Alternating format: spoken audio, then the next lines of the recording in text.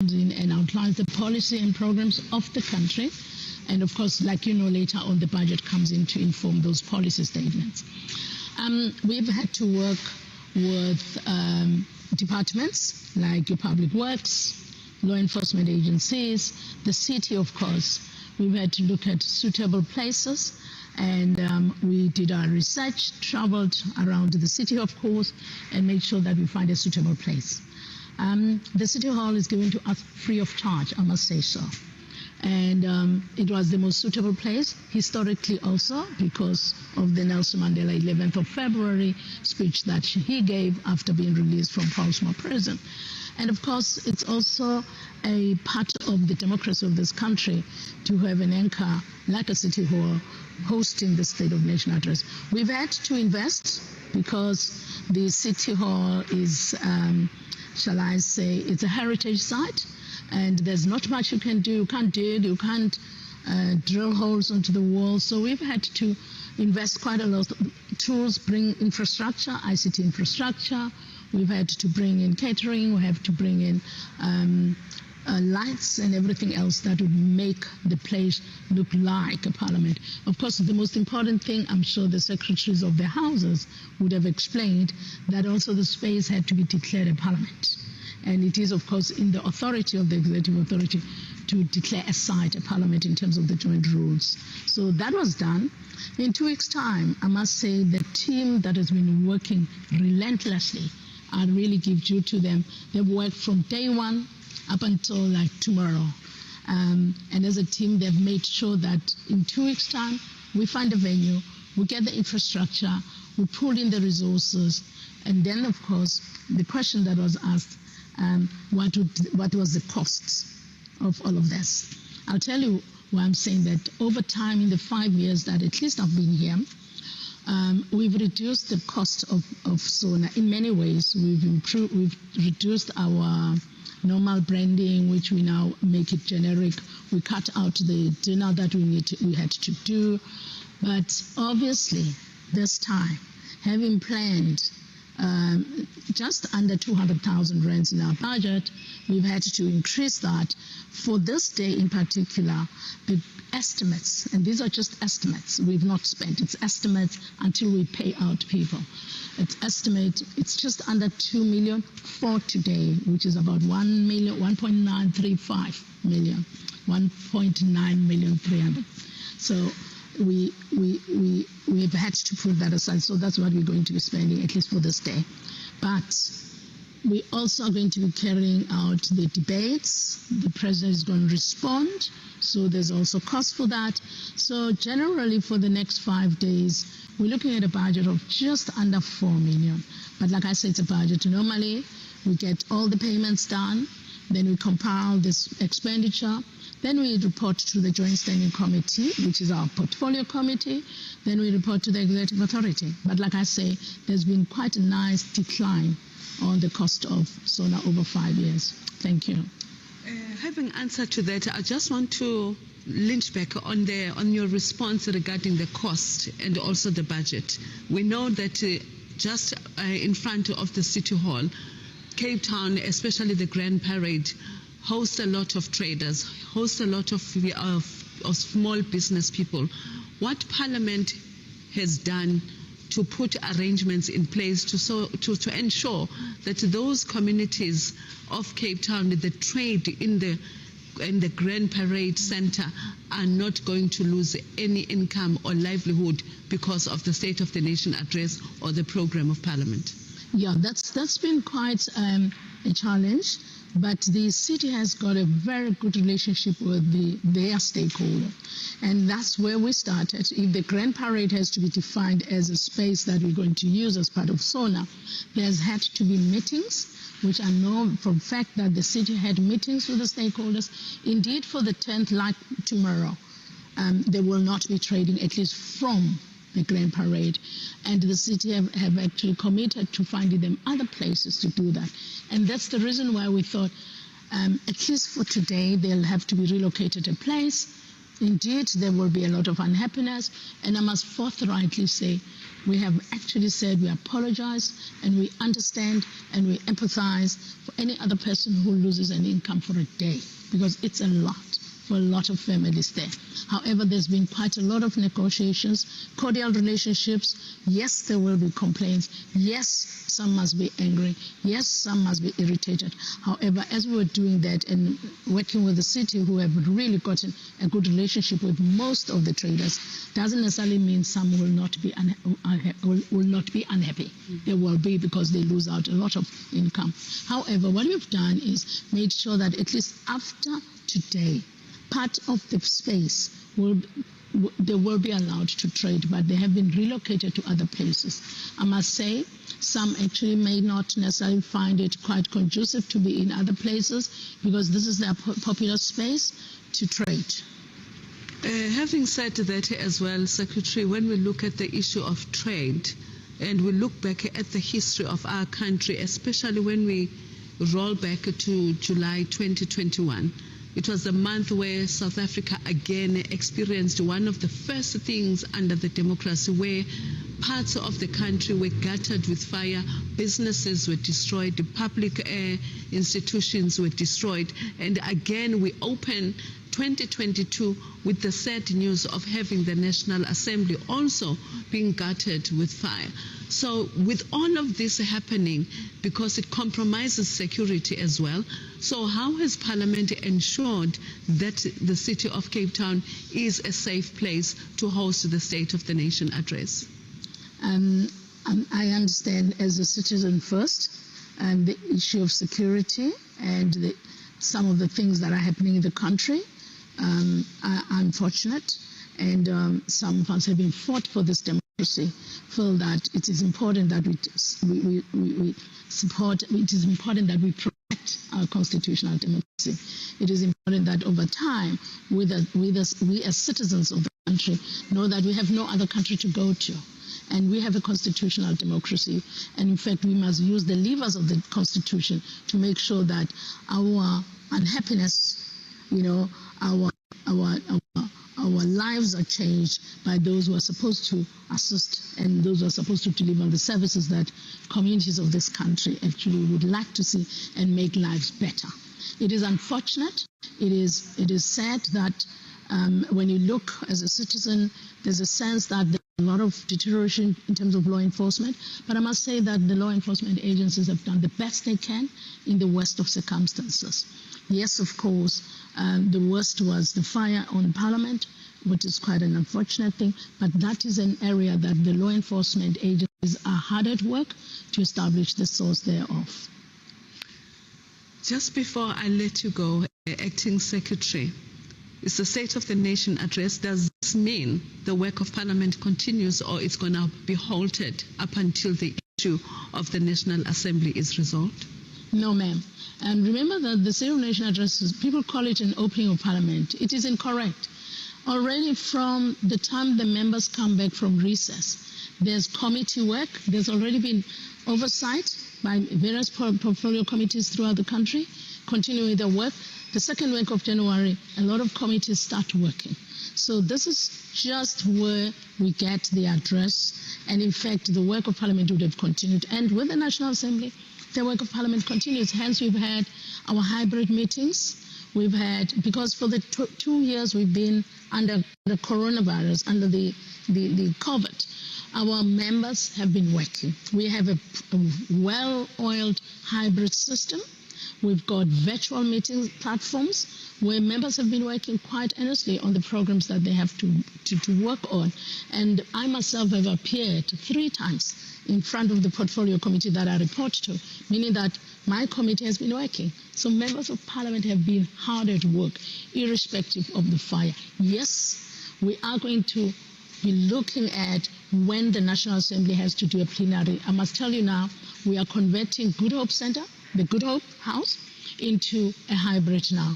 And hopefully, by the time we do the budget speech, some members of the National Assembly will be able to go into the Good Hope and use it as a hybrid.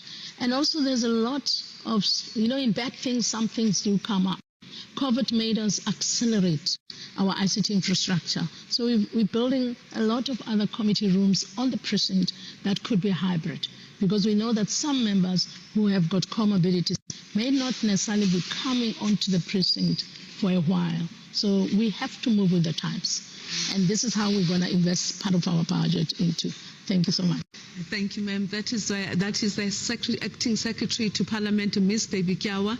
On her words, she has highlighted that indeed Parliament is ready to host the State of the Nation address, because the State of the Nation address is also delivered under particular rules. So we are going to have a look at the clip that actually informs us on the rules and the orders that speak to the hosting of the State of the Nation address and other sittings of Parliament.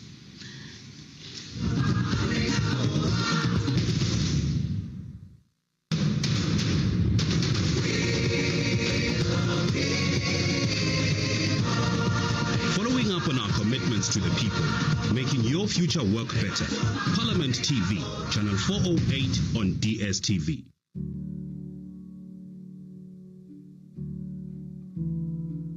The Parliament of the Republic of South Africa serves as the voice of the South African people, and its members are elected to represent the citizens of the country. Parliament consists of two houses called the National Assembly and National Council of Provinces. Each has its own distinct role and functions as set out in the Constitution. However, there are times when the two houses act together to conduct what is called joint business.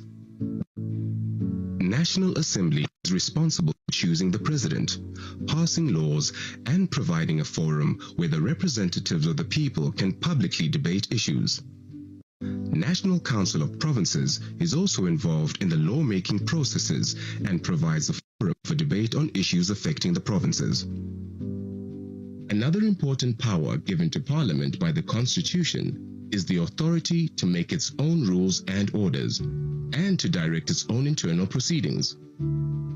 Each house, therefore, has a set of rules and orders according to which it operates, while Parliament also has joint rules that directs joint business.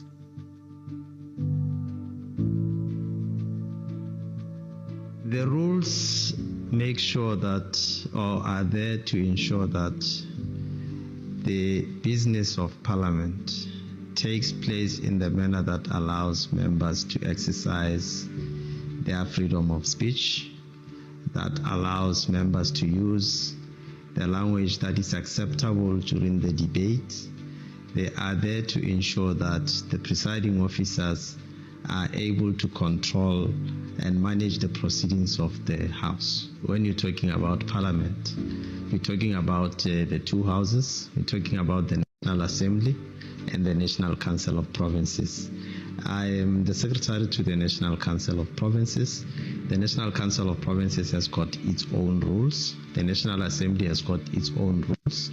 And we also do have what we refer to as the joint rules. The joint rules would then govern the sittings of the National Assembly together with the National Council of Provinces. So if the two houses are sitting together, we use the joint rules, and that is what we call the rules of Parliament.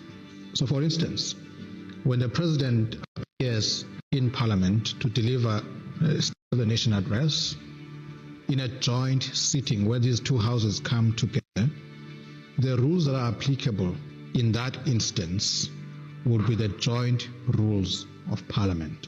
These rules are sanctioned by the Constitution.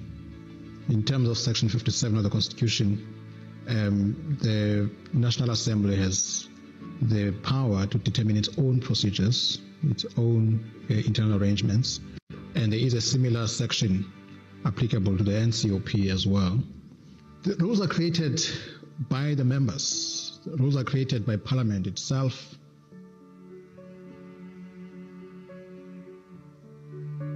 Sometimes it's not everything that is written in the rules. Sometimes there are processes, there are procedures which have been there for time immemorial, which have been accepted within the parliamentary practice.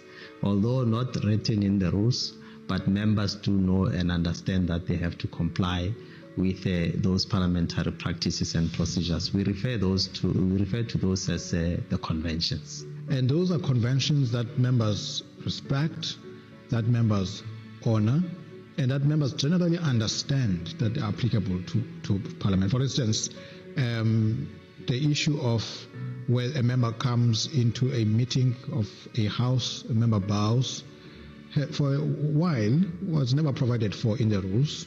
Of course, in some rules it is provided for, in other rules it's not provided for.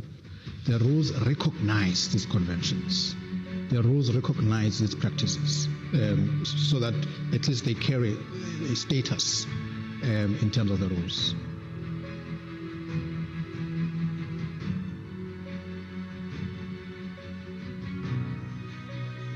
The rules are applicable to members of Parliament, all members of Parliament, all structures of Parliament. The same applies to the Deputy President. The Deputy President is a member of the National Assembly. The Deputy President comes to the National Council of Provinces to take questions. He is not a member of the National Council of Provinces, but when he is in the National Council of Provinces, the rules apply to him. Once elected, the President ceases to be a member of the National Assembly. If the President is in the National Assembly, those rules would be applicable to the President. If the President is in the National Council of Provinces, the rules will also be applicable to the President. And that is why the rules had to be specific about that matter, understanding that the President is not a member of Parliament, but the President is accountable to Parliament. The President is elected by Parliament, may be removed by Parliament, either through what is commonly called impeachment process, but our Constitution refers to it as removal of President in terms of Section 89, or a motion of no confidence. So he's accountable to Parliament and there's a role to Parliament. But also the President appears in Parliament to answer questions.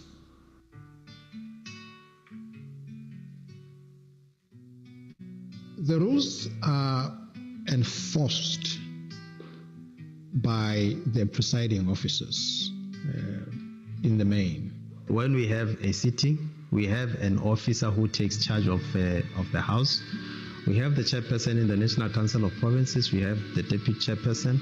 Then we have two other presiding officers who assist the chairperson and the deputy chairperson in carrying out their responsibilities. We refer to those as the House chairpersons. But remember, these rules do not only apply in an assembly meeting or council meeting. They also apply in committees of these houses. And therefore, the chairperson of the committee would have the power and the authority to enforce these rules.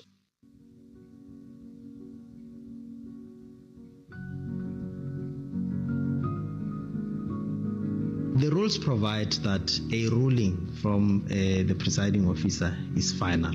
So in other words, if there's a point of order in the House, if a member is not happy about being referred to as a fool, for instance, the example that I gave, that member will object, and the presiding officer will have to make a ruling and rule whether that is unparliamentary language or is not unparliamentary language. In the event that the presiding officer arrives at the conclusion that that constitutes a parliamentary language, that member who referred to another member as a fool would be required to withdraw reference to a member as a fool. So sometimes it's not all the time that members are happy with the rulings of the presiding officers, but the ruling of the presiding officer is final. In a rare occasion, if a member is not happy with the ruling of a presiding officer, that member would then thereafter approach the presiding officer to voice out his or her unhappiness. But in the main, the finding or the ruling by the presiding officer is final.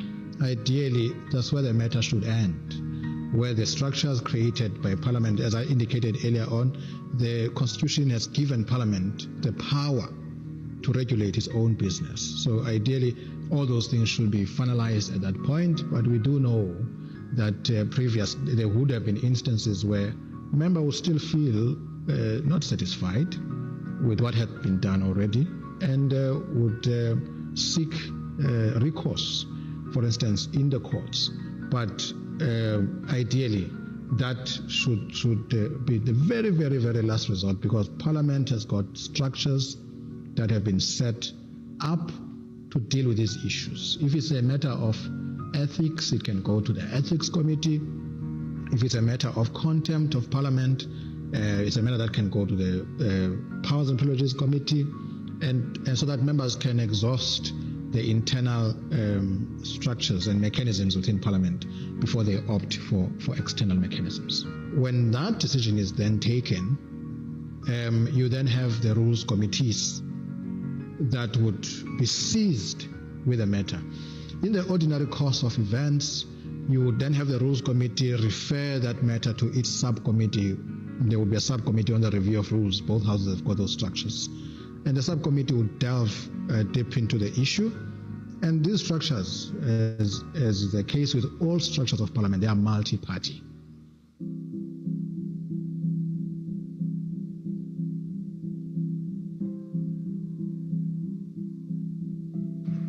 The rules are dynamic, so they change all the time. When the circumstances do change, the rules must be there to accommodate the business of the House. For instance, the classical example would be currently we are not operating physically like we used to operate, where all members would be in the precinct. We now have virtual sittings, we have hybrid sittings. Virtual sittings, fully virtual sittings would be in instances where all members connect to a virtual house.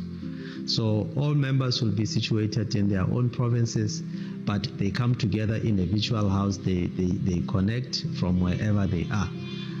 We have designed the rules to deal with that situation. We also have rules that deal with hybrid sittings. Hybrid sittings would be where we have some members physically in the House and some other members virtually in the House. So the rules should be able to accommodate that situation. If the rules were not dynamic, if it was not possible to review the rules, if it was not possible to change the rules, then we will be stuck in this situation. We'll be waiting for COVID to end so that all members could come to the precincts so that we can continue the business of the House. So the rules are dynamic.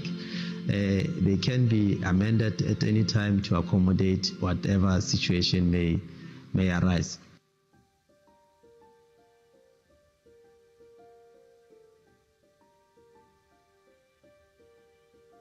The rules also provide for the presiding officers to design a rule in the event that the rules do not accommodate that particular situation or do not apply in that particular situation. So a presiding officer may fashion a rule in order to allow the House or to assist the House or to enable the House to proceed with its own business. We had rules, but we had an eventuality that we could not foresee, which was COVID, where members could not congregate in one space at the same time, all of them as they used to.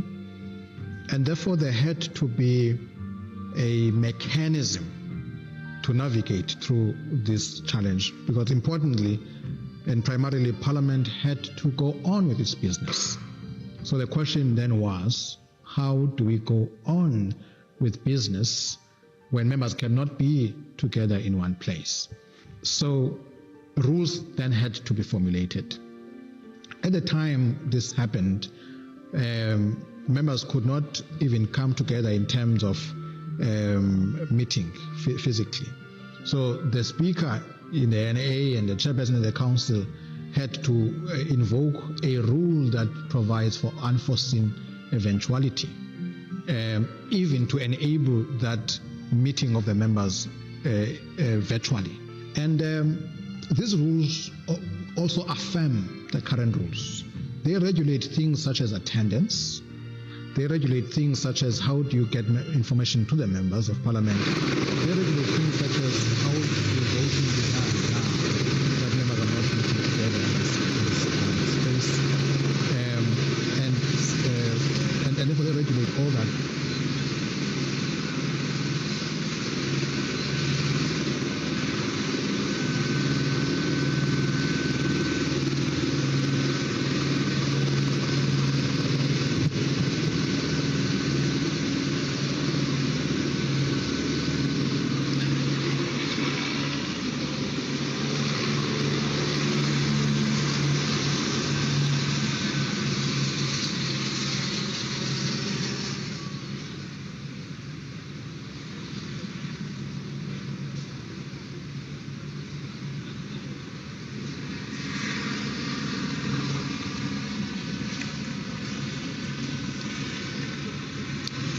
fellow South Africans, activities outside are actually continuing because the President has just arrived within the precinct of the Cape Town City Hall. This is to say to us the President is getting ready to assess, to monitor the situation, whether everything is ready for his State of the Nation address tonight at 7 p.m. Remember, South Africans, this State of the Nation address is called by the State President by writing to the Secretary, by writing to the Speaker of the National Parliament, requesting that a date be set for the State of the Nation address. Remember that Parliament has moved out as well from its normal precinct, as we have been alluding throughout this recording that Parliament was gutted by the fires. So the presence of the President is to ensure that everything is in order by the time the clock hits 7 o'clock. I am Valerie Tambuza. We are still continuing live from the City Hall to give you a feed of what is happening and what are the developments as we are progressing to the State of the Nation address. The President of South Africa being here, he is going to be accompanied as well by the presiding officers.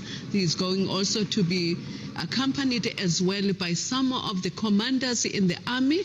They will also be accompanied by the secretaries of Parliament from the National Assembly as well as the NCOP.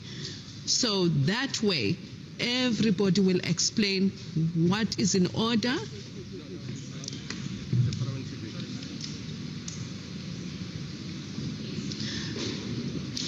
So as we have alluded to the fact that the President has landed. So he is arrived at the City Hall. Most of the citizens are actually getting the view of the President as he enters the City Hall. As he enters the City Hall, he will also monitor whether the area where he'll be hosting the venue is ready. Is it well prepared to host him?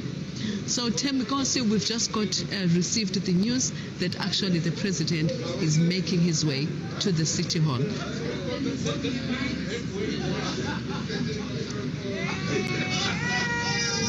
Mandela bust, exactly where he held the mic 32 years ago.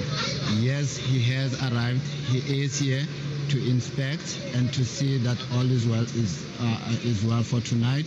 So once the President is certified, then he should be ready to proceed with tonight. But he's outside here, where he was standing back in 1990 on the 11th of February and holding the mic for the President.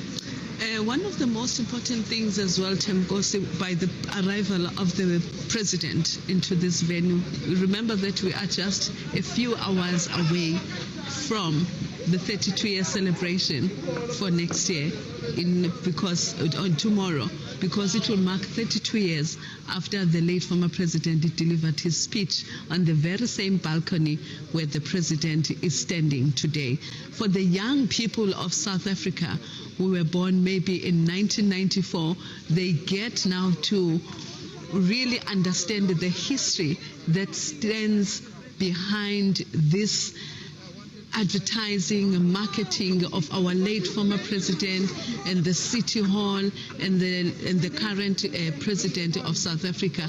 So they get really to make theory into an experience today, especially also for those people who are traders around the Grand Parade, those who can actually get a view, those who are lucky, it's something that would really stick in their minds and also become a memorable experience.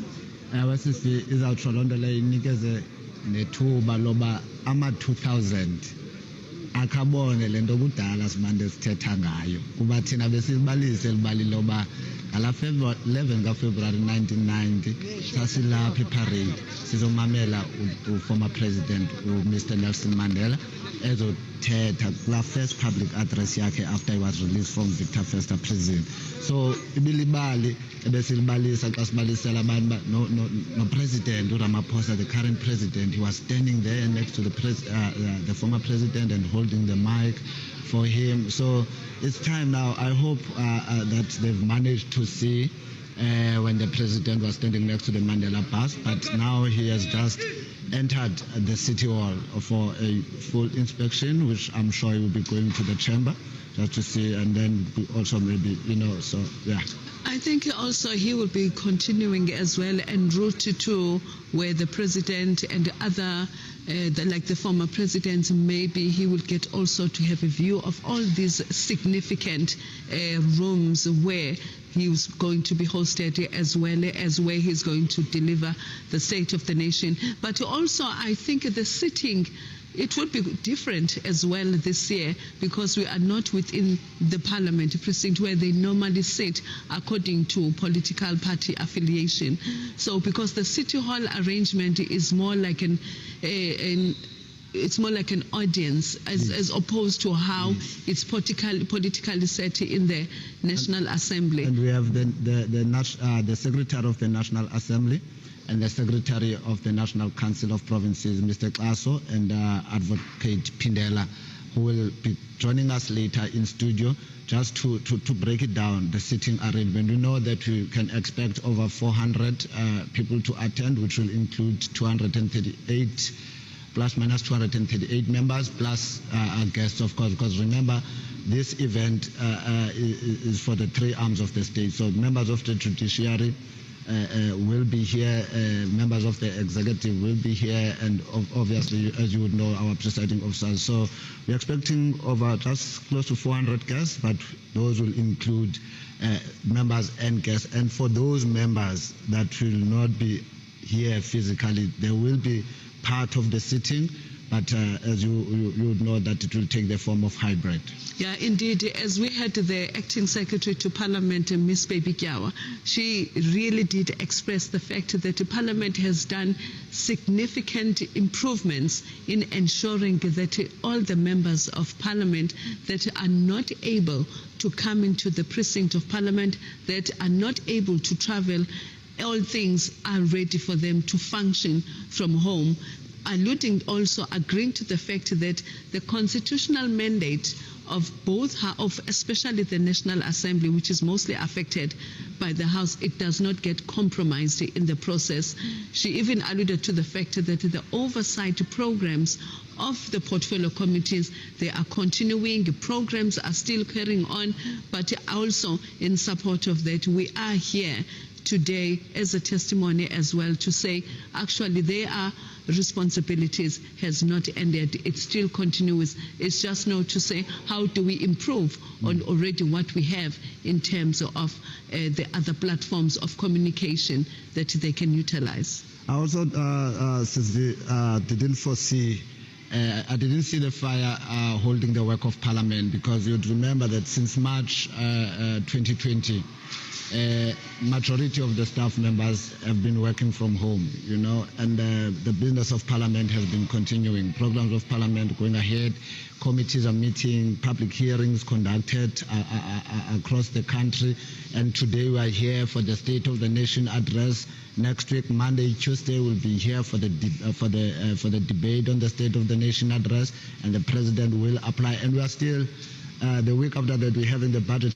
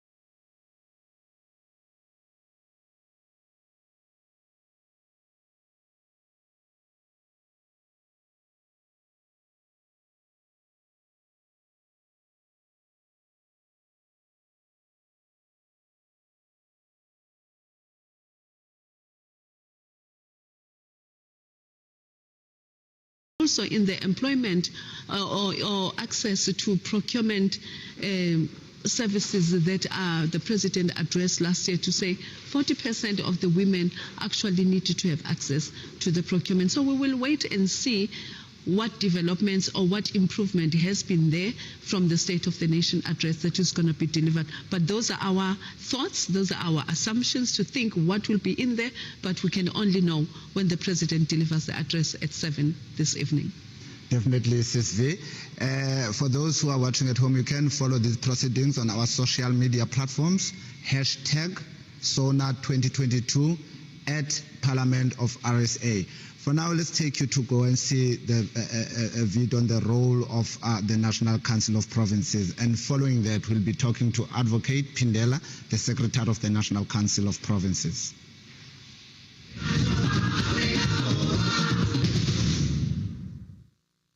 Parliament consists of two houses, namely the National Assembly and the National Council of Provinces. The role of the National Council of Provinces. The NCOP is constitutionally mandated to ensure that provincial interests are taken into account in the national sphere of government. This is done through participation in the national legislative process and by providing a national forum for consideration of issues affecting provinces. Let us remind ourselves of the words of President Nelson Mandela when he said, quote, "The NCOP is uniquely placed to reflect the diversity of our society and to synthesize the experience of those spheres of government charged with the great bulk of the task of implementing the country's national program of fundamental change," close quote. The NCOP also plays a unique role in the promotion of the principles of cooperative government and intergovernmental relations. It ensures that the three spheres of government work together in performing their unique functions in terms of the Constitution, and that in doing so, they do not encroach in each other's areas of competence. We believe that this is a very important house, the NCOP. We believe that we should continue to work together as provinces to raise issues that affect our respective provinces. Out of the main functions of the NCOP is to make laws. In performing this legislative function, the NCOP may consider, pass, amend, propose amendments, or reject any legislation before it. Members of the NCOP, in the context of the dedicated and committed collectives and a galaxy of leaders, we pledge to serve all our people. We will do so irrespective of class, color, gender, religion, environmental, or any other form of discrimination. Parliament, following up on our commitments to the people, making your future work better.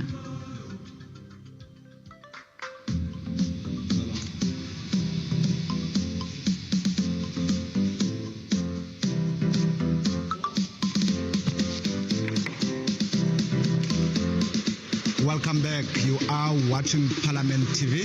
It is SONA Day, and we will continue bringing you informative and educational programming on all matters relating to the State of the Nation address.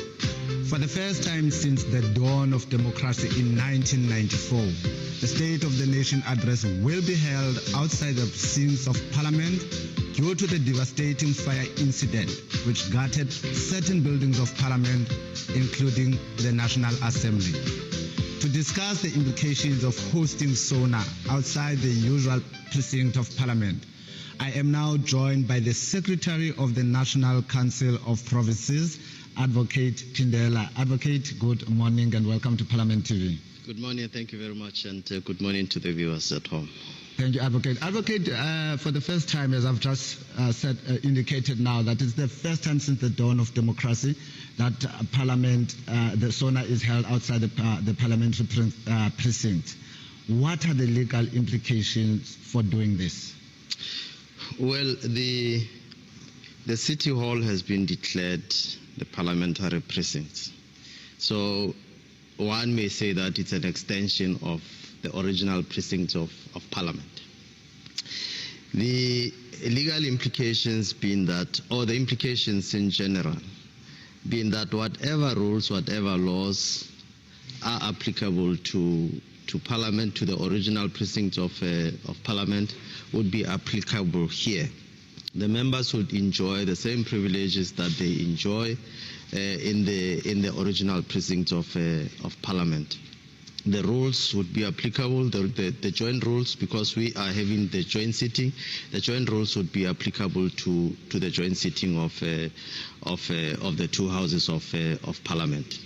And as I've indicated, the powers, privileges, and immunities of Parliament and Provincial Legislatures Act will also be applicable. So nothing really has changed except that the venue for the State of the Nation address has changed. So by extension, we are sitting in Parliament now.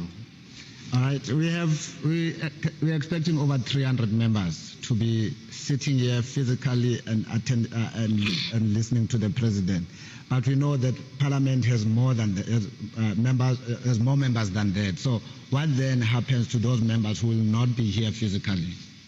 The combination of the membership of Parliament for the two houses is 490 plus 10 Salga representatives. So the National Council of Provinces has got 90 delegates and 10 representatives of organized local government, referred to as Salga. The National Assembly has got 400 members. So we will be having about 300 and something members, 360 something members, if not 370 something members physically in the House, and then we will have the remainder of that being virtually in the House. So I prefer to use that terminology because they are virtually in the House.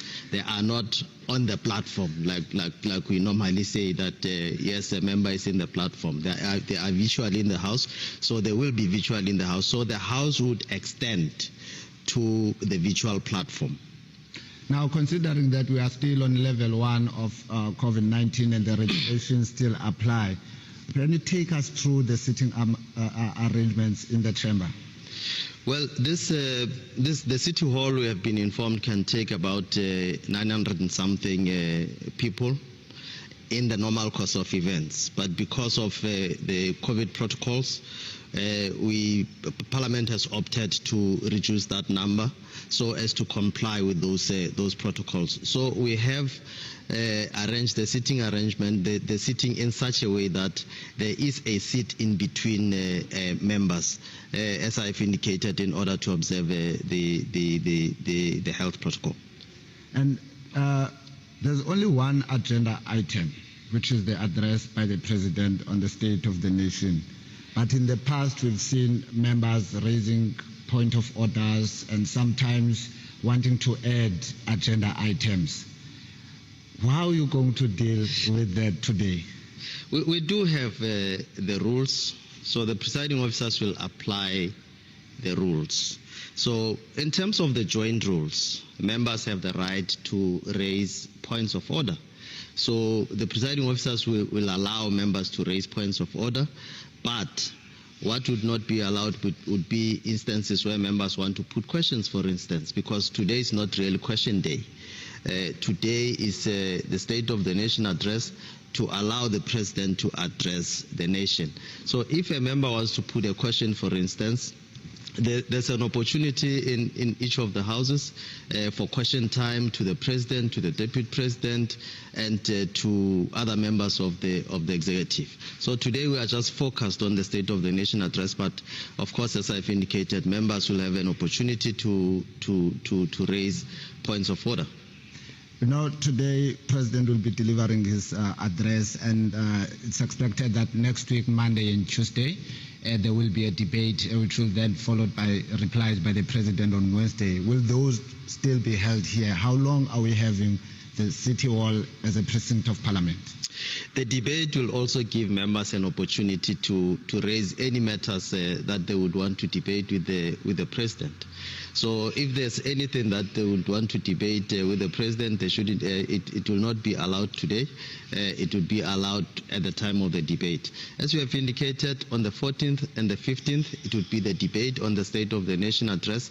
Then on the 16th, the President will have an opportunity to reply to the debate. So we still have 3 more days to come. So SONA is not, or the State of the Nation address is not really an event. It's part of the parliamentary processes and proceedings. So it will be followed also by the State of the Nation address, the debate, and the reply thereto will be followed by budget, for instance. The budget speech would be to now translate into monetary terms what the President has said.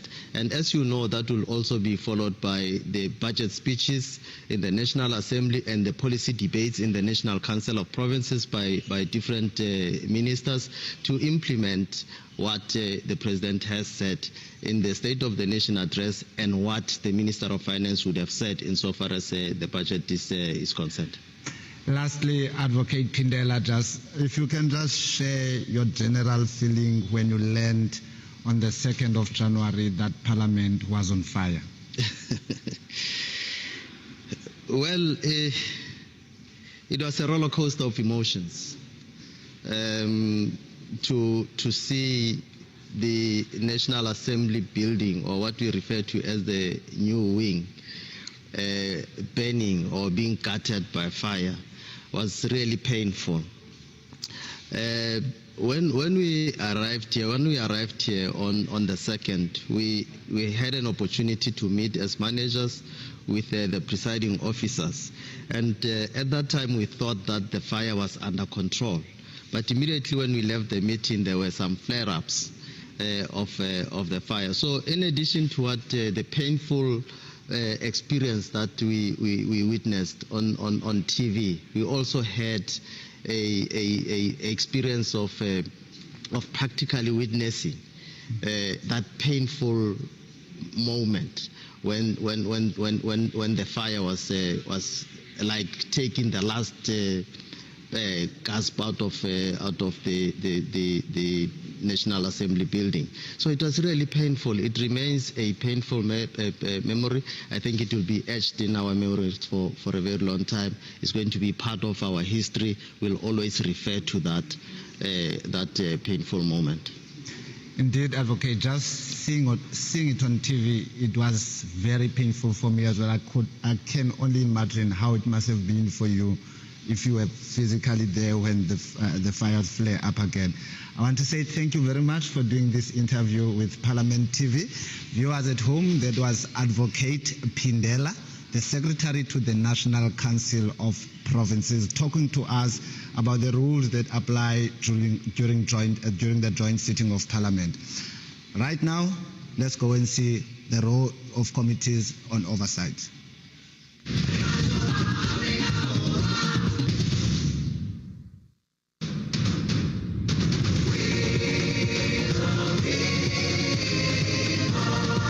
Following up on our commitments to the people, making your future work better. Parliament TV, channel 408 on DSTV.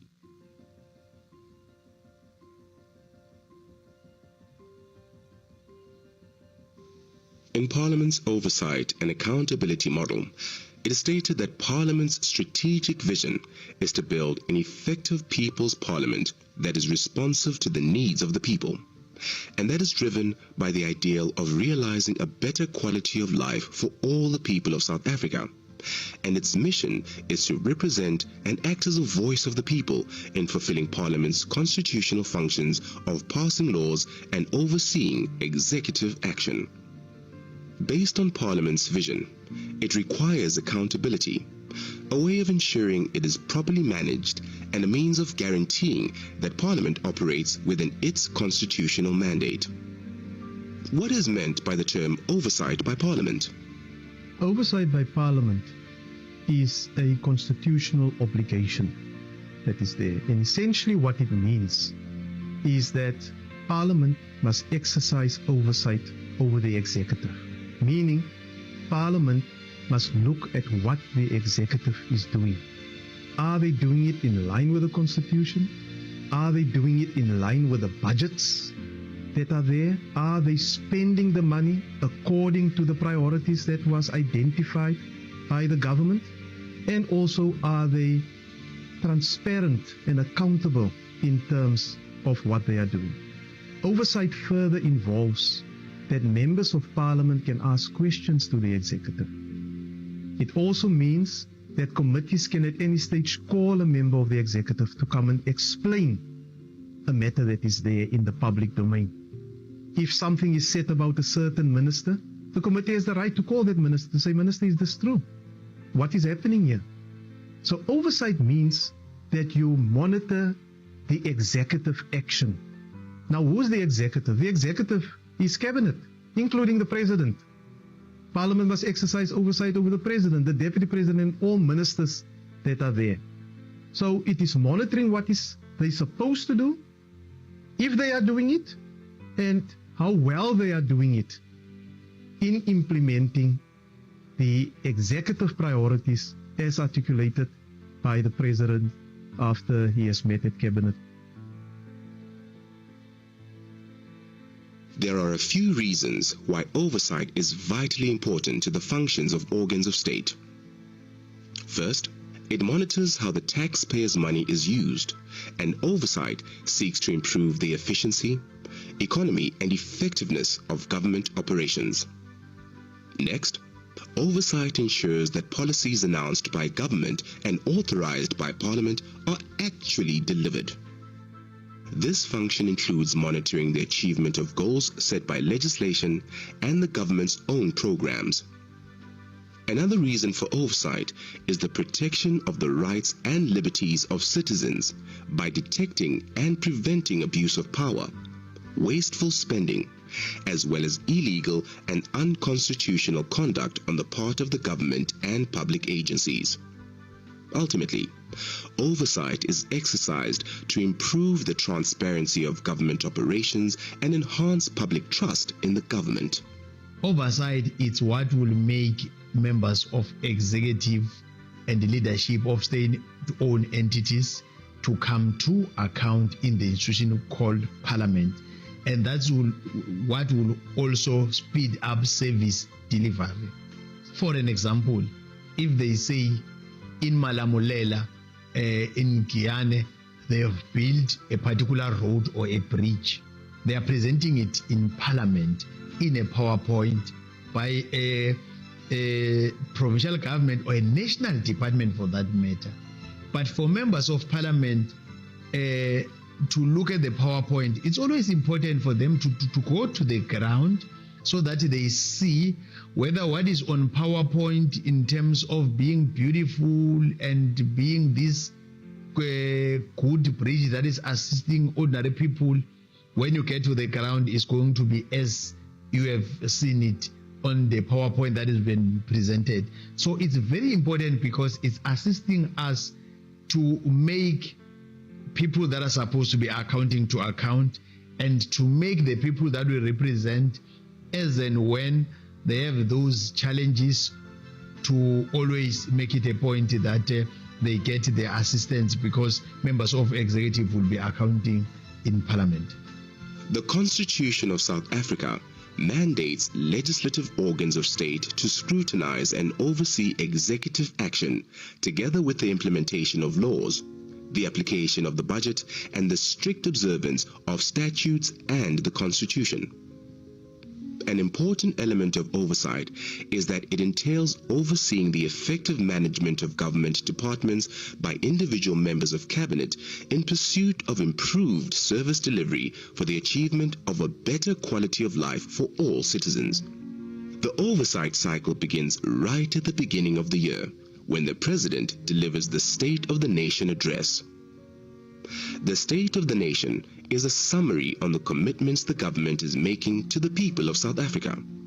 2 weeks later, the Minister of Finance delivers the annual budget speech, which allocates funds to the commitments prioritized by the President in the State of the Nation address. Next, once the parliamentary process begins at the National Assembly and National Council of Provinces, there are budget vote debates where each member of the executive details how they plan to allocate and spend the budget allocated to them by the Minister of Finance. Members of Parliament follow this process and look at the implementation of the budget and initiatives in each department to ensure it is carried out. Part of the oversight process includes question sessions in Parliament to the President, the Deputy President, and the different ministers. Additionally, members of Parliament can step outside of Parliament and investigate the progress of projects set out by government departments. This can be done through oversight visits, taking Parliament to the people, or Local Government Week, amongst other programs. The Auditor General is also part of the oversight process, monitoring the expenditure of budget allocated to departments and projects. Parliament has the power under the law and the Constitution to summon anyone to appear before it to answer questions on the spending of public funds. Ministers and government officials are regularly called to appear before committees of Parliament on their work. Should the priorities of a project change and incur changes in the budget as well? For example, money allocated to a specific project is allocated to another where it is needed more urgently for social relief. The committees will follow those changes to ensure the funds are still accounted for and used for the intended purpose. We have got what we call cooperative governance. In legislatures, in each and every legislature in South Africa, we call portfolio committees. But having portfolio committees, it does necessarily mean that when Parliament want to address a particular issue in a province, they can't do that. They can do that anytime, any date, as long as the planning and coordination and everything is done according to book. But it's not done in a way that will destabilize and disorganize the planning of provinces. That is why even provinces, when we're planning as national parliament, will always extend the invitation to them so that they understand the program. Many times in the past, we have seen the different municipalities being invited to come and account in Parliament because there are some issues that are of challenge and want to see what's happening, including different departments. They are called to come, and like now the Section 100 in Northwest, there's a legislature that is there, but the Constitution is very clear about what can be done by a legislature. It's also very clear what can be done by a national parliament, and that will never be compromised. Everything that we do, we derive it from our own Constitution that is guiding us as members of Parliament. Monitoring and evaluating the oversight process is the responsibility of each portfolio committee. And that's why continuity in these portfolio committees are so important. Because if you constantly change members in portfolio committees, it will mean that they don't really know, without having been informed or reading what has happened, as to what is going to take place. So that is crucial for the committee to follow whatever statement, commitment, or answer a minister says. Because it's the only way in which you can keep them accountable, based on what they have said and based on what they are doing. Each of the two houses of Parliament, the National Assembly and the National Council of Provinces, establish parliamentary committees to facilitate oversight and monitor the government in terms of the Constitution. These committees are the engine rooms of Parliament's oversight and legislative work. Parliamentary committees scrutinize legislation, oversee government action, and interact with the public. To exercise oversight, parliamentary committees first consider the appropriate means for conducting oversight to cover all organs of state. The committee would either request a briefing from the organ of state or visit the organ of state for fact-finding, depending on the purpose of the oversight. The work of oversight committees can include study visits, involve physical inspections, conversing with community members and stakeholders, assessing the impact of delivery, and developing reports for adoption by committees that contain recommendations for the houses to consider.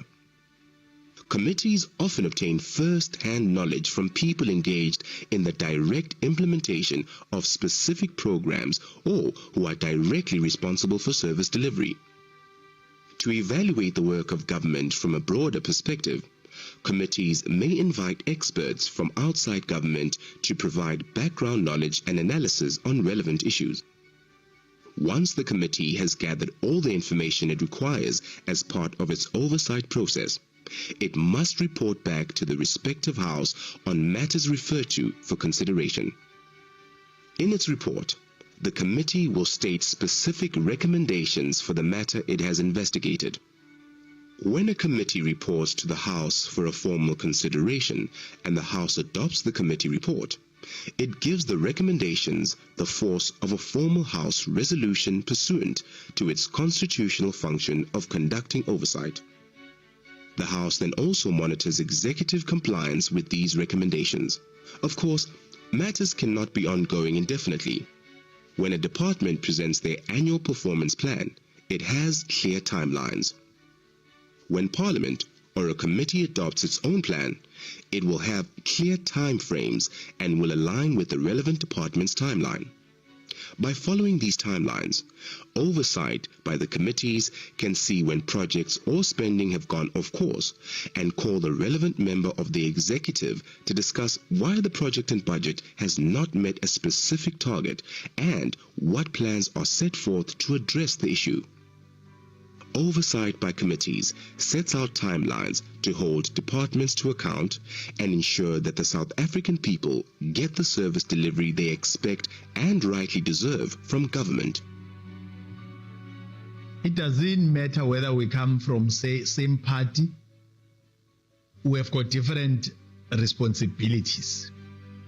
You are implementing, I am doing oversight out of what you said you'll be implementing. And if you said you will be dealing with the Hollywood vacancy rate in your department, and we gave you clear recommendations that next month when we meet on this particular date, we don't want another acting arrangement. We want to see a department with people that are employed. And when we give you time frame, we are aware about the advert, the screening, the interviews. We are very realistic, and we have done our research as an institution that is doing oversight. But if you come back after 6 months, they are still telling us the old story. That is why sometimes it will be headline news and say members of a committee were not satisfied even about the explanation. Sometimes, many a times, of course, you won't even understand if you are not told that these members, they will speak one language when there are some challenges, condemning what is wrong and criticizing, of course, in a very fair way. We just had the Secretary of the National Council of Provinces who gave us an overview of what the joint rules are going to be relevant to the State of the Nation Address joint sitting that is going to take place this evening. Now I am joined by the Deputy Chairperson of the National Council of Provinces, Umama Sylvia Lucas. He is the Deputy to the Chairperson, Dada Amos Masondo, within the NCOP. Mama, welcome to the program this morning. Good morning. Thank you very much, and also good morning to the viewers of our beloved parliamentary channel, isn't it? Quite a lovely weather outside for a change. It's always been sunny when we have the State of the Nation address, and today it's quite cool. Deputy Chairperson, when the President announced the presidential pro-government's program of action for 2021, can you kindly inform us as viewers and also everybody who's watching, what were the key policy focus areas for the NCOP? For the NCOP, first and foremost, I must say, it was important for us to make sure that provinces align themselves with the policy positions that is clearly set out.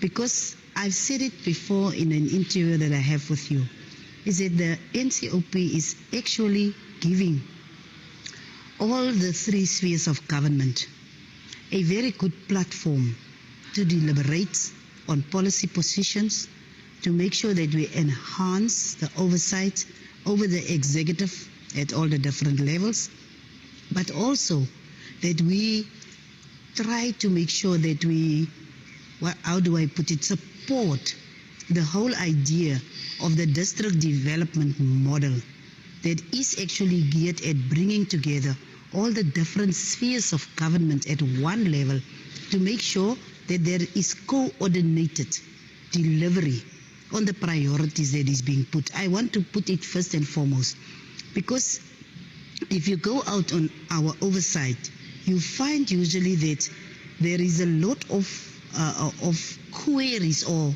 complaints about the fact that there is unequal kind of delivery. I know I'm not responding directly to your question, but I'm coming to the question. I'm speaking about what we are experiencing, and we need to look into solutions, because we've got very good policies, we've got very good positions as to what actually will make us to work. But I think our biggest problem, it's not implementation, it's coordination. And why am I saying coordination? Because you've got a budget at the local level for roads, say for streets and internal roads or streets. You've got a budget at the district level for access roads. You've got a budget at provincial level for roads and at national level. But just imagine if that budget was one collective budget that addressed from inner roads and then to access roads and then to provincial roads and to national roads. You have a program that is actually connected to ensure that you have implementation. That brings me to what was the policy positions that we mostly as the NCOP want to address. Poverty still remains first and foremost an issue for the country, for people all over. It remains an issue. During the COVID-19 process, the response became a very strong position of the government. And what we then as NCOP did, we focused on making sure that we call all the different ministers to the NCOP, first and foremost, to give us information about what is the program of action to respond to the pandemic. Secondly, what is the results that they are getting? And that is one other issue that I could possibly, I know I sound to be all over the show. One other issue that I could possibly raise is that when I joined the NCOP, I found that there is a project of adapting the rules to the current situation, the rules of the NCOP. It was quite a stagnant program at that stage, and I got the responsibility to make sure that I convene the subcommittee to make sure that we actually adapt or change the rules of the NCOP to adapt to the present time circumstances. So we as the NCOP, we brought in, besides the sectoral parliaments which we brought to the fore strongly, or the sectoral work that we brought to the fore strongly, but we also started the program of ministerial briefings. Now the program of ministerial briefings became so prominent, particularly during the lockdown period in the COVID situation, because we could now, for instance on education, get information directly to everyone at the same time by calling the responsible ministers. On poverty, we could call social development, we could call treasury, and we could also call health, because there is areas, and agriculture, because there is areas where all of those can begin to respond. Because remember, the COVID-19 pandemic actually deepened the crisis of poverty and unemployment within the country because of the fact that people lost their jobs, number one. There was a stage where there was a total lockdown, so people could not earn, particularly people like temporary workers and also seasonal workers. Although there was this kind of programs where government wanted to actually compensate for their things, it was not necessarily in the beginning working so seamlessly. So there was a lot of backlash to the people of the country with regards to that specific issues. So what we also realize is the NCOP, the leadership of the NCOP, is that in the absence of communication, people lose hope.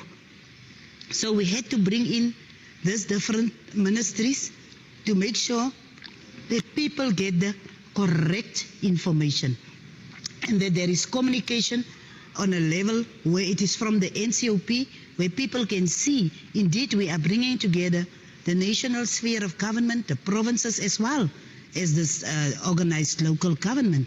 And everyone could really be beyond the first engagement. When we called them back, they could come with programs that they said, at this level, we got together, and that is how we are implementing. Particularly on issues of vaccination, you know that there is still that kind of resistance. But we also wanted to make sure that people do get correct information in the light of the onslaught of fake information that is out there in the public domain. So, Deputy Chair, before we lose this particular question, I just want to go back to the point that you just made about the sectoral parliaments. You alluded to the fact that it is during the oversight processes, you experience a lot of backlash because there has been no communication. And one of the sectoral programs of the NCOP, Taking Parliament to the People, unfortunately due to COVID, was put on hold on 2020 in March, just before the feedback was given to the citizens of Johannesburg or Gauteng.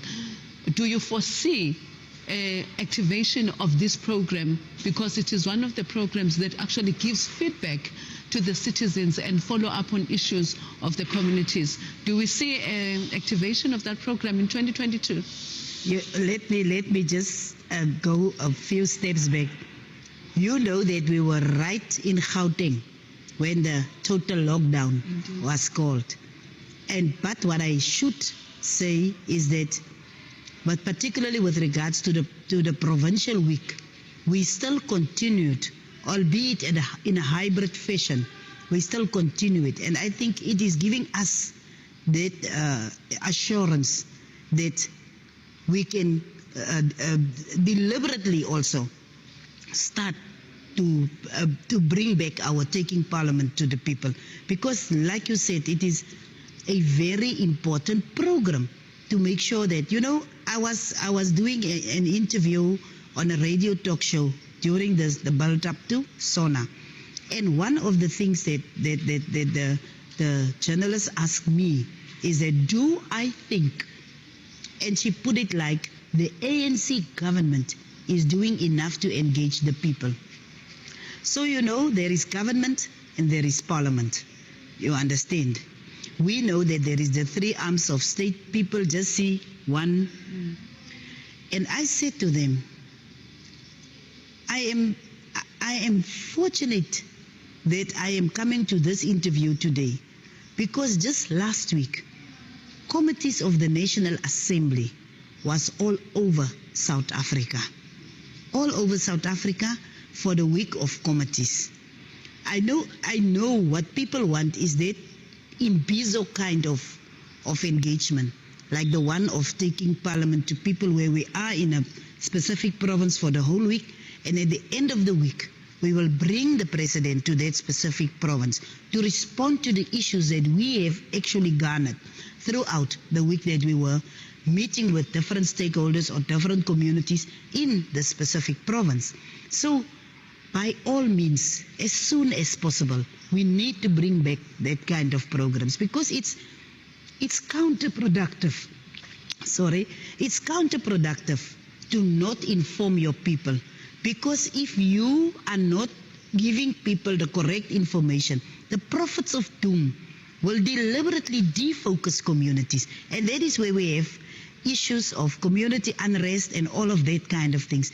It is very important, and I want to stress it, it is very important that we must uphold the communication with our communities and to make them understand programs like taking Parliament to the people is not a cosmetic exercise. It is something that is being done to make sure that the elected representatives remain in touch with those that have elected them into their positions.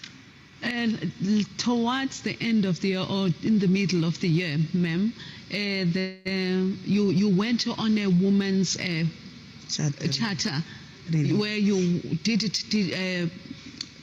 virtually with the women of all the provinces. How did that program go? Were there any challenges? Were there any benefits? Because I believe in August 2021, you actually adopted it as an accelerated development plan for the women. I don't know how to put it, but that program of Women's Charter Review literally gave women a voice, literally gave women a platform to raise very important issues, because we didn't only stop at engaging the women alone. We also, in response to the issues that they raise, brought, for instance, the Law Reform Commission. We brought the Finance and Fiscal Commission. We brought Stats SA. We brought the Gender Commission. And we went to the extent that we actually debated within the Women's Parliament with other parties. And there is a lot of support from all the political parties for that process that unfolded. But post that, just a small thing that happened. Myself and my office, we had a meeting with the Ministry of Women. And already some of the issues, particularly around the economic issues, were some of the issues that they used as reference. So already it became a very important reference document to make sure that they address some of the issues. For instance, issues of women's budget. I don't know, you can hear it's a buzzword all over, gender budgeting, it's a buzzword all over. But it is of the issues that transpired from our consultative process, and it was for 18 months that we were doing that program. And I can tell you, there are many women out there that came just to say one thing, said that the issue of women, when nothing else was on the agenda, the NCOP and other women's formations ensured that our issues came to the fore. And it is so important, particularly in the light of the scourge of gender-based violence and femicide. And also the issue that now at last President have signed for the strengthening of that legislation. And people feel it is through that public consultation process that they got a better understanding, even as government, of really what is the issues that women are suffering. But also the Gender Commission felt that they got a platform to actually show to people what they are, what particularly as an organization that's supposed to be strengthening the Constitution or supporting the democracy and the Constitution, they got an opportunity to really show what is happening out there to our women, particularly LGBTIQA, and our children, because sometimes if mothers are suffering, children are suffering. So that process was particularly enriching the debate around the issues of women. So for now, we are very satisfied where we are at a point where we have a very good reference document and a very good document that can actually inform the program of action around the issues of women. You touch on the Women's Charter and what the report that has been developed and that is available to everybody. In this instance, because Parliament was key in driving this development of this program, how will then Parliament ensure that the provisions within the Women's Charter are effectively monitored to ensure its implementation in South Africa? First of all, we need to finalize the official tabling of that document in Parliament so that it can become in both houses, so that it can be written into the record and it can become an official document against which we can hold the executive accountable. And like I've said already, I was invited to a seminar, a women's seminar, and it was about the economy and about women in the economy. But the economy in general, but also focusing on women in the economy. And I took the chapter, I think it's chapter 4, I'm not 100% sure, but I took that chapter and I presented it to that forum. And we got so much positive feedback. And there was one body that actually said to me, if we allow, they are going to take that chapter and they are going to develop it further to break it down so that they can use it in the context where they are. And I said to them, as soon as this is being tabled in Parliament, it is totally a public document. It is not our document. Parliament is the driver, but it is totally a public document. And if it can enhance at any level the programs that will actually build up to the development of women, then we have achieved what we want to achieve as Parliament. Deputy Chairperson, sometime last week, the Department of Women and Children and Persons with Disabilities had a webinar on the issue of gender-based budget. Gender budget. Yes, yeah. So within that webinar, we had the two countries that were guests. It was Ghana and it was Rwanda as well. So who were sharing their experiences as to how they came about to arrange to make sure that the issue of gender-based budget becomes a living document. Where do you foresee us as South Africa having such a document? Let me start by saying this. I had a discussion with Mama Nkosazana Dlamini Zuma about this specific issue and about gender budgeting and gender planning. And we realize that in many instances we are looking for the abstract and leaving the practical. Because if you start saying you are doing gender budgeting, if you build a house, for instance, and in that house there are boys and girls, how do you make sure that that house responds particularly to the women? How do you make sure that, for instance, let me put it like that, you will still find that in some of the, say in the villages, I'm working mostly in the villages, in some of the villages, you still find that toilets are outside, people must walk and go fetch water, and it is mostly the women. Is it not part of gender issues? Because if you want to look to the safety of that women and the girl children, you need to make sure in your planning you build a total house with inside sanitation, with water inside the house. That will make sure that you also address other societal issues like the safety of these girl children that must sometimes walk far to get water, and how many girl children have been raped, have been killed just by going out to fetch water, to fetch wood, because there is no electricity, there is no energy, let me say there is no energy, and there is not water nearby. And that is the kind of things that is addressing gender issues. And have we ever thought like that? Have we ever thought like that? So what I'm saying, gender budgeting is not an abstract issue. It is an issue that you must make it a living kind of prerogative. You must make it, if you develop a gender budget, that document must be responsive, it must be living, it must really address the issues that will make the life better for both sexes. You understand where I'm coming from.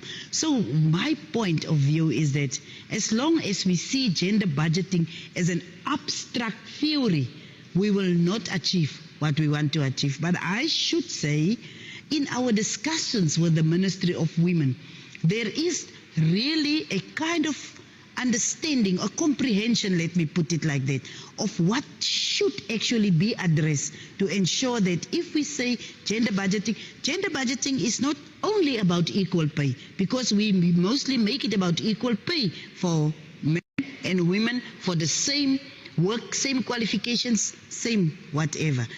But it's not, I know you want to ask something. Yes. So, it's because, Deputy Chairperson, I just want to find out, you have just alluded to the issues that are a problem in terms of the budgeting, like the issues of housing.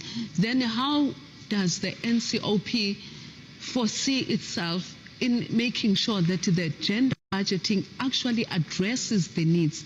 Are we going to get to the civil organizations, community structures starting to be partners with the NCOP or Parliament in order to make sure that the communities speak exactly to their needs and we avoid the issue of making the gender budgeting an abstract issue?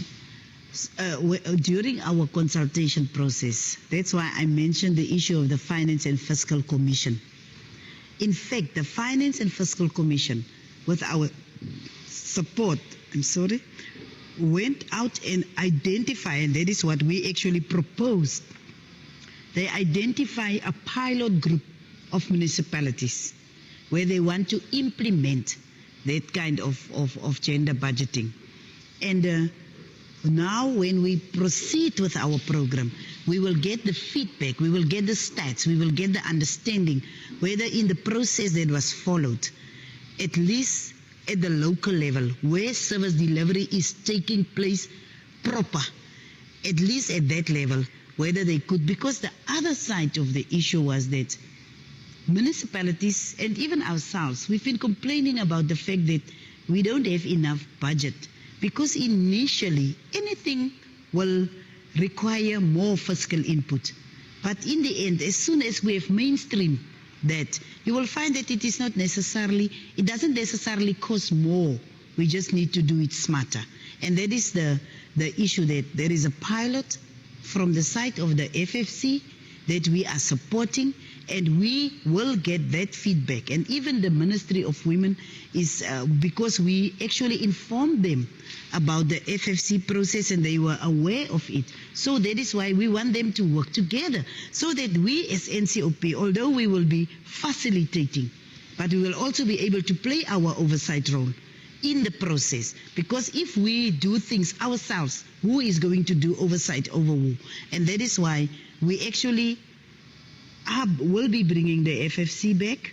We will bring the Gender Commission, the Commission on Gender Equality. We will bring them back because they have been supporting us in that, and they also have very good documents on issues around gender budgeting. Because in the end, it is not as if we need to reinvent the wheel. There have been programs going on, and like you said, we need to make sure that we work together with civil society to achieve this equality that we are striving for. We are moving now into, we are already in the halfway mark of the 6th Parliament. What institutional shifts can we expect the NCOP to garner in order to make sure there is developmental deliverables, particularly for the women and the youth? I know we've touched a lot on the women. Maybe if there are some points that the Deputy Chair has missed or just remembered now, please you can share them. But on the youth now. You know, young people of South Africa say we are not saying anything about them. But I believe young people is the future. Now, why am I saying that?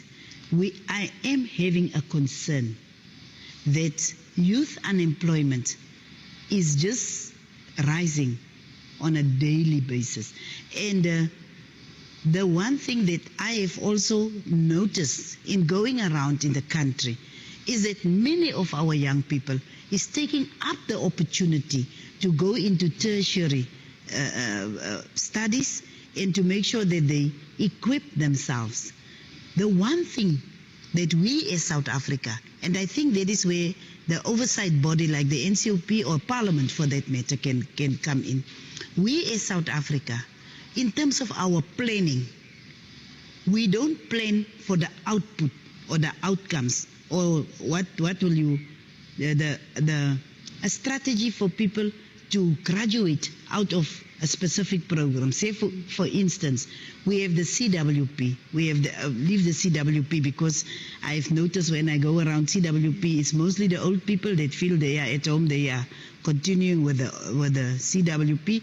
But EPWP, if you implement the programs the way it was envisaged, you need to have a exit strategy.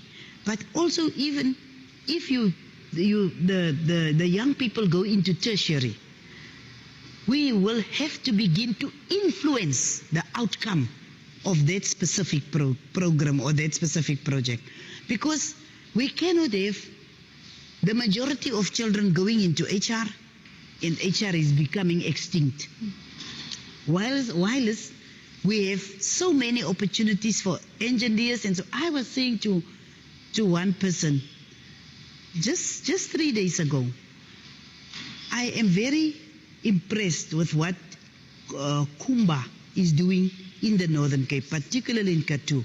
All the young people that are fitters and turners, welders, you mentioned it. You find the biggest concentration of welders and all of that in Kumba and Kulumela mines. And it is very young people.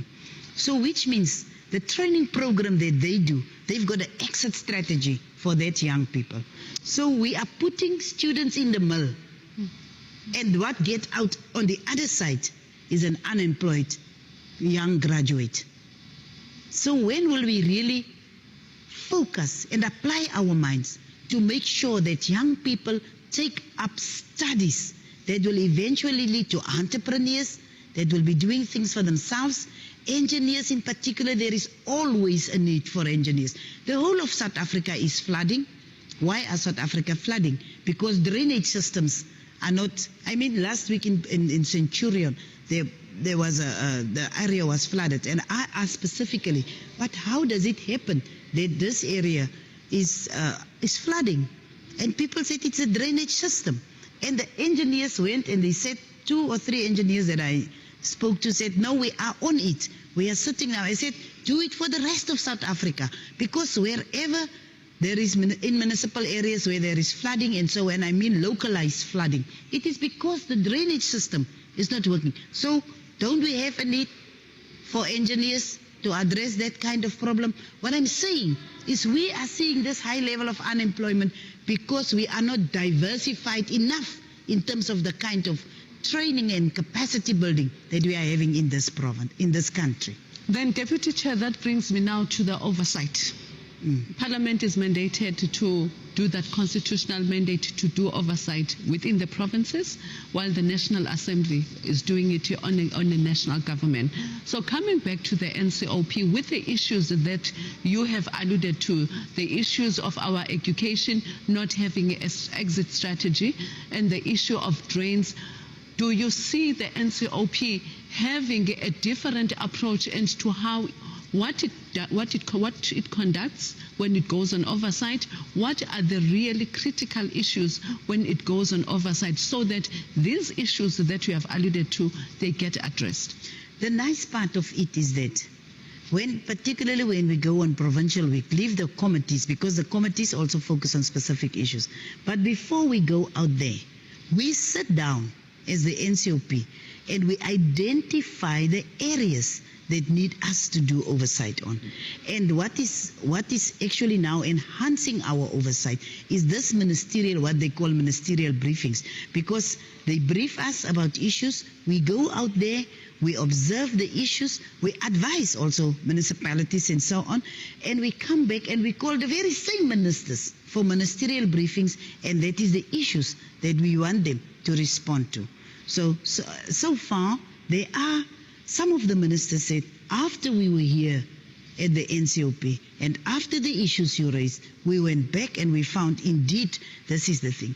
What we are planning to do, and that is something that is also becoming a buzzword, so our oversight focus will now be on the district development model, because they are saying what we are planning to do is through the district development model have a comprehensive approach to these issues that are being raised by you. So as we move on, we really need to adapt to the circumstances, and that is why we are having the ministerial briefings, and also it is actually enhancing our oversight, because the departments come to committees, and committees have got that limited scope or that limited time that we are trying to address the issue. But I must say that some of the committees are reporting that after having that kind of ministerial briefing where you get all the information more, it is more fulfilling to go out there and to make sure there is an oversight and it can be responded to. I was in Guyana, for instance, and the people of Guyana were saying, we only have one access road to this area, and particularly at certain times, say over the festive season, and so it becomes completely congested, and it is a problem. What will happen if that bridge over the river can collapse one day? You understand what I'm saying? Yes, I understand. So that specific way of engaging with the people give you that kind of information that you can bring to the fore and say, for instance, someone reported there was a bridge that was built, state-of-the-art bridge. No road that is taking people to that bridge. How do you build a bridge without a road? You understand what I'm saying? So oversight remains key and very important. Otherwise, you will never know about the anomalies that is existing and that need to be addressed by departments. So ma'am, you have just mentioned why it is critical to do the oversight. For sure. Listening to you, naming all these issues, a bridge being built and there is no road leading to that bridge, who was supposed to do the oversight in this instance? The issue is that, like what I'm saying, if we don't go to the areas, we won't be able to find such, because those that are supposed to be doing the oversight, say within the provinces and so on, sometimes that is why when I was a premier in a province, I had a serious issue with a national department coming in and decide that they know what the province needs. I had a serious issue with that, because that is where things fall through the cracks. I don't know, I can't say who was responsible for that specific issue, but what I am saying, communication between the different spheres of government is very important, because that is how we will make sure that we respond to the specific needs of communities and not come and build a bridge where people really do need a bridge, but they need a road more and they need water infrastructure more. Yes, ma'am. Having listened to that, we know that the census is happening this year.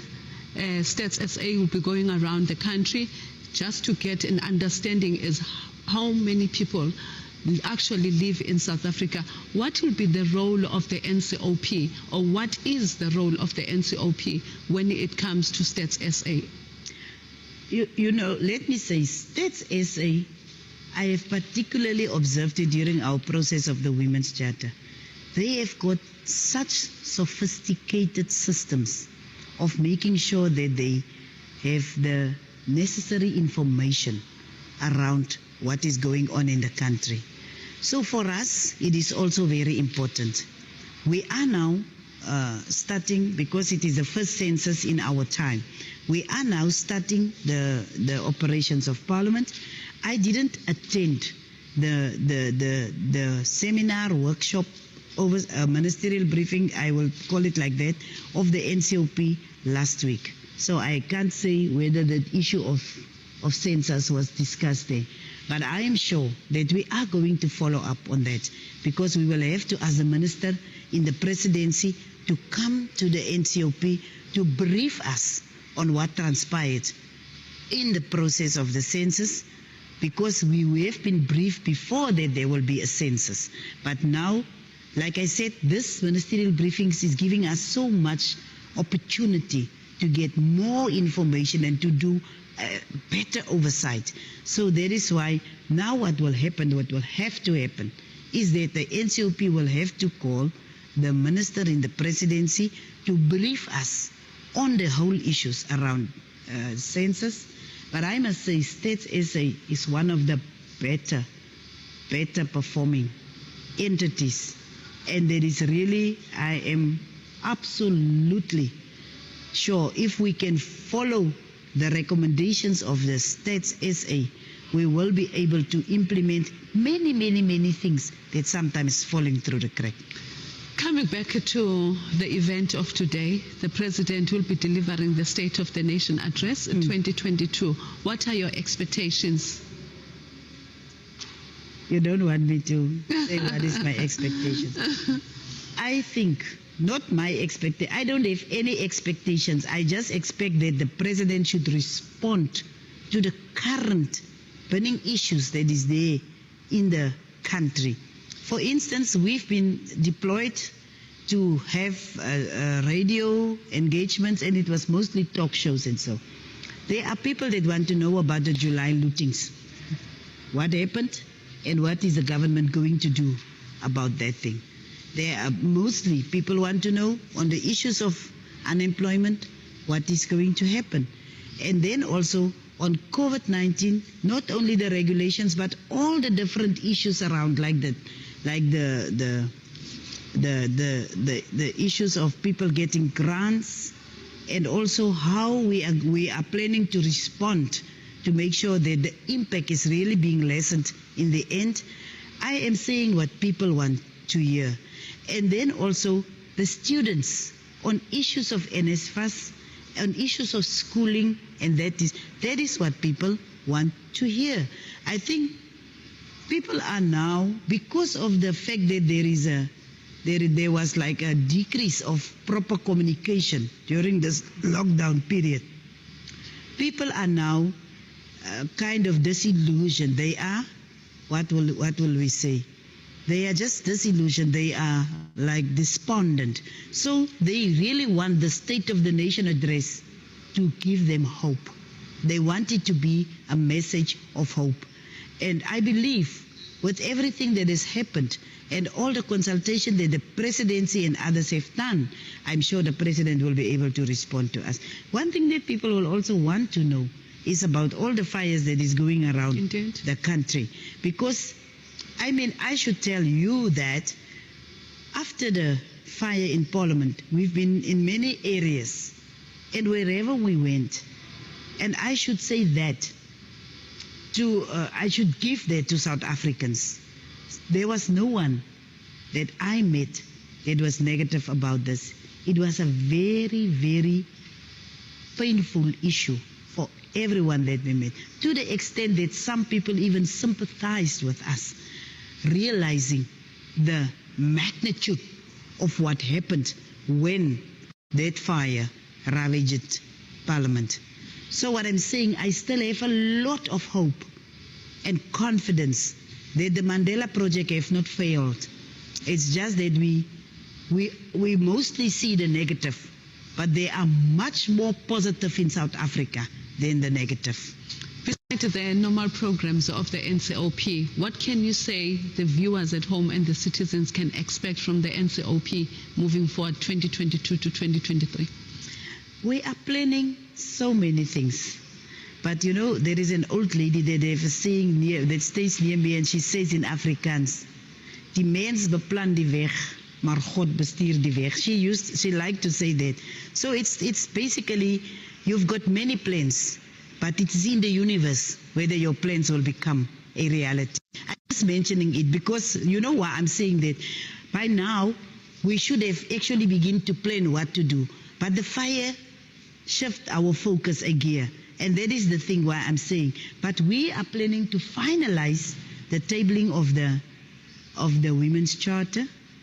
And we are also planning to make sure that we bring back the programs of taking Parliament to the people and all of that.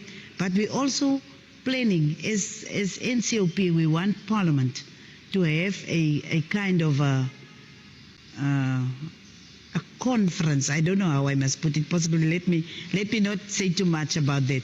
But we really want to make sure that we enhance this kind of work, particularly at the sectoral level that we are doing, and bringing in more voices, bringing in a better understanding of what the work of Parliament is about. You know for a fact that when we go out, people attack us about issues of government.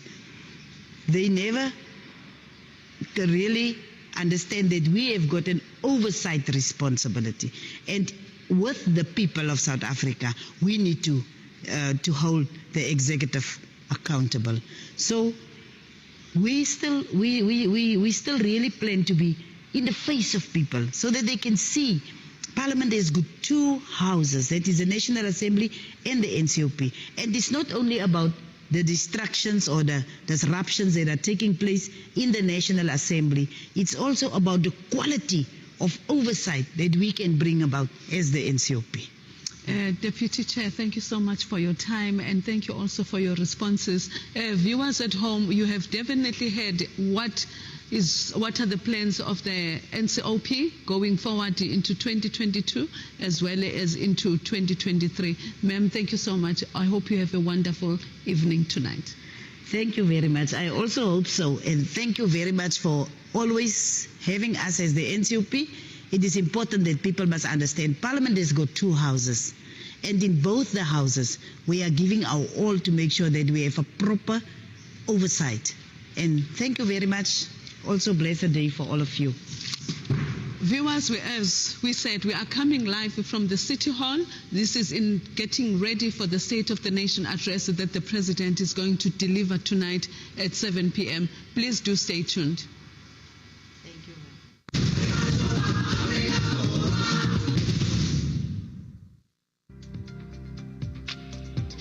So there's a lot of issues in South Africa, as many South Africans face, such as youth unemployment. Unemployment is a huge issue in South Africa, and it has left many gaps locked for young people. Many young people sit at home and think, what will they be doing the next day?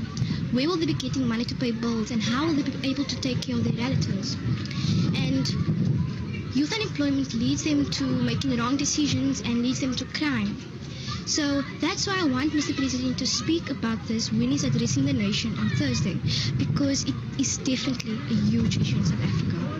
And that's why I want Mr. President to speak about youth unemployment. Thank you. I would like to emphasize the fact that he should really implement the part of job opportunities for South Africans, because job opportunities in South Africa is really low, and the COVID-19 pandemic has made it even worse. People who had jobs are now jobless and are struggling to support their families. This also affects young graduates because they too cannot find jobs. So, yeah, that would be what I would like to say to the President. The State of the Nation address will be held on Thursday, 10th February, followed by 2 days of debate on 14 and 15 February 2022. The State of the Nation address, commonly referred to as SONA, is one of the most important annual events in the parliamentary calendar.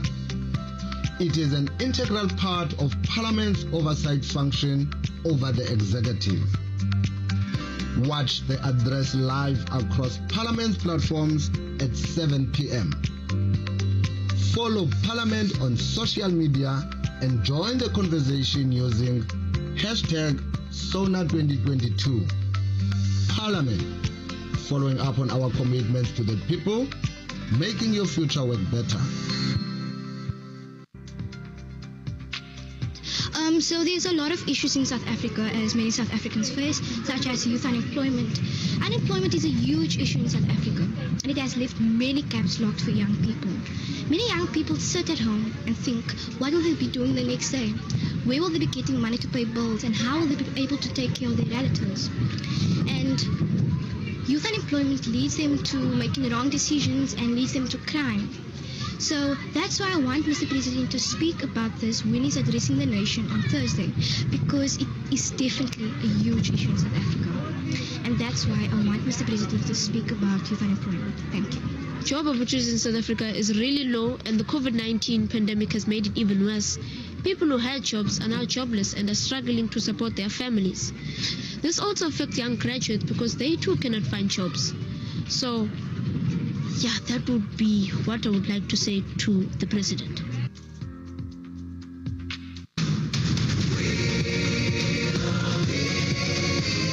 This book, our Constitution, protects our society and empowers us to govern. The protea leaves are us, the people, who freely elect our voices in Parliament. The drum calls the people of Parliament, through whom we govern together. And the sun is our country, healing our past, improving our lives, and energizing our potential. Together, our Constitution, our people, our Parliament, and our country are building our great South African nation. Parliament TV, Channel 408 on DSTV.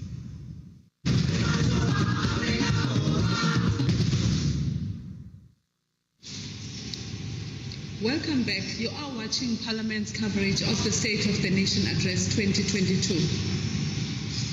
So, citizens of South Africa, we just had the Deputy Chairperson of the National Council of Provinces. So we are back in the City Hall. So please note that we are also streaming live on Parliament's YouTube channel called Parliament of the Republic of South Africa. You can also join the conversation on social media platforms using today's official hashtag #SONA2022 and interact with our broadcast using #ParliLive. You can also follow Parliament across all social platforms, media platforms as follows. Follow Parliament on Twitter, Facebook, on IG, that's Instagram. Our handle is @Parliament of RSA. To continue with our conversation as we build to the President's State of the Nation address, we are going to be just finding out how are you finding today, colleagues? Sister Larry, since you've just gave away our social media platforms, I have a few tweets that I have received here. The first one being from Takalani Netrifefe. There should be a way on how unemployment can be solved, how they will revive the economy, and how and when the idea of smart cities can be implemented. Smart cities can be the best development to happen in South Africa since the old ones are decaying and need renovation. The second one comes from Tsepo Marumule and reads as follows. Less new, more improving what is already in place, less catchphrases and slogans, and more clearly defined actions with timelines and accountability. The next one is from Mrs. Norma. I honestly don't know how I feel about SONA 2022. I feel like we should first do a performance appraisal of SONA 2021. And the last one being from Professor Tulima Donsela and reads as follows. Lyo Tzu once said, if you want prosperity for a new year, grow crops. If you want prosperity for a decade, grow trees. But if you want prosperity for 100 years, grow people. A debt incurred through strategic investment is better than the austerity that keeps the nation stuck. And Sibu, those are some of the views that we are getting from Twitter. There's quite a lot that's coming through, and we will be reading them throughout the day. Absolutely, and that's actually very, very interesting, Tembinkosi, because if we have to just reflect on the current unemployment rate in the country, South Africa's unemployment rate is currently the highest in the world. And we obviously have to look at that within the context of the COVID-19 pandemic. We know that a lot of people have lost jobs and a lot of businesses have also closed down. So one of the key priorities, as we know, and also as coming from the nation and from the tweet that you just read, people are looking for not only hope but real tangible opportunities. And also on the issue of assessment, I think it's also important just to let our viewers know that a little bit later this afternoon, we will be having a conversation with Professor Muller from the HSRC, as well as Dr. Jantjies from Parliament's Budget Office, to unpack the progress that has been made since the President's last State of the Nation address. But in a nutshell, we know that there's a lot of socioeconomic challenges. Poverty has deepened. We know that women and youth have been disproportionately impacted upon by the COVID-19 pandemic. So that is at the top of the agenda. But in a nutshell, that is what people want to hear. They want to hear from the President what are the interventions that government will be putting in place to ensure that these critical issues, because these are our day-to-day issues, these bread and butter issues. It's about quality of life. That's some of the things that we can expect the President to be responding to a little bit later in his State of the Nation address. That is so true, Sibulelo, because as I was listening to the Deputy Chairperson, she highlighted a critical point on the issues that she has been observing on her travels during oversight. And she left us with a point to say that the quality of oversight needs to change. We need to move from just oversight, but when members of Parliament go on oversight, it needs to be a quality oversight to avoid the issues of having bridges built, because those are millions of billions of rands, but there is no road that is taking people to the bridge.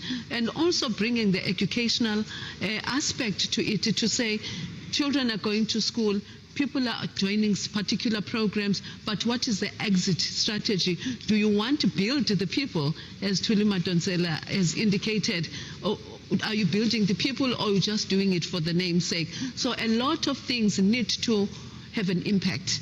They need to have an exit strategy at the end of the day. Otherwise, we're going to have a population that is unemployed and resulting to other unnecessary activities that also dampen on the budget of the country. And doesn't that also speak to the importance of impact assessment within the broader state machinery? From an oversight perspective, obviously we know that Parliament is there to oversee the work of the executive, to make sure that policy priorities are being implemented, budgeted for, with clear timelines. Now, when the Deputy Chairperson talks about impact and being able to measure where we were, have we made progress from the last State of the Nation address as compared to where we are right now?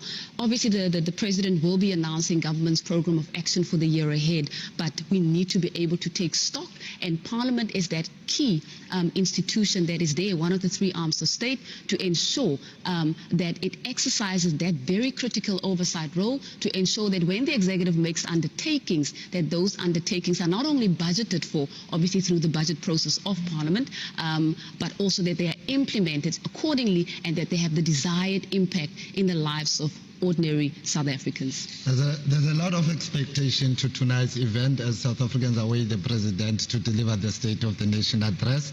But for now, let's take a break as we will be speaking to the Deputy Speaker, Mr. Litrisat Sinoli, after this.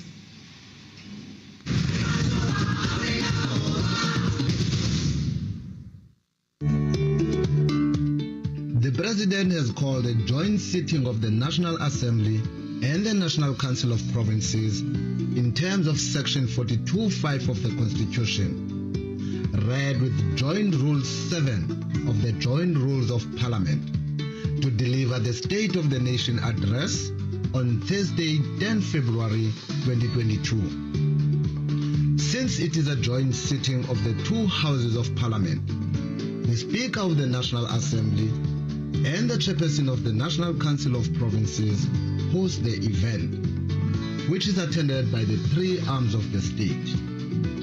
Watch the address live across Parliament's platforms at 7 p.m. Follow Parliament on social media and join the conversation using #SONA2022. Parliament, following up on our commitments to the people, making your future work better.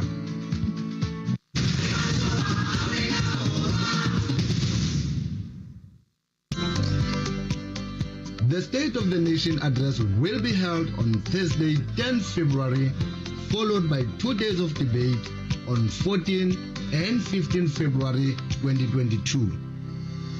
The State of the Nation address, commonly referred to as SONA, is one of the most important annual events in the parliamentary calendar. It is an integral part of Parliament's oversight function over the executive. Watch the address live across Parliament's platforms at 7 p.m. Follow Parliament on social media and join the conversation using #SONA2022. Parliament, following up on our commitments to the people, making your future work better. Welcome back. You are watching Parliament's coverage of the State of the Nation address for the year 2022, and this is, of course, the build-up show. Please note that we are also streaming live on Parliament's YouTube channel called Parliament of the Republic of South Africa. You can also join our conversation on social media platforms using today's official hashtag, and that is #SONA2022, and interact with our broadcast using #ParlyLive. You can also follow Parliament across all social media platforms as follows. Follow Parliament on Twitter, on Facebook, and on IG, and that is Instagram. Our handle is @ParliamentofRSA. To continue our conversation as we build up to the President, His Excellency Ndate Cyril Ramaphosa's 2022 State of the Nation address, I am now joined by the Deputy Speaker of the National Assembly, Ndate Letshisa Tsenori, to talk to us about what to expect beyond the President's address a little bit later this evening. Deputy Speaker, thank you very much for making the time, and thank you for being here. Thank you very much. Wonderful. We have covered a lot of ground in relation to preparations for the SONA, and we know that obviously all systems are in place, but there's also an interest in terms of what happens after the President has delivered his State of the Nation address a little bit later. Talk to us a little bit more about how the National Assembly in particular has zoned in on specific policy priorities as announced by the President in his last 2021 State of the Nation address. Allow me to be slightly flexible in responding to your questions. Let me start by saying and reminding us that the State of the Nation address constitutes part of our responsibility as Parliament annually to respond positively to the President when he requests to address the nation. It is part of the democratic process.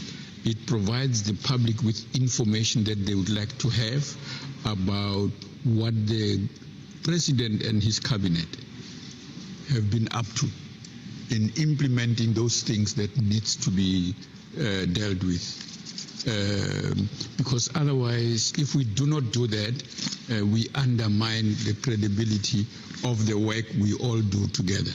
So in a sense, this is a crucial step. Secondly, this is an act of leadership by both Parliament and the President to provide the public with guidance about what we should be focusing on in the year ahead.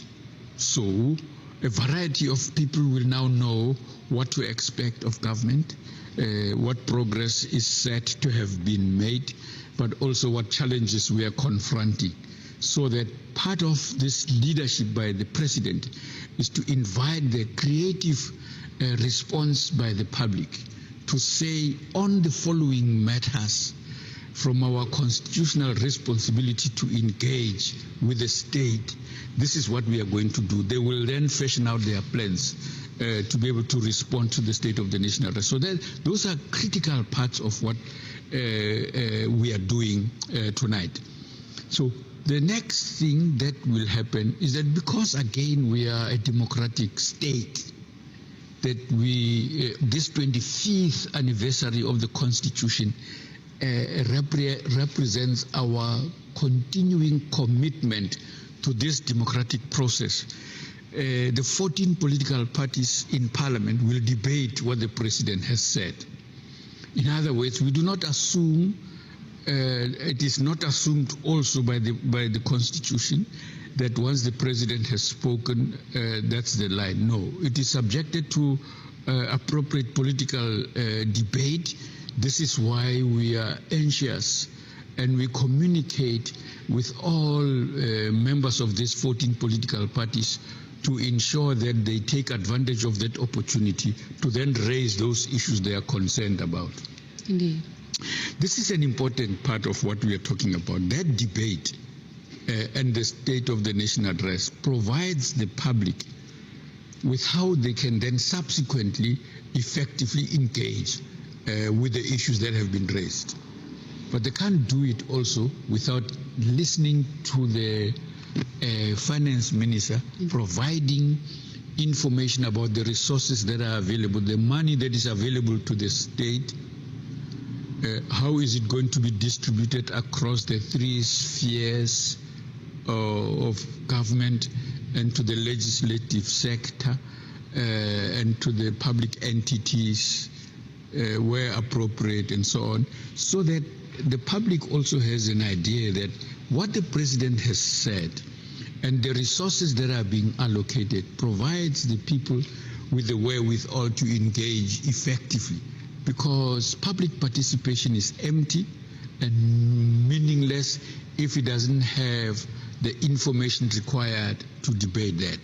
This is why our Treasury and communication of the budget processes is transparent, so that what critical comments we have about it constitute part of how we engage with the post-SONA activities. That we look at the budget, we compare that budget with what the president has said, and then think about how else such allocation as stated can be complemented by others. Indeed. Deputy Speaker, you talk about the democratic process, the State of the Nation address, obviously being a very critical platform that is created for the state president to be able to communicate government's priorities or program of action for the year ahead.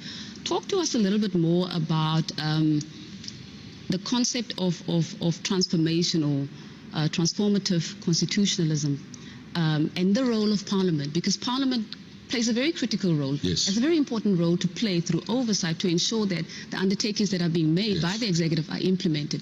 Is Parliament then not complicit when the executive is unable to implement or to perform or to deliver? Talk to us about how Parliament exercises its role, how Parliament asserts itself as one of the three arms of state, particularly in the current COVID-19 impacted context, where we know that poverty is deepened. South Africa's the inequality in this country is the highest in the world, and thirdly, unemployment is currently the highest in the world. And the people out there want answers, and they obviously want our system, this democratic system, to work and to bring about the kind of changes and relief, poverty relief that they need. The responsibility of Parliament is to act robustly, meaning that it must engage as effectively as possible with the executive to ensure the fulfillment of the commitments that have already been made. For example, this is why in the past we sought to understand why pieces of legislation post-94, 100 of them, were not producing the result that we expected, such as, for example, around equality. Absolutely. Okay? And so Parliament did that in order to understand whether it is the laws themselves, whether it is the institutions that have been created, whether it is the overall implementation itself, and the role of the public service in broad terms, and the capacity of the Parliament itself. Let me give you an example of the work of Parliament to make that assessment. We didn't do that assessment ourselves. We commissioned it to some 17 experts. We ended up being 15, I think, so that they do a good job of that assessment in order to reinforce and provide us with evidence to challenge what we receive from the executive. And this is the role that we should be playing. Absolutely. Ordinarily, this is the role of committees. But the committees themselves are unable to play that role, which we gave to that collection of experts, because they're not adequately resourced. If on the basis of the work we do, committees can only visit 2 or 3 provinces per annum, what about in the rest of the others? Absolutely. To go and check out and the validity of what is said. Whilst it is good to receive reports, but often what makes the difference is verification. Absolutely. It's a variety of ways that we can do that. This is why we have been engaging with the ministers of finance in the past period of time to try and get them to understand Parliament as an arm of state, as their ally, to ensure that every rand that the state spends goes to do what it was intended to do. And to the extent that that does not happen, it undermines our own image as Parliament. This is why resourcing Parliament is of strategic significance. Absolutely. It's not just about money. It is also about recognizing the principle that we are assumption testers. We are not here free-willing. We came here, there was an election campaign that determined that it is this political party that has majority rule that must form government. So our role as the institution, such as Parliament and in the legislative sector, broadly speaking, is to ensure that indeed what comes to us represents the interests as articulated in the messages to the public through those manifestos. Very, very well. And because this is how also the opposition parties also engage with the state. This is a multi-party system. Absolutely. The basis on which they engage us is on the basis of what they promise the public. So we have responsibility to do what we have been asked to do. Indeed. And then there's a third element to it, ma'am. For example, the elements of corruption, unethical conduct, maladministration. We have supported principally the state capture inquiry, which has begun to report, because we also, right at the beginning, we expressed our support for its establishment. Once established, we supported them by providing them with the result of our own inquiry in some of the areas they are going to be inquiring, such as the ESCOM staff and so on, to provide the commission with the wherewithal to undertake to determine who wronged the Constitution and the expected legislative compliance in meeting people's needs. Indeed. So that those are exposed so that Parliament can take action. Indeed. Right. So that this is why the timing of this SONA is so critical. It happens at a time when that commission has already submitted 2 of its report. Towards the end of this month, it will do the same. So that report constitutes a challenge to Parliament in particular, because we are the ones who should be taking steps to prevent in the first place, supported by the public, because we do and work with things on the basis of what has already happened. We come back afterwards to examine those things, investigate them, and so that we can take action against those who have wronged and so on. Absolutely. Deputy Speaker, you raise a number of, you've articulated very well, in response to the question that I posed to you earlier, but you raise a number of issues. You talk to one aspect is state capacity, yes. Capacity of the state to be able to deliver. The other aspect is the good governance aspect, which deals with the corruption and the maladministration, yes. And so forth. But also, what I want to bring into that context is the fact that South Africa was already an unequal society, yes. That was inherited from the apartheid system. Yes. And of course, the structural constraints that were inherited are so deep.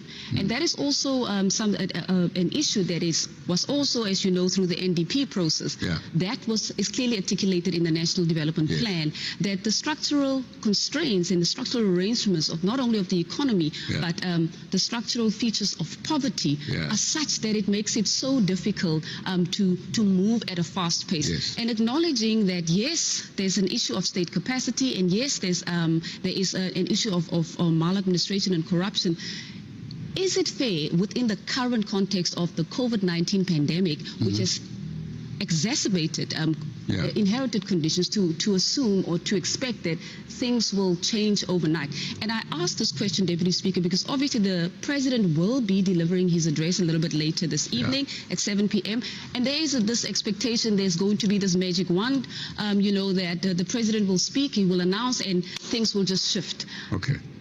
No, I think we must assume good intent in people often speaking like that. We know that people know that things won't happen overnight. But what people want to see is evidence of movement in that direction. You talk about, for example, the significant thing about equality as an example. Parliament unanimously accepted a report that was done by the Portfolio Committee on Sports, Sports, Arts and Culture, in which in the sporting arena there was a demand for equality of pay by sports people.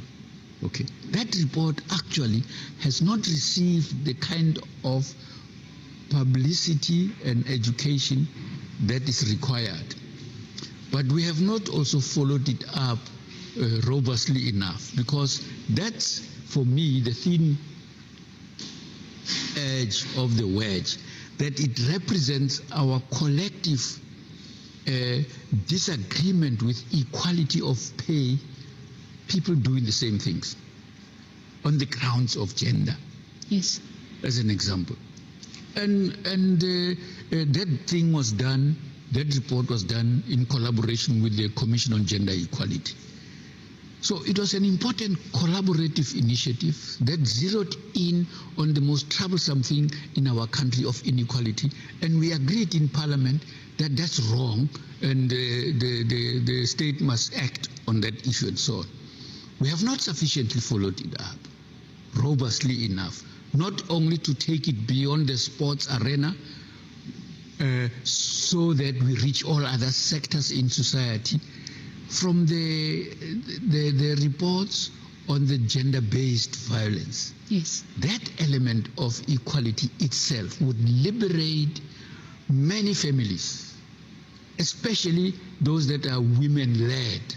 Okay, so significantly, even where they are not women-led, but providing that kind of resource to women in employment would make a huge difference to the psychological environment, the political environment in which we are operating, including the social environment in which we are operating, where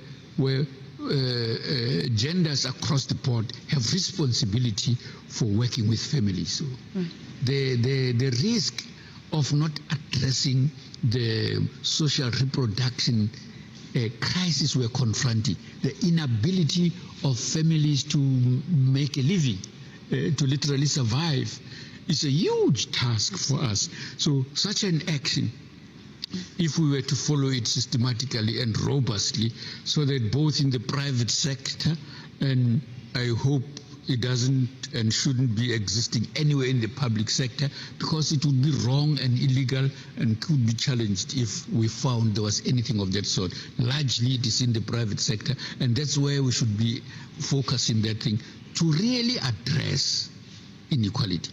But the other thing is the broader macroeconomic assumptions that we are operating under. To be able to unleash the state capacity to undertake the work, it has an obligation to do so. So we have to subject some of these assumptions to scrutiny continually, as it has been done in debates in Parliament and outside, so that they are responsive to the demands for jobs, for inequality, for proper employment and so on. Indeed.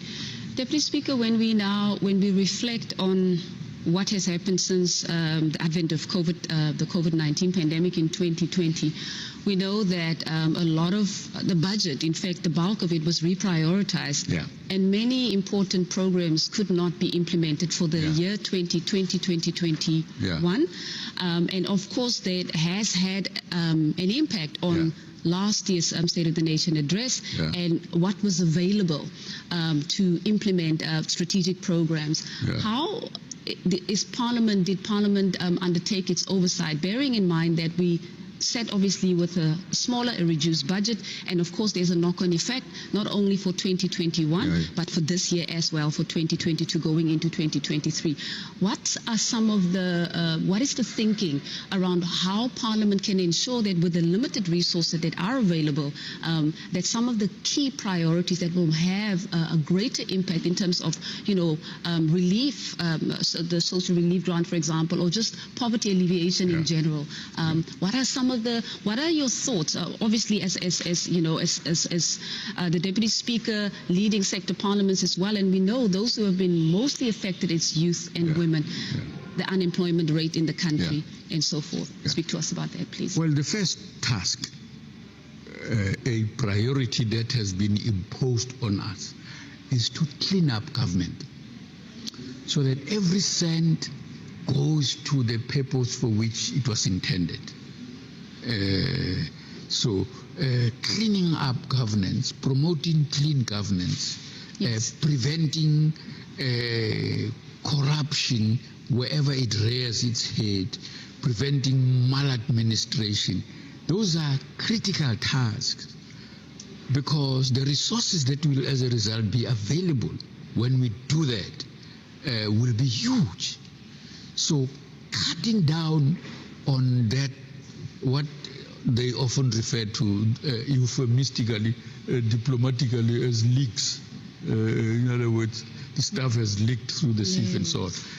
Is that if we close those holes, there will be sufficient resources to undertake some of the things that we can do, and some of that can be stimulatory. Okay, this is the strategic view of one of the things we can do. Indeed. When we reduce the administrative headaches, it has the purpose of firstly relieving the stress on the public that experiences these public services on the one hand, but it also unleashes the ability of others to act in a manner that produces the economic initiative that we would like to see in our country, to undermine that. So this is why, in my opinion, this is my humble opinion, that bringing down the wastefulness and the corruption and improving the capacity of proper, when you referred earlier on to good governance, I want us to use the 1992 UNDP box on what good governance means. Indeed. It includes the observation that men and women are regarded across the board as legitimate players, so gender equality as evidence of good governance, not just bean counting as representing good governance. Indeed. But the totality of what governance means must include gender equality, must include the regard of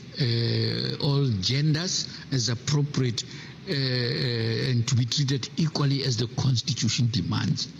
So effectively what it means is that we can turn around the ship, so to speak, with those interventions.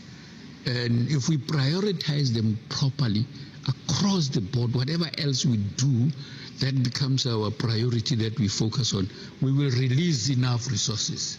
Not only that, but we'll attract, we'll be able to receive the public's own investment in their environment, in their community, in initiatives that they themselves otherwise were not going to put into that environment here, and could act together to do things.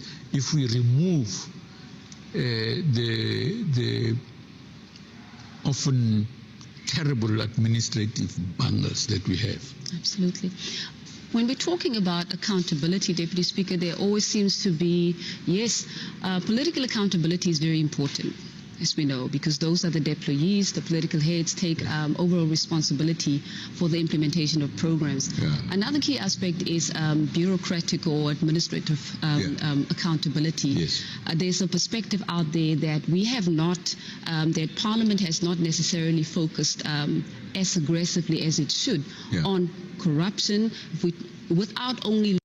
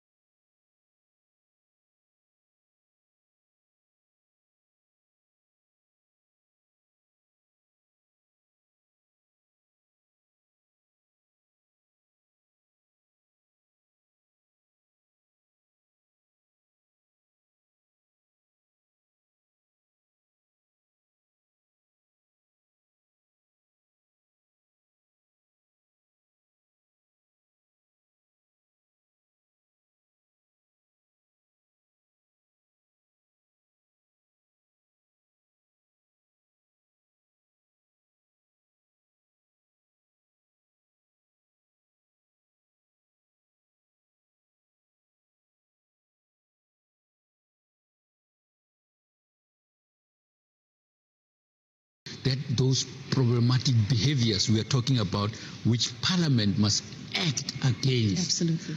But the foundation of that is the greed that is assumed to be appropriate, to be frowned around, and so it corrupts what otherwise would have been a clean systems in the public and private sector. So it's those things that we must not blind ourselves to or underestimate and undermine their effects on reproducing the problems that are undermining our ability to serve the people appropriately with integrity and acting ethically every time. Yes. Deputy Speaker, in conclusion, the very last question really is about this very riveting conversation. The very last question really is about the legacy of the Sixth Parliament, given the current context. Yes. And we know that there's a view out there that all of the gains that we've made over the last 25, 26 years have really been eroded or reversed by the COVID-19 pandemic. Okay. In conclusion, what in your view should be the focus obviously through your ambit of responsibility as a Deputy Speaker of the National Assembly, obviously you're an influencer within the institution as well broadly. Over and above you coming from a political structure that obviously stands for specific priorities and positions, and obviously as you articulate, you bring that within the institutional machinery of Parliament from a legacy perspective. What do you think Parliament should be focusing on to take us to the end of the 6th Parliament? Okay, firstly, I would like us to take advantage of the people in Parliament, the people in the legislative sector. Indeed. Our activity as the Speakers Forum, which meet quarterly, to reflect on those things that are common to us as the legislative sector is important because it suggests that on oversight, we are planning, a summit on oversight in March next month, in order to subject the things that we are doing that can represent good practice, has done so over time, and those that constitute weaknesses that we must overcome, so that we can recover from and learn from our mistakes. This is the most important thing, that we must factor into our way of working, our modus operandi, consistently evaluating and learning from our mistakes, and employ creativity methods to arrive at solutions. And that creativity does not come from the air. It comes from a good treatment and interaction of the staff of the members of the Assembly and NCOP themselves, but also in the staff that has lots of stuff between their ears. We do not mine it appropriately to get creative solutions to the problems we are confronting. My hope this year, during which we are going to be celebrating Creativity Day, Creativity Week, in fact, is that we must challenge the staff and members to have opportunities for reflecting on let's say it is the maladministration. Let us all in each legislature has a team that focuses on this area and generate as many ideas as possible, so that we can then take the next step to combine those ideas, select them, combine them, and do whatever we can do and develop them into practical steps that we can take to address that, so that we can have the most effective and fastest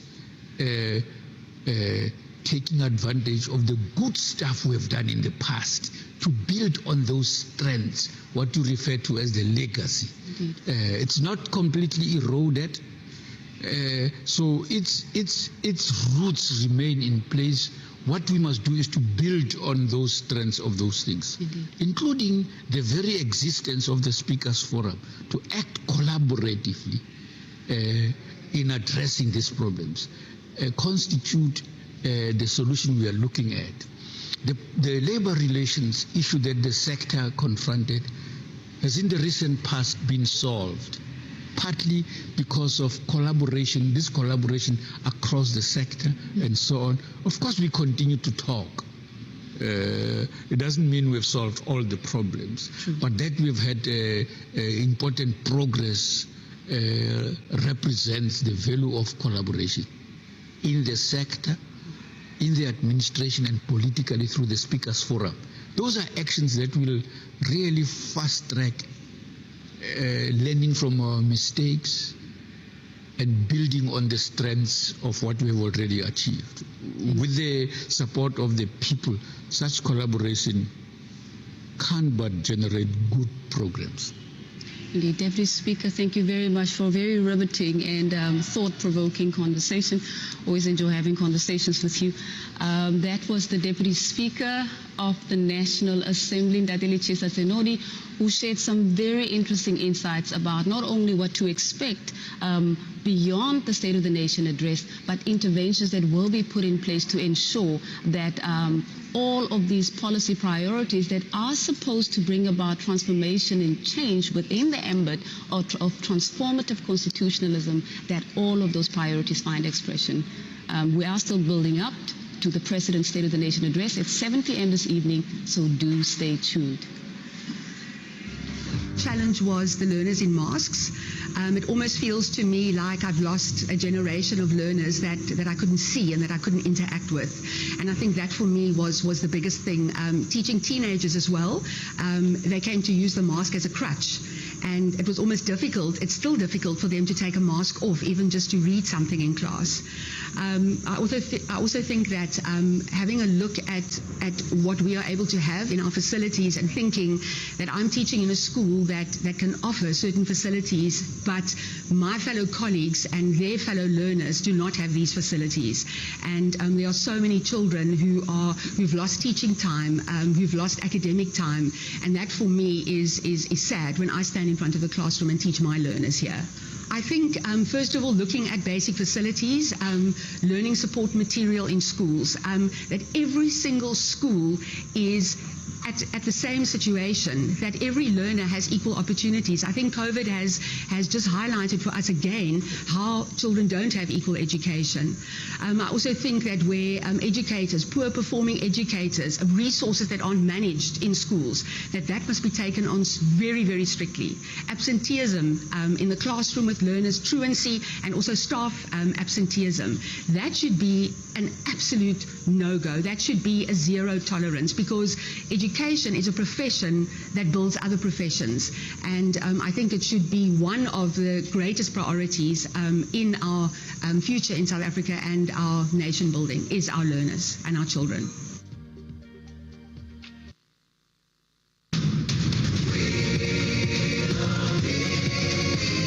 This book, our Constitution, protects our society and empowers us to govern. The Protea leaves are us, the people, who freely elect our voices in Parliament. The drum calls the people of Parliament, through whom we govern together. And the sun is our country, healing our past, improving our lives, and energizing our potential. Together, our Constitution, our people, our Parliament, and our country are building our great South African nation.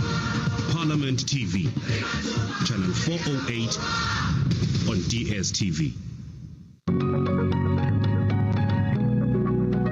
For the first time since the dawn of democracy in 1994, the State of the Nation address will be held outside the precincts of Parliament due to the devastating fire incident which gutted certain buildings of Parliament, including the National Assembly.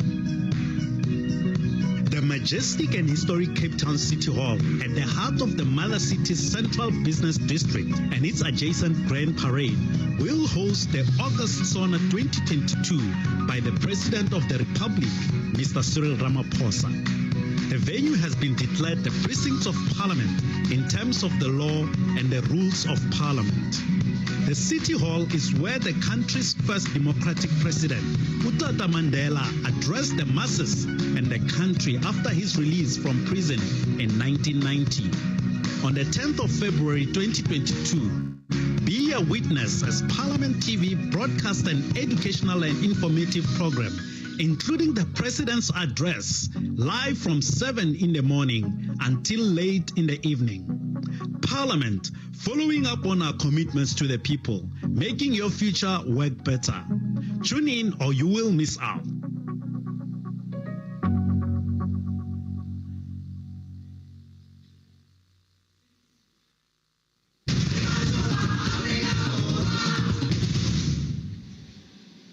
Welcome back. If you're just joining us, you're still watching Parliament TV on DSTV channel 408.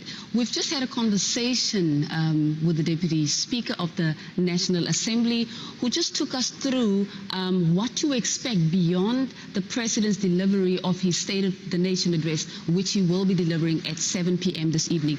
colleagues just reflecting on what the Deputy Speaker shared with us, very interesting insights about what to expect from Parliament, but the starting point, one of the key points that the Deputy Speaker makes was about the ability of the state to implement, and that state capacity is such a critical component of ensuring that as much as budgets are being allocated and plans are being announced, such as how the President obviously will be announcing the program of action for government for the year ahead, without the necessary capacity, it will be very difficult to realize those plans.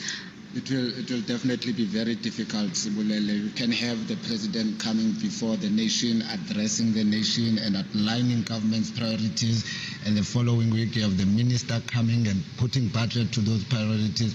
But if the implementing machinery is not there, absolutely, then I doubt very much that we'll see the fruits.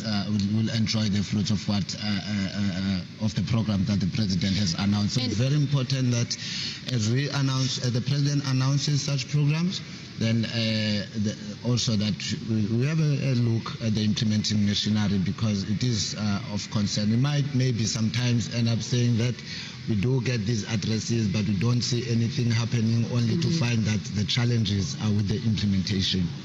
And another very important point that I thought it was important to highlight as well is not only the inherited circumstances, the inequality in the countries. We know unemployment was an issue even before our democratic system came into place.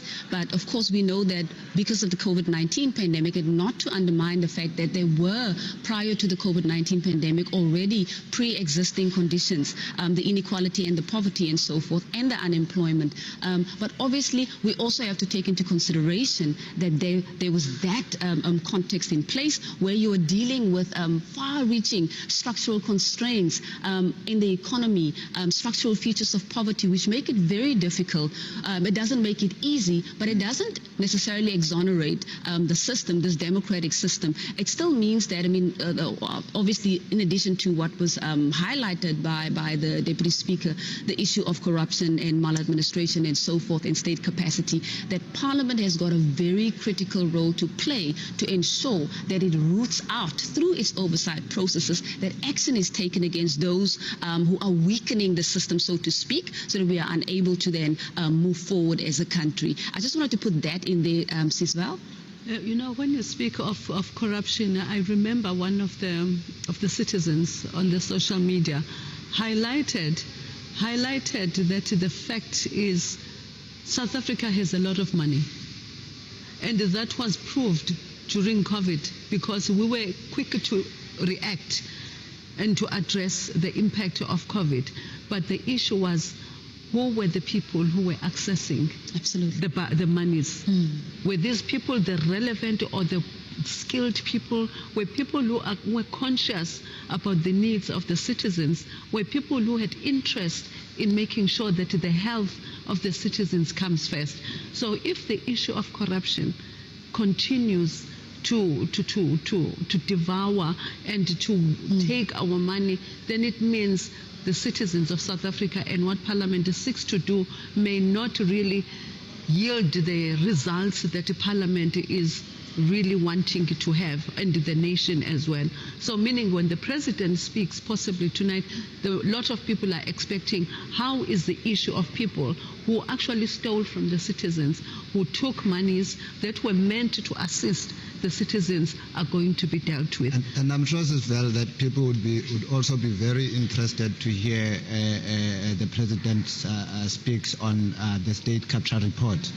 We know that that commission came as a result of all the allegations of corruption that were there. Indeed. And so the second volume has just been released recently, and we wait to see the action. Hence, Bulelo, we're talking about we can have the President addressing, we can have people speaking, we can have these agencies investigating people for corruption, but then if their recommendations are not implemented, then we'll still be sitting with the challenge of corruption. Indeed. And another very important question that I posed to the Deputy Speaker was around the role of Parliament, that if the executive is not performing, is Parliament then not seen to be complicit? Because Parliament is one of the three arms of state. It makes up part of the broader state machinery.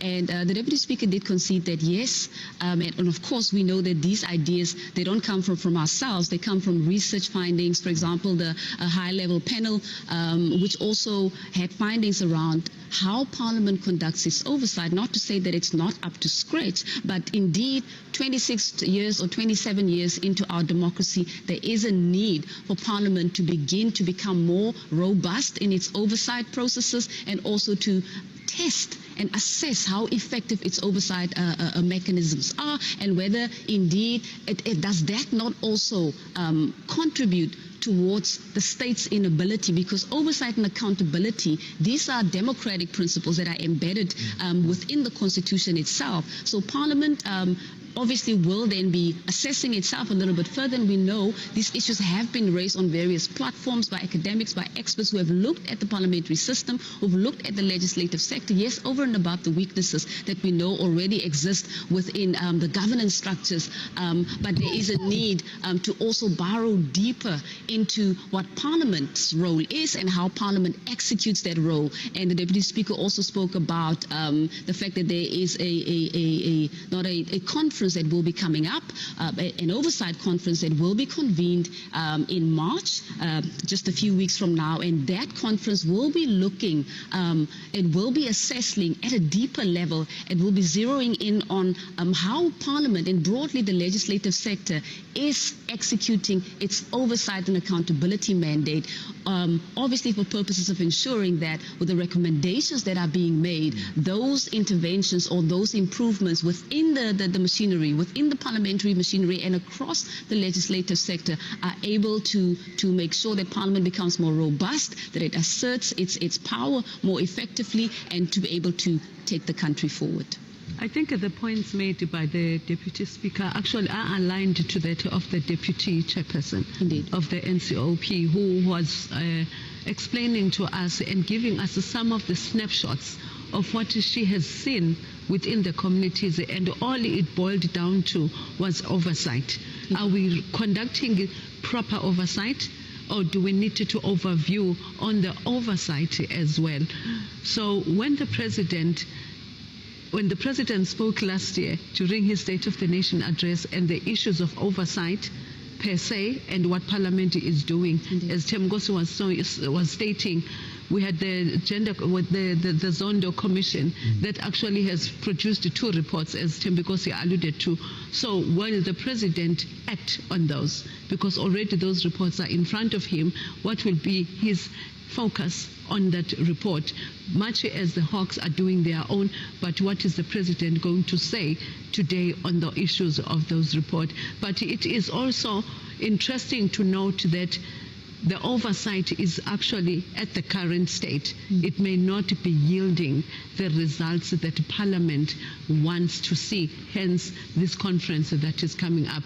And I think citizens, it's something that they need to follow up when it happens, if it's going to be a public viewing, a conference, but also just to assist us as well as citizens and find out how can we contribute as well as citizens, because remember, we as citizens, we are constitutionally supposed to carry out oversight of our own as citizens, because the Constitution says members of Parliament are public representatives. They are serving us. So through public participation, the citizens need to continue. They need to follow up. It does not only end when we go cast our votes, but how do we take it forward to assist the members of Parliament, how to assist as well everybody that is in government to ensure that we as citizens, we get the basic services that the Chapter 2, the Bill of Rights says government needs to give to us as citizens. So I think in a way, let's look forward to the conference. Isn't this just also a tipping point, this current stage that we find ourselves in? COVID-19 has deepened poverty levels in the country. Unemployment is at its highest. Inequality. South Africa is obviously recognized based on research by very high-level bodies around the world as the most unequal country in the world. Now, with all of these interventions that are now being put in place, we've seen with the Commission as well, there is a concerted effort to begin to effect a paradigm shift, so to speak, to ensure that if there is a need to rethink or to re-engineer the broader state machinery, we need to start with obviously within the various arms of state, and obviously those who are leading the three arms of state are also beginning to put systems in place to ensure that if there is a need for innovation, to change systems, to re-engineer systems, that those ideas are being harvested, that we then implement those things so that we can be able to show that by the time we get to 2030, remember we're still moving towards the NDP's 2030 target. Are we moving fast enough? And whatever interventions or systemic changes are being made across the broader state machinery and within Parliament as well, those are supposed to assist us to accelerate implementation so that we can be able to become much closer or gain back the ground that we've lost as a result of the COVID-19 pandemic. And as we proceed with this discussion, just important to remind our viewers that they are watching a build-up of the State of the Nation address live from Parliament TV on DSTV channel 48. You can follow these proceedings at #ParliLive, #SONA2022, and at Parliament of RSA. And Sibu, we do have some more tweets to read that have come through, and this one comes from Mielani Mkabela and reads as follows. The SONA 2022 must prioritize economic development, economic regulations and infrastructure, industrial development, agriculture and rural development, job creation and innovation and technology, followed by government debt service. And the next one comes from Graham Rubenheimer. He says the people know what the problems are. No need to explain any further. We've been having it. The question is, will the president rise to the occasion? And the last one comes from Audrey Litswalo, which reads as follows. SONA needs to address issues that affect us as citizens of this country. So gender-based violence has been on your agenda year in and year out, and yet there are so many women abused by men, even killed with little being done to it. Address this cancerous issue well with me, Mr. President. We are waiting. Thank you, those Tim. some of the tweets just from our viewers as part of their contribution to the 2022 build-up show. Thank you, Tim Nkosi, for that update on the tweets that are coming through. Viewers, we're still building up to the state's president's all-important State of the Nation address, which he will deliver at 7 p.m. this evening. So do stay tuned.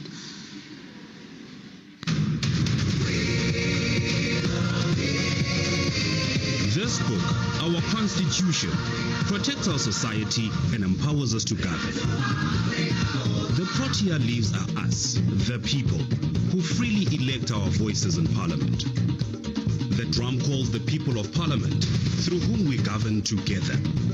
And the sun is our country, healing our past, improving our lives, and energizing our potential. Together, our Constitution, our people, our Parliament, and our country are building our great South African nation. Parliament TV, channel 408 on DSTV. The President has called a joint sitting of the National Assembly and the National Council of Provinces in terms of Section 42(5) of the Constitution, read with Joint Rule 7 of the Joint Rules of Parliament, to deliver the State of the Nation address on Thursday, 10 February 2022. Since it is a joint sitting of the two houses of Parliament, the Speaker of the National Assembly and the Chairperson of the National Council of Provinces host the event, which is attended by the three arms of the state. Watch the address live across Parliament's platforms at 7 p.m. Follow Parliament on social media and join the conversation using #SONA2022. Parliament, following up on our commitments to the people, making your future work better.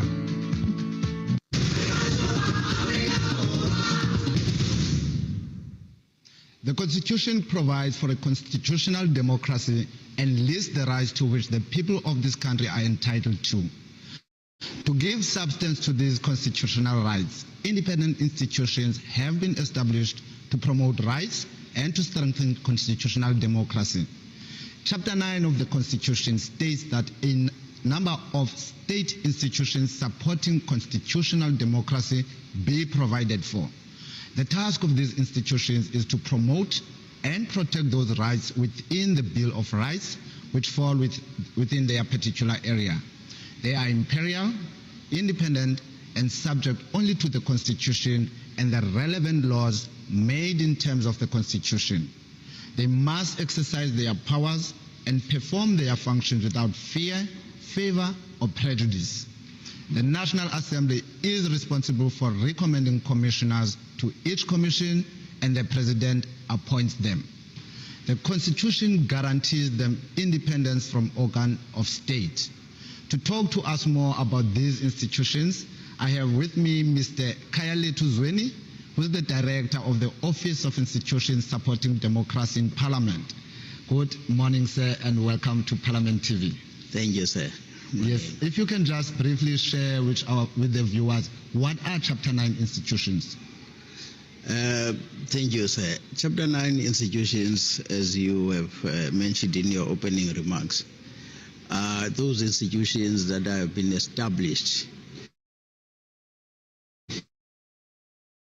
in terms of the Constitution, specifically mentioned in Chapter 9. However, I must also state that not all of them are listed in Chapter 9. There are those that are listed in other chapters of the Constitution, like the Public Service Commission, PANSLAB, which is Pan South African Languages Board, and others. So we call them institutions supporting constitutional democracy, in order not to limit only to those that are listed in Chapter 9 of the Constitution. And what is the mandate of these Chapter 9 institutions? Broadly, the mandate is to protect the Constitution and to promote the respect of the Bill of Rights, as you have outlined. And there are also various pieces of legislation respective to this institution that extends the mandate of these institutions. I would say, for example, in broad terms, that if you look at Chapter 9, for example, Chapter 9 of the Constitution, you will see that there are governing principles that governs or covers all of them. But if you further read the chapter, you will see that there are specific now responsibilities assigned to each of these institutions. But if you look at them broadly from an overview perspective, is to promote constitutional democracy. And now, what role does then your office play in assisting Parliament interface effectively with these Chapter 9 institutions? Well, the mandate of the office, which is the OISD, Office on Institutions Supporting Democracy, which is a unit located within the Office of the Speaker, and it has been established in terms of a resolution of the National Assembly, is broadly to coordinate all interactions between Parliament and these institutions. When I say these institutions, I'm not limiting myself only to Chapter 9 institutions, but also those that are in other chapters of the Constitution. And also to enhance the responsibility of Parliament in terms of its obligation. Remember, there's a constitutional obligation of Parliament towards this institution of oversight and accountability, and also of supporting these institutions. So broadly, our mandate as an office is to enhance that responsibility, and within the Office of the Speaker, of enhancing the oversight, accountability, and support a constitutional obligation of Parliament towards these institutions. Thank you, Mr. Zwene. And if you can just briefly talk on some of the achievements, highlights, or key deliverables of these institutions. Oh, there are many. Because, for example, if I talk about AG, yes, it's one of the Chapter 9 institutions. You know the responsibility of the AG to audit the affairs of the state and so forth. So they file their audit reports. They submit actually those audit reports to Parliament for Parliament to pursue them. Human Rights Commission, Public Protector, for example, with different mandates. For example, if you look at the mandate of the Public Protector, it's all about also taking remedial action, meaning that they must address or redress whatever wrong has been done if they find that, for example, there was a wrong that has been committed. And Parliament is there to ensure that the findings and recommendations or the remedial actions by these institutions, all of them. If you remember the Concord decision around the binding effect of the recommendations or findings made by this institution, to the effect that it cannot just be a recommendation to be ignored. If you don't agree with it, for example, you need to go to our approach court, for review. So meaning that they've got a binding effect. Not only the Public Protector, but the Public Protector was instrumental in that case. But if you read the judgment itself, there's a binding effect of all findings and recommendations made by these institutions to remedy or to redress the whatever wrong has been committed.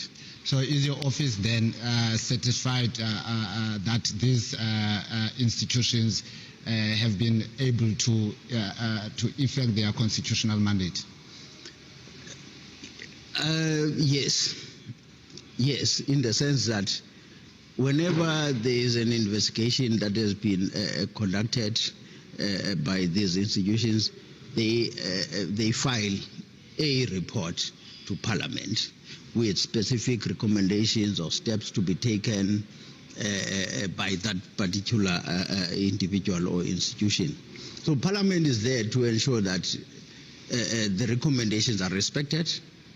If, for example, the recommendation is just being ignored by any of the institutions or the executive in particular, then Parliament must make sure that, look, and appeal upon, for example, the leader of government in prison to say, look, there's been this finding and recommendation by this particular institution, so please ensure that it's taken care of and it's adhered to, unless it has been taken on review to court.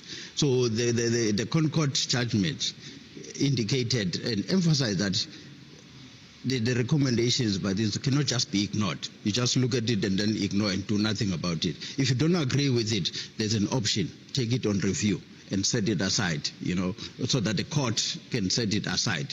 Then there's a stay of the execution or implementation of that recommendation. Then the process takes its own course. Now, in the past, I'm sure you'd remember that there's been some concerns regarding the independence of one of these institutions, namely the Independent Communications Authority of South Africa, which then leads me to the next question. How independent are these institutions? Fully independent, let me just say that. Because the independence of this institution is guaranteed in the Constitution. If you read Section 181 of the Constitution, that section specifically states that these institutions are independent, impartial, and they must exercise their powers and duties independently, impartially, without fear or favor, just like as you would know about our courts, that they must exercise their duty impartially, independently, without interference and so forth. So the point is that these institutions are independent in terms of the law, and even in terms of their respective pieces of legislation, they are independent and they must operate. However, there's been concerns that, look, because these institutions get their funding via certain executive or departments of the executive. Therefore, to some instance, one would say they are not independent because, you know, if you get your funds, for example, through the Department of Justice, just making an example, then how come that you could be expected to independently pursue any complaint, for example, that relates to that department? However, again, I must mention that that was exactly one of the points that was pursued by the so-called Kadasmal report, that these institutions are supposed to be independent, even perceived to be independent, even though the Constitution states that, but the perception you cannot ignore that they are not independent, fully independent, because of the hand that feeds them. But that process of ensuring that these institutions get their funding, not only via the department or the executive, but through Parliament. So what has your office done to address such a concern? Because I fully agree with you, it is a concern.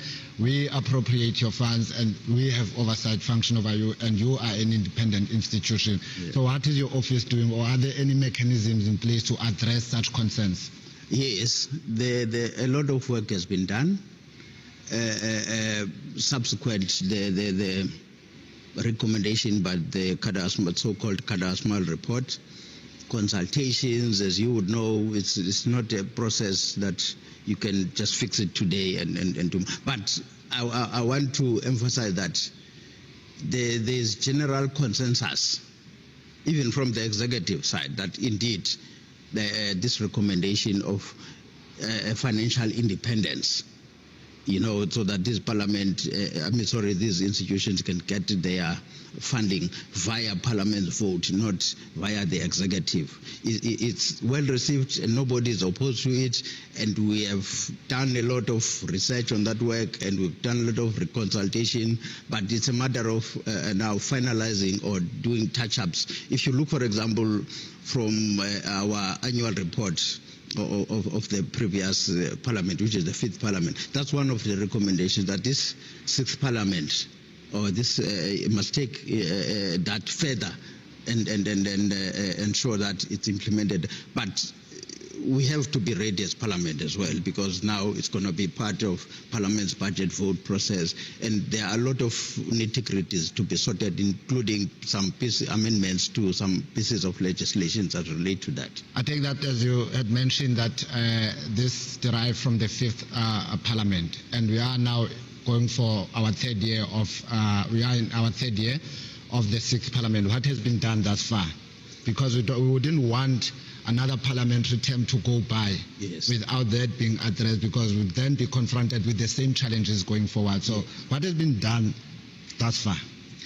Look, the 6th Parliament has adopted the report itself, meaning the report of the 5th Parliament, because not only that it was the OISD's report, but also the report of the 5th Parliament to the 6th Parliament. They have adopted the recommendations and considered them, and they are in the process of ensuring that, for example, one, the Treasury Advice Office is established, because that function also needs some inputs as to how this is going to unfold from the Treasury Advice Office. As you would know that in Parliament we have a Treasury Advice Office that advises the POs directly on financial matters. So that process and consultations, where there is a scheduled meeting to take place between the FISG heads and the POs. When I say FISG, I mean there's a forum of these institutions. They've organized themselves into a forum of institutions supporting democracy. I believe you're chairing that forum? No. It's the forum is for those. It's that institute. It's for those institutions, those independent institutions, not Parliament. Yeah, Public Protector is chairing that forum. Yes, my bad. And I think my understanding is that they rotate. In 1 year is chaired by this institution, the other year by the other, and so forth and so on. So from the 5th Parliament, that forum had made certain recommendations. Probably maybe this question would have been best suited to go to the person chairing, so let's leave it for now. But my last question to the Auditor General has previously raised serious concerns of intimidation. She's raised issues that when her auditors go out into to do their work, they are sometimes intimidated, sometimes prevented from doing their work. How has your office assisted in that regard? Firstly, let me point out that, you see, all these institutions, 11 of them, not only the 9 that are listed in Chapter 9, but 11 of them, if you take also from other chapters, they have respective committees in Parliament to which they report. And for example, that issue would be an issue to be raised, for example, by the Auditor General to that specific committee to which they report. And then that committee, for example, would have or would decide or consider the matter and decide what steps to take to remedy or to correct the situation or to address that particular problem, because that's a particular problem relating to a particular institution. So that's a matter belongs to a particular committee of Parliament to which that institution. The human rights would raise a particular problem. PANSLAB, CGE would raise it. So they must relate those so that there are steps that are taken. And the Office of the Speaker, as an overall body, does not direct that, look, portfolio committee on CGE, for example, women and so on, do this to address this problem. No, it leaves it because that's an open discussion and it must be an agreement of the committee as to what steps to be taken. All right, before I let you go, I know I said lastly, but before I let you go, how has COVID-19 impacted on the work of your office? I would say tremendously. Just like every other department or section in Parliament. But that is not to say it has hampered us from doing our work, because as you would know, we continue receiving reports from this institution. We continue processing timely appointments of members of this institution, because that's also our mandate, to ensure that there is timely appointment of members to this, so that there is no vacancy and as such there is no lapse in terms of discharging their constitutional obligations. So electronically, I think we have learned a lot from COVID. Now we are adapting to the new norm of ensuring that everything is being done electronically. We continue doing our work effectively and efficiently. I would add the word efficiently, because now maybe some of the costs are being saved because of that. And lastly, when we work on the build-up show for this program, we often go out to the streets to ask the members of the public as to what is it that they would like to hear the President emphasize on when delivering his address. And now I will ask you, Mr. Zweni, what is your expectation from the President tonight? Service delivery to me, and service delivery is in respect of the poverty, the triple challenges, poverty, unemployment, and so forth. So, and these institutions are key and integral in terms of ensuring that service delivery, human rights are delivered and are respected, by our community and by the government. So, to me, broadly, it's about ensuring that the community out there,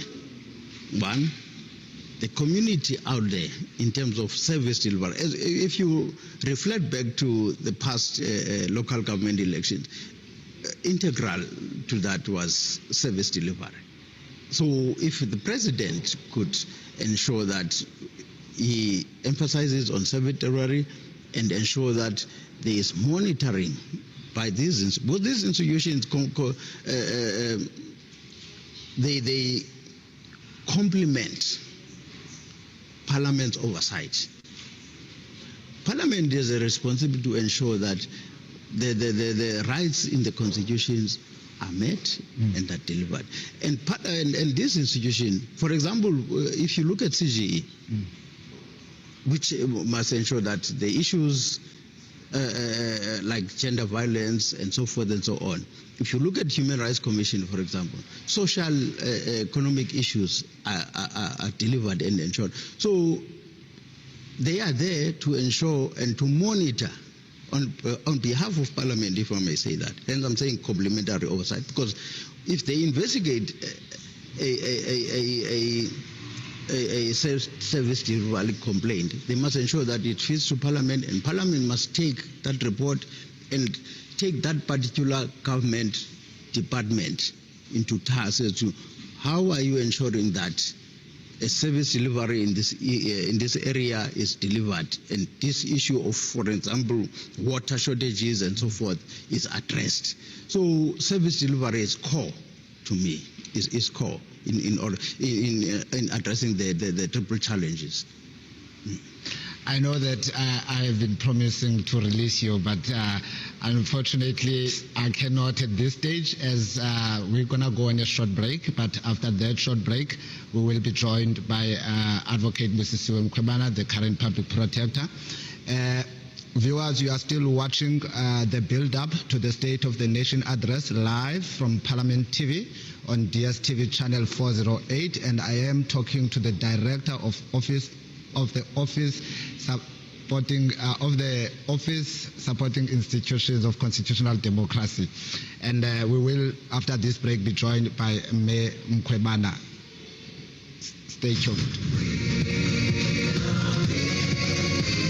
This book, our Constitution, protects our society and empowers us to govern.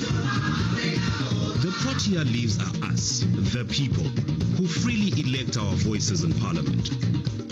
The drum calls the people of Parliament, through whom we govern together. And the sun is our country, healing our past, improving our lives, and energizing our potential.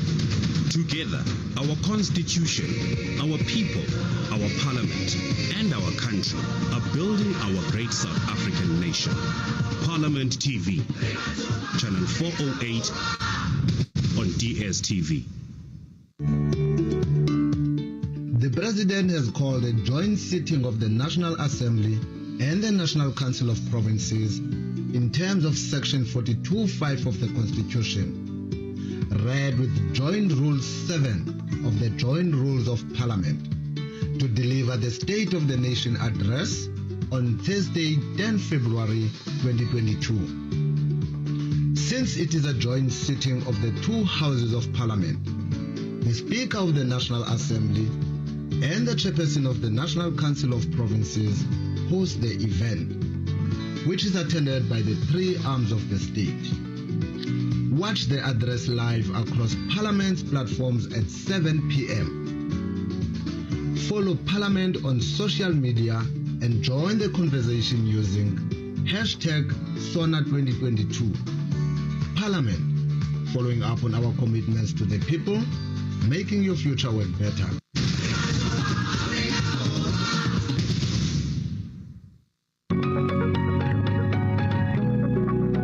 For the first time since the dawn of democracy in 1994, the State of the Nation address will be held outside the precincts of Parliament due to the devastating fire incident which gutted certain buildings of Parliament, including the National Assembly. The majestic and historic Cape Town City Hall, at the heart of the Mother City's Central Business District and its adjacent Grand Parade, will host the August SONA 2022 by the President of the Republic, Mr. Cyril Ramaphosa. The venue has been declared the precincts of Parliament in terms of the law and the rules of Parliament. The City Hall is where the country's first democratic president, Utata Mandela, addressed the masses and the country after his release from prison in 1990. On the 10th of February 2022, be a witness as Parliament TV broadcast an educational and informative program, including the President's address, live from 7 in the morning until late in the evening. Parliament, following up on our commitments to the people, making your future work better. Tune in or you will miss out.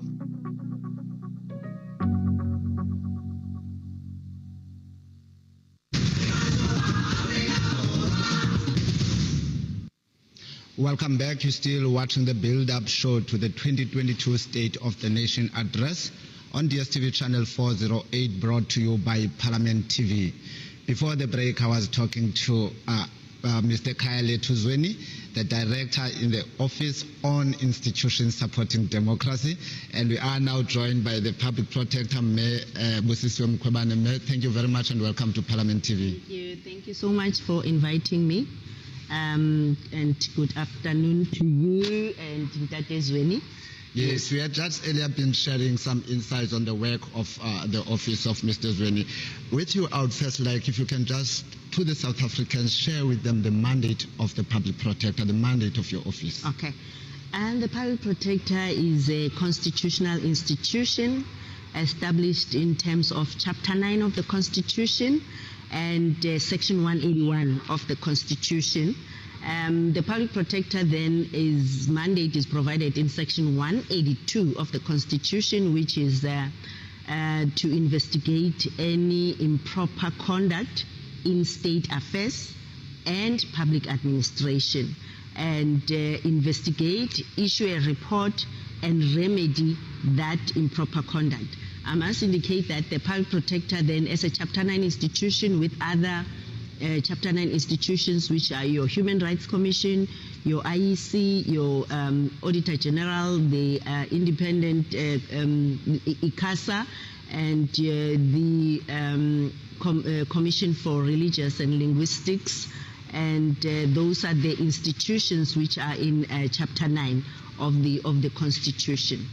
So, ma'am, thank you very much for that. Now, this office, not necessarily your office, but these Chapter 9 institutions, how independent are these institutions?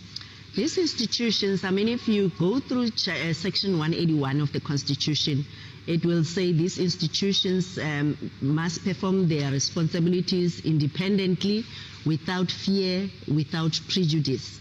All these institutions, as provided for in the Constitution, must be assisted by any person and any member of either Parliament or the Executive. So when we perform our responsibilities, we are there to support and strengthen constitutional democracy. And in doing our responsibilities, for instance, as the Public Protector, when we investigate, when a complaint is lodged in terms of the Public Protector Act, we should then investigate that matter. And our investigation, the way it's conducted, it's inquisitorial, meaning it's an inquiry. We go back to that institution, we say, this is the complaint which has been lodged, and then can you tell us your side of the story, give us all the evidence and the information. Therefore, as an institution, then we check whether the information we are provided and the complaint, in other words, we check the truth of the complainant, the truth of the state institution, and as a Public Protector, we then adjudicate independently of whether there's any maladministration. So that's where our independence is. And further, it doesn't matter whether you are, which position you are occupying in public administration. We do investigate that. As you know, the Public Protector then has the sole mandate to investigate the executive, meaning your ministers, your MEC, the President and Deputy President and everyone. Therefore, in that one, the Public Protector has no discretion not to investigate. Well, it's compulsory. It says the Public Protector must investigate. And in investigating, people will think that the Public Protector sits and go through all the thousands and thousands of records you'd find that, not like the judges, because if you are a judge, you need to adjudicate on a matter, you'll have to go through all those piles and piles of records. Normally what happens with me, because the Public Protector Act says I delegate my responsibilities to the investigators. They are the ones who will then assess, analyze the evidence, and then bring that conclusion to the Public Protector to check what happened, what should have happened, what are the legal frameworks are saying, and then whether there's any gap.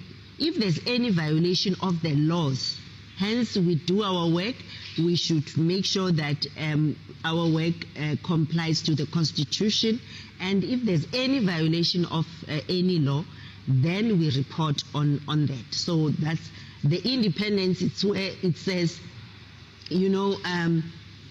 it's not the incumbent per se who's going to each and every matter, but then you've got different investigators who are very independent in their work as well, who are lawyers, admitted advocates, admitted attorneys who do that investigation.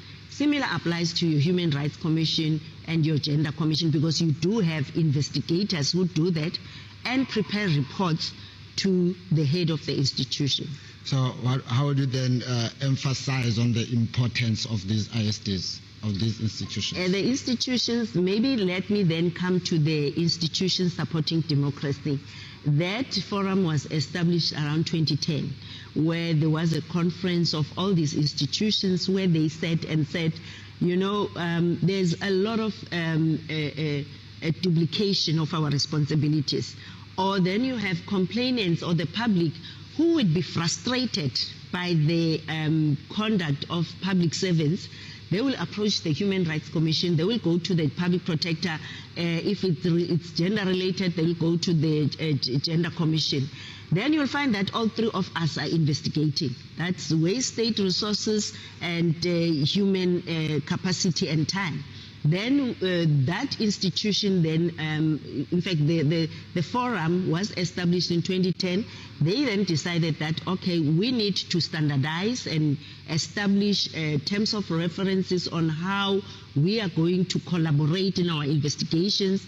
We are going to refer matters to each other, which is provided for in terms of our legislation. We are also going to do joint investigations, and we will make sure that we don't have situations where we are investigating a matter but another institution is investigating. Therefore, that was looking into issues of transparency, accountability, maladministration, protection of human rights and protection of human rights. It was established then. As then the institutions supporting democracy, we have the Constitution, and I must then add that these institutions are not only the Chapter 9 institutions. We also have the Chapter 10, which is the Public Service Commission. We also have the Chapter 13, which is the Fiscal and Financial Commission. Hence, we are the constitutional institutions. Therefore, our work then relates to, we meet once in a quarter, 4 times in a year, and I'm currently the chairperson of the Forum for Institutions Supporting Democracy, and then we collaborate there. We've done, as the Public Protector, a number of investigations with the Human Rights Commission. The Alexandra Renewable Project complaint we did together. The Masphumelele complaint we investigated together, and Cleveland's investigation, so we did together. Therefore, we collaborate, and then comes the OISD of Mr. Zweni, because there was the late Professor Kada Asmal was then requested by Parliament to re-look into the composition of these institutions. Do we need all these institutions, or we can merge some of them? Then there was a process when the late Auditor General, Mr. Kimi Makwetu, was the chairperson of our forum, where we were then looking into the report of Kada Asmal, its applicability to us. And you would know that there would be then that resistance, because then people wouldn't think outside of their institutions. But then we had to have a rigorous engagement with the office of the presiding officers, assisted by the office of which is led by Mr. Zweni. And at the end of the day, we came about with a report which says these institutions, we will operate as we are, because South Africa, you wouldn't, like the Gender Commission, you wouldn't expect the Public Protector or the Human Rights Commission to run with that matter. We still have challenges of gender-based violence. We still have challenges of discrimination against women, and we still need that institution to proceed and do that and focus on that. Public Protector, we still have a lot of challenges, face maladministration, service delivery challenges. Therefore, you need the Public Protector to focus on that, whilst the Auditor General will then focus on auditing whether the resources are being utilized properly. So we then agreed and said as the collective, this we will keep as we are, but what we need is that we are not fully resourced. We are not given that independence as far as the resources are concerned, because our resources, we still receive our budgets through the very same departments when our budgets are appropriated through them. And we were saying, which they're still busy with, possibly they'll tell us how far is that. We were saying we would want to receive our budget directly from Treasury, but that should be appropriated in such a way that there is that independence, which is then is kept. Because now there's a situation where, like the Public Protector would say, if you are, as government, are saying in your National Development Plan, the Public Protector SIU should be fully funded and should be assisting in uprooting corruption in the country, but you come back as the very same government, then you cut the budget of the Public Protector, special compensation of employees, by more than 20 million or 16 million in one financial year. Then we are regressing. How do we then deal with that? That's the problem, because you depend on government to do your work, but then on the other hand, are you independent enough to be able to do your work? So I think I'll just... yes, we had spoken briefly about that with Mr. Zweni, and had indicated that there is progress that has been made in that regard. But to come to you, Mr. Zweni, what systems have been put in place to ensure that these Chapter 9 institutions are able to respond decisively to assist government in achieving its democratic project, especially during this period of COVID-19? Look, I think I must also again emphasize that these institutions are independent. Nobody tells them or directs them how to conduct or to do their work. They derive that from the Constitution and from the various pieces of legislation that governs them. You've got the Public Protector Act, Human Rights Commission Act, all of them, they've got... so nobody can lawfully tell them how to do or to conduct. They are fully in, and Parliament does not interfere with that space. I indicated earlier on that these institutions have been set up to support constitutional democracy. And in that sense, as you would know, that the mandate of Parliament is oversight and accountability. So they assist Parliament in discharging that constitutional responsibility. They complement the oversight role of Parliament, so to say. The executive is there to implement and deliver services to them. But that's what if you look at this doctrine of separation of powers. So the office is there to ensure that there is complementary oversight that these institutions play. And how do they play it? They conduct investigations and file or submit reports to Parliament as required by the Constitution.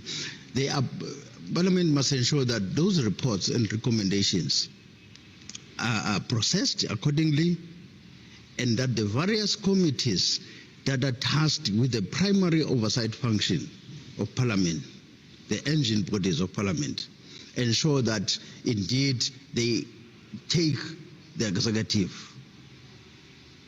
to task, if I may put it like that, to ensure that these recommendations that have been made by these independent institutions, yes. I'm saying independent in the sense that when they conduct their investigation, as the public protector has mentioned, they even if a particular department would have said, no, these are the issues and so forth, but there is this other independent investigation that we have a report as a parliament that we sit with, we process and ensure that, look, you must juxtapose. In other words, you must hold the executive accountable and ask questions in terms of delivery vis-a-vis what they have presented to you and vis-a-vis what these independent institutions have recommended or made findings and recommendations. And those recommendations, as I have said earlier, they are binding in the sense that they can not just be got by the department.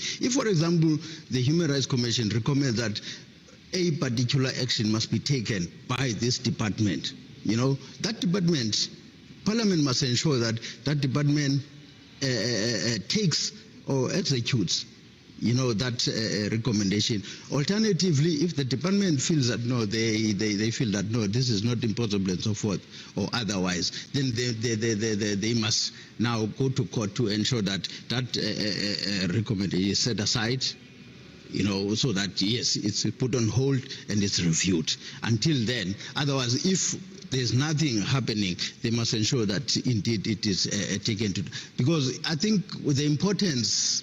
And I think the constitutional people who draft, the constitutional drafters were mindful that, look, we cannot only depend as Parliament now on what the executive is saying. They might be defensive. I'm not saying they are. They might be defensive. But we must also have these state institutions, to conduct their own, especially when it comes to the Bill of Rights. If you look at closely at the Constitution, these institutions are there to ensure that the rights that are enlisted there, are observed and they are effected. So basically, that's a nutshell of what I think I can say. That would have been my next question to you, Memo Kwebane, like the complementary oversight that is provided by these institutions. How would you comment on that one? That is really has put it very, succinctly, because when you check Section 42, subsection 3 of the Constitution, that's the responsibility of Parliament to hold the executive to account and to account how government is conducting its responsibilities. And it's very critical that the public understands that these members of Parliament are here to represent the citizens and the public, so that they are their eyes and ears, and also to hold them to account the executive. Unfortunately, sometimes you'd find that they are challenged. Well, with COVID, Parliament not sitting, how do we make sure that they continuously account? Now at least you have your Chapter 9 institutions where people are not paying to come to us. We are on the ground.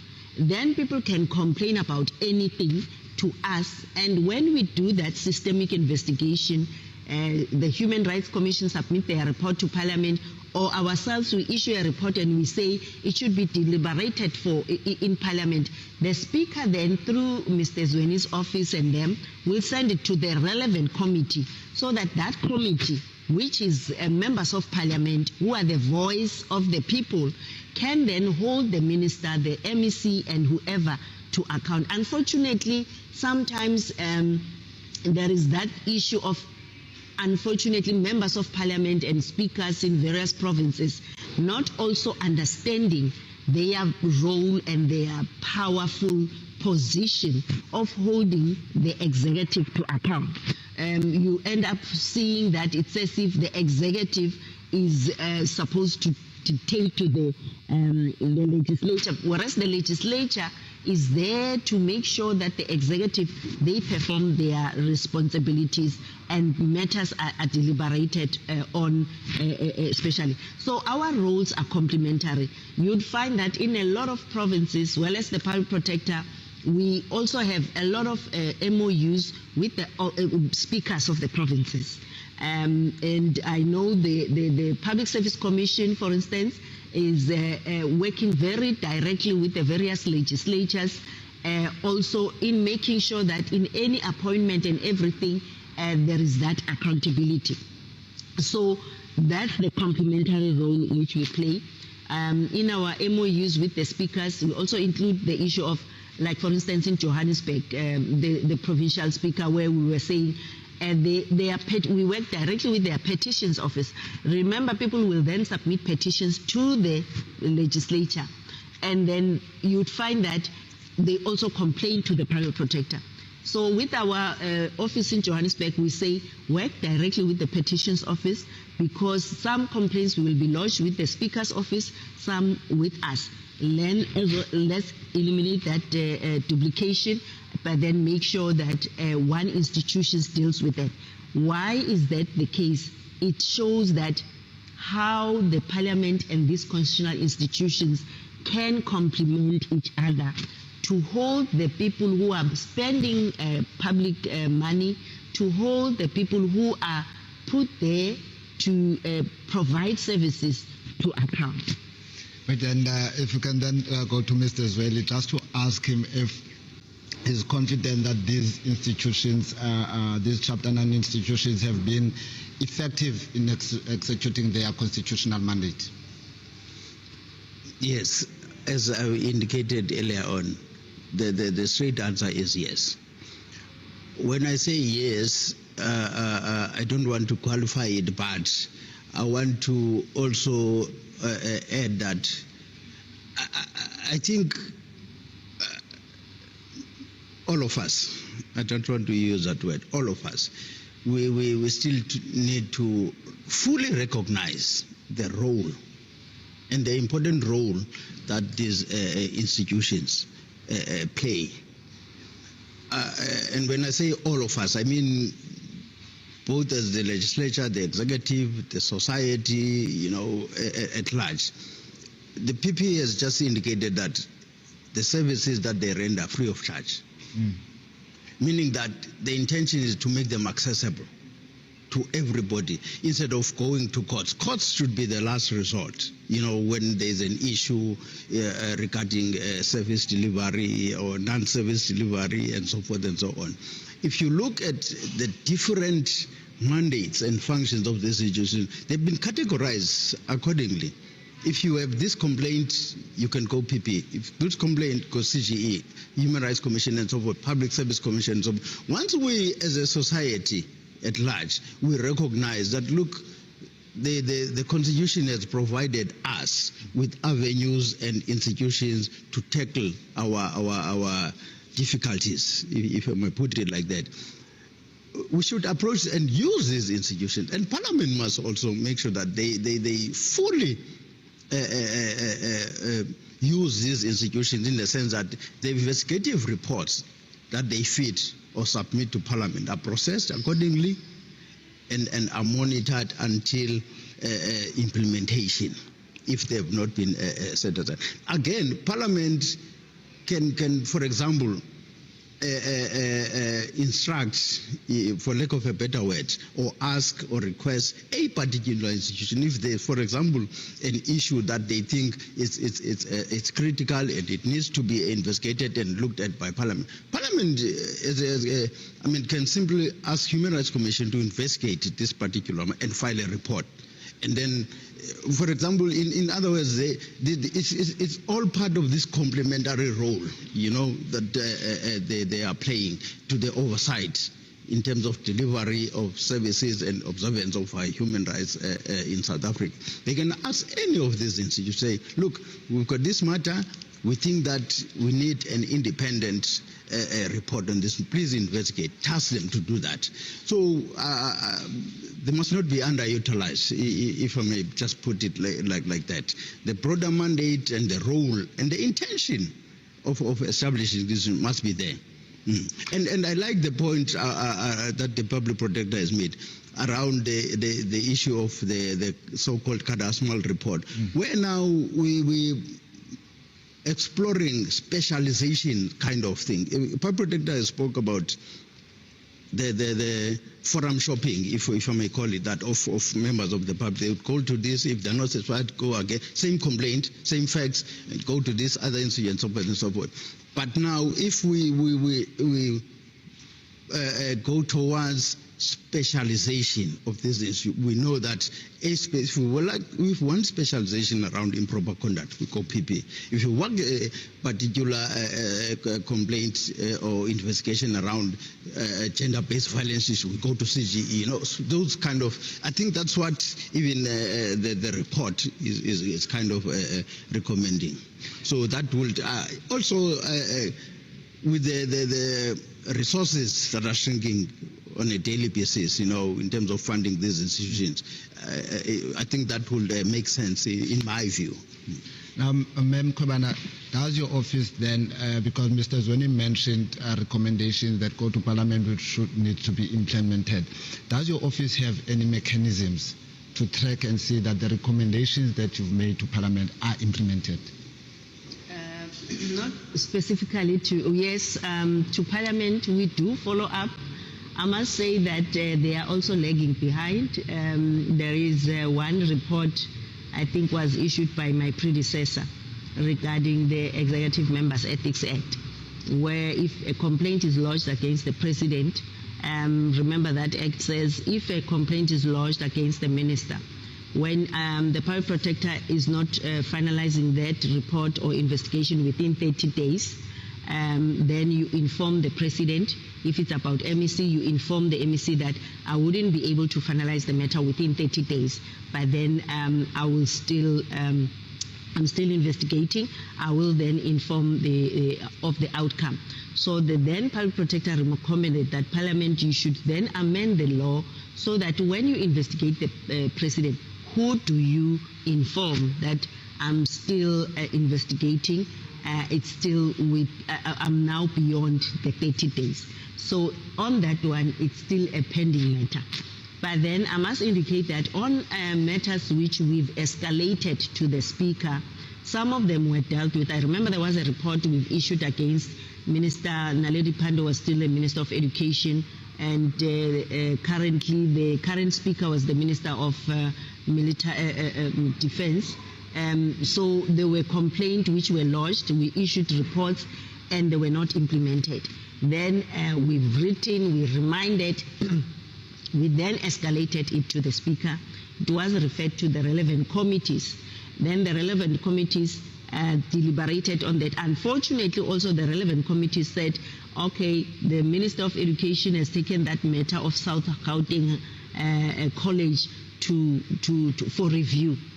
But then the fact of the matter is that it's clearly there's precedents and there's legal prescripts which have provided that you cannot just say because I've taken the matter on review, therefore I don't implement, because the Constitutional Court was very clear until set aside. So we then said unless it's interdicted, the implementation, which we normally don't oppose, then until such time the matter is heard, then the matter will be implemented. But if that is not done, the report should be implemented.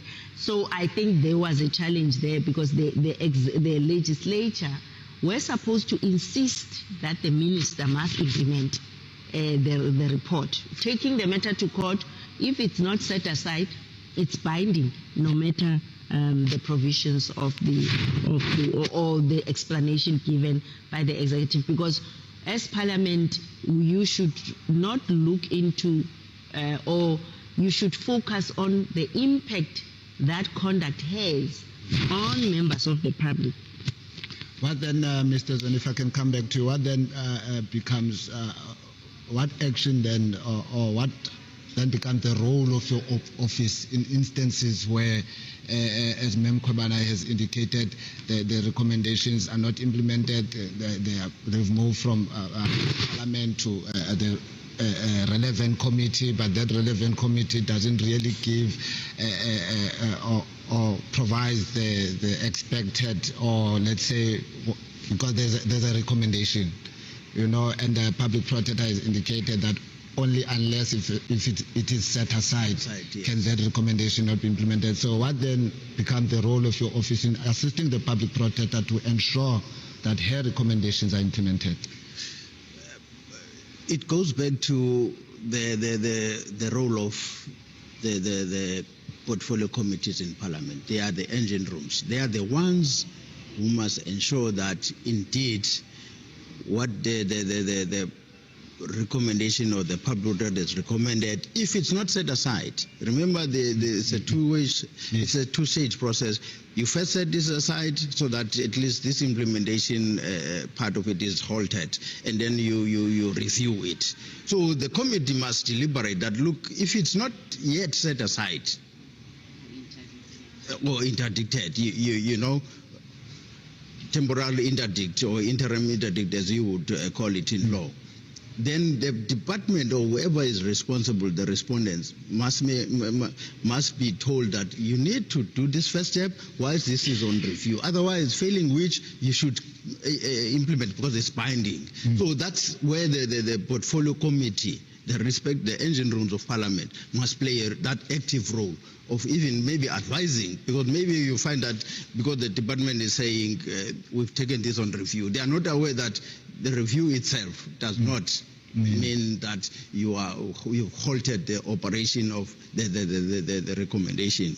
So that's where now we play a role that, look, we need to take your department because for sure if they take it on review, it means that there's something which they are not agreeing with. So in the meantime, then they must make sure that it's put aside or is put on hold or on ice. Then the process of review takes place. That's what we will normally advise the speaker or the committees via the portfolio.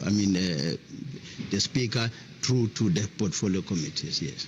Yes, and ma'am, if I can come back to you, how has COVID-19 impacted on the work of your office? You're dealing with the public, you do public consultations, and sometimes public awareness campaigns. What has been the impact of COVID-19 to your work?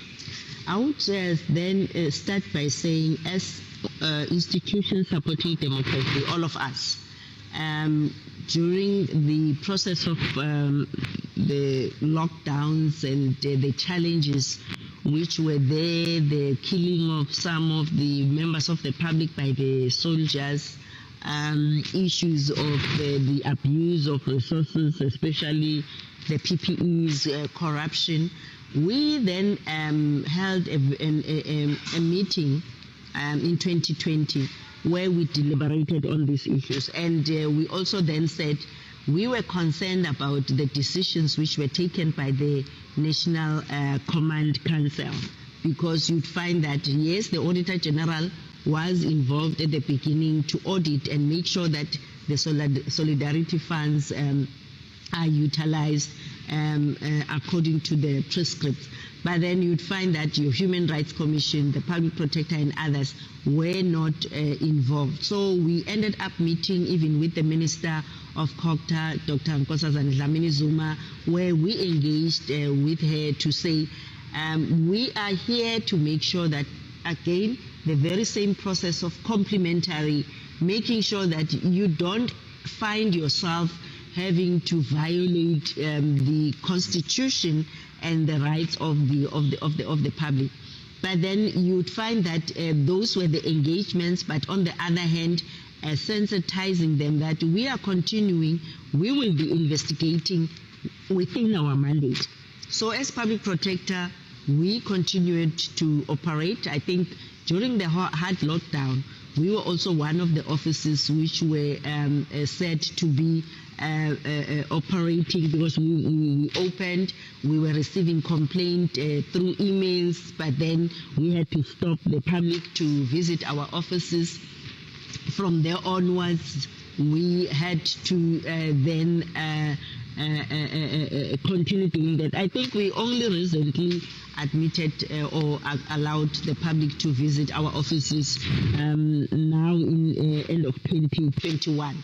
But then I must indicate that we also had a project where we investigated especially the abuse of the UIF funds, and then also the issue of the 350 grant. We received complaint. We also did a systemic investigation. It was projectized. We had to utilize all our provincial heads and the senior investigators to make sure that we speed up the investigation. So we were working, nothing stopped. But what happened is that you'd find that in various government departments, during 2020, a lot of them were not operational, but you'd find that they would say, we are not, in fact, there was no issue of working from home.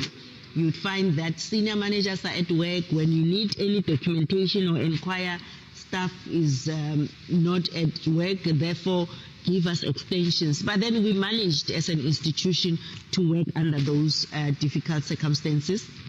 So even 2021, we managed to work. I think, as you know, that the 2019, 2020, 2020, 2021, we managed to even achieve. In fact, 2020, 2021, 2021, 2022, we managed to achieve a clean audit.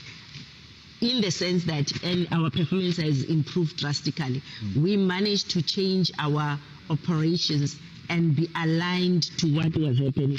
So we also had to then procure necessary tools for our staff to work from home. But then the challenging issue as well is the abuse and the corruption which took place in the procurement of the PPEs. We've investigated, we've issued several reports as far as the abuse is concerned. There were findings, and we're hoping they will be implemented. We also had that investigation, hospital visits, whether they were ready to deal with COVID and how patients are treated, how health workers are treated, and the necessary tools of trade, especially the protective, the personal protective equipment. Also, we had findings on those. We've issued reports, and a lot of those recommendations are being implemented. Last week we met with the Minister of Health because we never had an interaction with him before. We were also then saying to him, these are the recommendations for various provinces. We know that you have concurrent responsibilities with the MECs, but we would want you to help in your forum so that once you implement our remedial action, because they are meant to change the lives of the people, they are meant to also then beef up your responsibilities or or give solutions to these challenges. But I must indicate that it has impacted, and we've changed the way of doing our work in an innovative way, though the resources are not there. But then we managed to have the tools to do the work. Actually, I would say I think we are more efficient now, more than when we were reporting to work. So unfortunately, or fortunately for us, we'll have to do that going forward. Yeah. I've said when I was speaking to Mr. Zweni earlier, I think I've said it about 3 times that lastly. And then I would go again and say lastly. So I hope that I'm saying it, I'll only say it once to you.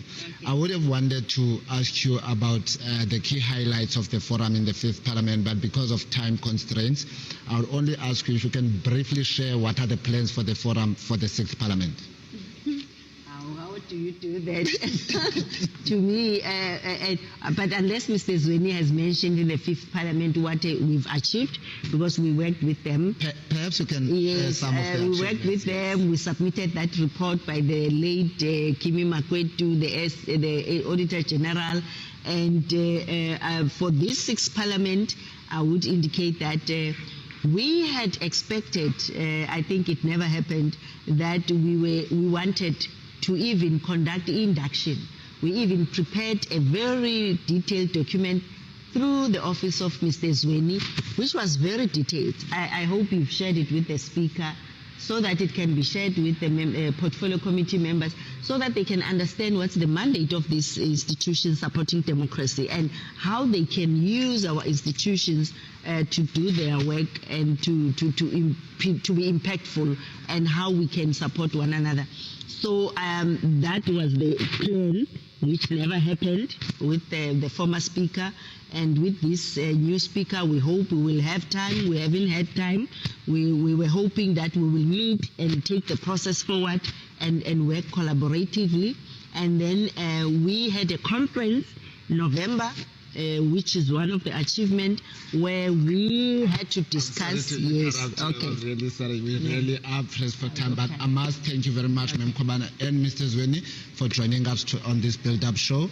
After the break, we continue with our build-up to the 2022 installment of the State of the Nation address. Please stay tuned.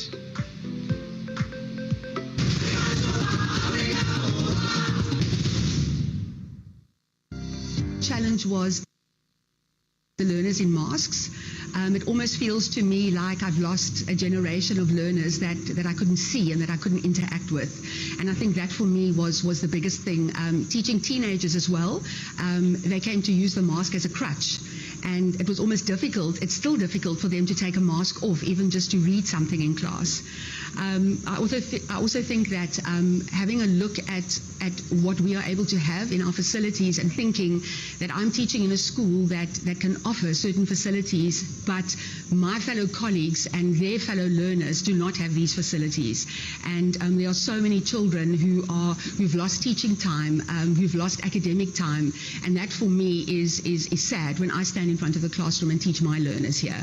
I think, first of all, looking at basic facilities, learning support material in schools, that every single school is at the same situation, that every learner has equal opportunities. I think COVID has just highlighted for us again how children don't have equal education. I also think that where educators, poor performing educators, resources that aren't managed in schools, that must be taken on very, very strictly. Absenteeism in the classroom with learners, truancy, and also staff absenteeism.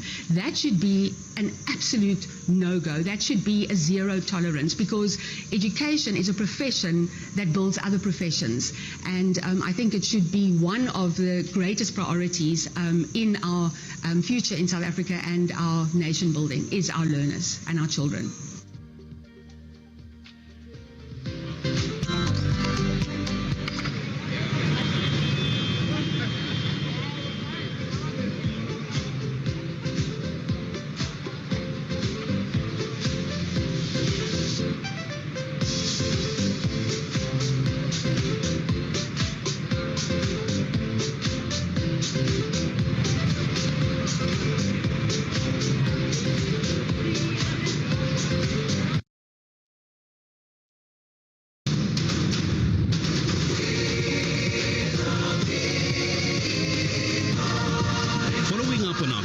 To the people, making your future work better.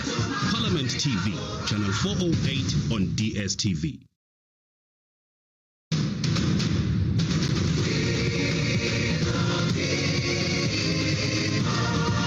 Following up on our commitments to the people, making your future work better.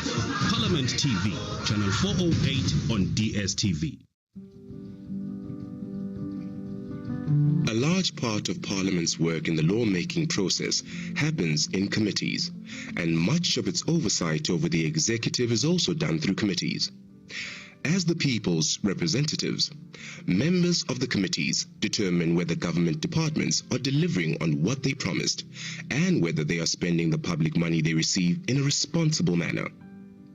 As part of their oversight work, committees may also do visits where they find out directly from the people at ground level whether the government is delivering on its promises.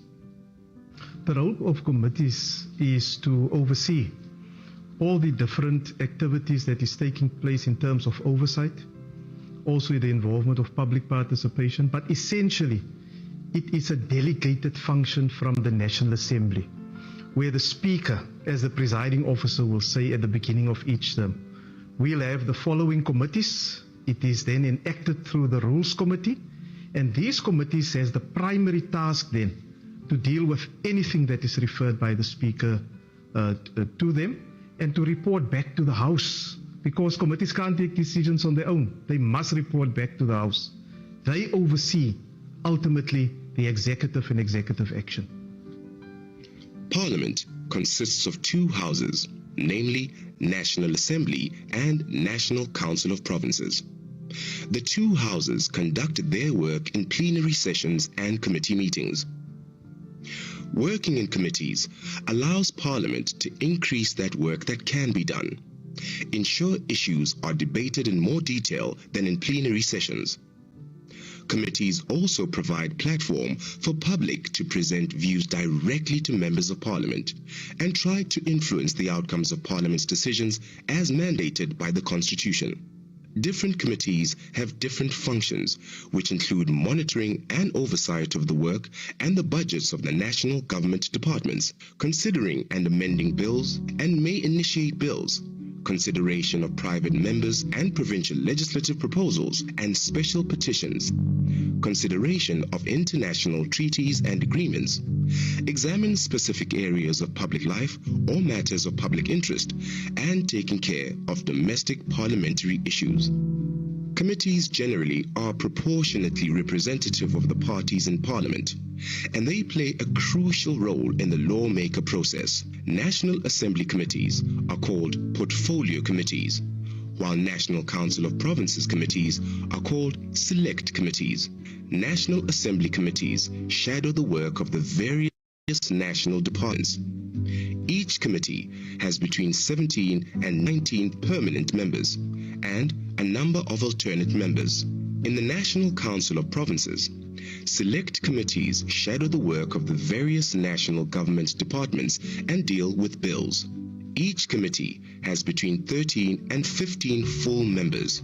Because the NCOP has only 54 permanent members compared to the National Assembly's 400, the select committees shadow the work of more than one national government department. The difference between the committees in the National Assembly and the National Council of Provinces is that because there are fewer members in the National Council of Provinces, committees and committee membership is clustered. One committee can easily oversee 5 to 6 departments. In the National Assembly, there is a committee for each department. Committees are not created randomly. Portfolio committees are appointed from among the members of the National Assembly. Select committees are appointed from among the members of the National Council of Provinces. Each committee is headed by a chairperson and each committee has a whip. The work of committees is not restricted to government. They may investigate any matter of public interest which falls within their area of their responsibility. It is possible for a member of Parliament to serve in more than one committee, especially the opposition parties. Smaller parties find it very difficult to be able to be in all committee meetings because they don't have permanent seats in all the committees. So you will find that a member of the opposition from a smaller party will easily serve on 4 or 5 different committees at the same time, and they must manage their time correctly so that they decide which priorities are there that they want to pursue. So they can serve on any committee that they want to, they can go wherever they want to, but ultimately it is the permanent or full-time members of the committee that will make the final decision in that committee and will have voting rights. Like in the National Council of Provinces, because Parliament is the two houses. In the National Council of Provinces, you have a member that will be belonging to more than 2 committees, because the role of the National Council of Provinces is totally different to the National Assembly. Even if, like in my case, I'm a House chairperson in charge of committees oversight and intergovernmental relations, IGR, over and above that responsibility, I'm also a member of some different committees. A unique characteristic of parliamentary committees is that even though there are permanent committee members, committee meetings are open to all members of Parliament, So, they may attend whichever meeting they want to, even if they are not permanent or full-time members of that committee. It is the responsibility of the chief whips of different political parties to decide which members are best suited to serve on specific committees. Committees have become the norm in parliamentary systems across the world because it's challenging for the entire collective of parliamentarians to sit together to work through the business of a specific department. That is why when we start a term, we'll always make sure that we go through CV of all members of parliament. And that is assisting the allocation of members to different committees. They'll be subjected to a vigorous induction program so that you make them to understand what is expected of them, what will be happening in different committees, what is it to be a member of parliament. Over and above portfolio and select committees, there are other types of committees that serve different functions. These include internal committees, which are committees consisting of senior members that deal with matters affecting the smooth running of Parliament.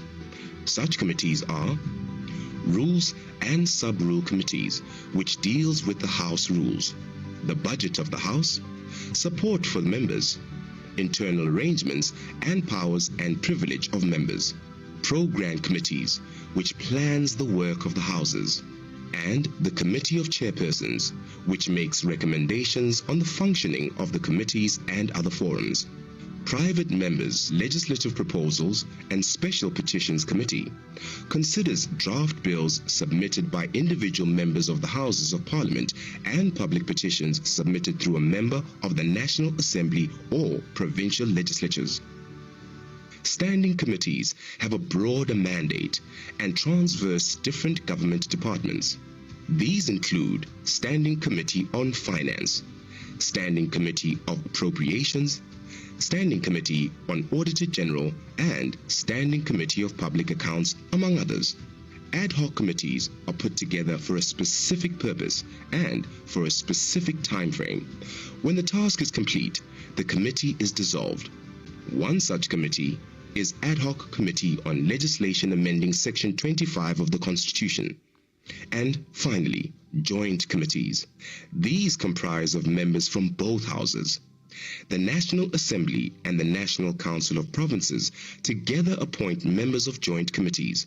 The Joint Standing Committee on Intelligence and the Joint Standing Committee on Defense are statutory committees.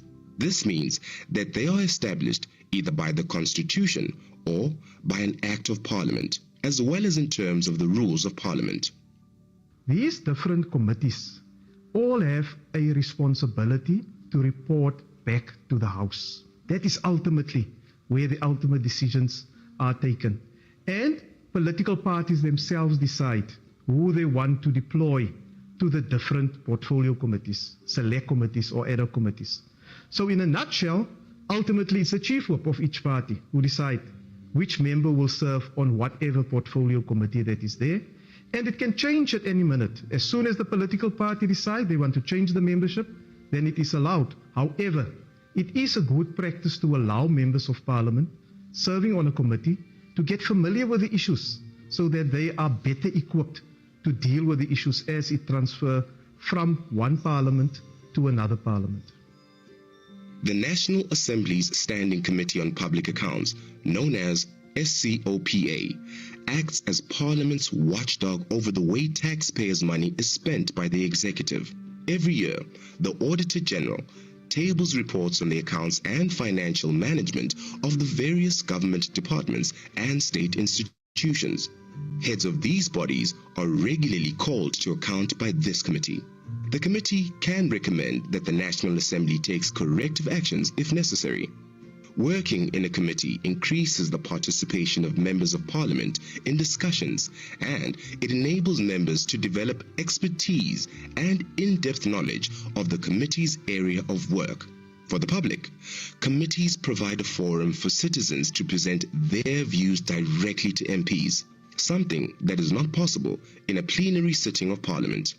The committees play a very important role in the process of building democracy and involving the public in the processes and activities of Parliament.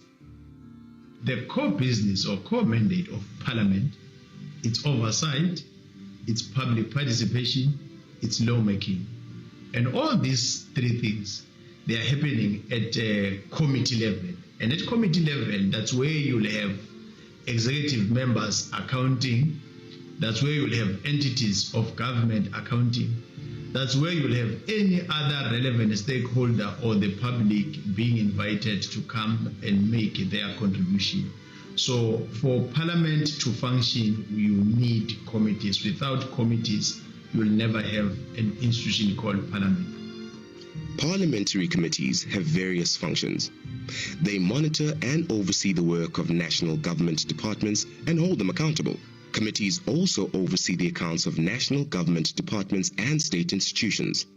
Once different committees are constituted, they embark on strategic planning workshops to plan their work very broadly for a 5-year period to decide on the matters the committee will be focusing on. The committee will look at the type of legislation expected to come to Parliament, outstanding issues, and the legacy reports from the previous term of Parliament that should be considered and factored into the new term. The committee will also decide on how they want to conduct oversight, which areas of the country they are planning to visit, and which entities they want to focus on. The committee will then develop annual programs out of that 5-year program. So the committee will have an annual program where they then will say, when we meet for the following year, for each term, these are the issues that we focus upon. And if and when legislation are received, the committee will amend their program to factor the lawmaking process into their program. What is the lawmaking process? A minister or a member can bring a bill to Parliament. Speaker refers it to the committee, and the committee will see how substantive this proposed legislation is. And based on that, they craft their programs. So it's easy for the member of the public to be able to follow, to see what is the committee currently doing and what are they going to do next, based on their quarterly programs as well as the annual programs that are there, which is aligned to their 5-year program. According to Rule 167 of the National Assembly, for the purposes of performing its functions, committees may summon any person to appear before it to give evidence on oath or affirmation, or to produce documents, receive petitions, representations or submissions from interested persons or institutions, permit oral evidence on petitions, representations, submissions, and any other matter before the committee, conduct public hearings, determine its own working arrangements, meet at a venue determined by it, which may be a venue beyond the seat of Parliament, meet on any and at any time, and may exercise any other powers assigned to it by the Constitution, legislation, and other provisions of the rules of resolutions of the Assembly. Very specific powers, very wide powers that committees have. It's captured in Rule 167. That Rule 167 basically says committees decide on their own programs. Committees decide who they want to call to Parliament, when they want to call to Parliament. They decide where they want to go in the country. So they have very, very broad and wide-ranging powers. They are properly, in terms of the rules, empowered to execute their responsibility. And it is ultimately the chairperson with the committee. Members themselves decide how they want to exercise those powers. In terms of ongoing function, committees have the opportunity to meet once a week for 2 to 4 hours. Members of Parliament are expected to attend and participate in committee meetings because records of attendance are produced. These are forwarded to the different political parties for parties to ensure that their members are fulfilling their obligations. It's also important for members of Parliament to attend committee meetings because they may be asked by their constituents to comment on matters pertaining to the committee. It's also a requirement for members to be dedicated in terms of the lawmaking process and to bring the views of the public and the views of their political parties to those different committees. There is much preparation that goes into committee work. Members receive documents ahead of their meetings to familiarize themselves with the issues, organizations, or speakers presenting at the committee meetings. It is also important for members to be familiar with the manifestos of their various political parties. This preparation is above and beyond the hours spent conducting the business of Parliament. So committees can make a member of executive to come to a committee to account a committee can make a member of executive to review a decision that has been taken out of an engagement and an informed situation out of public participation. So committees has got serious powers. That is why we always term them as engine of parliament. Committees have to report to the plenary group that appointed them, and the plenary group must ratify certain decisions they make. If a committee reports on a matter and makes certain recommendations, that report will be debated in a full sitting or plenary to give other members of the House an opportunity to engage with the content of the report. Once the report has been debated, the House decides whether to adopt the committee's recommendations. The House may also decide only to note the report, or it may refer the report back to the committee with an instruction to do further work. They report to the National Assembly or to the National Council of Provinces to say, this is what we have done. We put the report in front of you and you must decide. At that point, the House can decide to send a report back and say, you haven't done your work properly. Look into the following areas. And then it goes back to the committee, and the committee will then look at what the House have said and then come back and report back to the House. The committees are accountable to both the public, because the public will always give us a feedback whether we're doing right or wrong. But over and above that, you can have these very same committees going to plenary, presenting their report, exchanging some notes, asking questions to executive, debating issues, exposing issues that are affecting our people, bringing members of executive to come to respond to questions. Committees are and should be accessible to the public. Each committee has a chairperson and a committee secretary, and these individuals are responsible for receiving statements or inquiries from the public as well as answering those communications. Committee meetings are often open to the public, although they may be closed if there are very good reasons to do so. Public participation is very, very important. So all meetings of committees are open to the public, except in specific instances where you, for instance, have the Joint Standing Committee on Intelligence. Their committee meetings are closed. It's in the joint rules. And you also have the Ethics Committee that meets behind closed doors. Any other committee may decide for only a specific item when there's a very sensitive issue that needs to be discussed there. They want to do it behind closed doors, but they cannot close a meeting for the entire duration. It's only to deliberate on that specific matter, and thereafter they must open it up. And they usually report to my office, and I inform the speaker when they close the meeting, whatever the reason was there, because it can be challenged outside. All members of parliament, they've got constituency offices. In their constituency offices, you have people that are permanently employed that are in those offices. From time to time, a member of a public can get to a constituency office, raise an issue, or petition parliament using some members of parliament to assist them to have a petition that will be attended by parliament. Or going to that constituency office and say, these are the issues that are affecting us as a group or as individual, and that it's possible for members of parliament to take those issues into consideration. And that is making our life to be much more easier, more focused, and at all times making sure that the very same people that are making it possible for us to be members of parliament are correctly and rightfully so represented at this level. Any member of the public who has access to internet can send an email to the chairperson of that committee or a member of that committee. Members of the public can come directly to the office of the chairperson to raise an issue which will be directed to the relevant committee or to the National Assembly Secretary.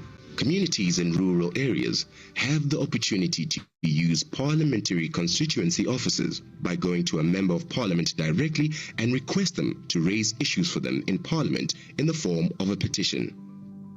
Before COVID, we encouraged committees to go out into our different areas and provinces, especially our communities who do not have access to ICT, because they have a story that they also want to tell, and we must hear those views. But fortunately, We also have, through PCS, community radio stations where members of the public can call in, where they can raise their different issues, and that is then channeled to the appropriate committee. The response to the member of the public in terms of questions or queries that they've had is always in writing, so that we have a record. You cannot just ignore something that a member of the public have said, or from civil society who have contributed or they ask questions of clarity. A vital organ of parliaments, we must continuously try to improve the work that committees are doing. And for them to execute their mandate, we need to move to a phase where they need to be assisted by professional staff. We must train the staff that is there, recruit professional staff, like the government is trying to do in the public service, so that the assistance that is given to the decision makers is of such a high standard that the correct decisions are taken. And committees must always be the eyes and the ears of the communities in holding the executive to account, irrespective who that member of the executive may be.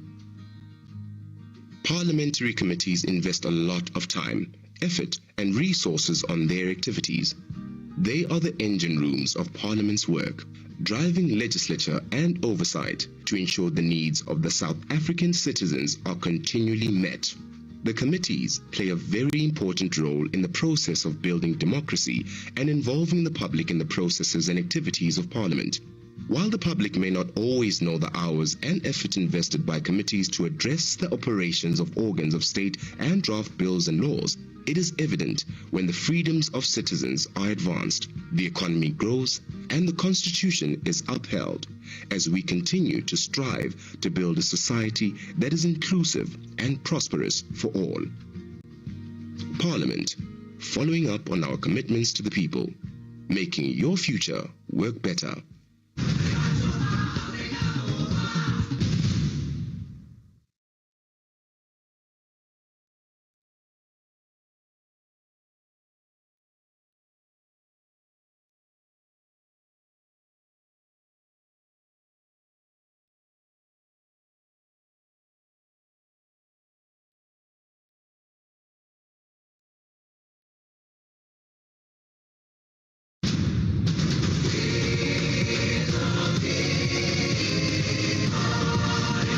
On our commitments to the people, making your future work better.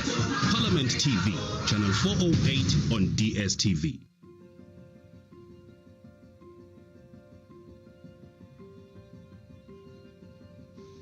In Parliament's oversight and accountability model, it is stated that Parliament's strategic vision is to build an effective people's parliament that is responsive to the needs of the people, and that is driven by the ideal of realizing a better quality of life for all the people of South Africa. And its mission is to represent and act as a voice of the people in fulfilling Parliament's constitutional functions of passing laws and overseeing executive action. Based on Parliament's vision, it requires accountability, a way of ensuring it is properly managed and a means of guaranteeing that Parliament operates within its constitutional mandate. What is meant by the term oversight by Parliament? Oversight by Parliament is a constitutional obligation that is there. And essentially what it means is that Parliament must exercise oversight over the executive, meaning Parliament must look at what the executive is doing. Are they doing it in line with the Constitution? Are they doing it in line with the budgets that are there? Are they spending the money according to the priorities that was identified by the government? And also, are they transparent and accountable in terms of what they are doing? Oversight further involves that members of Parliament can ask questions to the executive. It also means that committees can at any stage call a member of the executive to come and explain a matter that is there in the public domain. If something is said about a certain minister, the committee has the right to call that minister to say, Minister, is this true? What is happening here? So oversight means that you monitor the executive action. Now, who's the executive? The executive is cabinet, including the president. Parliament must exercise oversight over the President, the Deputy President, and all ministers that are there. So it is monitoring what they're supposed to do, if they are doing it, and how well they are doing it in implementing the executive priorities as articulated by the President after he has met at Cabinet. There are a few reasons why oversight is vitally important to the functions of organs of state.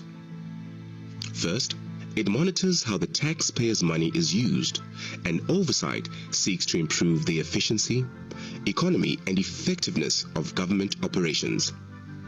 Next, oversight ensures that policies announced by government and authorized by Parliament are actually delivered.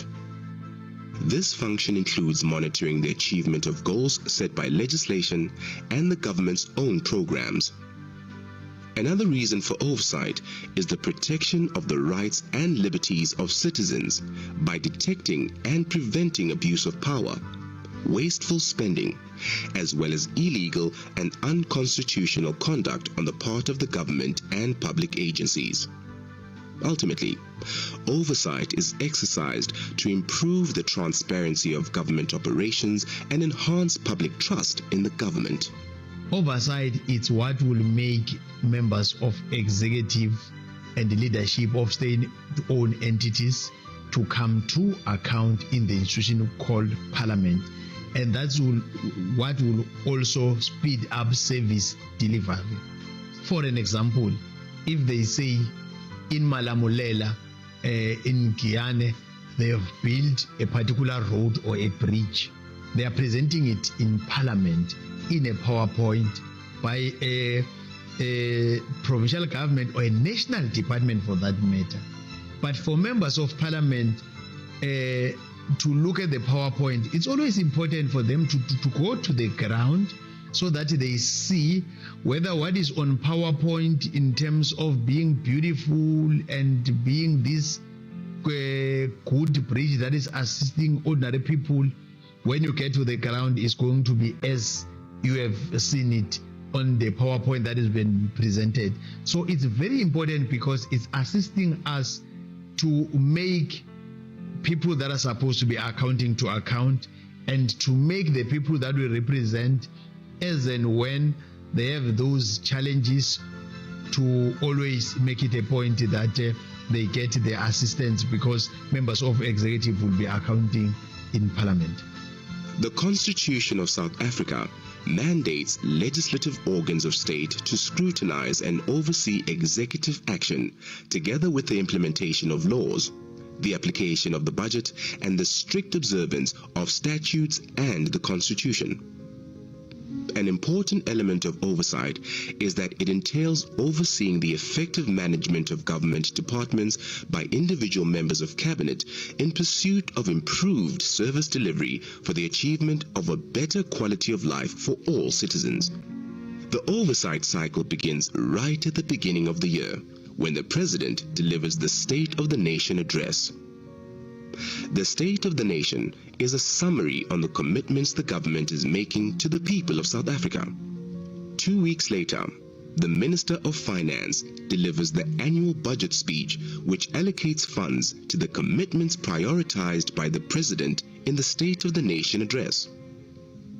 Next, once the parliamentary process begins at the National Assembly and National Council of Provinces, there are budget vote debates where each member of the executive details how they plan to allocate and spend the budget allocated to them by the Minister of Finance. Members of Parliament follow this process and look at the implementation of the budget and initiatives in each department to ensure it is carried out. Part of the oversight process includes question sessions in Parliament to the President, the Deputy President, and the different ministers.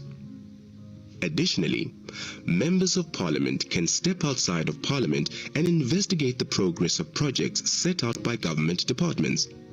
This can be done through oversight visits, taking Parliament to the people, or Local Government Week, amongst other programs.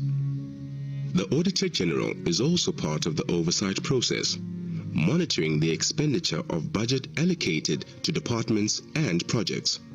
Parliament has the power under the law and the Constitution to summon anyone to appear before it to answer questions on the spending of public funds. Ministers and government officials are regularly called to appear before committees of Parliament on their work. Should the priorities of a project change and incur changes in the budget as well? For example, money allocated to a specific project is allocated to another where it is needed more urgently for social relief. The committees will follow those changes to ensure the funds are still accounted for and used for the intended purpose. We have got what we call cooperative governance. In legislatures, in each and every legislation in South Africa, we call portfolio committees. But having portfolio committees, it does necessarily mean that when Parliament want to address a particular issue in a province, they can't do that. They can do that anytime, any date, as long as the planning and coordination and everything is done according to book. But it's not done in a way that will destabilize and disorganize the planning of provinces. That is why even provinces, when we're planning as national parliament, will always extend the invitation to them so that they understand the program. Many times in the past, we have seen the different municipalities being invited to come and account in Parliament because there are some issues that are of challenge and want to see what's happening, including different departments. They are called to come, and like now the Section 100 in Northwest, there's a legislature that is there, but the Constitution is very clear about what can be done by a legislature. It's also very clear what can be done by a national parliament, and that will never be compromised. Everything that we do, we derive it from our own Constitution that is guiding us as members of Parliament. Monitoring and evaluating the oversight process is a responsibility of each portfolio committee. And that's why continuity in these portfolio committees are so important. Because if you constantly change members in portfolio committees, it will mean that they don't really know without having been informed or reading what has happened as to what is going to take place. So that is crucial for the committee to follow whatever statement, commitment or answer a minister says. Because it's the only way in which you can keep them accountable, based on what they have said and based on what they are doing. Each of the two houses of Parliament, the National Assembly and the National Council of Provinces, establish parliamentary committees to facilitate oversight and monitor the government in terms of the Constitution. These committees are the engine rooms of Parliament's oversight and legislative work. Parliamentary committees scrutinize legislation, oversee government action, and interact with the public. To exercise oversight, parliamentary committees first consider the appropriate means for conducting oversight to cover all organs of state. The committee would either request a briefing from the organ of state or visit the organ of state for fact-finding, depending on the purpose of the oversight. The work of oversight committees can include study visits, involve physical inspections, conversing with community members and stakeholders, assessing the impact of delivery, and developing reports for adoption by committees that contain recommendations for the houses to consider. Committees often obtain first-hand knowledge from people engaged in the direct implementation of specific programs or who are directly responsible for service delivery. To evaluate the work of government from a broader perspective, committees may invite experts from outside government to provide background knowledge and analysis on relevant issues. Once the committee has gathered all the information it requires as part of its oversight process, it must report back to the respective house on matters referred to for consideration. In its report, the committee will state specific recommendations for the matter it has investigated. When a committee reports to the House for a formal consideration and the House adopts the committee report, it gives the recommendations the force of a formal House resolution pursuant to its constitutional function of conducting oversight. The House then also monitors executive compliance with these recommendations. Of course, matters cannot be ongoing indefinitely. When a department presents their annual performance plan, it has clear timelines. When Parliament or a committee adopts its own plan, it will have clear time frames and will align with the relevant department's timeline. By following these timelines, oversight by the committees can see when projects or spending have gone off course and call the relevant member of the executive to discuss why the project and budget has not met a specific target and what plans are set forth to address the issue. Oversight by committees sets out timelines to hold departments to account and ensure that the South African people get the service delivery they expect and rightly deserve from government. It doesn't matter whether we come from, say, same party. We have got different responsibilities. You are implementing, I am doing oversight out of what you said you'll be implementing.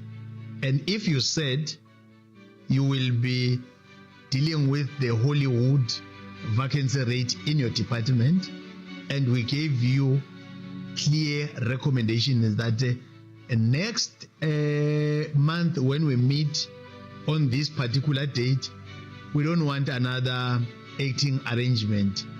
We want to see a department with people that are employed. And when we give you time frame, we are aware about the advert, the screening, the interviews. We are very realistic, and we have done our research as an institution that is doing oversight. But if you come back after 6 months, they are still telling us the old story. That is why sometimes it will be headline news and say members of a committee were not satisfied even about the explanation.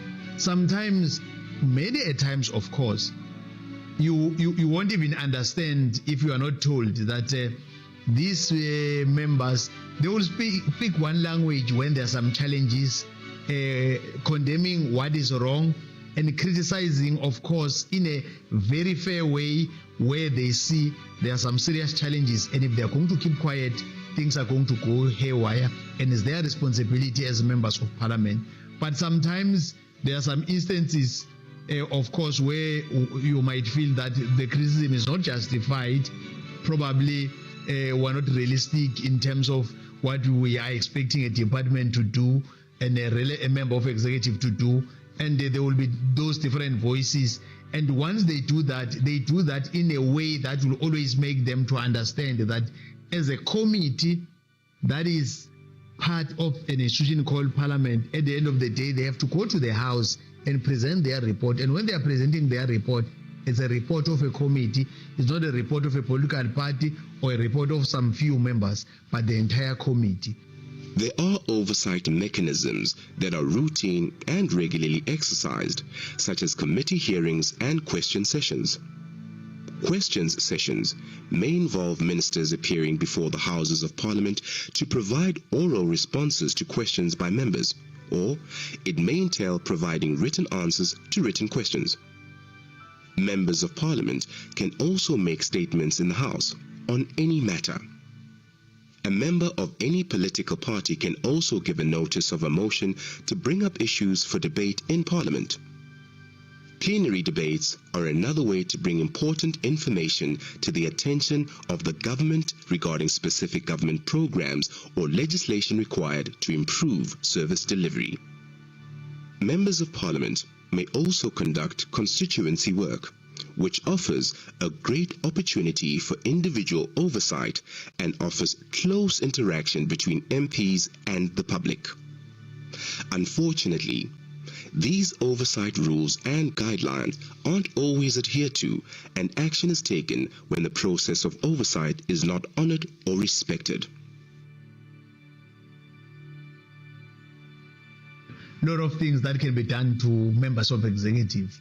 The first one, like in terms of the rules of Parliament, both National Assembly and National Council of Provinces. If a member of executive is supposed to come to respond to questions, there's a time frame that you can respond up to this date. After this date, then it means you have defied the rules.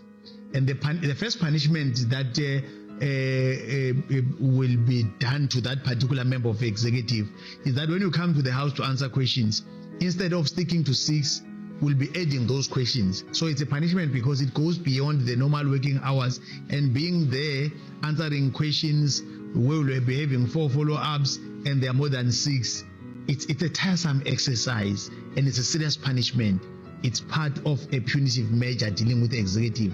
The other one, you have got a leader of government and business. The leader of government and business, it means from time to time, as and when members are not responding to questions or there are things that have been recommended, members of executive are not doing those things, and then the speaker and the chairperson can write to the leader of government and business and say, there are things that have been recommended by these committees or by parliament, and this member of executive hasn't attended to those issues. So can you advise about what actions will be taken about this member? The last resort is when you will have members that will go to extreme, even though it's not part of their powers. Of course, you'll have members of parliament saying a particular member of executive must be removed. But the appointment and disappointment is not something that can be done by a parliament. That's a constitutional power vested to the president. So it's only the president that can do that. But there's nothing wrong saying it. Probably sometimes you'll say it only to find that the president will end up doing it, whether it's a coincidence or whatever, but as long as you have exposed where there are some serious challenges. Currently, in terms of the new rules that is being developed, and also in terms of the high-level panel report that is there, and also the oversight and accountability model, the Speaker, after a committee, have said, look, we've given up. We've done everything the way it was supposed to be done. We're not getting the necessary information. The minister can be sanctioned, but that is the power of the Speaker, where the committee will say, we want this minister to be sanctioned. What in a political environment also happens is it's got political consequences for the minister, for that individual who occupy that office. And it could be that the president have a look at it and doesn't think kindly as to what is happening, and he may decide to make certain changes. Or the minister will respond to the Speaker and say, but Speaker, I've explained to this committee, this is actually what the problem is. It's out of my hands. And through that, the communication takes place. We try to encourage a positive working relationship between committees and ministers to ensure that there's not an unnecessary standoff between the two, because it's in the interest of Parliament and also the executive for things to work and to be implemented, because ultimately it is to ensure a better life for our people. We have not found really that a minister will get to the point to say that I'm a member of the executive, it's not Parliament that appointed me, it's the president. In such a case, it becomes a issue for the ruling party, the majority party, to deal with, and for engagement between the head of the institution of the National Assembly, in this instance the Speaker, to engage the president on the matter. But the minister can't just be dismissive and say, you haven't appointed me, so you can't do anything to me. Oversight in Parliament is not limited to members of Parliament and members of the executive. The public are also invited to be part of the process, and their participation is a crucial element of oversight. The public are the ones who are the recipients of the services that comes from the government. And as recipients of the services of government, they have a crucial role to play in terms of oversight. That means they must constantly be aware of the services that government are supposed to deliver and what they are getting. If people are supposed to get social relief and they're not receiving it, then they are the first ones who should raise the flag and say there's a problem here. Or if a school was to have been built in a certain area, or a university should have been built, and it is not done, the people in that area are the first to see that this is not being done, and in that way they exercise oversight. Or now that we have the scourge of gender-based violence and femicide, you have a situation where the minister or the president will make pronouncements to say This is what women should do. This is the protection that they receive. So they are first in line of the oversight. When they go for that service to say that, no, but this is not what the president has said, or the minister of police have said. And then that matter must be escalated through the different manners in which we were speaking, submissions to a committee, writing a letter to a committee, or then a petition, or go to the Member of Parliament's office and say, you know how badly I was treated when I went there on a certain day by the police. And that should then trigger a response from that specific portfolio and ministry to see to it that our people get the proper services that they deserve. Public participation and oversight can happen in one of two ways: by submission or by petition. Making a submission to a committee is one way of making your voice heard in Parliament. Every citizen also has the right to petition Parliament, as provided for in the Constitution.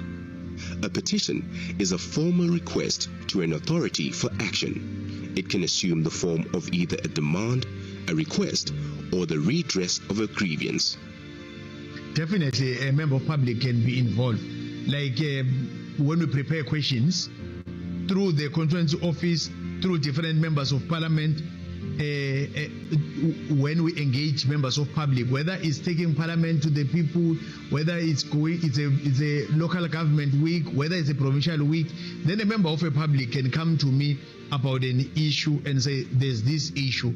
I can decide to write a question to that relevant member of executive to respond in writing.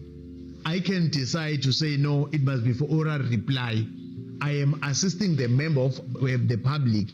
Oversight exists to protect the rights and liberties of citizens by detecting and preventing abuse of power, wasteful spending, as well as illegal and unconstitutional conduct on the part of the government and public agencies. Ultimately, oversight is exercised to improve the transparency of government operations and enhance public trust in the government. You have people that are feeling that not much has been done in terms of assisting them, and there are those that are saying there are things that are being done properly, but be that as it may, there will always be room for improvement to make sure that let's have a situation where you will have a tiny minority that will be dissatisfied, but will be celebrating the day you will have a majority that will be saying our issues are attended to, Parliament is playing its role in terms of the Constitution, and we are satisfied. But that can only be done if we pump more resources to where we're expected to. Oversight is the domain of Parliament. It's the domain of the legislatures. It's a domain also of your different municipalities. And it is the responsibility of those members who are not part of the executive at any three of those levels to exercise that constitutionally mandated function. It cannot be outsourced to anyone else. Whether Parliament is successful in effectively holding the executive accountable will ultimately depend on the extent to which committees and individual members of Parliament actively exercise their oversight role. An appropriate legal framework and adequate resources constitute critical elements for effective parliamentary oversight and accountability. But it is equally important that individual members, as well as members of the executive, understand the rationale for accountable government and the purpose it serves. The true test of democracy is considered the extent to which Parliament can ensure that government remains accountable to the people. Parliament, following up on the commitments to the people, making your future work better.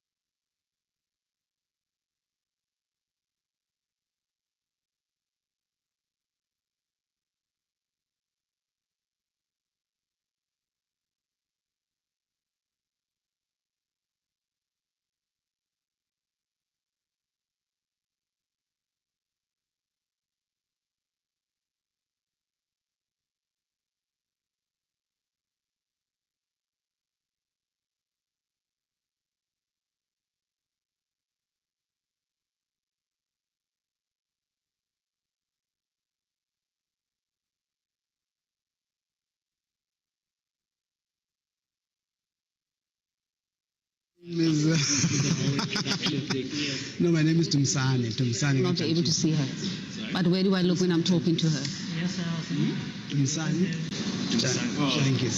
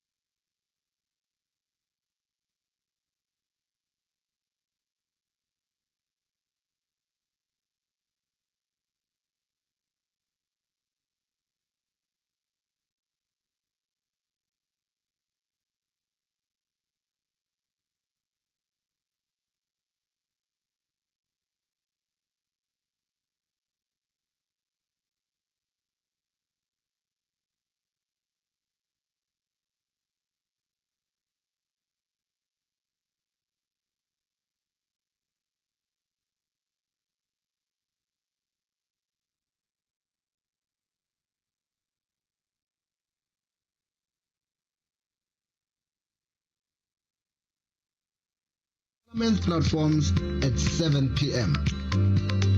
Follow Parliament on social media and join the conversation using #SONA2022.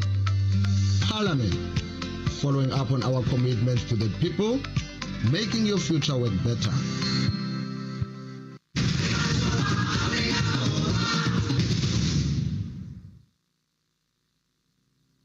Well, the government has asked us as an open school to feed all our learners, so we would make sure that all of us were fed.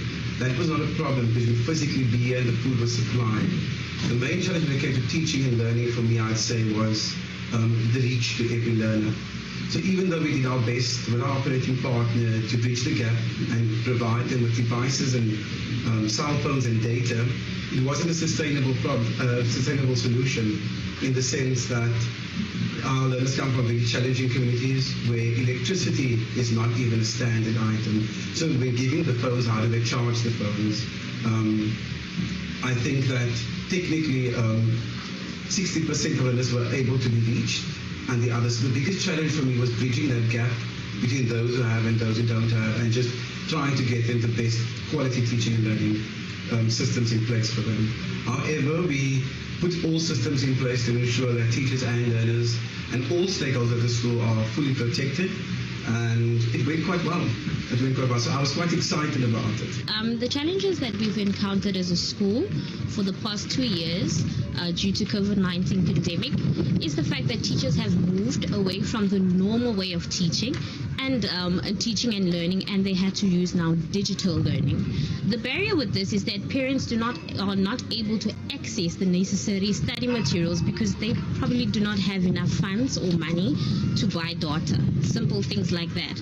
Now the barrier or the challenge becomes is that the result of the learners are not a true reflection of their abilities. So they end up failing due to that. Some of the issues that I would like the President to address is the salary of the teachers, if it's possible, the lack of resources and infrastructures in schools, also hiring teachers. Now that we're back to 100%, I would also like to find out whether he's going to hire more teachers.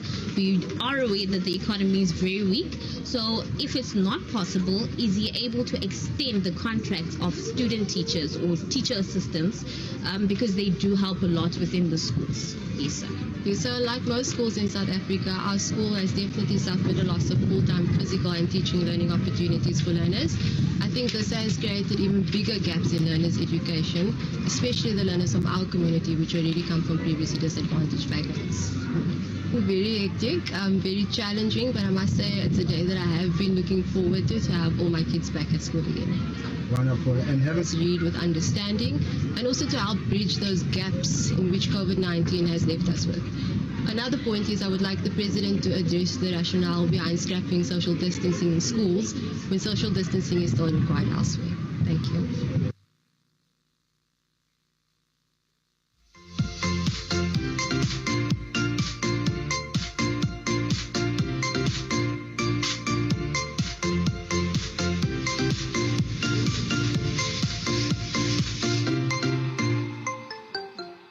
We are still building up to the President's all-important State of the Nation address, which His Excellency the President will deliver at 7 p.m. this evening.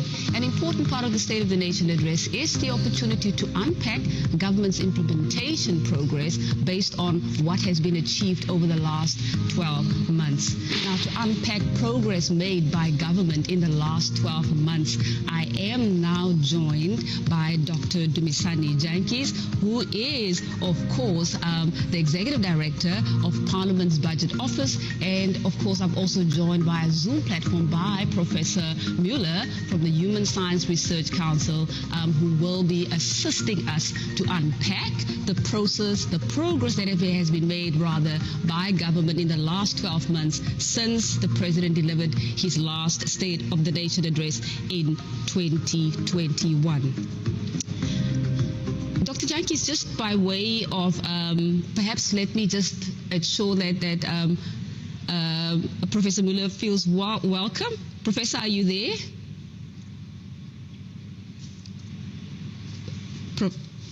Professor, are you there? Okay, perhaps let's continue with Dr. Jantjies in the meantime, who is in studio with us. Just to start off this important conversation, talk to us about what, in your view, and based on the analysis that you've done, the analysis that the Budget Office, the Parliamentary Budget Office has done in the last 12 months, what would you say is the top development priority for the country right now, particularly given the current COVID-19 context? Thank you so much for the opportunity. Thank you for welcoming me, and I will also welcome Prof as well there. I think our analysis in progress. Has shown that just towards before 2019, there are actually two things that come to mind when you ask the question, Sibulelo. Our analysis has shown that before 2019, the level of poverty was in a way, hunger and poverty was in a way declining to a certain extent. And post-2019, 2020, we've seen the situation worsening off, particularly looking at the low-income household. So that would be a first major issue to say how far is government be able to support the low-income household, particularly with poverty and hunger going quite high. And in our analysis, we've shown that it's one of the immediate issue that we've seen as one of the effective process that is taking place over time. The social support has been very effective in dealing with immediate hunger to low-income households and poverty. The second point is around the investment in society and in economy.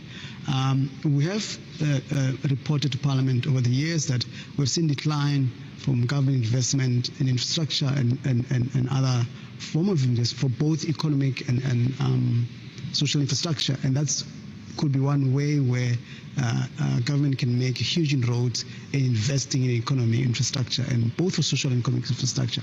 So in an immediate sense, those would be two major issues that I think would come to mind, which we've looked at quite a lot of time over the recent 12 months or even 18 months or so. Yeah, thanks.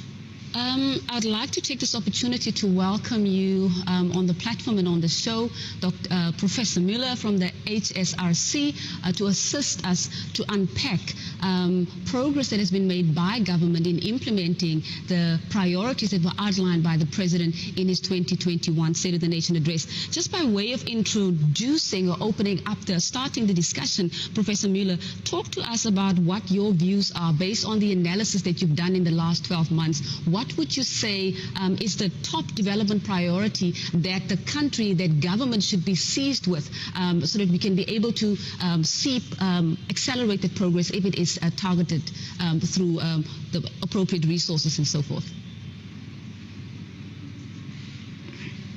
Professor? Sorry about that. Yes, you're audible. Can you hear me? I can hear you now, Prof. Welcome to the show. Thank you very much. It's lovely to be here with you. According to our research over the last 10 years or so, we've established that there are 3 things that South Africans are really worried about, and that is jobs, corruption, and crime. So if you had to look at the voices of those people who've been part of our surveys, that is at the forefront of their minds. And unfortunately, when it comes to jobs, we haven't seen real progress at all. In fact, we have a situation now where unemployment is at its highest, I believe, and inequality has also grown. So in other words, this is, again, the most unequal country in the world. When it comes to corruption, however, there's a better story to tell. And that is where one of the wins is for the president, as far as I see, because of the fact that we have the Zondo Commission reports finally coming out. 2 sets of reports have been released, and the president was really made an interesting move by releasing those reports to the public immediately when they were handed over to him. So now everybody can see what the situation is, and of course the last report will be handed over at the end of this month. But I think there has been a win there. However, this win can turn into a loss if the recommendations of the Zondo report are not implemented. So there is a really important, a pressing issue around the implementation of these recommendations and people being held accountable for more than a decade of state capture and corruption. If I may continue, I think that he had another win, the president from CERNA, he's had another win, and that's definitely around the area of COVID. During this period, and I mean the pandemic is far from over, the president's popularity, people believed very much that he was dealing with the pandemic in the correct way. So in terms of the data that we have, his popularity ranged between 65 and 85% over the period of the pandemic. And that is high for a president. However, government is not faring so well when it comes to trust, and that's been declining sharply since 2010 or so. Indeed. So those, I think, are the 2 wins that we've seen. And then, of course, the economic situation is definitely not. Okay, so when we just reflecting on what Dr. Jantjies has already alluded to, you spoke about low-income households, you spoke about the economy, Dr. Jantjies, Professor Müller, you talk about jobs, corruption, and crime, and these are the issues that speak directly to what the president committed to addressing in his 2021 State of the Nation address. Number 1, the first priority that the president announced, committed to address, is defeating the coronavirus. The second priority was around accelerating economic recovery. The third one was around implementing economic reforms in order to create sustainable jobs. And the fourth one, of course, was to fight corruption and to strengthen the state. Now, Dr. Jantjies, Can you talk to us a little bit about the first priority, and of course that is defeating the coronavirus? How has government performed, particularly at a sub-national level, in terms of putting mitigating strategies in place to prevent the spread of the COVID-19, of the virus itself? And of course, secondly, we're talking about all related matters that relate to the capacity of the health system to deal with those kind of issues. And of course, just curbing the spread, defeating the coronavirus. What is your view? How has the government performed at a sub-national level when it comes to this particular issue? Thanks for the question. I think we have not really looked at substantially on the how government is done in particular related to the dealing with COVID-19. But I think what we did during the midterm budget last year, we looked at the fact that government actually has allocated additional funding to procure quite enough vaccination, but also supporting the sector, the health sector as a whole, to implement that. And what we have realized is that some of the money has actually been used up by provinces in particular. But I think what we have found when we looked at the conditional grants around healthcare, it's the lack of coordination of the process at a national level, which provide on time update in that regard. But what we've seen, there has actually been reported a lot of sufficient vaccination has made available, but there hasn't been a lot of uptake by society. But evidence does show that actually you've got close to 28 million vaccination programs been administered to date, which is quite a high number in this regard. But I think there has been a lot of effort by government to try to encourage, particularly at the provincial level, to encourage society to vaccinate. So that's how far I can go in this regard. Professor, if I could bring you in there quickly. In your view, given what Dr. Jantjies has now raised, do you think that governments, the commitments that the president has made around defeating the coronavirus, and given what Dr. Jantjies has spoken to already, is this it? Has sufficient progress been made, in your view, based on the studies and analysis that you've conducted in the last 12 months or so? I think that a lot has been done, and there have been adjustments that have been made along the way. These adjustments have been science-based or evidence-based adjustments. So whenever we had a family meeting, for example, the president would be relying on scientists to give him the information that is required for him to decide which lockdown level, for example, we should be in. And I think that is very admirable. That government did follow a science-based approach, both social science and the natural sciences. And I think the vaccine rollout has been slow, but at the moment, I think 44% of the South African adult population has been vaccinated, which is far better than it was in December. So we are making progress, and more than 65% of South Africans are willing to be vaccinated. So I think we'll eventually get there. But I really do think that this is where the president performed very well.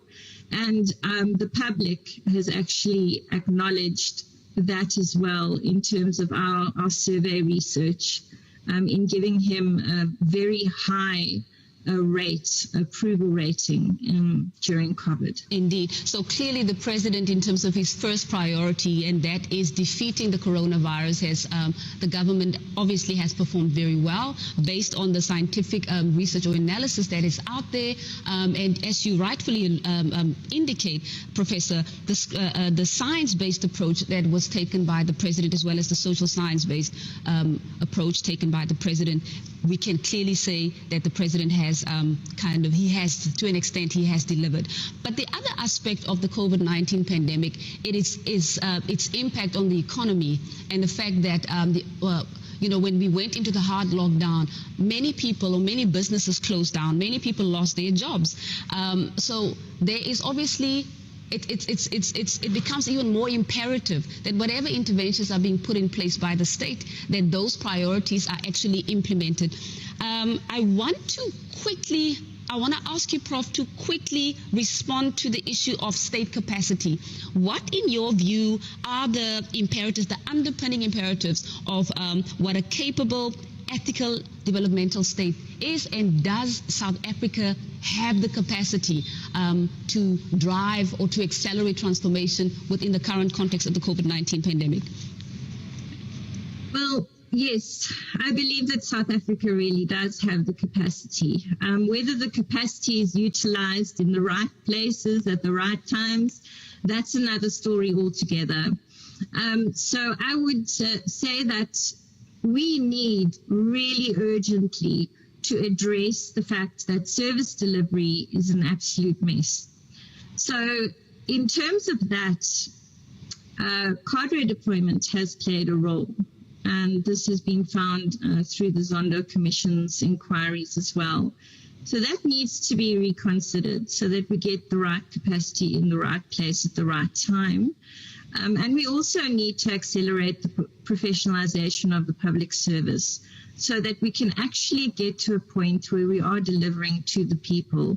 So that's in terms of the developmental state, but it's also related to the capable state.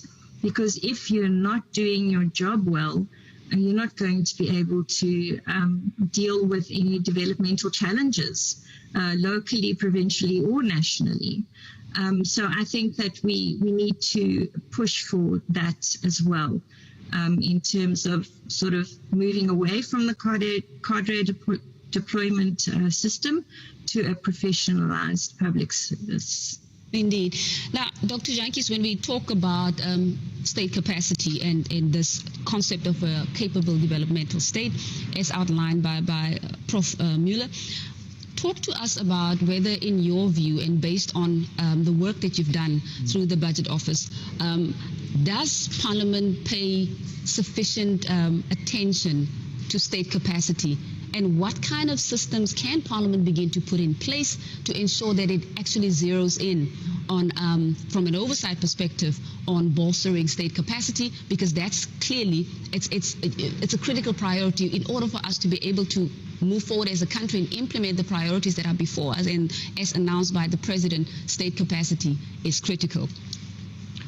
Thank you for the question. Look, I think the concept of state capacity is a quite broad concept. I'll focus on human capacity in particular, because what we have seen in our analysis over time, we've seen underspending in certain area, particularly when we look at conditional grants, for example, in a certain area of government, even and also around infrastructure spending. We've seen underspending for all the spheres of government, and one of the analysis have shown that a lot of time there is a need for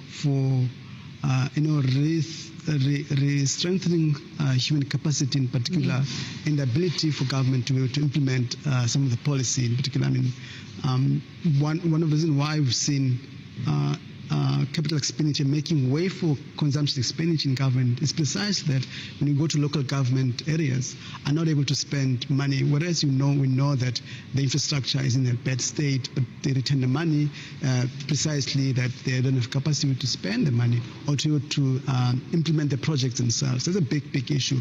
And I think the report by Department on Monitoring and Evaluation last year has shown also that about 35% of a quarter of the managers in the public sector lacks required qualifications or skills to implement the role.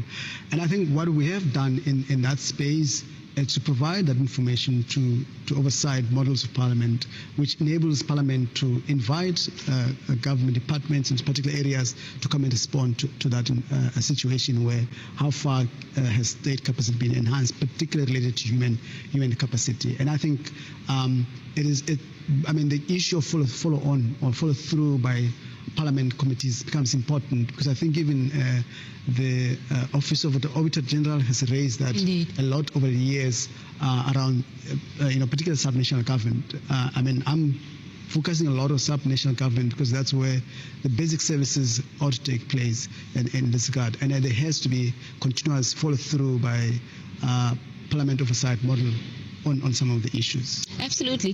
Talking about the Auditor General, and of course we know that the Auditor General will obviously go and look at the books and look at financial expenditure patterns and so forth, and whether the necessary protocols have been followed in terms of expenditure. Now that doesn't necessarily always result in transformation.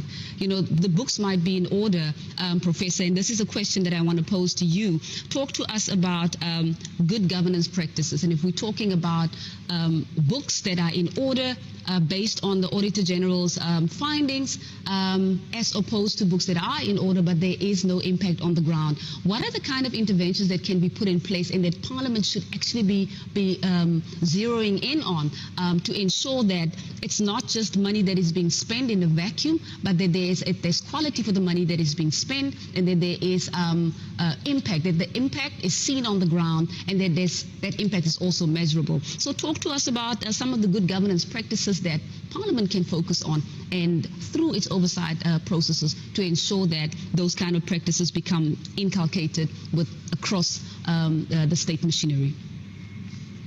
Professor? Thank you for that question.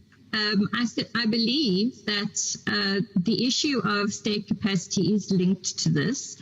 And I like the way that you posed it in terms of the Auditor General's sort of giving a clean audit, but there's still problems on the ground. And that could very much be related to the fact that we don't have the right people in the right places at the right times. So what can be done about that? Well, we need to demand transparent and accountable governance. And those two things are essential for us to achieve good governance within the public sector as well as at local government level. So if people do not do their work, if they do not deliver, then they should be held accountable for that, and there should be consequence management, and they shouldn't just be moved from one position to another. And transparency, excuse me, transparency is also essential so that people, the public, can know how money is spent, what money is spent on, and if money is spent in terms of their needs. Absolutely. Were you still continuing, Professor, or had you concluded your point? I've concluded my point. Thank you. Dr. Jantjies, when we talk about, when we're reflecting back on the reprioritization that took place in the year 2020, when the coronavirus hit, when the pandemic hit South Africa, of course, there's a lot of reprioritization that took place around the budget, and a lot of very important programs were deferred or put on hold or could not be implemented within that year. How has that impacted on the 2021 State of the Nation priorities as announced by the President? There was also obviously an announcement by the President that clearly the budget is we're dealing with a smaller budget, so there's less resources than there were as compared to prior to when the pandemic hit. So talk to us about how that has a reduction in the budget or the budget deficit has impacted on government's ability or the resources available for the 2021-22 financial year. Look, I think what has happened, what we have said over the years is that, particularly during the couple of months, we have highlighted that there has been a global consensus amongst many countries that the role of the state in an economy has become even more important. State being able to intervene in the economy. When you look at, Absolutely. how the vaccine was developed by support of the states and so on. And I think that has been an important point, which really show a very convergence around how the state is important to participate in the economy. I'm starting with this context because I think our view in our analysis to the committees, we have said, look, there was a time where the thinking around reprioritization has taken place government putting out the economic recovery strategies and supporting the businesses and supporting the different sectors and households as well, which has been actually by far one of the useful intervention by government, which is in line with other countries out there. But I think what we have been emphasizing is that when you look at the economic recovery strategies put out by the president, I think towards the end of 2018 and also 2020, even during the 2021 budget was emphasized there, which was going to take us as the country forward in recovery, construction and recovery. I think what we have highlighted there is that it's important for such plans to have a balanced approach where you focus on the supply and the demand side of the economy, because we have both supply and a demand side of the economy. Of course, one of the issues that we had over the years has always been trying to emphasize the fiscal consolidation, which really is about reducing government spending. But I think what we've been emphasizing over the years is, look, we need to have a sense of understanding the implications of that in actually reviving the economy itself, or actually ensuring that there's enough expenditure which support the economy to recover. And I think we've emphasized that over time. So even during COVID-19, look, as much as we have a supply side interventions which have worked, we'll talk about the progress now, but I think there has been strong debate around how to ensure that there's a better aggregate demand support in the economy, where we support households, but also we support investment in the economy to ensure that we are able to push more into recovery in so far as the priorities are set out in the State of the Nation address last year.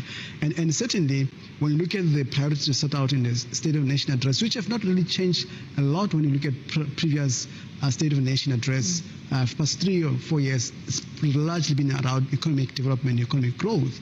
But the question that we've raised over time, which I saw the president's speech he made late last year, was around how do we draw a balance to make sure that at the same time when we balance the books, we don't stifle the economy from growing by making sure that when we cut or when we reprioritize, we focus a lot on more productive areas of the economy which will lead to more growth, particularly also supporting the low-income households. And in our analysis, we focus a lot on that as a response to your question around how has the reprioritization worked. In a way, in our analysis, we showed members that, look, reprioritization was important, but there was a need for further expansionary in ensuring that we support households and investment from a government point of view. Because remember that the investment by government actually crowds in the private investments, because in these investments you see private sector coming in playing to the party, as opposed to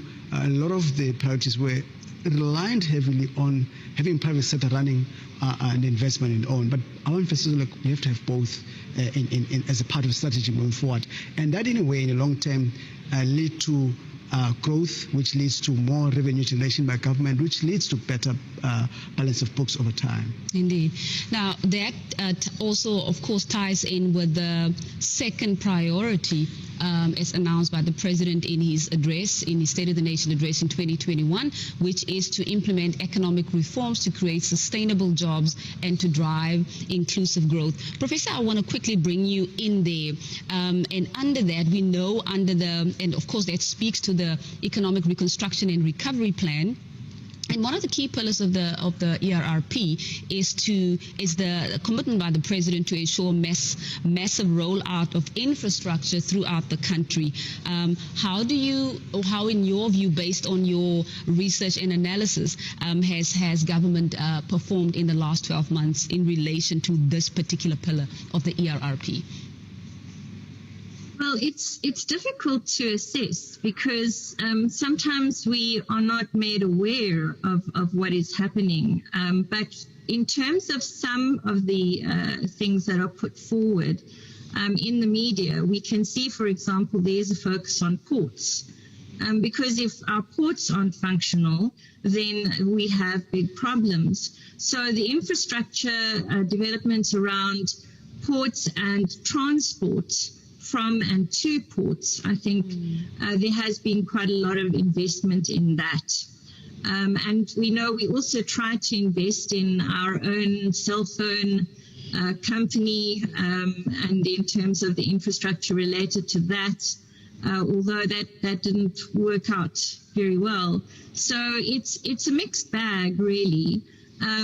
But there's also something related to infrastructure that is problematic, and that is all the corruption around procurement. So even though we are building, as the president wants, a building nation, we certainly don't want a nation built on the back of corruption.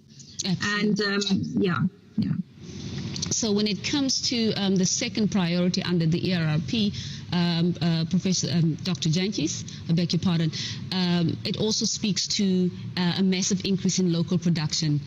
Talk to us a little bit about that. How has government performed in the last 12 months, considering the fact that we are still finding ourselves dealing with the impact of the COVID-19 pandemic on the economy and the job losses? Speak to us about that.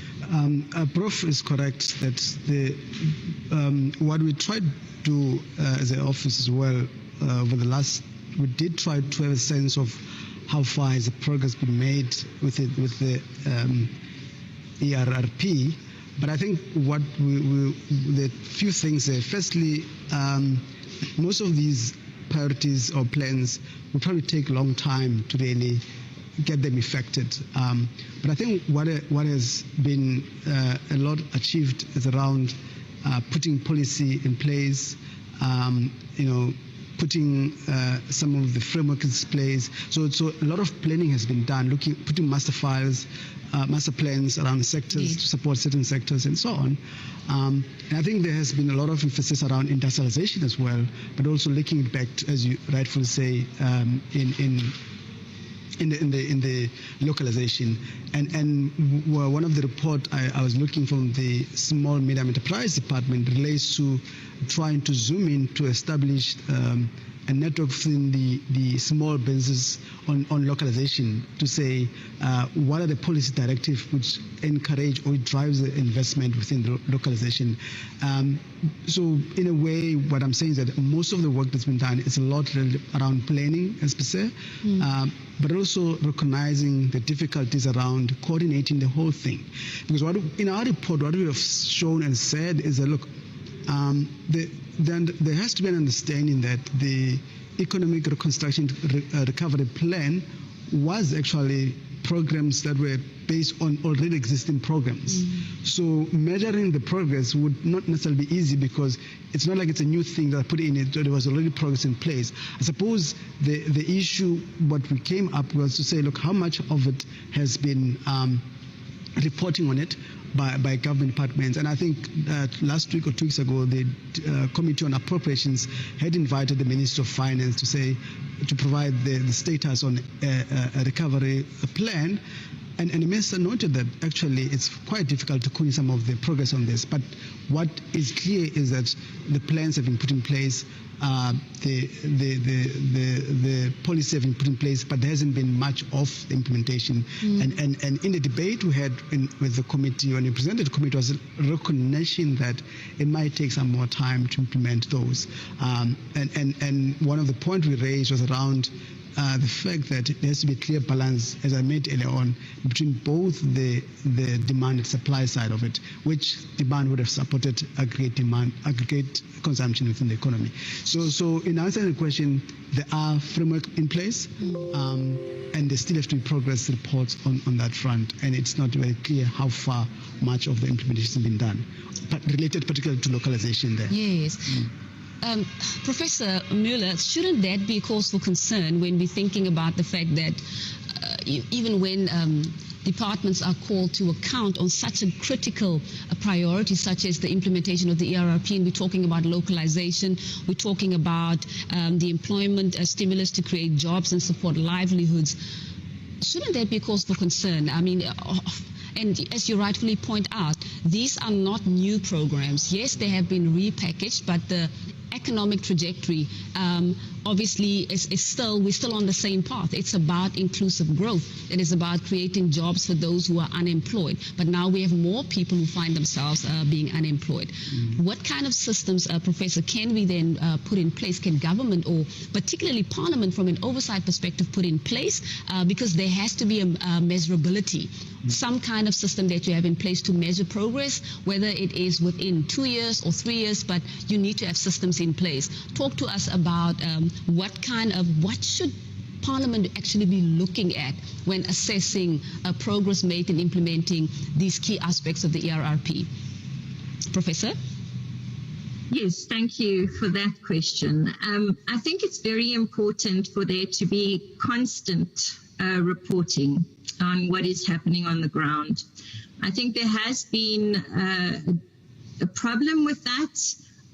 There have been some silent portfolio committees in Parliament where we're not hearing much about what is going on in that particular sector.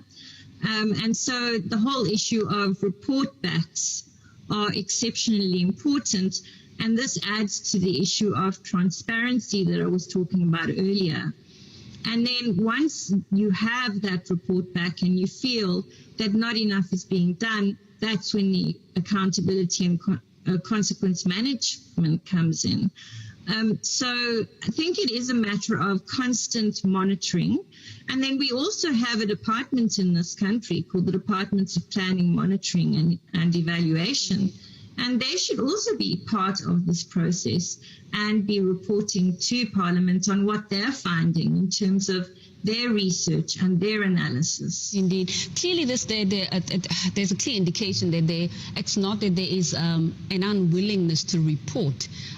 Could this possibly be a systems design a problem, Dr. Jantjies, when it comes to reporting and how to report, what to report, and what to look at from an oversight perspective, from a budget expenditure perspective? So talk to us a little bit more about that. I mean, clearly, if the minister is able to come to a committee, Minister of Finance, and is able to say, okay, I am here to report, but I am unable to measure from where we started 2 or 3 years back to where we are right now. I mean, isn't that a systems design or a measurability? There must be some kind of matrix that you can put in place to make the work, the implementation process measurable. And if we're unable to do that, then, I mean, is Parliament not, Yeah, thanks, but it's a very good question. I suppose the other issue which we've talked about in our report on the progress on economic reconstruction and recovery plan, we have noted that some of the measures are off budget, which, look at the structural reform measures, but also look at the establishment of the fund to leverage on private investments. So we had raised that to say, how does the oversight mechanisms enables the off public finance measures to be really put into the space, which in a way, in our report, we've shown some of the measures, it's probably very difficult to oversight of them because they're off the budget in that regard. But I think the other point that we've raised, which again is a matter that we've been raising over time, it also talks to the quality of information that particularly around performance, because what we have been doing around National Development Plan, we have been reporting progress on that. Recently we've started a series of looking at conditional grants implementation, but more looking at the performance of those programs. And one of the issues amongst many other matters we reported to Parliament was around the quality of information. We can't get information available to provide that analysis for oversight. I suppose then they probably, as part of rethink I believe there's going to be another session on looking at oversight model ahead in earlier discussion, will be one issue to discuss maybe around how does the legislature as a whole not national, but national, provincial, local government, local level are able to have the mechanisms that require specific information from the executive, which are useful for oversight. Maybe that can be one of the areas that it looked into, because we have raised it ourselves when we're reporting on some of the conditional grants and some of the feedback, the progress on the ERP itself. Indeed. Now, when we consider all of these challenges, and we look at, for example, industrialization and sector master plans, which is it's a new feature that has been punted quite strongly by the president through the ERRP. How has that shift or that addition, Professor Mueller, added value in terms of accelerating growth, economic growth, and creating jobs? And have we moved at a steady pace or at a measurably, reasonably good pace to say that we are making progress when it comes to the issue of industrialization and, of course, the addition of the sector master plans? Professor? Well, I think it's probably a snail's pace that we are moving at. And I think one of the issues here is that we are not seeing ourselves as fully in the fourth industrial revolution. So we can't be looking at industry in an old-fashioned way with old glasses on. We need to look at industrialization within the context of the fourth industrial revolution. And I recall the president talking about a smart city. I think it was in his last speech last year. It was. And I'm really not sure if that's gone anywhere. And if it has, I mean, well done. But I know about smart cities across the world, including developing countries such as Vietnam, where things are seamless. And it improves on service delivery. It improves on the way things are done because of the seamless nature of a smart city and smart ways of using information technology. So we need to think about industrial development differently. And we also need to take into consideration the fact that we must do it sustainably. We know that climate change is a massive issue. And so the green and blue economy need to be taken into consideration with all this growth and development as well. Right. When it comes to SMME-focused localization, Dr. Jantjies, talk to us about whether there's any progress or substantive progress that has been made. And you spoke earlier to plans being put in place. Talk to us a little bit about how that finds expression at a subnational level, and how does the Budget Office or even the Finance Committees of Parliament measure progress when it comes to that? Because obviously from that, that also hinges on, that also can unlock job opportunities for those who are unemployed. Recently, we haven't done, thanks for the question, we haven't done work looking at specifically, but I think what has been the issue from the sector during the COVID-19 has been around survival, because how much the government has been able to support the sector. And certainly, you find that the Finance Committee has held various discussion with the sectors, various sectors, where government has extended various programs where relief has been given out to small businesses in different sectors. And I think, there has been clear evidence, particularly, we looked at, there's been a lot of tax relief given out to sectors, small businesses in particular sector. But I suppose, the program was quite short-lived because it was within the time where there were hard lockdowns and so forth. So I think there will be a need to have a very detailed research around how has that impacted. But I think what point I wanted to raise, to add on what Prof is saying, is that when you look at the structural reform and economic recovery plan, I think what has been the issue of time has always been certainty on policy and understanding whether there's common view about some of the things. So I would say when you look at the policy and plan that has happened over the past year about the structured form reconstruction has provided that certainty within the sector to invite the private sector to say, look, there is now space for private sector to play in the energy provision where producers can produce as well, but also managing the tariffs, but also trying to manage the load sharing as well, and so on. There hasn't been, I think I would say, when I look at the reporting from government, that's areas where they say they have been able to provide certainty in that area. But again, it's one side of a coin, which I think the emphasis should have been on both sides of the coin. So I'm talking to 2 points. I answered your question about that of small businesses, and certainly there has to be a study that looks into that. And hopefully next time we meet, we'll give you feedback on that and your audience. Wonderful. Now, when we also have to consider the fact that even before the COVID-19 pandemic hit, South Africa had already found itself in a situation where the economy was not growing at the desired pace.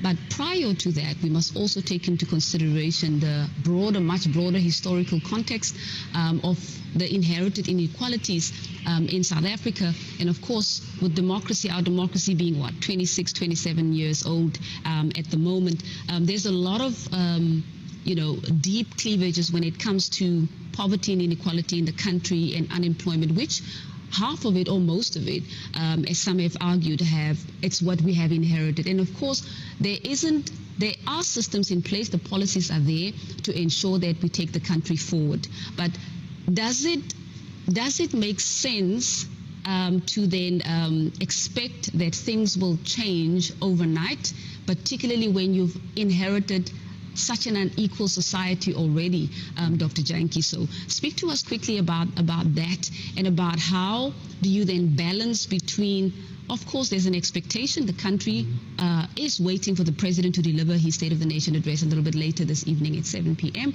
And they are expecting solutions and way forward. But it is also important to paint the broader context, to talk about the historical circumstances that have been inherited, and of course the COVID-19 pandemic.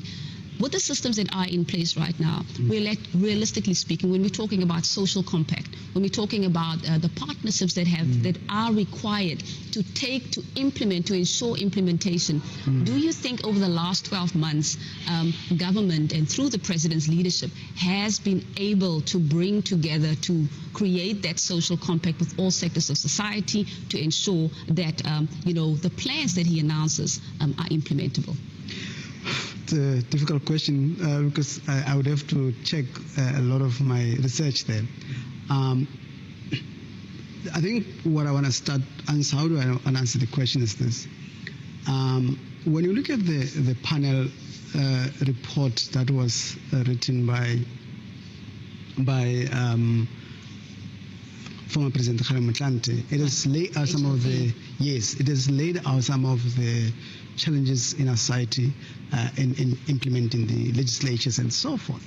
And certainly the one particular area to focus on is around the level of inequality that has been in place over time, and how far has legislature and policy of government has played in that regard. And certainly it shows a mixed picture, which it's a very old report. Well, I don't know if it's very old, but it's a couple of years ago, which shows that there was a level where the policies and legislature was able to deal with some of the issues, and there was a time where that wasn't off to a great extent, and since then things have not gotten well. And I mean, look at poverty, inequality, and unemployment. But now there's another issue is around the real per capita spending by government.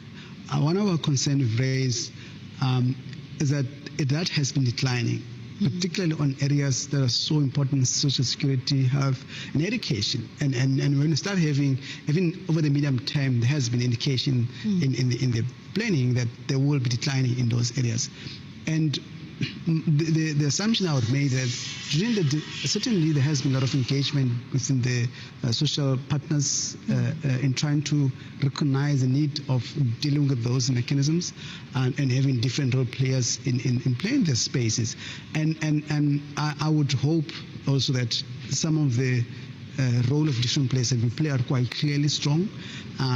but our analysts will emphasize the importance of the role of government in taking all the leadership and responsibility on coordinating, but also intervening by spending, by providing more support for household, but also expanding government programs in areas where it will recycle back to the economy, which lead to more growth. So my hope is that that engagement just taken over time has taken those into account. And certainly when you look at the engagement about various social partners, even you look at the economic recovery plan, there was buy-in by all social partners. A social program, there is buy-in about social partners. Even though there were different views around whether it provides both supply and demand. But the hopeful is that we need to take a step back and assess how far that has gone. Absolutely. And so far it's quite difficult to really put it out there. But I think what I'm trying to emphasize here is the importance of recognizing that some of these developmental indicators have regressed quite a lot. When you look at the stats, as a household survey that was released in December for the prior year, it does paint a very mixed picture where you've seen the progress in education in certain area. Right. But I think largely when you look at early childhood development, it is worsen off. Largely because of COVID, obviously, but also there are some of the systematic challenges around the sector. And those are issues that would have been taken into account in that social compact discussions, which we hope it has taken place. It's quite critical that as the President announces his program of action, that must be prioritized as well, that the President doesn't only announce the program of action for him to implement on his own, that to take the country forward, it will require partnerships across a wide variety of sectors. And this is, of course, another call to the nation to recognize that in order to take the country forward, the transformation can only come about if all partners play their part. And Professor Mueller, I quickly want to bring you in. Talk to us a little bit about the African Continental Free Trade Area Agreement, which the President also mentioned in his 2021 State of the Nation address as a very strategic agreement that can unlock inclusive growth within South Africa and to ensure that that is also used as a springboard to push the country forward and to activate growth within the country, inclusive growth in particular, and to create jobs. Talk to us a little bit more about progress made around implementing or putting systems rather in place to implement the Africa Free Trade Area Agreement. Professor? Thank you again for the question. I think what the President has done is he's taken forward the African Renaissance approach of President Mbeki to a large extent because he's been very concerned, for example, about vaccinations across the continent, not only in the country. So we now have an African Free Trade Agreement and there are movements, but SADC is a very difficult place. The countries in SADC aren't easily convinced by one another when it comes to implementation. So we have regional economic communities that are very functional, right. Such as East and West Africa. But in SADC, I'm not sure how it's going to develop there.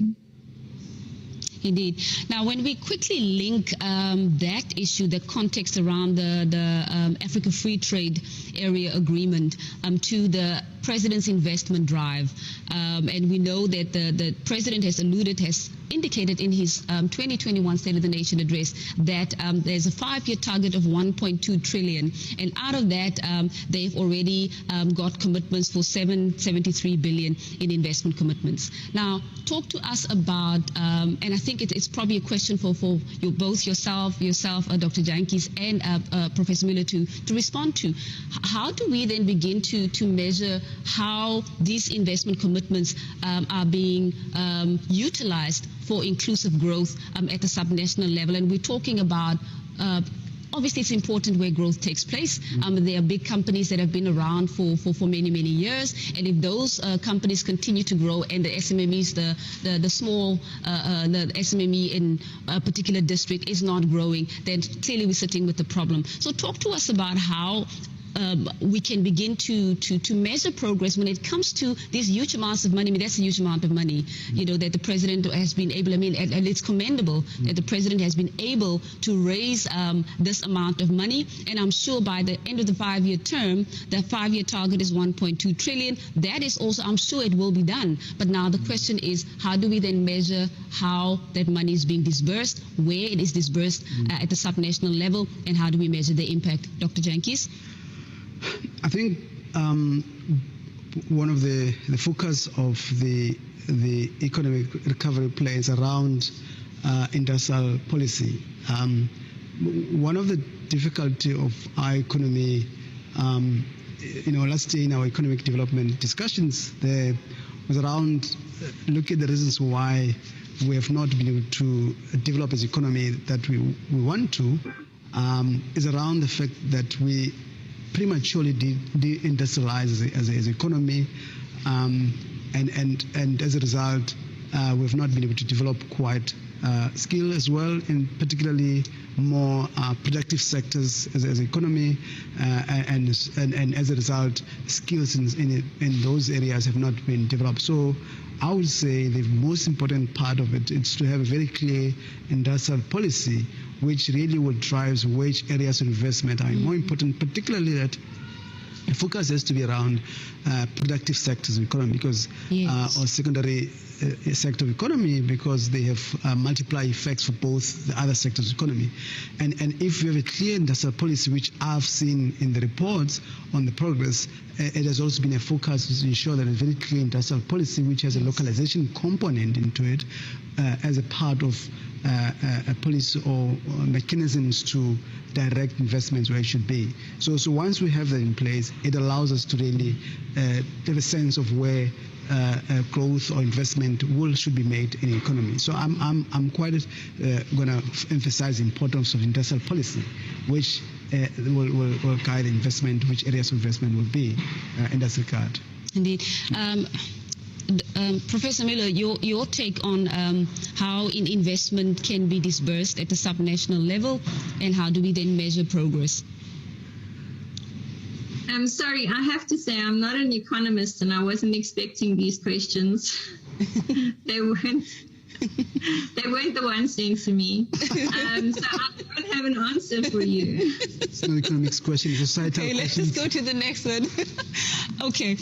I think just in conclusion, as we wrap up our conversation, let's talk about youth unemployment and how the COVID-19 pandemic has impacted women negatively. We know that women have been disproportionately affected by the COVID-19 pandemic. Unemployment, youth unemployment, as I've already indicated, and women obviously are also, mostly affected by the unemployment levels in the country. Perhaps, Professor, you can talk to us about how government has responded, the response plans that have been put in place to address issues of gender equality, particularly around economic advancement and making sure that women have access to tangible opportunities. Professor. Well, thank you very much. I think that a lot is being done in the area of youth and women. It's something that the President has been focusing on in all of his addresses in the last 4 years. And his youth employment program is quite successful. I think it's over 500,000 youth have been placed in employment, but we need to take into consideration that this is not permanent employment.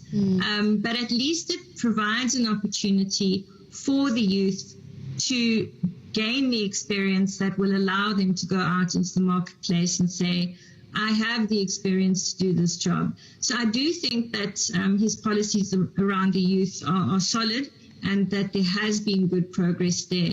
In terms of women, of course, women need to feel safe in order to function properly in the economy. And the President has definitely pointed out the importance of addressing and tackling and defeating gender-based violence. It's a massive problem in South Africa. It became an even bigger problem during the lockdown. And he has paid attention to this. And he has definitely put a lot of money towards this as well, in terms of ensuring that women are given the opportunities that they need, as the youth are, in order to become a part of the formal economy. Yes. So I think there has been success in these two areas. Wonderful. So the president has, to an extent, he has delivered, and it's, of course, it is work in progress. And of course, the State of the Nation address gives us the opportunity to assess progress and in an ongoing basis. But it's encouraging to see that within that space, despite the fact that there are rising, the current levels of unemployment in the country affecting both women and youth, and we have to look at that within the context of the COVID-19 pandemic. Dr. Jantjies, talk to us about energy generation capacity, which is one of the, I think that is probably the last key priority over and above corruption. And I think you've spoken, or you have addressed some of those issues, and yourself as well, Professor. Talk to us about energy generation and Eskom's performance at this point in time, and how have we seen a measurable shift forward, and what can we expect in the 2022 State of the Nation address with regards to the issue of energy generation capacity? I think energy security has always been a priority, and it will remain a priority because in order for an economy to function, you need security of energy. And I think that's one area also that was prioritized over the past few years as well, even 2021 as well. And I think when I look at the report on the economic recovery, a lot has happened in so far as providing opportunity for private producers, but also one area which was quite interesting. I looked at the issue around unbundling of Eskom. I saw in the government reports as well that some progress has been done towards the end of the year last year. So laws, policy or a mechanism has been created to unbundle, to ensure efficiency. But also there's an issue around the managing of the tariffs between that supplies energy to Eskom. But also I saw earlier, I think either late last year, Eskom reporting debt has been reduced quite a bit as well. So it seems there's quite a lot of progress has been done. But in terms of dealing with load shedding or enough energy creation, I think we'll probably see results after a while, because when we look at independent producers, they probably the new contracts that came in, we'll only start seeing them coming to party after some time, once the investment has been completed and the plans have been. It's probably too early to say whether that will alleviate the load shedding. But a lot of policy processes been put in place as per commitments spell out in the recovery plan. Wonderful. Professor Müller and Dr. Jantjies, I want to give you an opportunity to do your closing remarks, particularly around what to expect. What are you anticipating the President to speak to, over and above the fact that he will, of course, give a report back on progress that has been made since his last address. But what can we expect? What can the nation expect that the President will be focusing on? Your closing remarks, please, Professor. Well, I think the big issue is the basic income grant. There's a lot of pressure on the president to implement this, and there have been a number of loans that have been acquired from the World Bank, probably to be able to implement something along these lines. But this will, of course, become incremental. In other words, probably an extension of the COVID recovery grant, and then evolving into a basic income grant, which will help a lot of poor people in this country to survive, to eat, and to have shelter. I also think that he definitely needs to address the safety, security, and intelligence issues in this country. We saw the riots in July of last year, and this will destabilize the economy. I'm not an economist, but I certainly know that this will destabilize the economy and has destabilized the economy to some extent. So we need a government that's trusted. We need a strong government, and we need to make sure that these issues are addressed properly and that our security and intelligence services operate properly, as well as SAPS. So I don't think the president will have an option but to address these two issues. And then just a personal wish is that he does look at the just transition to a green economy as well. Wonderful. Thank you very much, Professor. Dr. Jantjies, your closing remarks? I agree with Professor as well that the support for low-income households is a very important issue.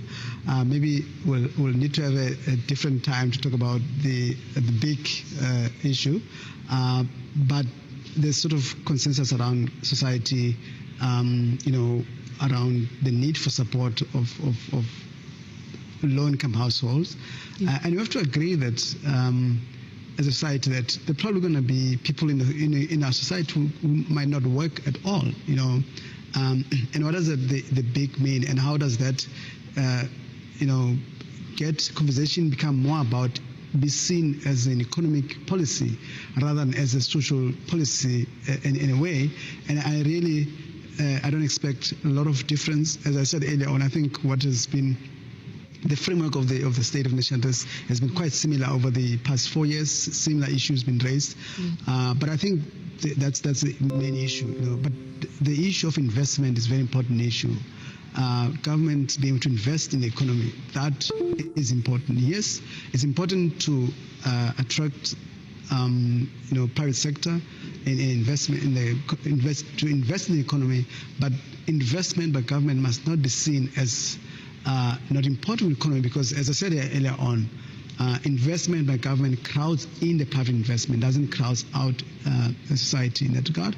But I think the role of the local government in service delivery is very important, and there has to be capacity development around these areas, as our analysis has shown that most of the information that comes out of the monitoring and evaluation of the implementation of policies, at times it does show that there's lack of capacity in that regard. I think some of the issues which will come up should come up as a very important issues, looking at it from budget office perspective. Absolutely. Thank you so much. I want to thank both my guests, Professor Mueller from the HSRC, as well as Dr. Dumisani Jantjies from the Parliamentary Budget Office for the great insights shared. It was a wonderful conversation to have, and I think it creates context for what the President will be speaking to a little bit later at 7 p.m. when he delivers his 2022 State of the Nation address from the City of Cape Town City Hall, which has now been declared the Parliament of the Republic of South Africa precinct. With that said, do stay tuned. There's still more coming up.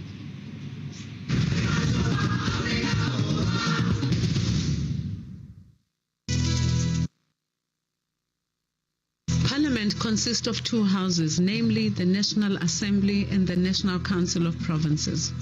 The two houses of Parliament conduct their work in plenary sessions, joint sittings, and in committees. Working in committees allows Parliament to increase the amount of work that can be done, ensure issues are debated in more detail than in plenary sessions, and provide a platform for the public to present views directly to members of Parliament, something which is not possible in a plenary sitting of Parliament. From Agri-SA, Mrs. Harley Stacky is going to do the presentation. Now, what we must keep in mind is what the Constitution requires of this committee. Now, first off, Section 59, subsection 1A, says that the National Assembly must facilitate public involvement in the legislative and other processes of the Assembly and its committees. So it is very important to remember that this is an obligation of the National Assembly as a whole. This is then also repeated, not repeated, but the same requirement is placed on the National Council of Provinces in Section 72, and it reads very similar to Section 59. The different committees have various functions which include monitoring and oversight of the work and the budgets of national government departments, considering and amending bills, and may initiate bills, consideration of private members and provincial legislative proposals and special petitions, consideration of international treaties and agreements, examining specific matters of public interest, taking care of domestic parliamentary issues. Parliament said that the right to public participation had been given effect to by the committee, and that the CRC report was neither binding nor determinative, in that it was not final. It still had to be sent to the two respective houses for further deliberation. Portfolio committees are appointed from among the members of the National Assembly to shadow the work of the various national government departments. The role of portfolio committees is to consider bills, deal with departmental budget votes, oversee the work of the department there, and make recommendations about any aspect of the department, including its structure, functioning, and policy. Select committees are appointed from among the members of the National Council of Provinces to shadow the work of the various national government departments and to deal with bills. We've gone through a whole process in phases. Phase one was the fiscal framework and revenue proposals as part of the national budget, which was adopted. The second phase was the Division of Revenue Bill, 76 legislation, which we also took to our 9 provinces, provincial legislators, having conducted public hearings, public participation, brought back with negotiating and final mandates being adopted in the NCLP. And now we are at phase 3, where budget votes has been presented to select committees and debated in the House, and today we are concluding the whole process, phase 3, where we deal with the appropriation bill as the bill, and which will then be tabled in the NCLP. Because only 54 of the 19 National Council of Provinces members are permanent delegates compared to the 400 of the National Assembly, the select committees oversee the work of more than one national government department. The National Assembly Standing Committee on Public Accounts, known as SCOPA, acts as Parliament's watchdog over the way taxpayers' money is spent by the executive. Heads of government departments and institutions are regularly called by this committee to report and account for expenditure. So what you have in front of you, which will also be beamed up on the screen, is a complete reflection of the teams as they were going through their accounts, auditing them with a statutory mandate to express an opinion on each of those financial statements. We will hold accountable the executive on the basis of its own commitments and its own interventions. The IMTT is one such intervention which was presented here, and we will deal with the ESCOM matter. It's not negotiable.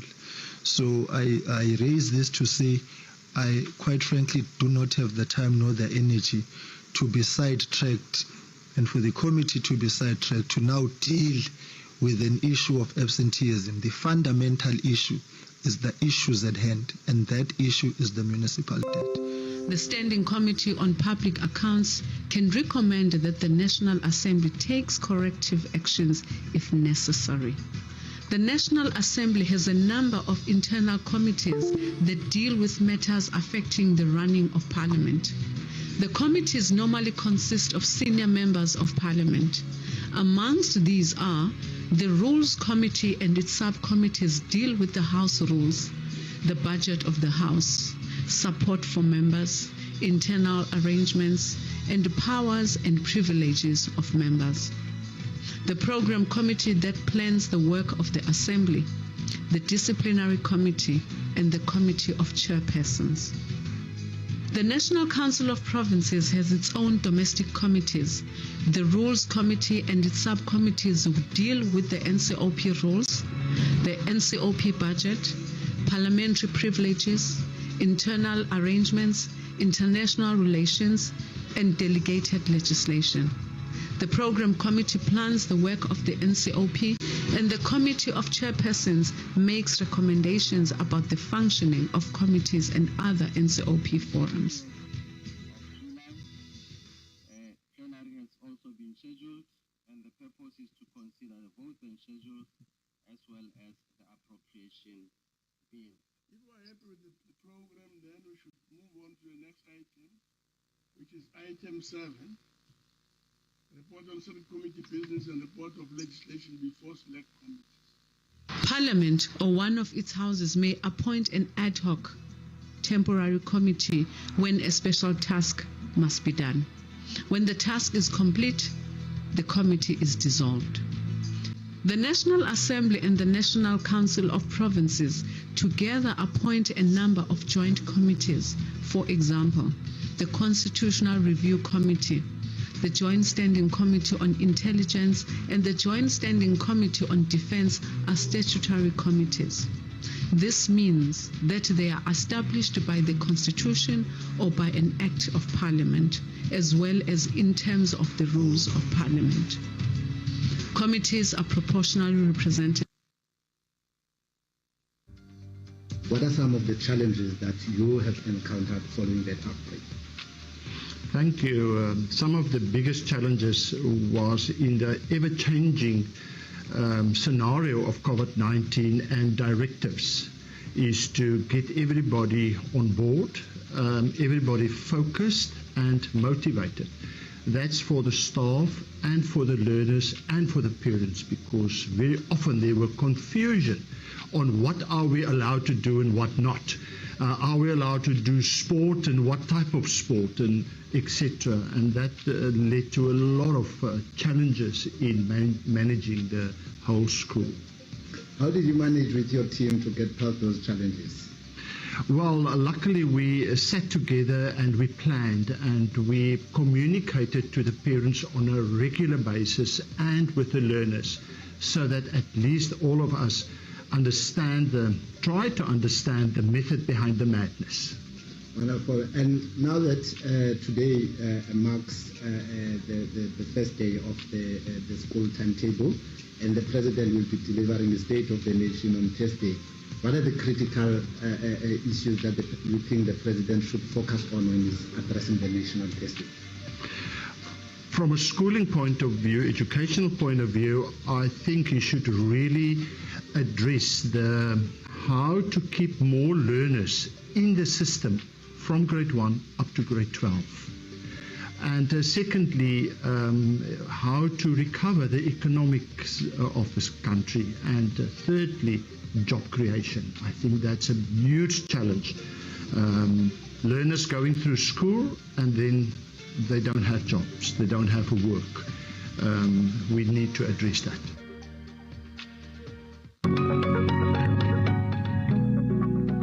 For the first time since the dawn of democracy in 1994, the State of the Nation address will be held outside the precincts of Parliament due to the devastating fire incident which gutted certain buildings of Parliament, including the National Assembly.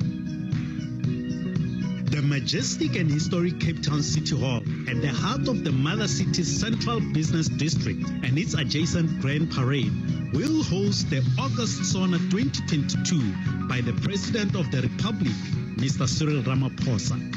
The venue has been declared the precincts of Parliament in terms of the law and the rules of Parliament. The City Hall is where the country's first democratic president, Utata Mandela, addressed the masses and the country after his release from prison in 1990. On the 10th of February 2022, be a witness as Parliament TV broadcasts an educational and informative program, including the President's address, live from 7 in the morning until late in the evening. Parliament, following up on our commitments to the people, making your future work better. Tune in or you will miss out.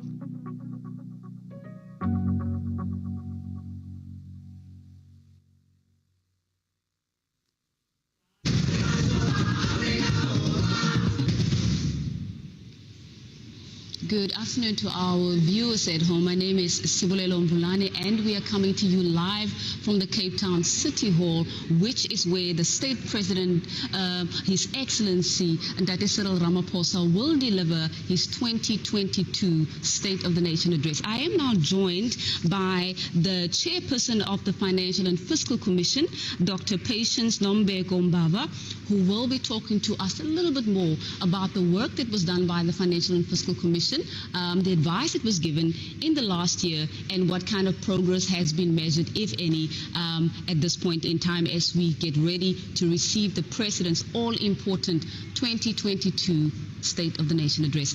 Dr. Mbava, what a wonderful pleasure it is to have you here. Thank you so much. It's a great pleasure for me to be here.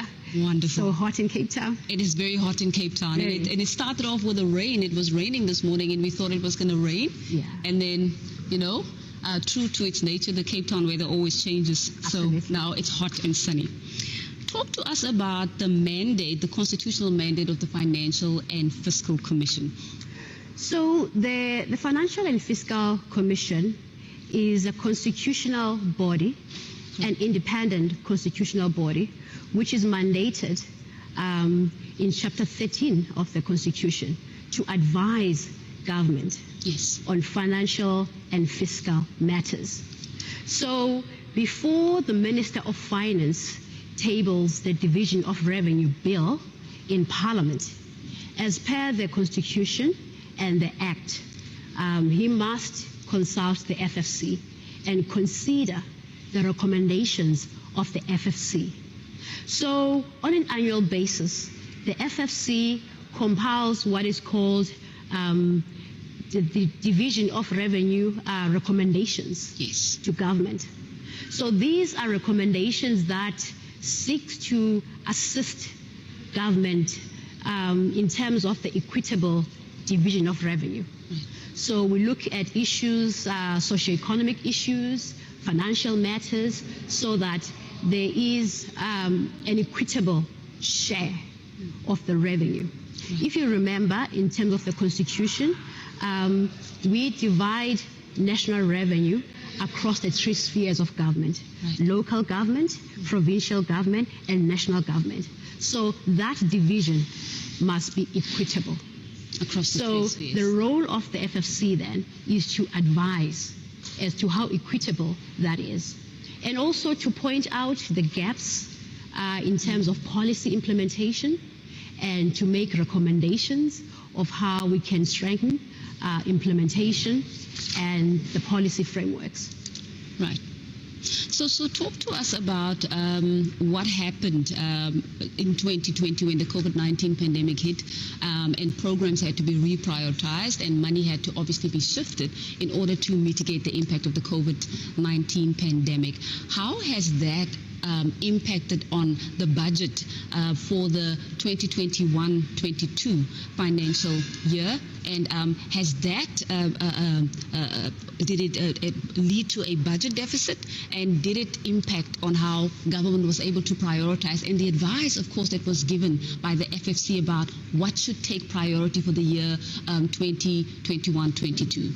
So the COVID-19 pandemic has had dire impact on our economy, has had dire impact in terms of socioeconomic rights.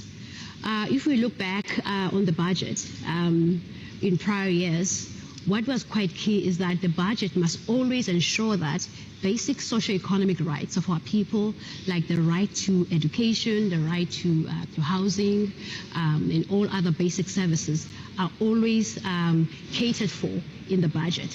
So what happened in 2020-21 budget is that there was quite a drastic cut in budget allocations across government. And that really had an impact on those socioeconomic rights. So, for instance, in education, there was a small cut, and in other budget allocations. So the FFC pointed out that in terms of the Constitution, we are now treading on new territory, because we need to always ensure that those rights are protected. And what is happening now is that COVID-19 has also sort of mandated government to come in and provide some sort of social net, widen the social net, because many people, they lost their jobs. Absolutely. Many people actually had nothing to live on. And so government came on board to say, we're going to try and widen the social net. So at the time, there was the social, the SRD grant, which was given to the indigent of our population. Now, the impact of all these spending is that the actual revenue that government receive, basically from the tax revenue, is not enough to actually cover all this spending.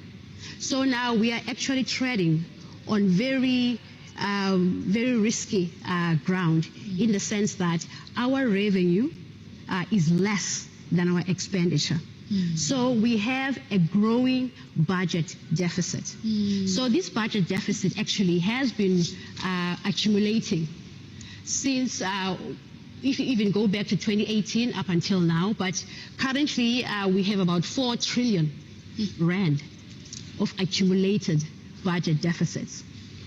And the risk then is that that can actually result in repayments of debt, which now take priority over basic services. So repayments like interest payments become now quite an issue, because they can actually mushroom on a year-to-year basis if we don't have a handle on our spending. So this has been exacerbated by COVID-19. So prior to COVID-19, we had a problem, but COVID-19 made it worse. So the problem we have now in our country is that government does not have enough money to actually ensure that all these competing requirements, all these competing interests are actually taken care of. So we have to either increase the tax revenue of the country, or we have to reprioritize our current spending. That means we have to take from somewhere so that we can ensure that we meet the basic needs of our people. Indeed. Talk to us about this, the growing budget deficit, and you say that there's either going to be an increase in order to make available more funds or resources to be able to meet basic needs, that it's either that or an increase in the tax revenue, or you increase the tax. How does that, who then has to foot the bill? Because, I mean, if you're looking at the number of people who have already lost their jobs, particularly during the COVID-19 pandemic, who has to, I mean, will be mostly affected by a decision of that nature to increase the tax? So ideally, we don't want to increase the tax, because in terms of ensuring that we have a sustainable economic environment, increasing the tax base is not the quickest way to actually increase more revenue. There's always pushback when it comes to increasing tax revenue. So either the government can borrow more, or we can be efficient with the way we use our current resources, because there is a lot of fiscal leakages in our current spending patterns. So there are a lot of funds which go unaccounted. There are monies which are not accounted. So we need to find out what is important. And also, we need to say as government that we can't do everything as government. Either we bring in other partners. For instance, when we talk about the infrastructure fund, or the infrastructure investments like road infrastructure or social infrastructure. Some of those things we can't do all of them by ourselves. So we have to do what is called public-private partnerships. So we need to bring in the private sector. But there is a caveat to do that. The private sector must believe that it is worthy of their money to actually bring that money to government, that their money will be used efficiently and effectively, and that the returns on their investment are actually going to be discernible from their point of view. In terms, it makes economic sense for them. So it must be a win-win situation. So government must actually present a clear case for the private sector to come in and actually help government.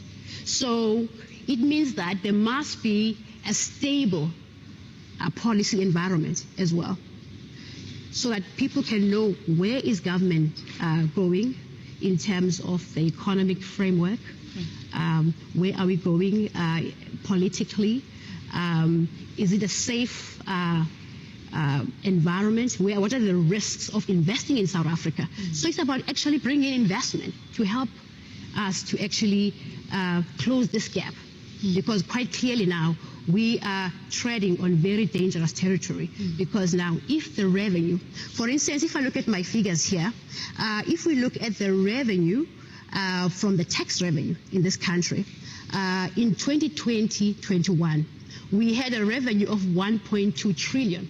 So that is tax money that is collected from those who are working. And then we actually spent non-interest expenditure was 1.5 trillion. So you can see immediately that there was 232 billion already, which was also spent on debt service cost. So debt is actually growing up. So in 2020, we had 232 debt service cost. The previous year, debt was 204 billion. Then in 2020, it's 232 billion. Now we are focusing now for this current financial year that debt will be approximately 270 billion. So it means that that debt is actually, sort of runaway. So you have to control that debt, because it means that if we actually spend a lot of our money on debt, the major issues that we actually have to fund, like your education, health, road infrastructure, those will be crowded out, because it means that that money will actually have to fund those interest debts. Yeah. Talk to us about, you talk about fiscal leakages. Is there a quantifiable figure on this fiscal leakage, money that is spent that goes or that falls between the cracks that is unaccounted for? Is there a way for the FFC to be able to track how money is being spent? And we know, of course, that the Auditor General does quite a bit of work on that. But from an FFC perspective, what systems are in place to prevent this fiscal leakage, considering the fact that that is money that could have obviously gone to go and be budgeted for very critical priorities and services in the country? Talk to us about that. So if you look at the annual reports of many public sector entities, you'll see fruitless and wasteful expenditure, which is mushrooming every year. So that is money which was spent in vain. There is no accountability for that money. So if you have to quantify those fruitless and wasteful expenditure across the entire government, those are huge amounts of money. And so what we're saying as the FFC is that we need more state capacity and state capability to actually spend the allocated resources. I mean, the resource envelope is not infinite. It's limited, and yet we feel that a lot of this money is not properly spent. In fact, if the money that is allocated on an annual basis could be spent for what it was meant to be spent for, it actually could do a lot. Take, for instance, local government. Local government, that is where most of our problems lie as a country. because you'll find that at local government there is apparently lack of skills in terms of managing those resources. You will find that during the allocation process, they get allocated conditional grants. These conditional grants are very critical because these are monies that are meant to be used for specific spending items. But you'll find that those conditional grants are actually not used for that. They could be used for something else. So we need more oversight on how those funds are spent. And we also need to find out what is the right formula to allocate funding to local government, because local government equitable share formula, it's been quite a very sort of, an issue with many observers to say that this local government equitable share formula is not actually equitable. Because the formula itself, for instance, it looks at things like education, like health, like the population of the province at the provincial level. It would look at issues like the literacy rate in that province, the economic activity as well. So you'll find that in the allocation, for instance, at the provincial level, Gauteng and KZN get the lion's share of the provincial allocation. So others will argue that, well, we have other provinces which are quite indigent. They have a population which is very poor. So if you look at Limpopo, for instance, the Eastern Cape, they actually need more, even Northwest, they actually need more resources. But that formula does not adequately take that into account. So what we're saying as FFC and other players as well in this space is that let's really look at this formula to find out, are we actually funding local government adequately so that they can be able to provide basic services. So if you look at Northwest, for instance, at what is happening there, there is a lot of inefficiencies in the municipalities there. Some can argue that it's poor management. Some can even argue that it's because there's not enough resources. So what we're saying as a FFC is that we need to look at how we fund local government at municipal level, at provincial level as well. Yes. So when we now reflect on the issue of money that is allocated, such as you've alluded to the conditional grants that end up being money ends up being spent for things that it wasn't originally allocated for. And I want to come back to the issue, and I have asked it to one of our other, the other guests that we've had on our platform about whether is this a policy issue or is it a systems design issue? Because I mean, it cannot be that when money is allocated for a particular spending item and it gets used for something else. Are there any mechanisms that can be put in place? Are there any systems that can be put in place to ensure that once money is allocated, that expenditure cannot be approved unless it is for that particular spending item? So what needs to happen is that we need proper oversight at provincial level, at local level. So because the three spheres of government are all equal in terms of the constitution. So the oversight at provincial level lies with the relevant authorities and the relevant legislatures. So the legislature, through the office of the premier, they need to hold the province accountable for the proper spending of those finances. So on a quarterly basis, even annual basis, the departments, they will send the quarterly reports to the Premier's office. And then they will actually look at how they have spent the allocated funds. So it is at that level, at the Premier's office and at the legislature, that proper accountability needs to happen. Indeed.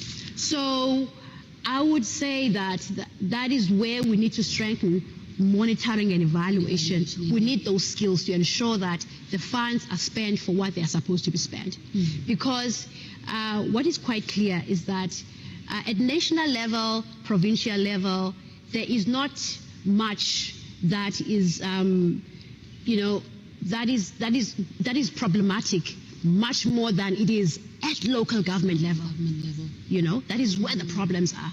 So it's a combination of factors. It could be skills, it could be issues of know-how, it could be capacity, a lot of things. But clearly there is a problem at local government.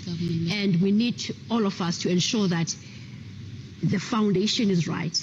Otherwise, the entire fiscal framework is going to be impacted negatively. Now, as we conclude our conversation, and I just want to thank you, Dr. Mbaba, for the insights that you've shared. But just in conclusion, we are, of course, now we are building up to the President's State of the Nation address a little bit later at 7 p.m. What progress has been made that you, obviously as the FFC, has been monitoring progress made in terms of implementation? And I hear what you're saying about, the leakages, the fiscal leakages and so forth, and the challenges of capacity. And these are ongoing challenges that require the attention of Parliament and the legislative sector as a whole. But of course, the executive also has a very important role to play, of course, with our social partners as well. The question that I'm asking is what monitoring systems has the FFC put in place to ensure that year on year, as you deal with the budget, are we seeing progress? Is there any kind of measurable progress that people can expect or that you can report on in terms of your constitutional mandate? So if you look at last year's State of the Nation address, I think the President set out some key priorities. I think the one that there are two actually for me, which we have seen quite clear sort of results. One was to defeat the COVID-19 pandemic. Correct. So clearly we are seeing the fruits of our work there. Absolutely. And then the other was to deal with corruption. And I think the Zondo Commission and the reports that are coming there, they are clearly showing that the malfeasance and all the wrongdoings which were done in the past, those people will be held accountable, basically. So those are clear quick wins. Those are clear quick wins because we can clearly see that we can win on those. Where we have not made a dent is the unemployment issue. I mean, unemployment is now approximately 35% actually, 34 point something, but 35% to be on the safe side. That is a real problem because it means that we have young people out there as well who are not at work, who are not at school, who are not involved in any sort of economic activity. So it means that inequality in this country is going to grow even wider. And when we have a wider sort of inequality, problems, it also means that our safety as a country is also at risk. Because it means that those who don't have will actually want to have the same things that the others have. So the crime rate is going to go up. So the have-nots are going to take from the haves. Exactly. So I think for me, what I would like to hear from the President this evening are two things. One, how do we deal with this mushrooming unemployment? And secondly, how do we ensure that in spite of all the promises that we've made, I mean, this is going to be the 5th year that the President is making his State of the Nation address. How do we ensure that there is state capacity to deliver? Absolutely, very critical. It's about delivering. So we can make all these commitments at a policy level. But end of the day, it's about whether we meet those commitments.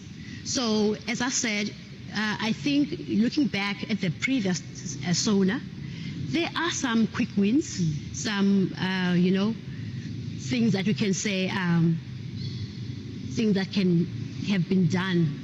But I think there still remains a lot to be done, the unemployment issue. And I think for many people, the rising debt is a problem. The rising debt is a problem. So either we rein in our spending, or we reprioritize, or we widen the tax base. It means we create more jobs. And when there are people who are working, then we can tax them and actually increase the tax base. Indeed. Very interesting insights shared by yourself, Dr. Mbaba. And I just want to thank you very much for making the time to be with us this afternoon. We really, really look forward to having you more, to come and talk to us a little bit more, even as the budget process is unfolding, to just come and share insights, because it also helps our audience to be able to know how this process unfolds. But thank you very much for making the time to be with us this evening, and all the best for this evening. Now, that was Dr. Patience Nombeko Mbaba, who is the chairperson of the Financial and Fiscal Commission. She was here, of course, to come and share some insights of progress that has been made since the President's last address in 2021. And of course, as you know, we are building up to the President's address later this evening, the 2022 State of the Nation address, which the President will deliver at the Cape Town City Hall, which has been declared the Parliament of the Republic of South Africa. We will have more in store for you, so do stay tuned.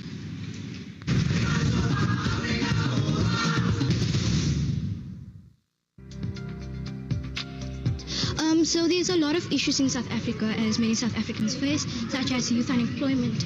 Unemployment is a huge issue in South Africa, and it has left many gaps locked for young people. Many young people sit at home and think, what will they be doing the next day?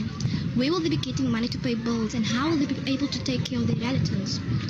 And youth unemployment leads them to making wrong decisions and leads them to crime. So that's why I want Mr. President to speak about this when he's addressing the nation on Thursday, because it is definitely a huge issue in South Africa. And that's why I want Mr. President to speak about youth unemployment. Thank you. I would like to emphasize the fact that he should really implement the part of job opportunities for South Africans, because job opportunities in South Africa is really low, and the COVID-19 pandemic has made it even worse. People who had jobs are now jobless and are struggling to support their families. This also affects young graduates, because they too cannot find jobs. So, yeah, that would be what I would like to say to the President.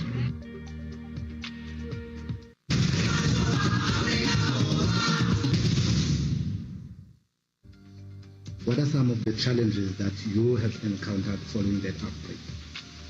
Thank you. Some of the biggest challenges was in the ever-changing scenario of COVID-19 and directives is to get everybody on board, everybody focused and motivated.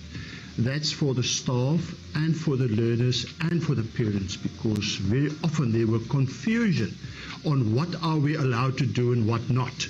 Are we allowed to do sport and what type of sport and etc. And that led to a lot of challenges in managing the whole school. How did you manage with your team to get past those challenges? Well, luckily we sat together and we planned and we communicated to the parents on a regular basis and with the learners, so that at least all of us try to understand the method behind the madness. Wonderful. And now that today marks the first day of the school timetable, and the President will be delivering the State of the Nation on Thursday, what are the critical issues that you think the President should focus on when he's addressing the nation on Thursday? From a schooling point of view, educational point of view, I think he should really address how to keep more learners in the system from grade 1 up to grade 12. And secondly, how to recover the economics of this country. And thirdly, job creation. I think that's a huge challenge. Learners going through school and then they don't have jobs, they don't have work. We need to address that.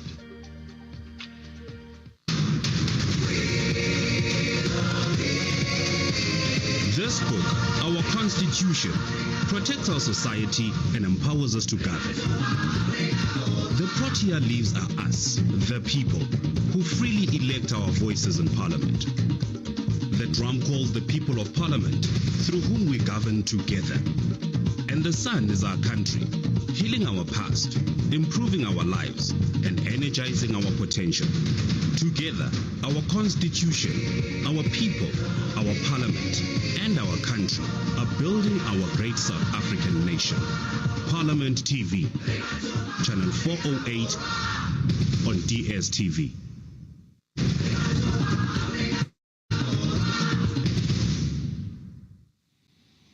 Welcome back to Parliament TV on DSTV Channel 408. You are still watching the live broadcast of the 2022 State of the Nation Address, where we're expecting President Cyril Ramaphosa to address the nation tonight at 7 o'clock.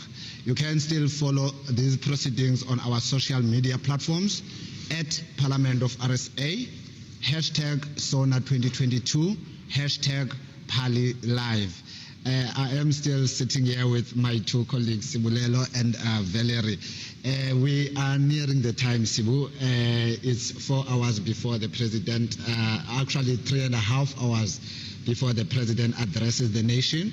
And we can, I'm sure from any time now, we can also start to see the activities outside starting to take off. And like I said earlier, today we also have the red carpet, something that we have not had in the past 2 years because of COVID-19. So I'm also looking forward to that process. Indeed, and we know that it's all systems go at the moment. Everything is in place. The red carpet has been rolled out. We are literally just waiting for members of Parliament and the guests to start arriving and to take their seats in the chamber to get ready for the President to deliver his address at 7 p.m. sharp. Sisbi?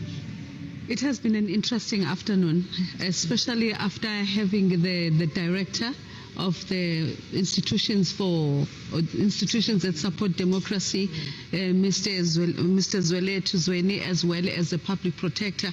The interactions that were happening there, they're quite informative in terms of there's actually a forum of these offices where the public protector is a chairperson, and the fact that they do come together to sit and discuss the issues that affect citizens that get reported to them. But what I found to be interesting is the fact that they made us aware of the fact that I may come as a citizen to report on the same issue to the different offices. But in order to minimize the wasteful expenditure and time as well, that particular issue can be directed to that specific office. And for me, that was interesting. And what really made me think that as Parliament moving towards 2022 and also 2023, how are we going to address the lack of knowledge that citizens have about the Chapter 9 institutions? Because we could gather that as well from Director Mr. Zweni, as well as the public protector, because she also mentioned that you find that the officials or the members of Parliament in the respective municipality offices, even themselves, they do not understand the work of the Chapter 9 institutions. So it means moving forward as Parliament, how is Parliament going to empower these three spheres of government so that everybody gets to understand how is it that they are functioning? Yeah, as you say, Sisvi, they've raised very important points which relates to the Chapter 9 institutions. Something that I think perhaps next time we have a broadcast, we need to bring all the heads of such institutions so that they can clarify their roles to the members of the public, so that we don't see what you just mentioned, Sylvie, matters being reported to all these institutions, which can lead to fruitless and wasteful expenditure, because we find that perhaps public protector is investigating, there's a South African Human Rights Commission that is also investigating, and then you have your Commission for Gender Equality. So I think it will be important that next time we bring them. Today was a good start because at least South Africans were able to hear more about these Chapter 9 institutions, but because we only had the public protector, I think next time we can even share more if we get all of them in one room and have a panel discussion. Indeed, when we think about the role of these Chapter 9s in advancing the democratic project of the country, particularly now as the country and the global community finds itself having to put in place mitigation strategies to address or to respond decisively and accurately to the impact of the COVID-19 pandemic, it becomes even more critical that these Chapter 9s that they become more active in the work that they do, that indeed citizens are being empowered with knowledge so that they can also begin to activate processes whereby Chapter 9s are more active, because there is also a view out there that the Chapter 9s don't actually, apart from obviously being the public protector, and we will hear a lot about the work that the public protector is doing, we'll also hear a lot about what the CGE is doing, the Commission for Gender Equality is doing. But with the other ones, we don't actually, it's not really that much publicized. Human rights related issues, we don't get to hear so much about that. And that comes back to, if we're talking about deepening or strengthening this whole democratization process, it's not just about the institutions that are in place. It is about how functional and effective those institutions are being made to be, based, of course, on the knowledge that the citizens have about how to access them and about how to make them relevant in this day and age, and particularly now as we find ourselves dealing with the COVID-19 pandemic and democracy. There's a view also that democracy is being tested, that the decisions that are being made, you need more active citizen participation. And citizen participation is not only meant for when you bring citizens to Parliament or on Parliament's public participation processes. It is also about having the knowledge and understanding of how do you channel specific issues, challenges to your Chapter 9s and all the other institutions that are supposed to assist in taking the country forward. And Sibuna, that you mentioned that, when I was speaking to the public protector earlier on, I raised the issue of public awareness. Correct. And as we all are aware that the past 2 years have been very difficult for everyone, but she indicated that at least strides were made to ensure that the public still gets to report cases to that office, even if it's through emails, as there was the offices had closed, as a result of that COVID-19. But I think more public awareness needs to be done. She mentioned that her office is now open. The people can do the walk-ins to report cases, but it's also very important that other Chapter 9 institutions, actually all Chapter 9 institutions, really focus on public awareness, because that is what is going to then assist the South Africans to know exactly which office to go to when they have something to report. Indeed. Coming to that, Temgosi, when you think about the development plan that is from 2030, so it means now the public education of office as well has a critical role in informing the citizens of South Africa, because these institutions, they affect their rights as citizens. They affect the basic services that citizens are entitled to. And what you could gather is that we seem to be taking a step back in terms of progress in certain areas, in terms of development. Why? Because citizens, they lack knowledge as to where do I move from this point to that point. Even though you may not have a challenge, but the fact that you learn about this institution known Parliament that has representatives that are representing you. So I think the Public Education Office of Parliament has a lot as well to do, collaborating with the Chapter 9 institutions in order to make sure that we also respond to the concerns that Director Zweni had, as well as the public protector. Well, you still, for those who've just joined us, you're still watching the build-up show to the State of the Nation address Brought to you live by Parliament TV on DSTV channel 408. Cape Town is on fire. I know Sisvi earlier told viewers that it was cloudy and you know, but that has since changed. Cape Town is getting hot. I'm not sure Sibu, whether it's because we are nearing the time that the weather has changed so dramatically.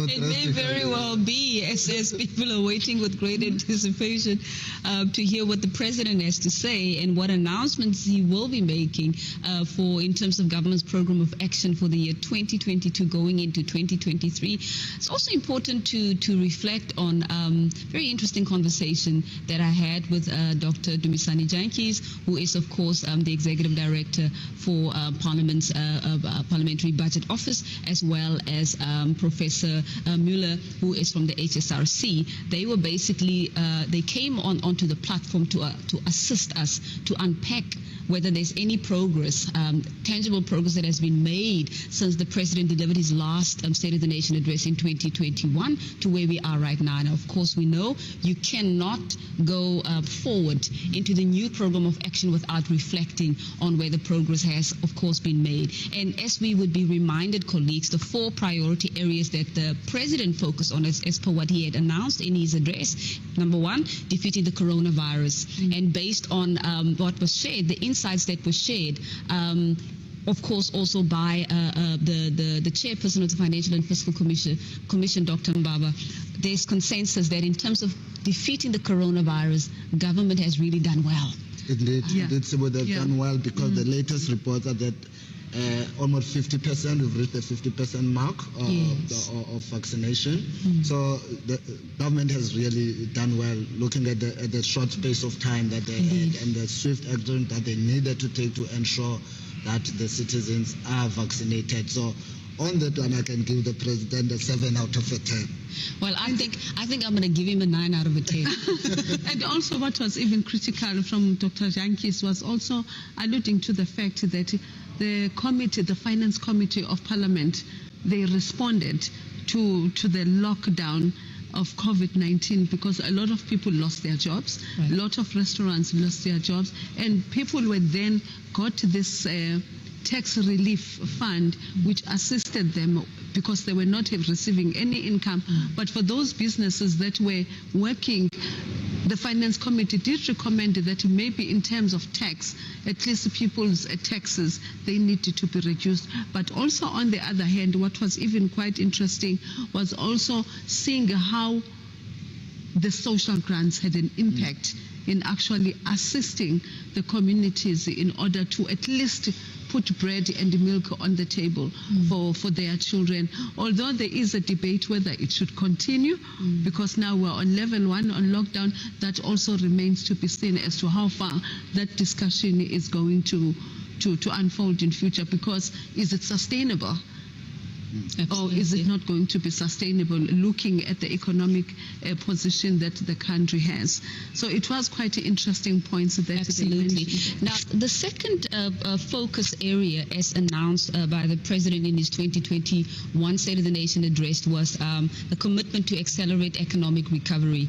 And of course, we know that one of the biggest impacts of the pandemic is the fact that the economy has been greatly negatively affected, and we had already been in a dire situation prior. We were in a technical recession prior to the COVID-19 pandemic hitting South Africa in the year 2020. So 2020 it just deepened a pre-existing condition whereby many people now were losing their jobs as businesses were closing down and so forth. So economic recovery, of course, it falls within the ambit of the economic reconstruction and recovery plan, for which the president had also announced 4 key priorities under the ERRP to ensure that jobs are created, and then opening up the economy and making sure that in terms of the relief packages that you're talking about, that there is a balanced approach in terms of ensuring that there is economic activity across the country and across various sectors. Which is why there's a great expectation that President would then provide an update from the time he delivered the State of the Nation in 2021 as to how far has government gone with the process of economic recovery. Yes, one of the mains was, like as you have mentioned, the job creation. I'd like to hear on the President how he's going to tackle that issue, because it remains a challenge. It is, as we had earlier indicated, that it's a challenge that we're confronted with even before COVID-19. And COVID-19 came and made it even worse. So as we currently on level 1 lockdown, hoping that maybe soon we'll be out of the national state of disaster, because clearly COVID-19 is here to stay. You know, COVID-19 is going to be with us for some time. So at a certain point, I'm sure the President would want to open the country fully so that they can be able to implement the plans that is presented to the South Africans. Besides the fact that the response of Parliament as well was really accepted with open arms by the South Africans in terms of finances, but we also cannot ignore how the President and Parliament were quick to respond to deal with the issue of gender-based violence. Because we may recall that by the end of the year already there were 3 bills that were before the 2 houses of Parliament in order to quicken how Parliament or how the country, including the SAPS, how they quickly address issues of violence within the communities. And also, what also Professor Mueller added as well on top of that point was the issue that indeed you can see change in the programs that deal with youth unemployment.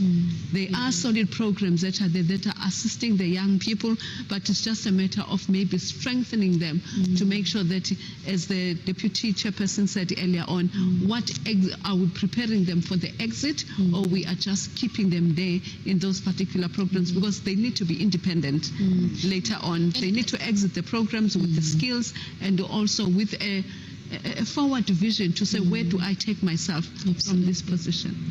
It's also critical that the reach is also widened. That yes, I know that the President made a commitment about I think 1,000 startup SMMEs for the youth, right? But when we look at that, it's a great commitment. It's a great undertaking made. But then at the sub-national level, what are premiers committing to, which is another level where we really have to go take a look at to see what have provinces done for young people, what have provinces done for women, because when the President comes back to come and deliver his State of the Nation address and announcing government's program of action, really he's not the one who's going to implement. He doesn't stand alone. You know, it is the 3 spheres of government have to work together. All these departments have to be activated. Of course, they're going to come with their plans and say how do they interpret the instruction or the program of action. And then, of course, we know budget must be allocated to follow those plans, to make those plans implementable. But key within this broader context, I think it is important to also just emphasize that as much as the President is going to announce the program of action for the year ahead, it is also important to keep in mind that the President is not the implementer on his own. It is the 3 spheres of government working cooperatively together. And of course, the President speaks quite a lot about, he puts a lot of emphasis on the social compact, on partnerships, on how critical that is to ensure that, you know, you create that social compact that obviously has got, the capacity to implement and to take the country forward. So just in terms of assessing progress, we have to keep in mind that the President, yes, he has the authority to lead the nation and to announce these programs, and we know that he's big on consultation, on consulting the various sectors of society to ensure that when a certain course of action is decided upon, that he has consulted. But ultimately, we have to all think about the broader picture, which is that all sectors of society must see themselves as part and parcel of the process to take the country forward. Okay, and Sibu, Siswal, that also another thing you've mentioned, that we need to zoom into provinces to see what they've done. I think we actually need to go further down into local municipalities, you know, because that is where most of the people are. Indeed. You know, what are they doing in terms of creating jobs for the youth, for women, you know, for people who are living with disabilities? Indeed. And how far have they gone with those programs? What role are they playing? Because there are are invited. South African Local Government Association will be sitting in here when the President delivers the State of the Nation address. And as we had mentioned, he's not the implementer. There's 3 spheres of government that needs to work together to ensure that what the President presents to the country gets implemented. So we wait to hear if the highlights from the President on what thus far has been implemented from what he had outlined last year, being mindful that some of the commitments cannot just be implemented over a year. They are like an ongoing process, but would really love to hear up to how far has the President gone in terms of implementing his commitments. Themkosi and Sibulelo, you spoke about, Themkosi, the fact that the implementation and the development needs to cascade first to the municipality level. But during the discussion with Dr. Kyankis and Professor Muller, one of the things they highlighted in the responses to your question was the state capacity, especially when you zoom into the human resource, because they addressed the issue that within the municipalities, is it cadre deployment or people are actually deployed as per their professionalism? Because they indicated that there's a lot of wastage in terms of money. You even said in one of your questions that an audit report may come clean, but when you go back and check what were the deliverables, it does not speak to the needs of the communities. So as you are saying, Themkosi, that indeed it must start at the grassroots level, where the people are, where the communities are, where the structures are, but then are those people that are deployed skilled enough? Are they professional enough in that area that they are placed in to assist in the delivery of services, and also to avoid the wastage of funds and budgets, as well as it was indicated during their responses to your question? And my other point that I would like to lash on is the issues of ECDs. It's really nice also to show how the response was quick when the President said that there's an issue with the ECDs in terms of unemployment, lack of teachers for the children, and also the fact that it was still under the Department of Social Development. Because by last year, in April, we already got the news that actually the migration is official. The ECDs, Early Childhood Development Centers, are no longer going to remain with the Department of Social Development, but they are going to migrate back to the Basic Education Department, where they rightfully belonged earlier on.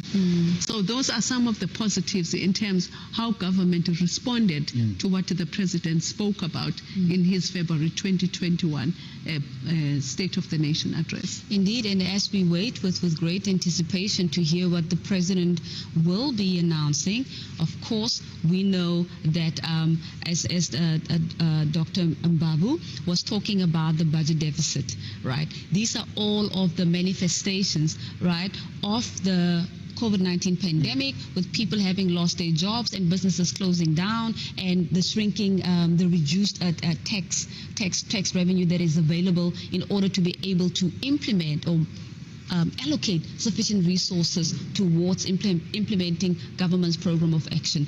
So as we consider all of these dynamics, it's not just a cut and dry issue.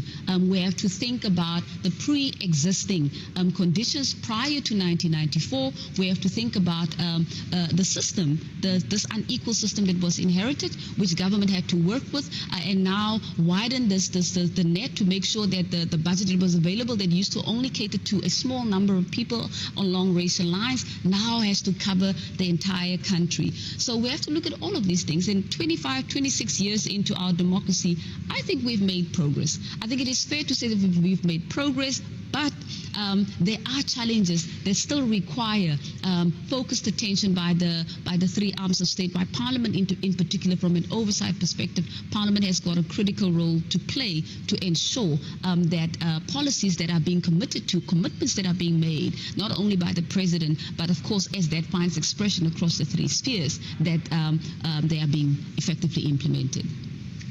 That was quite an interesting look back as to what has actually transpired, just looking back on this the interviews that we had, because you find that there has been a lot of response to what the president said last year.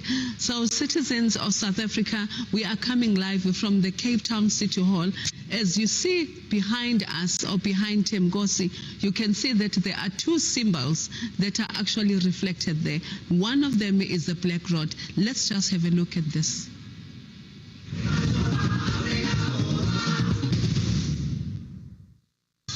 This is the black rod. It stands on the drum as a stand. Then it must stand right up because it's the authority of the chairperson. It must be on the right-hand side of the chairperson. When it's on the right-hand side of the chairperson, it shows that the session, the proceedings are in session. And it's the authority of the chairperson. Let me just explain how it's made. On top, we've got a protea, which is the national symbol. The protea, it's made out of gold.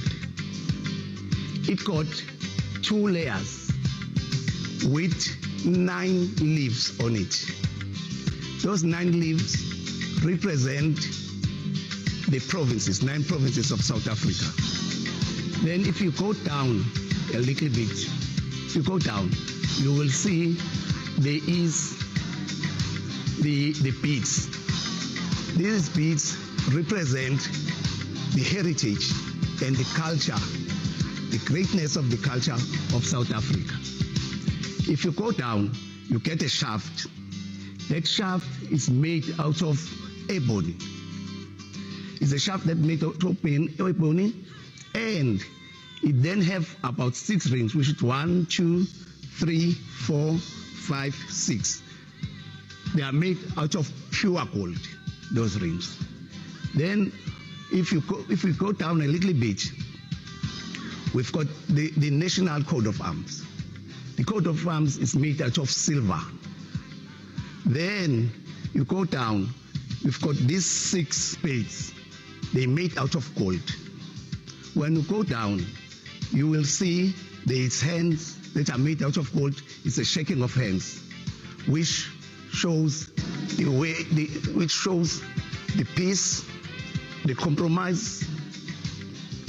And when you go down again, there is a South African flag. South African flag. Then we can start with the drum now. The drum is covered, it's made out of a drum shape. It's covered with springbok skin. The reason it's a drum, it's because of Africans, when they call a meeting, they beat the drum to call a meeting. If you go down a little bit, there is 2 rings made out of silver, pure silver.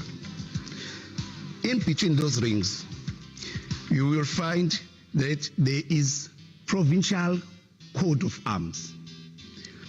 Each province got its coat of arms. If you look at it, you will see grapes. Grapes represent Western Cape. You will see Iron Peak, which represent Gauteng, because it's an industrial area. You will see Baobab tree, which represent Limpopo. So each and every province is represented here. Then the drum itself, it's made out of yellow wood tree. Then at the bottom again, the base, it's silver, it's pure silver.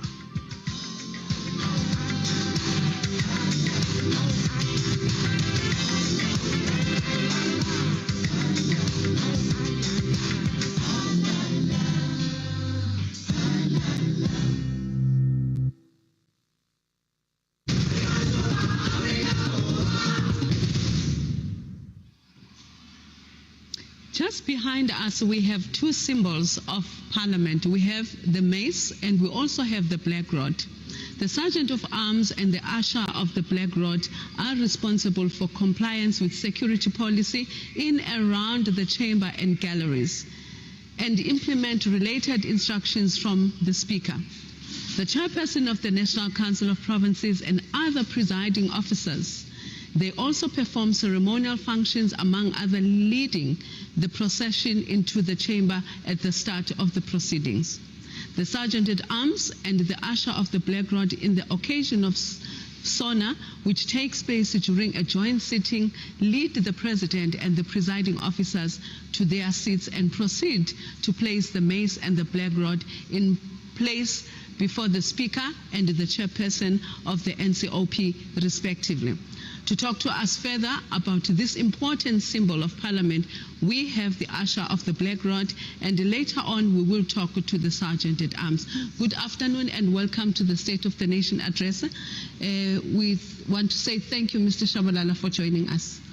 Thank you for having me. Otherwise, can you just share how your day has been thus far? Oh, it's been hectic. In fact, the whole of this week, because we've been up and down preparing. And the other thing is that it's the first time that is out of Parliament, so we have to improvise. Mr. Shabalala, most of the viewers at home have actually seen you make your way into the National Council of Provinces with the Black Rod. Can you just take us through what is the meaning of the Black Rod into the processions of the National Council of Provinces? Yeah, the Black Rod is the authority of the chairperson of the National Council of Provinces.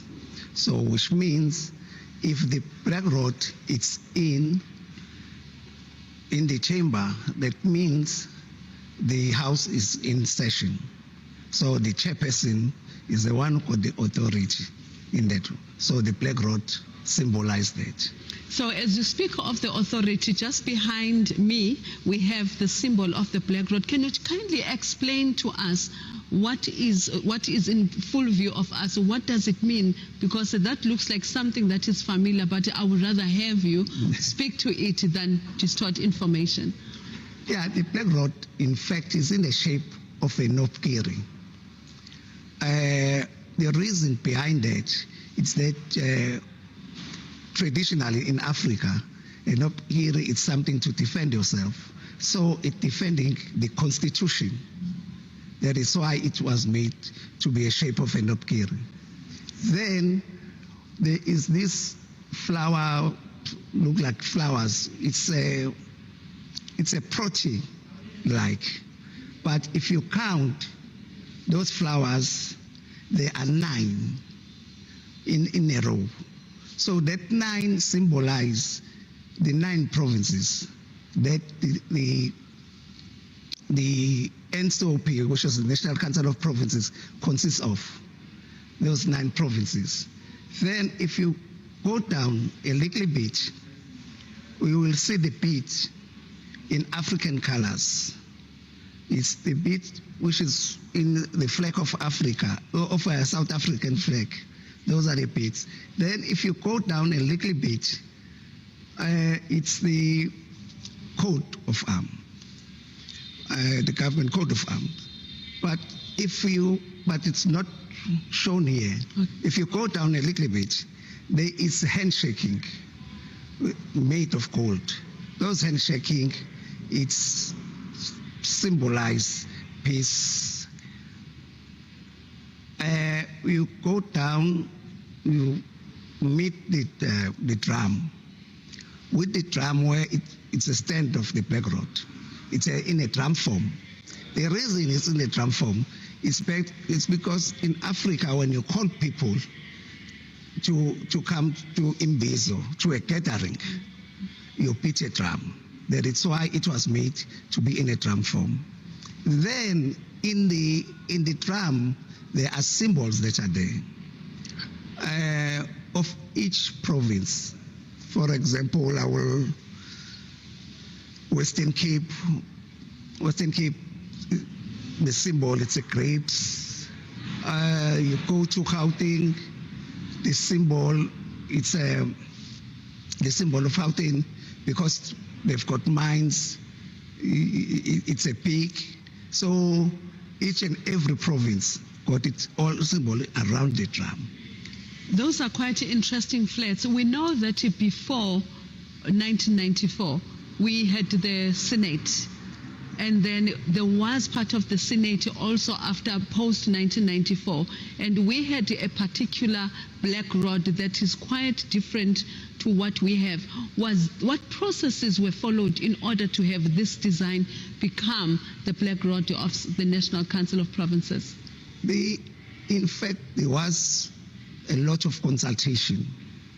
There was a lot of consultation until they come up with this, because the one that we had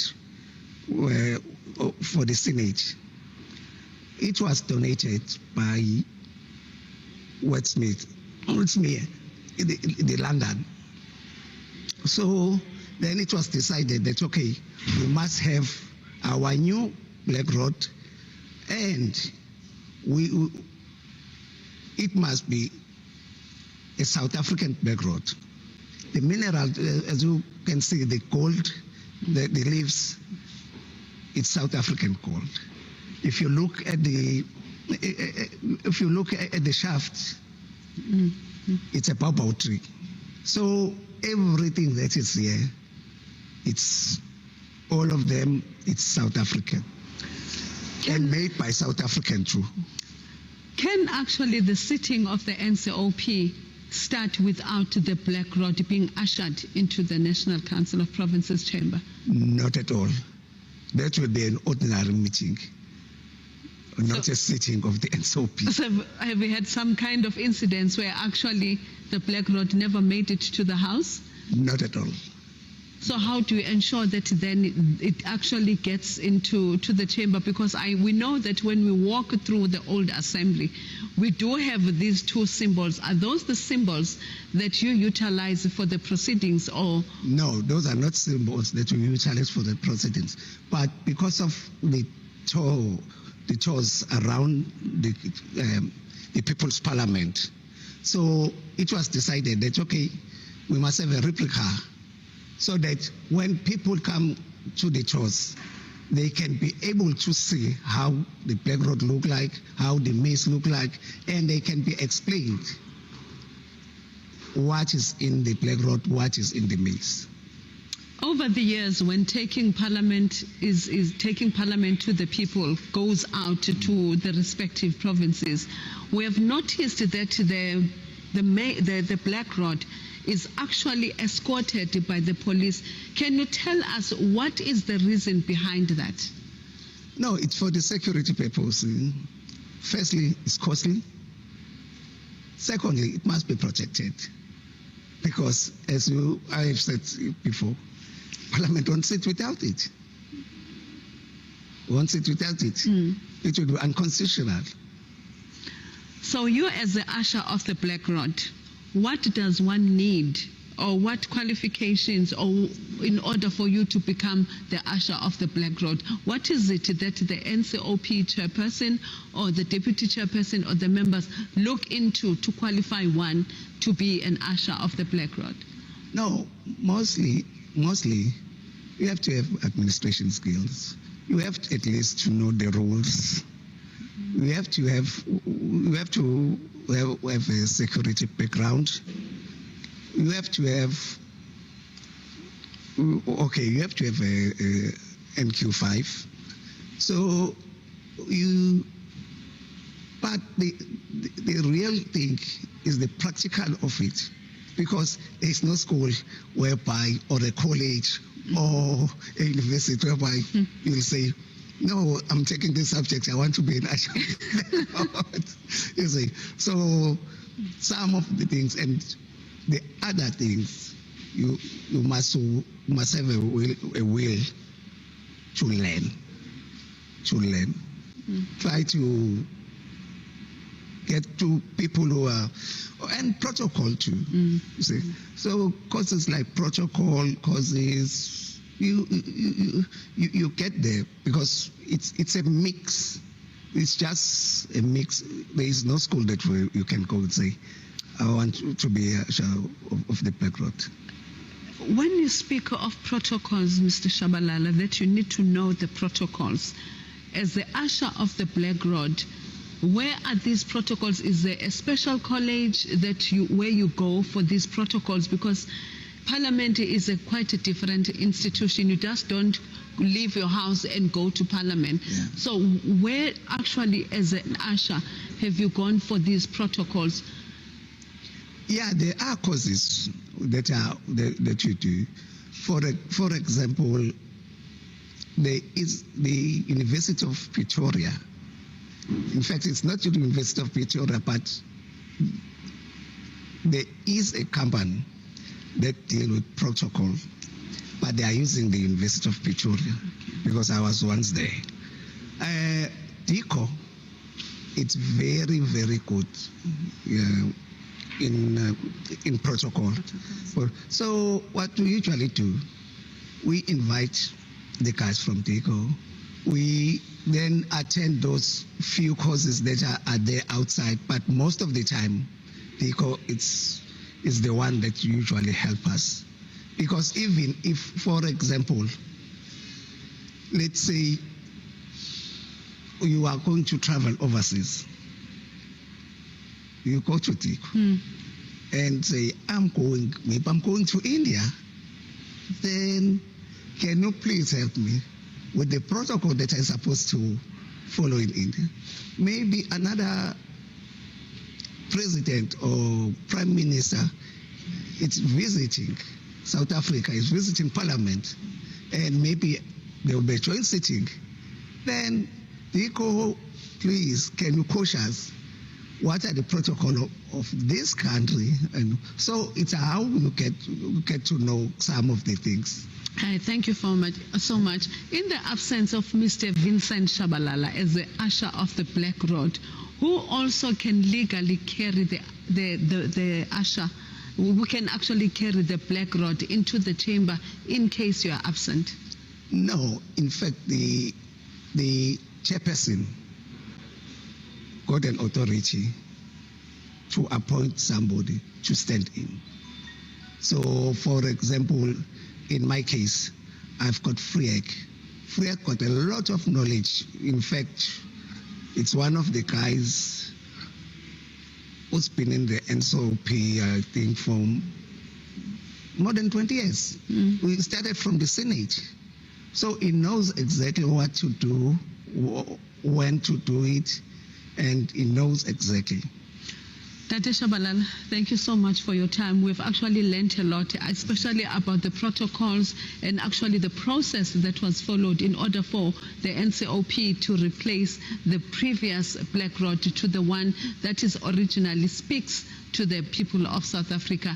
Viewers at home, this was Vincent Shabalala, the usher of the Black Rod in the National Council of Provinces. After the break, we'll be talking to Mr. Tabelo Maileme, the acting Sergeant at Arms in the National Assembly. Do stay tuned.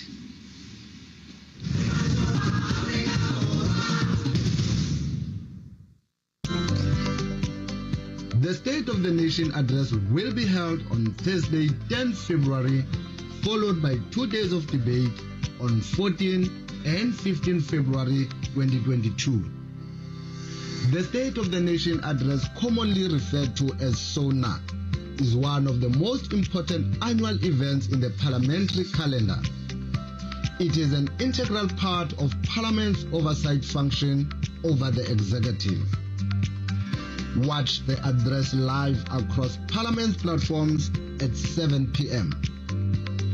Follow Parliament on social media and join the conversation using #SONA2022. Parliament, following up on our commitments to the people, making your future work better.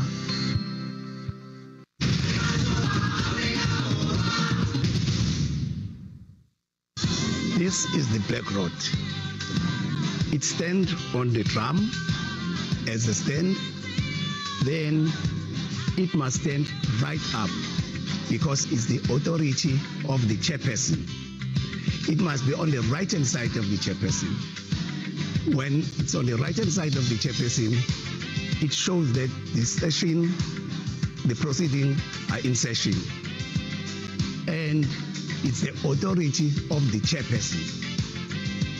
Let me just explain how it's made. On top, we've got a protea, which is the national symbol. The protea, it's made out of gold.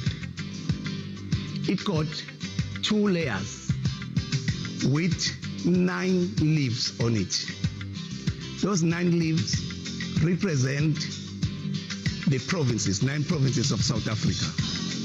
Then if you go down a little bit, if you go down, you will see there is the beads.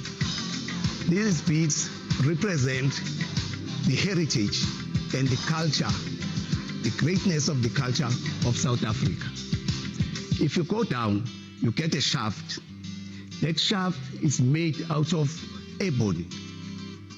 It's a shaft that's made out of ebony, and it then have about 6 rings, which is 1, 2, 3, 4, 5, 6. They are made out of pure gold, those rings. Then if we go down a little bit, we've got the national coat of arms.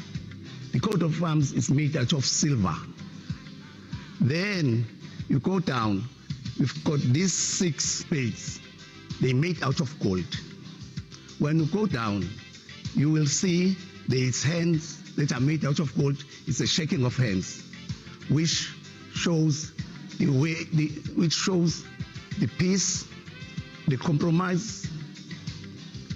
And when you go down again, there is a South African flag. South African flag.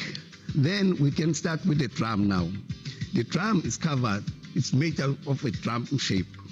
It's covered with springbok skin.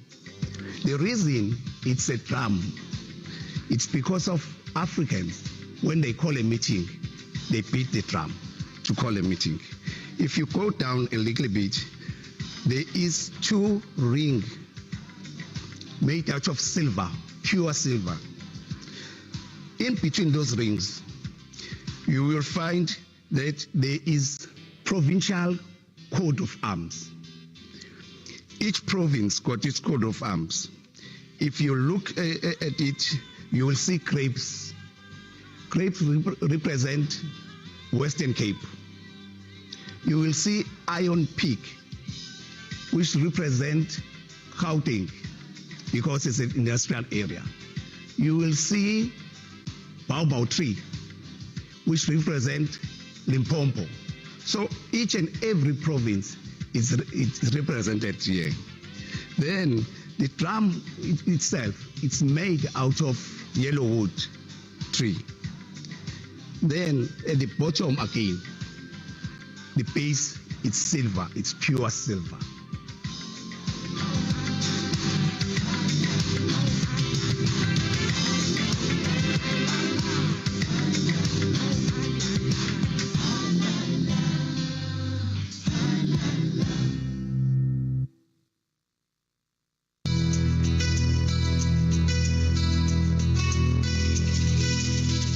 When the Sergeant-at-Arms enters the chamber, followed by the Speaker of the National Assembly, it signifies that the House is in session and the proceedings are official.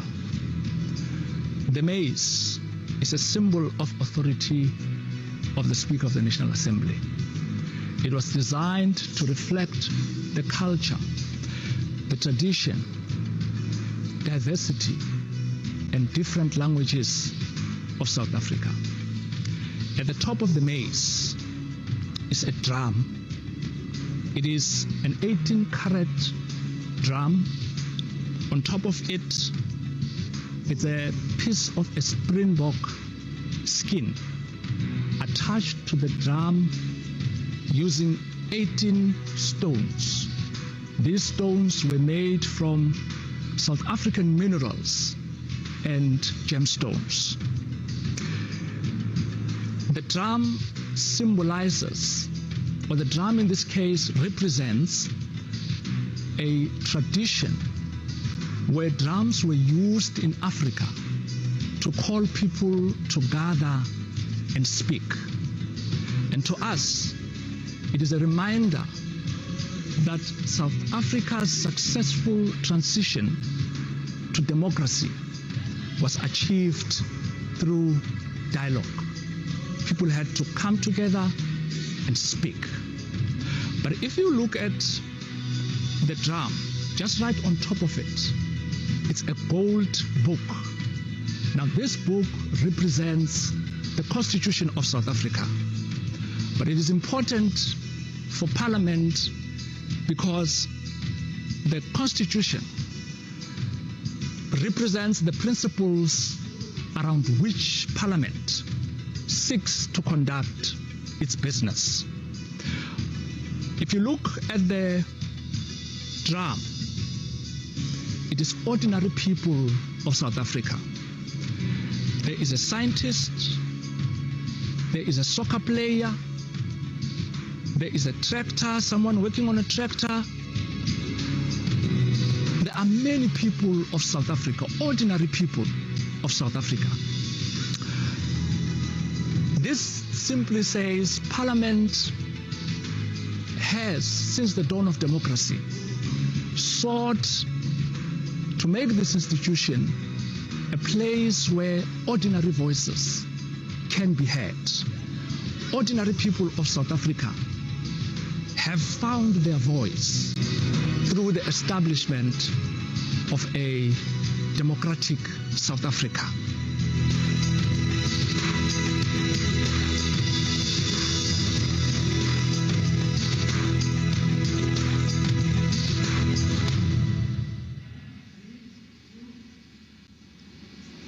Welcome back. You are still watching Parliament TV, coming to you live from the City Hall.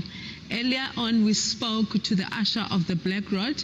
We are now joined by the Sergeant at Arms to tell us about how things are done in his house. That house would be the National Assembly. Good afternoon, Mr. Tabello Maleme, and we are glad to have you this afternoon, just before we go to the State of the Nation address at about 7 p.m. Can you just explain to us what is the significance of the maize in the National Assembly? Good afternoon, and thank you so much for having me. The significance of the maize in the National Assembly, it symbolizes the authority of the Speaker, and it is an indication that the House is officially in session. Yes. So with the maize, we have seen that it's quite different to what was used before 1994. Can you also kindly assist us as viewers and people here in the studio as to what is the meaning of all these symbols that are attached to it? Yeah. Well, one of the parts that really stands out about the maize, right on top, you would see that there is a drum there.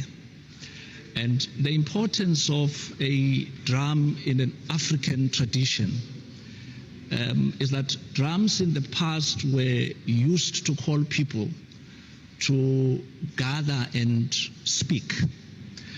So this is important because it says that the transition of from apartheid to democracy in South Africa was achieved through dialogue, and that is very important. But also, just around the drum, you would see that it has got an artwork of different people. There's a soccer player, there's a nurse, there's ordinary people of this country. That too says that when members of parliament are gathered and they are, debating issues that affect ordinary people in this country, they do so for ordinary people who actually send them to parliament to represent them. The other thing about maize, on top there's a book there it represents the Constitution. And this is important because it says Parliament, when it conducts its business, it seeks to align itself to the principles that are enshrined in our Constitution. Yeah, that should be. It looks like quite an expensive mace. How do you ensure, as the Sergeant at Arms, or how does the National Assembly ensure that it's secured? Well, I can say that we do have a place where we ensure that it is secured. The area is not easily accessible, and it is locked, and the maze is in a safe. Yeah, so we do our best to ensure that it is safely secured. Speaking of its security and its protection, yes. On the 2nd of January 2022, as you know, that we all woke up to the fire that gutted the National Assembly. Was the maze affected? And if it was affected, what is going to be replacing the maze tonight when the President delivers his State of the Nation address? No, well, the building where we store the maze, it was indeed affected, we must say, but because of the security that we have put around, safely securing it, it was not affected. We were able to take it out, and we will have the maze tonight when the President addresses the nation. Mr. Malema. Yes, ma'am. You are referred to as the Sergeant at Arms. I remember when I came to Parliament, when I heard the word Sergeant at Arms, I thought of someone who would be wearing a military regalia, only to find that the Sergeant at Arms was wearing a gown, as we have come to normally associate the mace and the Sergeant at Arms with the gown. Can you kindly tell us what is the background of this name, Sergeant at Arms? Yeah. It's quite interesting, and every time when I think about it, it actually, one of the reasons why I feel proud to be a member of this country, and to be serving in the role. The word Sergeant at Arms is actually derived from a Latin word which means servience. Loosely translated, it means a servant. So that's why I say I sometimes take pride when I actually think about it. Like I am here to serve. I'm a servant of the people. I'm a public servant, and so yeah, that's basically where the word Sergeant at Arms was derived from.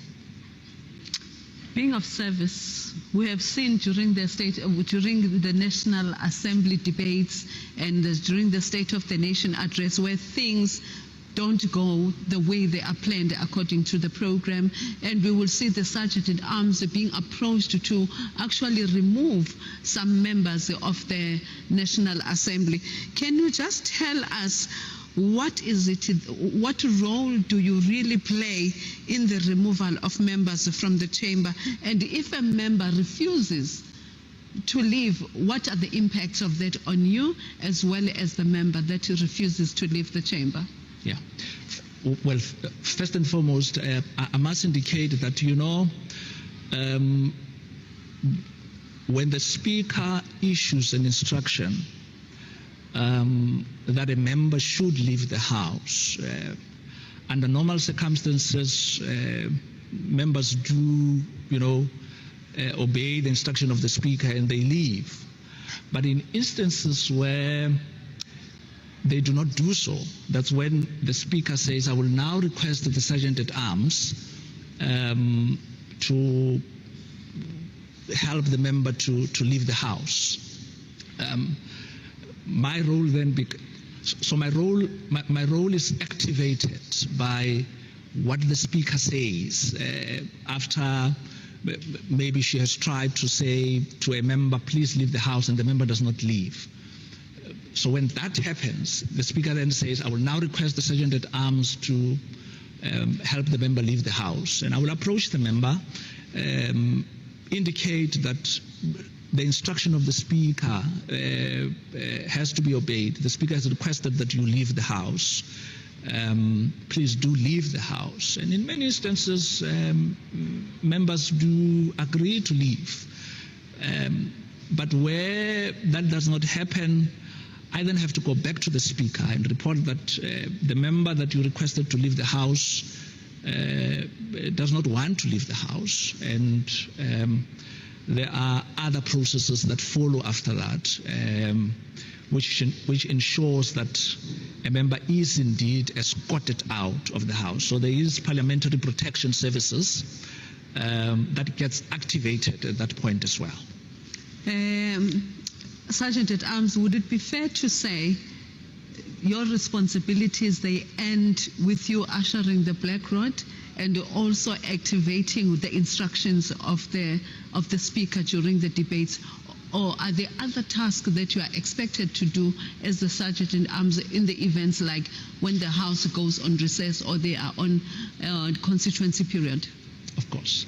Yes, I mean, currently the Sergeant at Arms in our South African Parliament is also responsible for one of the units in the National Assembly, which is Table Administration Unit, and we deal there with things like your business reports that the monthly reports that we have to compile, issues that relate to the administration, the procurement of goods in the division, and we also use that time as well to process members' attendance, and we are able to share it with members of Parliament as and when it is requested. But there's a team. I'm basically saying there's a team that works with me, which is about 15 or so people who report to the Sergeant at Arms. Sergeant at Arms, Mr. Tibello Malema, thank you so much for that insight into actually your role and what the Sergeant of Arms means, as well as the servant of the people, as also as the servant of the National Assembly. Viewers at home, that was the Sergeant at Arms who takes in the mace into the chamber, as he has indicated to us that actually this is the authority of the Speaker just before the debates in the National Assembly proceed. So we are going to take you back and just have a look at the attendances of the guests that will be arriving today just before the President delivers the address to the nation at 7 this evening.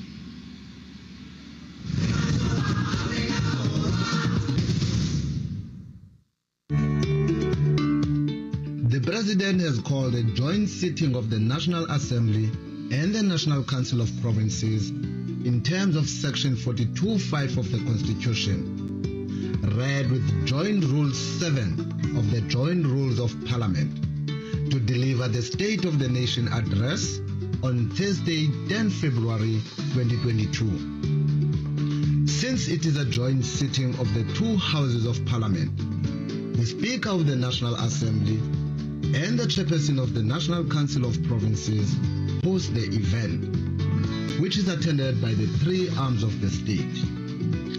Watch the address live across Parliament's platforms at 7 p.m. Follow Parliament on social media and join the conversation using #SONA2022. Parliament, following up on our commitments to the people, making your future work better.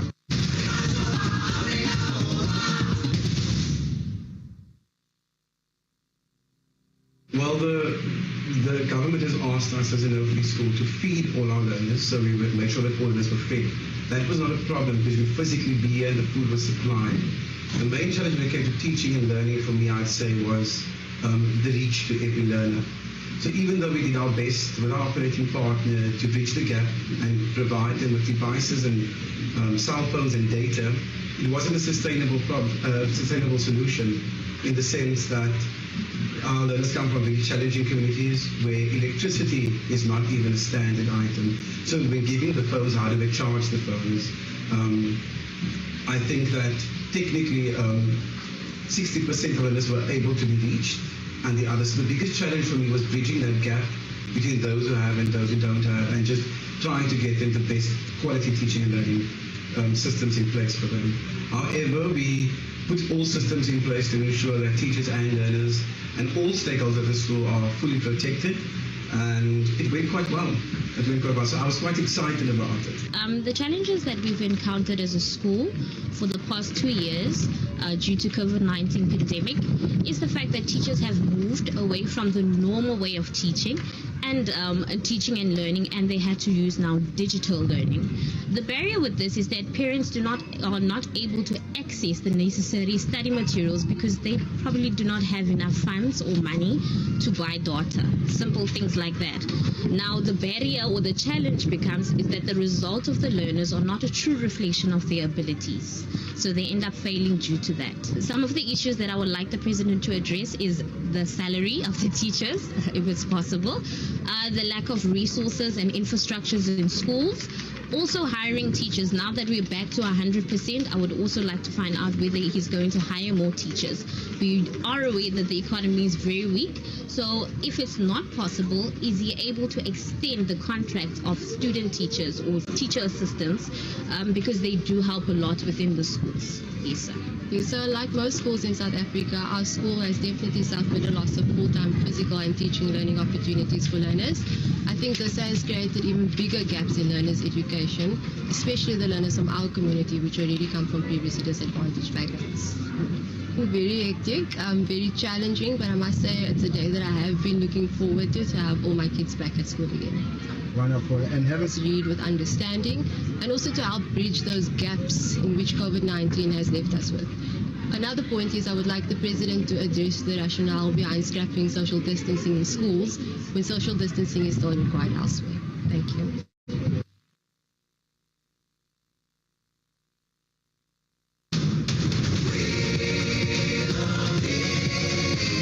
This book, our Constitution, protects our society and empowers us to govern. The Protea leaves are us, the people, who freely elect our voices in Parliament. The drum calls the people of Parliament, through whom we govern together. And the sun is our country, healing our past, improving our lives, and energizing our potential. Together, our Constitution, our people, our Parliament, and our country are building our great South African nation. Parliament TV, Channel 408 on DSTV. The State of the Nation address will be held on Thursday, 10 February, followed by 2 days of debate on 14 and 15 February 2022. The State of the Nation address, commonly referred to as SONA, is one of the most important annual events in the parliamentary calendar. It is an integral part of Parliament's oversight function over the executive. Watch the address live across Parliament's platforms at 7 p.m.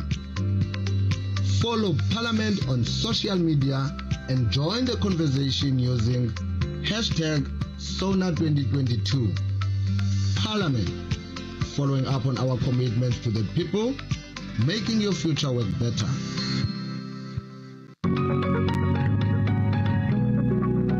For the first time since the dawn of democracy in 1994, the State of the Nation address will be held outside the precincts of Parliament due to the devastating fire incident which gutted certain buildings of Parliament, including the National Assembly.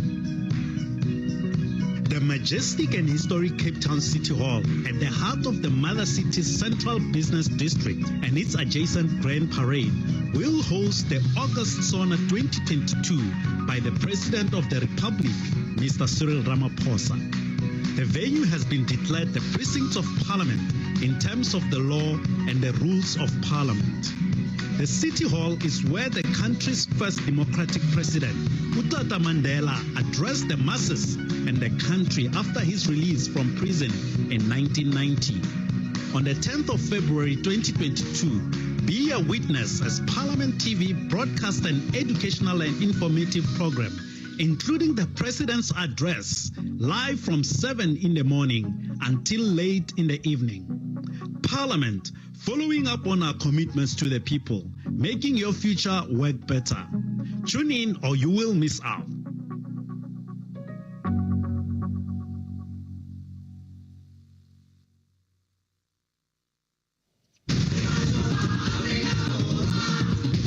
The State of the Nation address is one of the rare occasions where the three arms of the state, the legislature, the executive, and the judiciary, come together under one roof. Let's watch this video.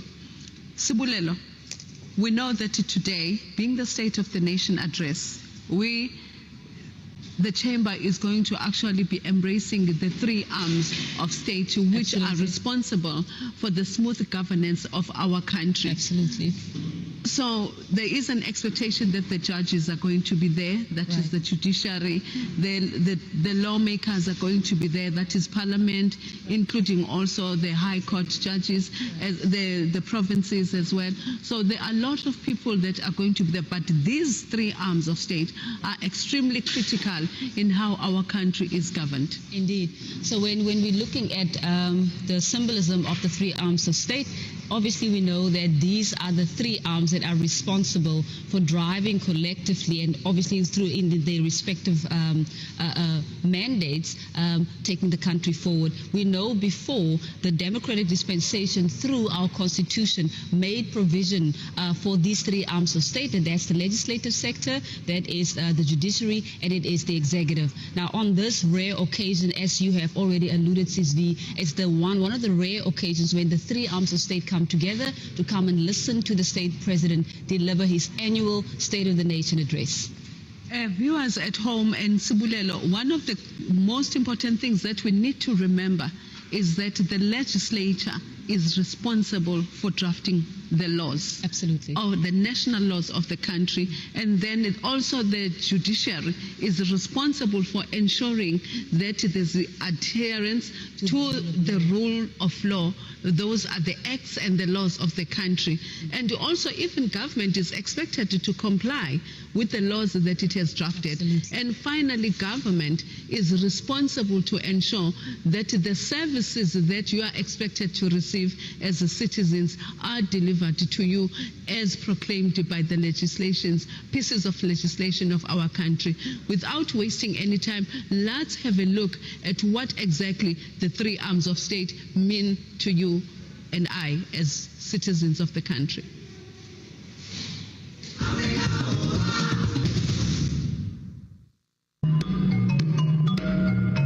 The Constitution protects our democracy by separating the power of the state into three different but interdependent components or arms: the legislature, which is Parliament, the executive, known as well as the cabinet, and the judiciary, which are the courts.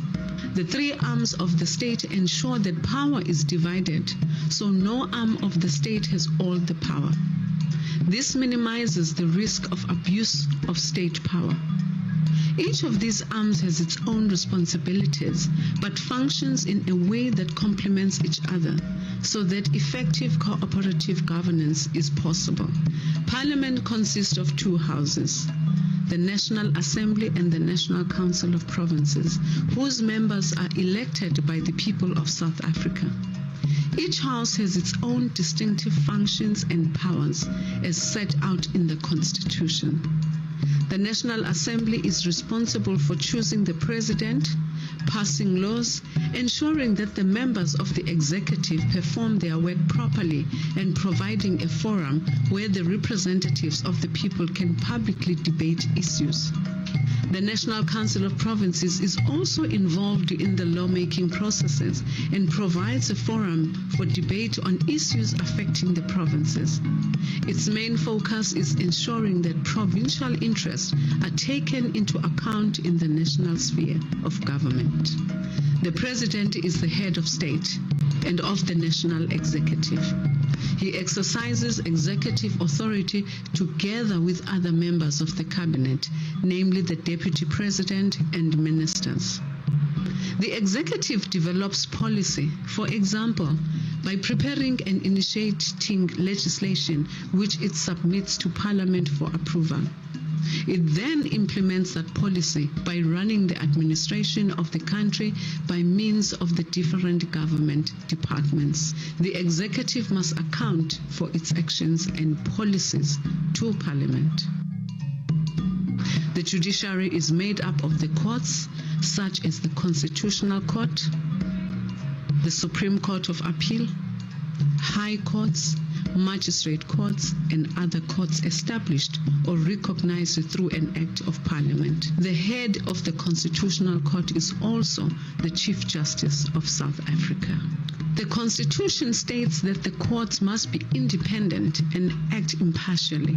Organs of state such as Parliament and the executive must assist and protect the courts in order to ensure their independence, impartiality, dignity, accessibility, and effectiveness. This constituted division of state power is an important democratic principle called the separation of powers.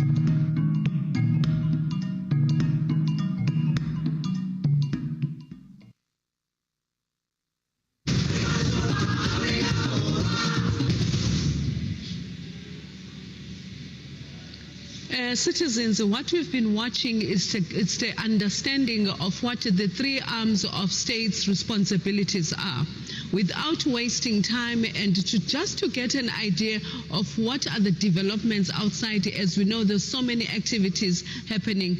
Good afternoon, Temkosi.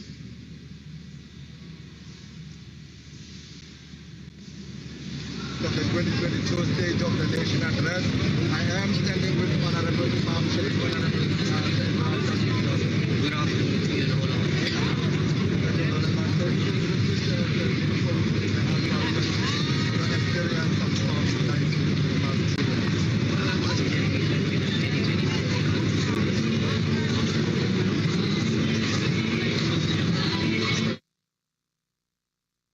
And friends, we've lost a lot of them. I think COVID had such a devastating impact. Our people today suffer from COVID fatigue. So yes, it has had quite a trying effect on our people in the country, and not just in South Africa but worldwide. Yes, and now that the President will be addressing the country at 7 o'clock under such conditions, what is it that you are expecting to hear from the President? Well, I'm hoping he's going to tell us the mistakes that he's learned. First of all, we know that the entire country, all state-owned entities are in a complete chaos, okay?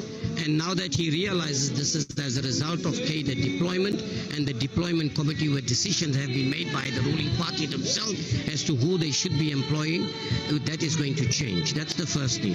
I hope, secondly, that he's going to deal with all those people that are implicated. But more importantly for us, what we want to see, that measures are going to be put in place to prevent any further looting and corruption, which is continuing right from local government level. As we speak here, this country is losing approximately 300 billion rand a year. So we want to see measures being put in place to stop that, to deal with those that are implicated. And when it comes to issues like infrastructure development, which is paramount for economic growth in this country, we know for a fact that we have no capacity as far as that is concerned. I'm hoping that he's going to put some measures in there. I'm also hoping that he's going to talk about the security situation and the lawlessness in the country at this point in time, where even the World Economic Forum is talking about South Africa is now a candidate for a coup in this country, and I hope he's going to put measures in place. And lastly, if you can just share with our viewers on what motivated today's dress code. Say that again. If you can just share with our viewers on what motivated today's dress code. Well, nothing really. I had the choice, like many people will do today, is go and buy a new outfit. And I said, no, I'm not going to do that. Not with so many people in South Africa that's going hungry. I'll wear what I've got and rather spend that additional money on people that are going hungry. And we know a very large percentage of people in this country go to bed hungry in this country. Honorable Sheikh, thank you very much for talking to us at Parliament TV. That was Honorable Imam Sheikh sharing his expectations from the President as he delivers his State of the Nation address. Sis Valerie, for now it's back to you. Thank you, Temgosi. Viewers at home, that was the Honorable Member sharing within the National Assembly. He comes from the minority party as well within Parliament. So we are getting ready as we are left with a few hours just before the State President delivers the State of the Nation Address 2022. But as well as we know that it's not only the President that just walks into the venue, delivers the State of the Nation Address, there's a lot, Sibulelo, that happens outside in preparation for the President, just the things that set the tone for him just before he comes and speaks to us as the citizens of South Africa. Absolutely, Sisveen. One of the key things that we must also point out to the viewers at home is the fact that members have started arriving, guests have started arriving, and they are, of course, going into the chamber. They're starting to take their seats in preparation to make sure that by the time the President arrives, closer to 7 p.m., that everybody is seated. And one of the ceremonial procedures also that we need to know that has always become part of the State of the Nation address is the 21-gun salute. Absolutely. Those are some of the things that we are going to be viewing tonight, and also the fly past that is actually the responsibility of the Defense Force, the Air Force, indeed, within the defense. So there are so many activities. Being in this environment as well, it's also going to see different venues, different approaches to things. So fellow South Africans, let us get ready for the State of the Nation address by the President. But coming back to the 21-gun salute, this actually was established in 1842 because it became an international norm as the highest honor a nation is rendered, and it is fired in honor of a sitting president. The first shot of the salute is synchronized to coincide with the playing of the national anthem. The salute takes 1 minute and 40 seconds. Let us take a look at this.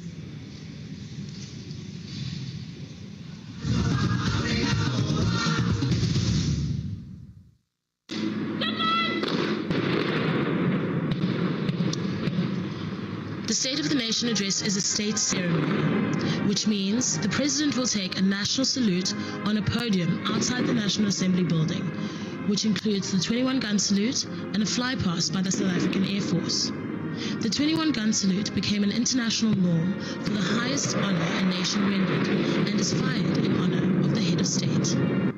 The guns are fired from the company gardens behind the parliamentary precinct.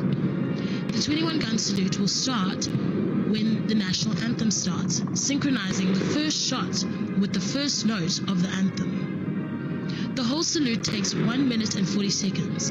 There are 5-second gaps between the shots. The 21 guns are fired from 4 25-pounders. So gun number 1 will fire 6 shots, and the remaining guns will fire 5.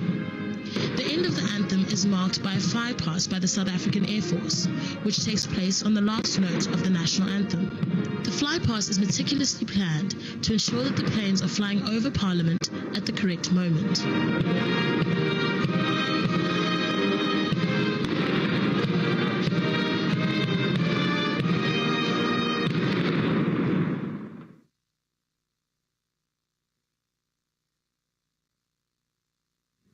I am now standing with Honorable Ms. Peace Mabe. Honorable Mabe, good afternoon and welcome to Parliament TV.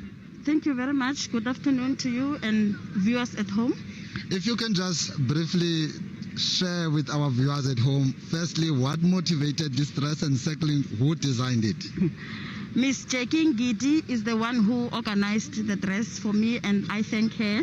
Well, nothing really motivated the dress. She just felt that We've been away for some time. We need to come back and give hope, put some color.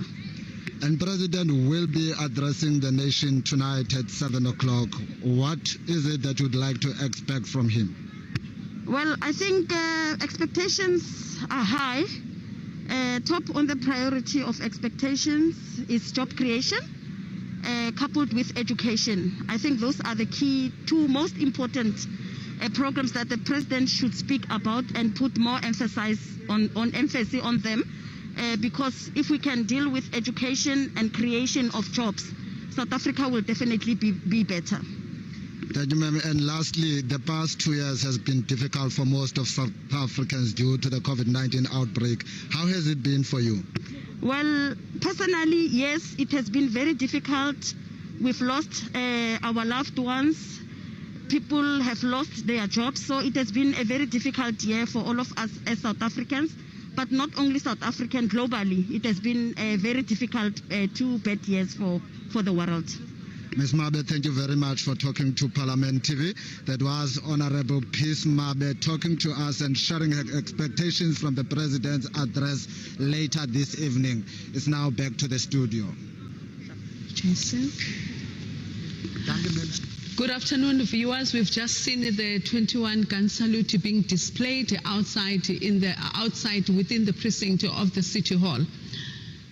We know that one of the familiar things during the State of the Nation address is the presence of Imbongi that gives praises to the President.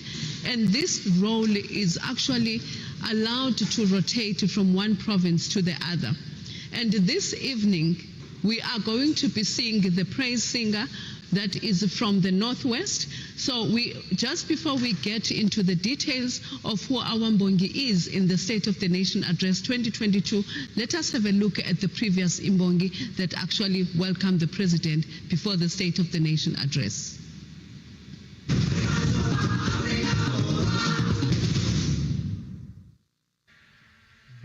Seboko se fetlhano ko elengwe bana ba mmala wa sebilo tlhagala ke ya bitšile ngwana kgosi ka ke tla ke phuntse pheo ya borago le ba bokone gore botlhe ba tle ba nkutlwe ka tse di laditseng ditlhogo ke gorogile kgorong ya thuto e le sa masetla a dibeteselelo tsa teng dikeledi di thepologanyala jaaka metsi a phororo ya noka ya thomedi dikgwebo di tswatso bagobi ba tshwere phage ka mangana mosimane gape ke motho o belegetswe mo manthe mo kgaolong ya batlhapi ba ga maedi mo ga kgosi kgolong ya ko motlhabane mosimane gape o tshimolotse go boka ka dingwaga tsa bo 2002 mosimane gape o ile a kgatlhegela go rata puo ya Setswana ka go bala buka ya sello sa mooki ya ga Residi mo tlase poko ke a itlhama go nthusa thata gore ke itlhame ka go bala dibuka tsa Setswana le go dira dipatlisiso ke kwala botlhami jo bo tswang mo go nna poko ya ka e na le molaetsa ga e se baboki ba le bantsi ke go rata le go nna pelotelele ya seo se dirang go go ruta tshosometso ya go itshoka go a busetsa ke ne ke eletsa mo ba presidente ba ba hitileng ba Afrika Borwa gore le nna nka ipona ke boka mogale yo tshwana le Borera Maphosa jana ke motlotlo ka gona la lerato la seo se dirang e le gore go tswa mo boteng jwa pelo ya gago mosimane gape o tshimolotse ka dingwaga tsa bo 2002 a le go sekolo se se potlana sa Moshosho Primary School seboko ganke se fetlhano ko elengwe bana ba mmala wa sebilo tlhagala ke ya bitšile ngwana kgosi ka ke tla ke phuntse pheo ya borago le ba bokone gore botlhe ba tle ba nkutlwe ka tse di laditseng ditlhogo ke gorogile kgorong ya thuto e le sa masetla a dibeteselelo tsa teng dikeledi di thepologang jaaka metsi a phororo ya noka ya thomedi ao magodu ke nyena lona la dithata tsa nyena dipelo di ka kontle a ke go bipampa ka matsele le gale ba re poko kgologang ke etswa ka ngwana motho ke tsa gore ke kgang tshosometso ya kganya bokwalotshelo jwa ka jo kileng ke a boromelela puso ya bokone bophirima o ile wa ba kgatlha ka leitlho le lentšhotšho go bona e le tšhono ya gore ba kgone ke kgone go nna mohenywa gore ke tla boka mo presidente wa rona wa naga ya Afrika Borwa e leng re Ramatamela Cyril Ramaphosa re tlotle melawana le melawana e beilweng ke naga ke mo presidente wa rona wa Afrika Borwa e leng Tautona Matamela Cyril Ramaphosa ke re ka ikuela gore puso e ka thusa bataki ka tse ba di labalabelang gore ba kgone go itshedisa re leke go ntsha bana ko mobileng ga golo jang re bilebile digajaja tsa bolwetse jwa coronavirus re ba ntshe mo diritibatsing mo boemong jwa boboki jwa ka mo boemong jwa puo e jwa mo go mosimane gape ke re bagolo ba e go rotloetsa bana gore ba rate setso ba tsene dikolo e nne tshosometso ba bale dibuka ditalente di e go gola puso ya rona ya Afrika Borwa e kgone go re ema nokeng re leke go bantsha mo diritibatsing re sale melao ya coronavirus morago na ke le tebele le lentshola ga mashodi a mamphela le zulu lempela la ga go selala na mane le tlhakola ba re ke maroba di a robile fela di sa tswa go alala ditsoga di gopola le tlhakola gologongwe ke phologolo tse di dina ka diobo o tle di re o bore go gogodu morwana re ga o le balo hela mmutlo ga o tshwane le naka o tla tlhomola mogatsa molana roja batla seantlo e sa le gale phologolo e maboma be go ba ya gabalala barwa dipataola tsa mere barwa motlhano o tlhokile motsei ba rojilwe ke magaka bele manong ke ngwana ga mosadi motho motshwana ke le tangkgolo tse mmopa motho e re ha bopa mmopa thibeletse ka seatla gore mmopa o se kwa thubega.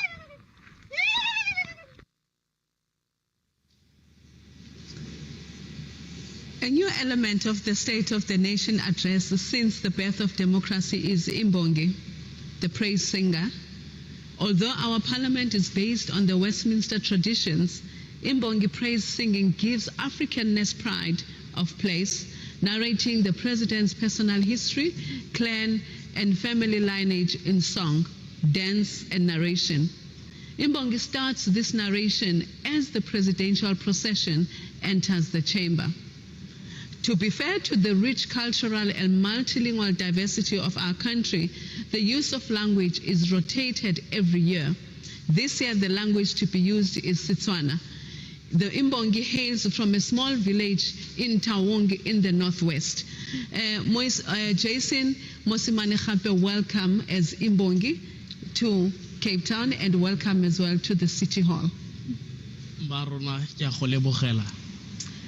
Without wasting any time, you were praising on the top of the hills with so much green in the background and the rivers. Can you just tell us as to exactly where you were on the day that you were doing that praise singing? Lehelo le marona ke lehelo le bidiwang Town Dam. Ke lehelo le kgaoganyang dikgosi tsa rona di ka nna tharo na ke wala go ga kgosi Motlhabane go na le go ga kgosi Tshepo Mankuruane go bo go na le go ga mme kgosi Mothibi di mo gare ga metsi ya le maron go na le a diamond. There is a lot of fish batho ba tla ha go na le di festive season batla go keteka ke na go tseletsa bo the late president Mangope o ile a bona gore no go nne le Town Dam le ka dibale la Town Dam jaaka mo ile gore go na le mabitla a bo di ancestors tsa borarona go na le motsana mongwe ba re ke Tsokonyane. Then o tsamaya 6 kilometers then o tsena ka Manti. So ke something like a border between Bahamaidi and Baha Pudhuchwan. So ra gile mmogo go ka keteka mmogo mo lehelo le la Town Dam leo e marona. Ke ka mogokile ka tsa tshusumetso ya gore ke Town Dam ke go le botsama Afrika Borwa ka mogho seemo sa ikonomi se wang ka teng. Seemo sa ikonomi mo eleng gore tautona wa rona o mogare ga dikgwetlho mo eleng gore o tshwantse a bone gore bana ba gago ba ka lala ba jineng mo eleng gore ga a robale ke be ke tsa pene le pampiri ke ka tlhama leboko la COVID-19 go na le leng gore ke ile ka tlhama ka lone ke la corona separate mo leng gore ke ile ka, when you see my pictures they are in ke palame mo thabeng mo ile gore ke a pula ena ya no ke a go dira leboko la corona. Just kindly request that we pause on the point that you've just made. We are going out now to Temgosi just to speak to one of the members of parliament from the ACDP. Good afternoon, viewers. You're still watching the build-up to the 2022 State of the Nation Address, brought to you by Parliament TV on DSTV Channel 408. And with me now is Honorable Swart of the African Christian Democratic Party. Good afternoon, sir, and how are you? Nice to be on Parliament TV, and thank you for the hard work you're doing in publishing Parliament's work. Well done. Keep up the good work. Thank you very much, Mr. Swart. If you could just briefly share with our viewers, how has the past 2 years been for you following the outbreak of COVID-19? Well, you might recall that myself, Reverend Meshwe, were one of the first to get COVID-19 to be tested positive in the country, and we are very grateful for the prayers of so many people, so many messages we received from across political parties at that time, and we are very grateful that we fully recovered. Reverend Meshwe was asymptomatic totally, but what is very encouraging for us now is that we've got very strong immunity because we had the original Wuhan virus, and so we're very grateful for the fact that we've been totally cured of that. And I think that this is where we are moving now. We are pleased to hear the Omicron variant is far less severe, and obviously that brings the whole issue of how we treat it and how we, the whole issue of mandatory vaccines. We are not opposed to vaccines, but obviously we are opposed to the issue of mandatory vaccinations. But we trust that Parliament will start coming back to normal. And we saw, I was always in Parliament as the whip of the ACDP, even during the lockdown last year.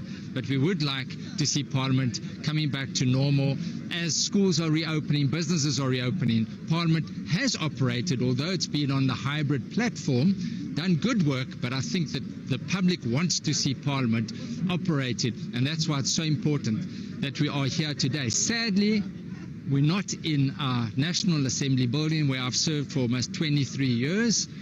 It's heartbreaking to me. As you know, I was one of the first on the scene that Sunday morning, 9 o'clock, when the fire was still in the old assembly. Then to see it spread to the National Assembly, I'm deeply saddened by that. And I have a sense of, I think public are upset, almost a sense of outrage as well.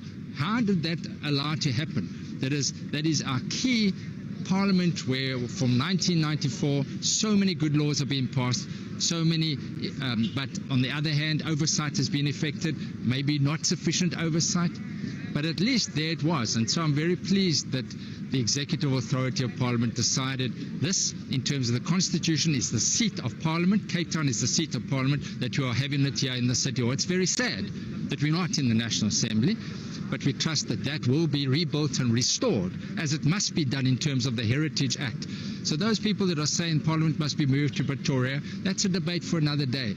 At this stage, that Parliament must be rebuilt, must be restored, and I look forward to seeing you, as I see you every year, at the opening of Parliament, one day soon, at the new building there. But for our purposes for today, SONA, we are looking forward to the President addressing a number of issues and touching on the issue of COVID-19, how we're dealing with it, when is the state of disaster going to come to an end. Those are some of the issues. Obviously, we're also deeply concerned about security issues, corruption issues, how to deal with the Zondo Commission. All right, lastly, if you can briefly share with the viewers, what are your expectations from the President? Yes, and so we want to see the economic stimulus. We want to see implementation. We don't want to see empty promises anymore that are not being implemented. We need to see enacted, we need to see implementation, economic stimulus to create jobs. We need to see how the Zondo Commission is going to be dealt with, how those corruption cases, and of course the intelligence structures, how that is going to be dealt with, and when the state of disaster in terms of the Disaster Management Act is going to come to an end. Mr. Swart, thank you very much for talking to us. I will now hand over to Sis Valeria, the studio. The members of Parliament are getting ready to get into the venue of the National Assembly, so-called, which is within the City Hall. So you can see the view, the clips of how the venue looks like. It's not an ordinary sitting arrangement. It's more like a show, a sitting arrangement where you can see that all the chairs have actually been labeled, but also keeping into the COVID-19 protocols. As you go around, looking around, you can see the stage is set and ready for the president. But it is so different. It is quite different, but it also saying that it is showing us that the President's State of the Nation address venue, it is set, it is ready for 7 o'clock this evening. But as we have been alluding to you, is to say that there are other guests, as well as the three arms of state are going also to be attending this august occasion. Now, Thembinkosi, we know that you are waiting with Mr. Likota, who's the Member of Parliament. Over to you. Thank you so much, Valerie. I am now standing with Mr. Terra Likota, the President of the Congress of the People. Good afternoon, Mr. Likota. Good afternoon, sir. Mr. Likota, firstly, for the first time in the history of our democratic South Africa, the precinct of Parliament is at the City Hall. What is your comment on that? Well, it's one of the sadness of this time that our Parliament was actually put alight. And, it's sad because it comes at a time and in the year in which the prospects of the economy, of business, everything is just down. And it may well be that this is one of those years that in the Bible they talk about it as the 7 years of drought, and then there's nothing to eat and all of that. But it looks like everything is not going right. And to expect from the president to make a miracle speech that will change everything and make it look, even the rains that come are just destroying everything. So it's not a good time, but every time in history there are times when everything is doing well, but there are times when everything goes down.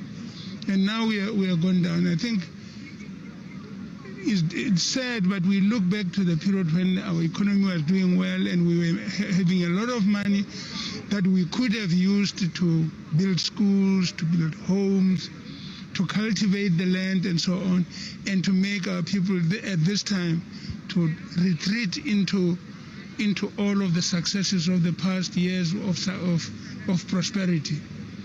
But now we are sitting deep in sadness. And that is it. I think the president will try his best. But I can't see him delivering what you can call a bright speech, something that's going to make us all be successful and so on.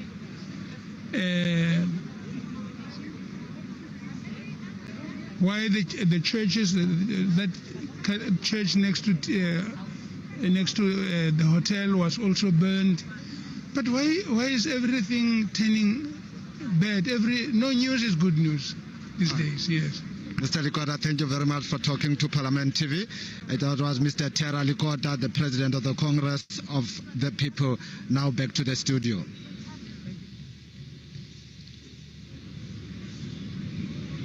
Citizen of South Africa, we can just look at the pictures and the footage that we are having. You can see the security is there to ensure that everybody is safe and is protected within the precinct of the City Hall. So as they make their movement inside the City Hall, that is the outside of the City Hall. Remember, this building was built in 1905. It is one of the heritage sites within the mother city of Cape Town. So centered in there is also the venue where the state president is going to deliver the State of the Nation address at about 7 o'clock this evening. But as you have this particular view where the flags are, you can also tell of that Westminster look-alike clock. Remember that this building is almost the replica of the Westminster Hall, which is in London. So that particular clock was an adoption of the bigger version of the clock that is the Westminster Church. So as we look at it, it symbolizes the heritage that was brought by the English when they were rulers of the Cape Colony. Remember that as the City Hall stands, it reminds us as South Africans that this is where the late former president of South Africa, Mr. Nelson Mandela, made his free speech on the 11th of February 1990, without giving you much details about the inside of the City Hall where the president will deliver his speech. We are handing over to you, Temgosi. What have you got to give us?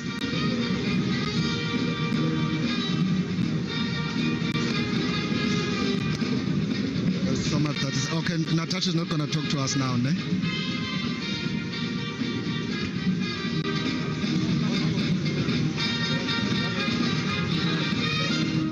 Citizens television, live television has its pros, has its cons, but we are still with you as we are getting ready for the State of the Nation address. As I said earlier on, this was built in 1905 and it has become a heritage site. Just right around the building, you will notice a lot of tents. That is where most of the television houses, that is where the media houses are located, and also television houses that are going to capture the events of today, which is the State of the Nation address. But what is also significant is that the City Hall is not only the only center within the mother city. The City Hall is surrounded by other heritage sites that will include the Parliament, that will also include the Iziko Museum. Iziko Museum has a significant history because it was built to accommodate the slaves that were from different parts of Africa, that was Malaysia and other African states. So we have that site that is also a museum which gives you an history of the slaves that were there. Temgosi, what have you got to give us from outside? Thank you, Valerie. I am now standing with the African National Congress Chief Whip in the National Assembly, Ms. Pemi Machortina. Ma'am, good afternoon. Yes, good afternoon to Parliamentary TV and to all viewers at home. Thank you very much for taking this interview with us. Firstly, if you could just briefly share how has the 2 years been for you following the outbreak of COVID-19? It has been a very difficult 2 years, very hectic. We had to plug in to the new normal, and we did that with pride. It was not easy when we started because we had to figure out which gadget are we going to use to put together parliamentarians. But finally, we managed to have this Zoom. We started with the team, we started with the hangout and all that. But the good part of this pandemic, it taught us that with the gadgets that we're holding, we're not doing enough about them. We didn't know what they can do. But today, everyone knows how to connect everywhere. So it has assisted us. We did not lose anything. We did not postpone anything. However, as a member of the ANC and the Chief Whip, I've lost close to 17 members of the African National Congress. Most of them died of COVID-19. It was said we also lost some members of Parliament from other parties. That was the sorrowful part of this pandemic. Otherwise, when it comes to work, we have plugged in. That is why the banning of Parliament is not going to deter us. We are still going to work on virtual platform, but we'll also work on a hybrid session. So it doesn't matter. Whilst people are really worried about the building, the Parliament is not about the building, it's about the symbols, it's about work, it's about oversight, and we will keep on doing our oversight work, not to be in the parliamentary building, but all over the show. All our committees have been sitting on visual, they're still going to sit on visual. So we're not going to be disorganized. Yes, it is it is painful that we have lost such a heritage site, but be that as may, let our parliamentary work go ahead undeterred. We are ready to serve, and that is why on the day when the fire started, all of us as leaders of various political parties, we had to come down and pledge solidarity to one another, but commit that we are going to work, and we are doing that. And ma'am, as the president will be delivering a State of the Nation at 7 o'clock this evening, what are your expectations from the president? The expectation of the ANC from the president is an action-orientated State of the Nation address that will talk about implementation that must be time-bound, but more focus must be on a high rate of unemployment, and we are proposing and expecting as well to the president that the rate of unemployment can be tackled through the infrastructure-led recovery, where the basic needs of our people will be addressed. The recent floods of November, December, January has exposed us that there are no roads infrastructure, there are no bridges in the rural areas, basic water, which is a need, water and sanitation, which exposed us during the pandemic, that in our areas they can't even have water to wash hands. So those are some of the things that we think President must prioritize and give them a clear detail and time bound, so that our people must know that out of the water scarcity that they have, they are going to get water, but they are going to be employed for them for that water to be able to be regulated, electricity as well. So we're looking forward to that. The young people must get employed, but also the business sector and the private sector must be given incentives and be encouraged to create more jobs. That is very much important. That those who partner with government must then be given incentive and be appreciated for what they are doing. Ma'am, thank you very much. Viewers, that was Ms. Penny Matortina, the ANC Chief Whip, and with me now is Reverend Mushwe, the President of the African Christian Democratic Party. Reverend, good afternoon and welcome to Parliament TV. Good afternoon, sir. Thank you very much for having me.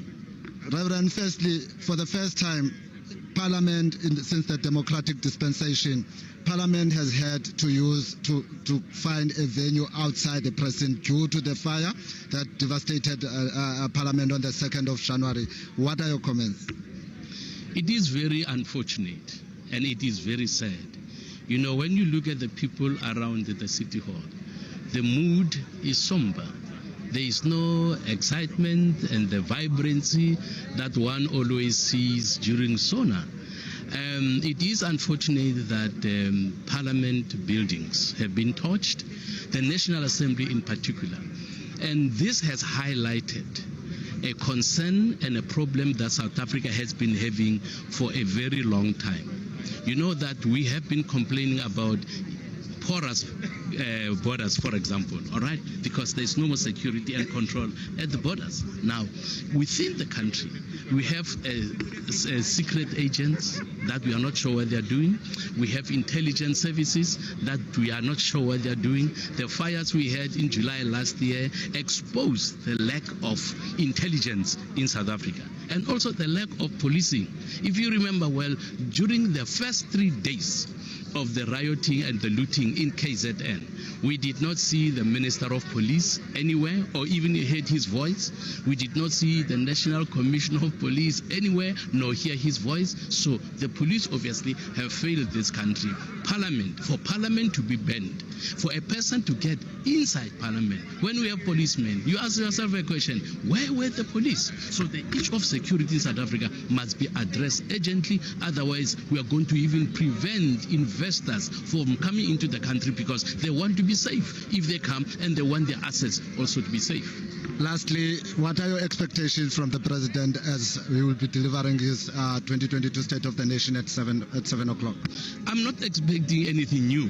What he should be saying that the people definitely want to hear is how to address the problem of lack of security. We have lost National Assembly, we have lost buildings, we have had national key points being attacked. Constitutional Court was stormed. There were fires at the Justice Department, fires in Parliament. It's almost like there are fires all over because of poor security. If we don't get this for me is the very, very basic. If you don't get security correctly, you will not have new investments. And if you don't have investments, you will not have employers or employment for many people who are unemployment, young people who are crying, young people who say, we have degrees, we have diplomas, we have studied, but we cannot find jobs. Now, investors are there in South Africa and outside South Africa, but they want to be assured that they will be safe and their properties would be safe. That's why I say the issue of state security being beefed up, being corrected so that South Africa is a safe investment country. It's very, very important. Thank you very much, Reverend. That was Reverend Musho of the African Christian Democratic Party. Cape Town is hot, but no amount of weather will stop Parliament TV from talking to the members. And with me now is Ms. Natasha Mazon, the leader of the opposition party in the National Assembly, which is the Democratic Party. You're giving me an upgrade, just the chief whip. The chief whip of the DA of the Democratic Alliance. Good afternoon, ma'am. How are you? Good afternoon. I'm very well. It's so good to see you, and it's so good to be here on this scorching, hot, beautiful day in the mother city. God always shines brightly on us on the day of Sona, doesn't he? Definitely, and that scorching weather will not stop us at all from proceeding with our work. Ma'am, for the first time in the democratic dispensation, we've had Parliament having to move outside of its original precinct to the City Hall, although the City Hall has been now declared a parliamentary precinct. But what is your take on that? So obviously I'm deeply concerned that our Parliament burned down, and the chief whips were the first people there when the fire broke out. And I remember this sick feeling in my stomach. But I also noticed one thing that was so profound to me. The fire burnt and things around the fire burnt, but Madiba stood strong and stood firm. And I felt that he was giving us the message saying, a building is brick and mortars. Democracy is a feeling in your stomach. It's what you intend to do as a country. And now you rebuild, and you rebuild stronger and better. And this is also the place where he gave his first speech, where he gave the speech after his long walk to freedom. And tonight we get to remember that beautiful speech that he gave. So I feel even closer to Madiba tonight because of that, where he was. And this beautiful historic building holds a lot of significance for South Africans. So I'm pushing for the rebuilding of Parliament. I want Parliament to come back together for us to do our jobs. But I think that as a backup to the Parliament, we couldn't ask for a more beautiful building than the City Hall. Thank you, ma'am. And President will be delivering his State of the Nation address at 7 o'clock. What is it that you are expecting to hear from him? I want to hear that those implicated in Zondo are going to be prosecuted. I want to hear about the real diversification of electricity supply in our country. I want to hear that our security is under control and that our national assets and key points are under control. I want to hear that the economy is actually really going to improve. Where are all the economic promises? I remember 19 of them from last year. I can't say I've seen one come true yet. So the President needs to explain that to me tonight. Thank you very much, Ms. Mazon, for talking to Parliament TV. And with me and joining me now is Mr. Soprama Humapilo, African National Congress member in the National Assembly. Thank you for talking to Parliament TV. For the first time since the dispensation of our democratic dispensation, Parliament, the President will be delivering his State of the Nation address in the City Hall. Your comments, please. Well, it's developments which are not under our control. And I just hope that going forward in future, we as Parliament, as the executive, as the people of South Africa, we will have learned from the developments that happened to Parliament. Quite an unfortunate thing. I think it could have been made sure that it doesn't happen. It could have been prevented had the security stuck to their basic mandate. But you know, I mean, it's a new environment here in the City Hall, and we look forward to the State of the Nation address. I'm sure it will go well, and our people will get hope from the State of the Nation address, because what South Africans are looking for is new aggressive levels of hope, so that they can know that tomorrow will be better than yesterday. Mr. Mohumapelo, thank you very much for talking to Parliament TV. And we will now be moving to, okay, let me just quickly start out. We will now be talking to Mr. Mkhuleko Hlengwa, a member of the Inkatha Freedom Party in the National Assembly. Mhlekazi, sawubona, siyabulela ngoba uthathele interview with Parliament TV. An absolute pleasure. Thank you very much and good afternoon to you and the viewers. Mhlekazi, it's been a difficult 2 years. Following the outbreak of COVID-19. How has it been for you, the IFP and the people of KwaZulu-Natal? Well, the people of South Africa have been through the most insofar as the challenges of COVID-19 that we have had, job losses. The economy has literally been on its knees, but in large part also because of the poor management of the pandemic and the very arbitrary implementation of the Disaster Management Act. And so the President will really have to effect the necessary corrective action in this regard tonight. Importantly, of course, he has to focus on jobs because that is ultimately what our people want. And of course, jobs mean there's taxpayers, and any tax revenue allows the state, therefore, to meet its social obligations. And so it's important that there is a deliberate effort to ensure job creation. We need to push back on the frontiers of corruption and ensure that there's functionality in our SOEs and infrastructure development as a means of creating a conducive and enabling environment for businesses and investment to take place. But it requires political will. And so the President really must not tonight deliver the State of the ANC address ahead of the Congress in December, but speak to the collective daily lived realities of our people, and that is the real State of the Nation address we're expecting from him. Mr. Hlengwa, thank you very much for talking to Parliament TV. That was Mr. Mkhuleko Hlengwa of the Inkatha Freedom Party, a member in the National Assembly. That right now we'll just go back to Sis Valerie in the studio. Thank you very much, Temgosi, as we are coming live to you from the precinct of the Cape Town City Hall that is going to be the venue for the State of the Nation address. We have touched on a lot of things. We have touched on the three arms of state. We have touched on the history of this historical building. We have touched on a lot of things. We have spoken to professors about the economy. We have spoken to the chief whips. We have spoken to members of parliament. All of them have alluded to what are they expecting from the president, but without losing any sense. But we also remember those who have lost their lives because of COVID-19. We had Honorable Swart mentioning that him and one of his members actually were the first two members of parliament who contracted COVID-19. And the chief whip of the ruling party, Mama Majodini, alluding to the fact that parliament has lost so many members of parliament. But otherwise, we are saying, may their souls rest in peace. Getting ready outside is the South African National Defense. I cannot say so much, but we do have a guest with our Colonel Zola Mbi, who is here to give us the preparations from the army and also explaining to us how is the army established, who is what within the South African Defense Force. Good afternoon, Mr. Mbi. Unjani? Good afternoon, ma'am. Siyabulela ukukubona, sicinge into yokuba nani njengoba niphandle senizilungiselele into yokuba nimlungiselele upresident nimondlalele indlela. Makhe sive ke Colonel, what are the preparations for you being here today? Thank you, ma'am. Thank you for having us. We have started our preparations way before in order for us to present the State of the Nation address, opening of Parliament, to be involved in various areas. However, our main task is that of ceremonial in nature.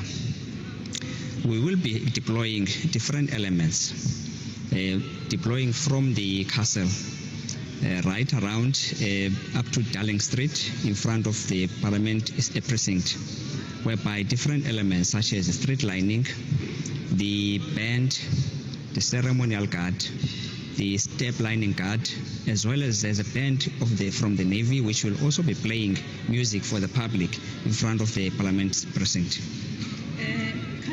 One of the things that we know about the South African Defence Force is that it's about soldiers. Is that the only focus of the Defence Force? Are you only about soldiers and protecting the state? What other sectors within the army can you tell us? Thank you, ma'am. Perhaps one need also to just to expand a bit. It's not only the army. The South African National Defence Force has 4 arms of services, which is the army, the South African Air Force, the South African Navy, the South African Military Health Service. So those 4 arms of services, they do form the South African National Defence Force, with the chief of the South African National Defence Force being Jerama Pianya. Now, our commander-in-chief, who is the President of the Republic.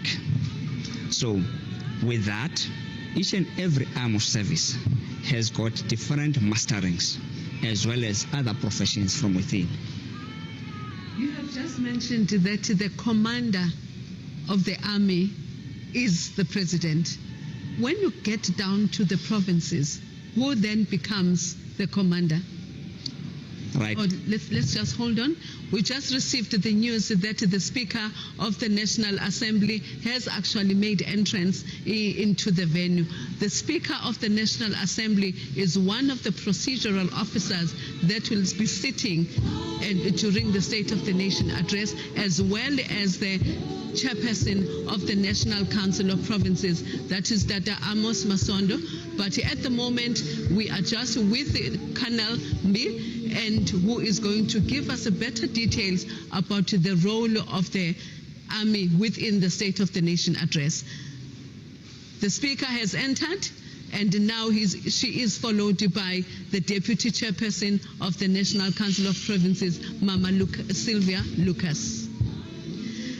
Colonel Mbi, we were just talking about the President is the Commander-in-Chief at the national level. Does he also take responsibility as well at a provincial level? No, the President is the Commander-in-Chief of the South African National Defence Force. Now, the Army would have its own chief. The Navy, the Air Force, and the South African Military Health Service will have the Sergeant General. So, with that in mind, the National Defence Force has got only units in provinces, but it does not, the responsibility, accountability still reside with the Chief of the South African Defence Force as well as the Commander-in-Chief. So therefore, our involvement would always be summoned as per Constitution by the President of the Republic. Thank you so much. Let's hold it there, Colonel Mbi, because we need to go outside just to hear Temgosi as he is with Honorable Shabalala, as to what Honorable Shabalala has to say about the upcoming State of the Nation address.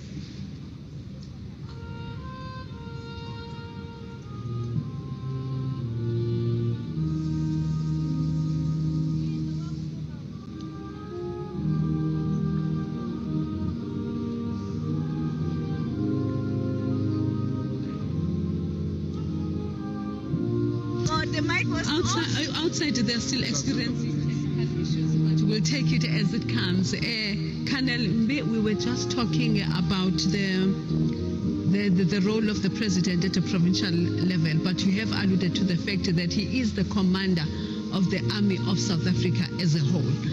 So, as the colonel within the Defence Force, you are decorated with certain medals. Can you just explain to us what this means to the young person that is looking at you at this moment? Once more, I just wish also to express this to all the audience out there that the Commander-in-Chief is the Commander-in-Chief of the South African National Defence Force, not of the Army, which the public out there and also the citizens would always and normally make that mistake of only confining the SANDF into the Army, not counting other arms of services. Let me bring it down now to myself as the member of the Army, the Landward Forces. With the medals on my left, it symbolizes the involvement in operations both from within the country as well as external operations. And again, the years of service within the organization. And of course, on my right, it also there is my name as well as the proficiency badges. Yes. Thank you so much, Kanelimbi. Temigosi, you are with Honorable Shabalala. Yes, Valerie, I am standing with Ms. Judith Chabalala, member of the African National Congress. Ms. Chabalala, welcome to Parliament. Thank you so much for welcoming me. Ms. Chabalala, firstly, Parliament has, for the first time after its democratic dispensation, meeting outside of the Parliament precinct. What is your view? Look, it's a very sad moment. However, we need to jubilate in the South African zealousness to really continue no matter what the circumstances.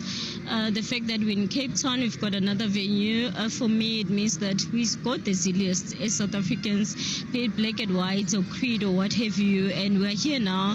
And I think that we need to celebrate for what it's worth. The unfortunate situation of Parliament hurts us as well. However, that we need to overcome. We don't have control of circumstances of karma at times, so that's what it is. Yeah. And ma'am, President will be delivering the State of the Nation address. He will be speaking to the nation at 7 o'clock. What are you expecting to hear from him?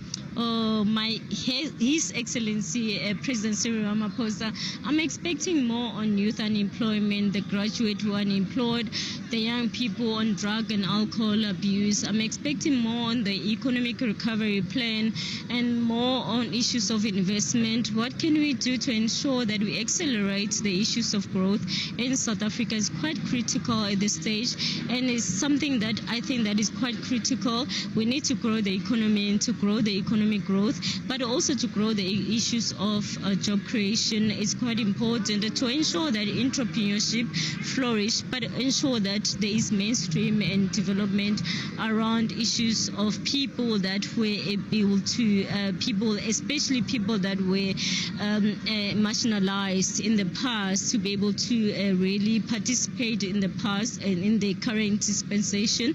And it's quite important, especially blacks and Africans in general. For me, that's what I'm really expecting from the President really. Ms. Chabalala, thank you very much for talking to us. And that was Ms. Judith Chabalala. And I now have to talk to Dr. Groenewald of the Freedom Front Plus. Good afternoon, and thank you for doing this interview with Parliament TV. Good afternoon. Thank you very much, sir. Firstly, if you can just briefly share with our viewers, how has the past 2 years been for you following the outbreak of COVID-19? Well, firstly, we said from the start that yes, we supported, for instance, a total lockdown for 21 days, but that was all. Then the President, as far as we're concerned, misused the powers and he extended. At this moment, we're still in a national state of disaster, which is totally unacceptable. We've made specific proposals, even in 2020, that they should lower the levels of the lockdown because they are doing so much damage to the economy that in the end we are going to pay a dear price. That's exactly what the Freedom Front Plus said. And now we see that we were correct, and now we're paying the price for, I would to say that the government became actually drunk with power to show the people of South Africa that we will tell you even what shoes you have to wear and what type of search you have to wear. It's totally unacceptable. And now, for the first time since the democratic dispensation, the State of the Nation address will be held outside of the Parliament precinct following the fires that gutted Parliament in the beginning of the year. Your comment, please. Well, I think that's symbolic of what is happening in South Africa. The National Assembly has been burned down.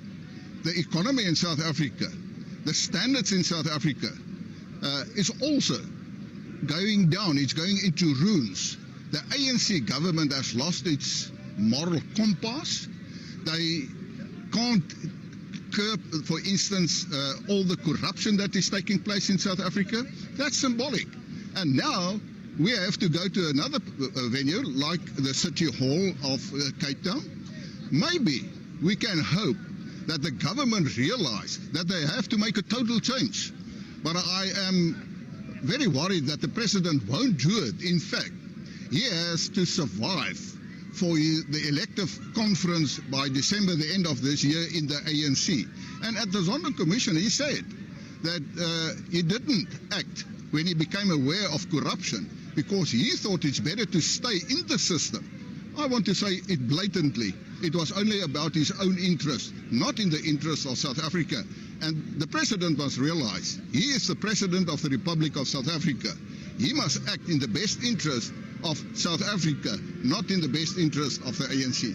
So having mentioned all that, what is then your expectation from the president when he delivers the State of the Nation address later this evening? Well, firstly, we don't want to hear about any further summits and conferences or anything like that. We want to see practical, workable solutions to create jobs in South Africa. As far as the Freedom Front Plus is concerned, the biggest crisis is the unemployment in South Africa. We saw that the unemployment rate just increased all the way. So therefore, they must come forward to say how they're going to do it. With that is the economic growth in South Africa. We say, again, workable, practical steps the government will take to enhance and make the circumstances conducive for those people who want to come and invest in South Africa. And it's not only for foreign investors, also local investors. They should have a situation where they want to expand their business. But the government doesn't do that. And we want to hear practical steps they're going to do that. And of course, crime is also a major issue in South Africa. But the government decreased the budget of police services. The president is very quick to say that we have to curb gender-based violence. How can the president expect better crime prevention if they decrease the budget even for the midterm of over the next 3 years? He must explain that to the people of South Africa. And therefore the Freedom Front Plus, if I can mention only those 3 issues, there are many other issues. For instance, we said long ago it is time to stop the state of disaster. It's no use in anymore, and we say that we want to hear when and where the government is going to act to ensure that even the livelihoods of South Africa and its people will be raised to such a level that people can have a decent job, a sustainable job to look after his or her family.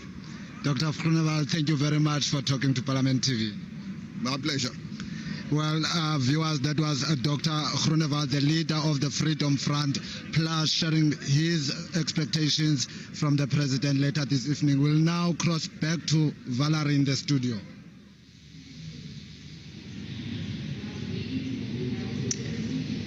Our interview is still in progress with Colonel Mbi, who is going to continue where we left off and giving us a brief over the medals that he is wearing. So can you kindly share what these medals are for, especially the ones on the right-hand side, because that is where we ended earlier on? Thank you. If you check closer onto this one with the national flag, it is my name tag. On top of it, it is a proficiency badge symbolizing that I'm one of the sharpshooters. The top one, it is a qualification, which is the staff corps. Now, at the bottom, it is affiliation dress, which then says, I belong to the South African Infantry School. The Infantry School is the biggest training institution in the South African National Defence Force. I'm the commander of that institution. That is where also we train the recruits of the SA Army, especially the ones of the Fighting Corps. Colonel Mbi, while you are speaking about the training, yesterday there was a clip that was circulating on the WhatsApp that was saying that the South African Defence Force is welcoming future trainees who can apply and then be trained. How true is that? Because there's so much information circulating on our media platforms because of the jobs being needed and young people being desperate. Can you assure us whether that is real or not? Thank you for asking that question. First of all, the video is a scam. The South African National Defence Force has also released a media statement in that regard. distancing itself from the scam. The recruits for this year, which is 2022, that recruitment was finalized. And the MSDS, which is the Military Skills Development System, will begin at infantry school and the other training institutions. For the next recruitment, which will commence in 2024, that will be communicated accordingly. So our principals have already issued a statement distancing and warning the public indeed that this is a scam.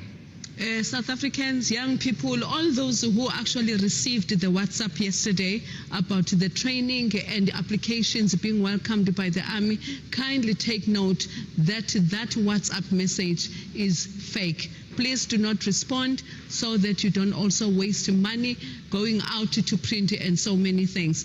Coming back to the infantry school, Colonel Mbi, can you just explain to us how long does the training take, and also what kind of training do you offer to the trainees? We specialize in the landward forces. In this case, if I may look at the military skills development system, they attend the initial military training, which takes them 6 months, and thereafter they graduate, and they go to, or they are deployed to various centers of excellence where they specialize in different masterings. The infant years, which they situated now in infantry school in Oudtshoorn, then we continue with them for the next coming 14 weeks, which is almost 3.5 months. We then specialize training them on the infantry related aspects. So those cannot be shared with us. Coming back then to your role this evening, just before the president was ushered into the venue, can you just explain in terms of the processions, what time can we expect the band, what time can we expect every aspect or sector within the Army to make their way to the entrance to the venue? Right, the first deployment will begin now at 1740, which then would begin by deployment of the street lining.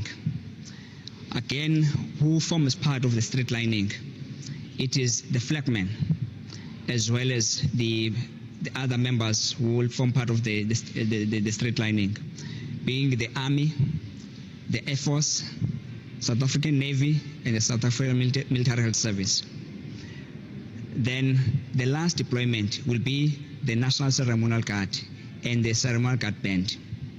And all these deployments, they are now, I'm going to use the terminology, being pushed and pulled. However, I'll explain much when we see the pictures.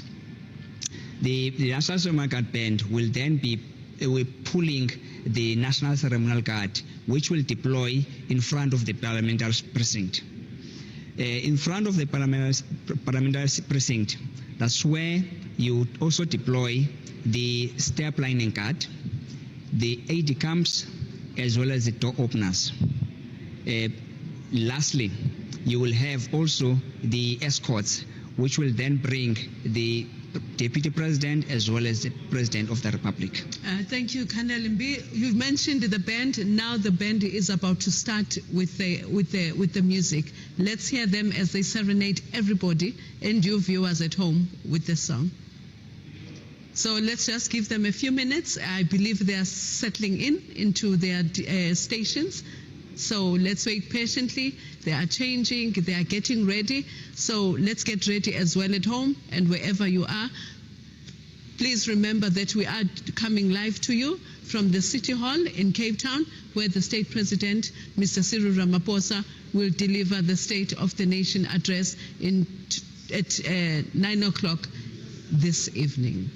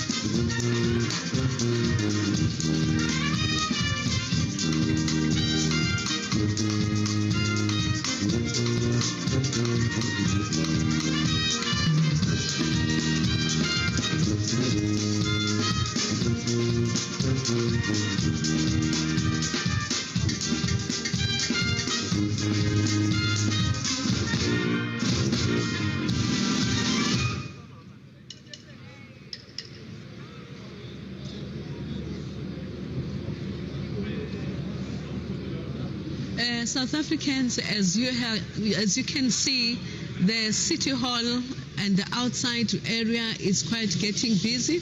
On the red carpet, we saw the Deputy Chairperson of the National Council of Provinces, Umama Sylvia Lucas, as well as the Deputy Speaker of the National Assembly, Utata Tsinoli. They were walking up to also receive the Deputy President of the country, Mr. Mabuza. Citizens, we are indeed now entering the State of the Nation address. But you can see also the activities outside. There is so much activities, and we can see the Deputy Chairperson wearing her African print, and we just need to see the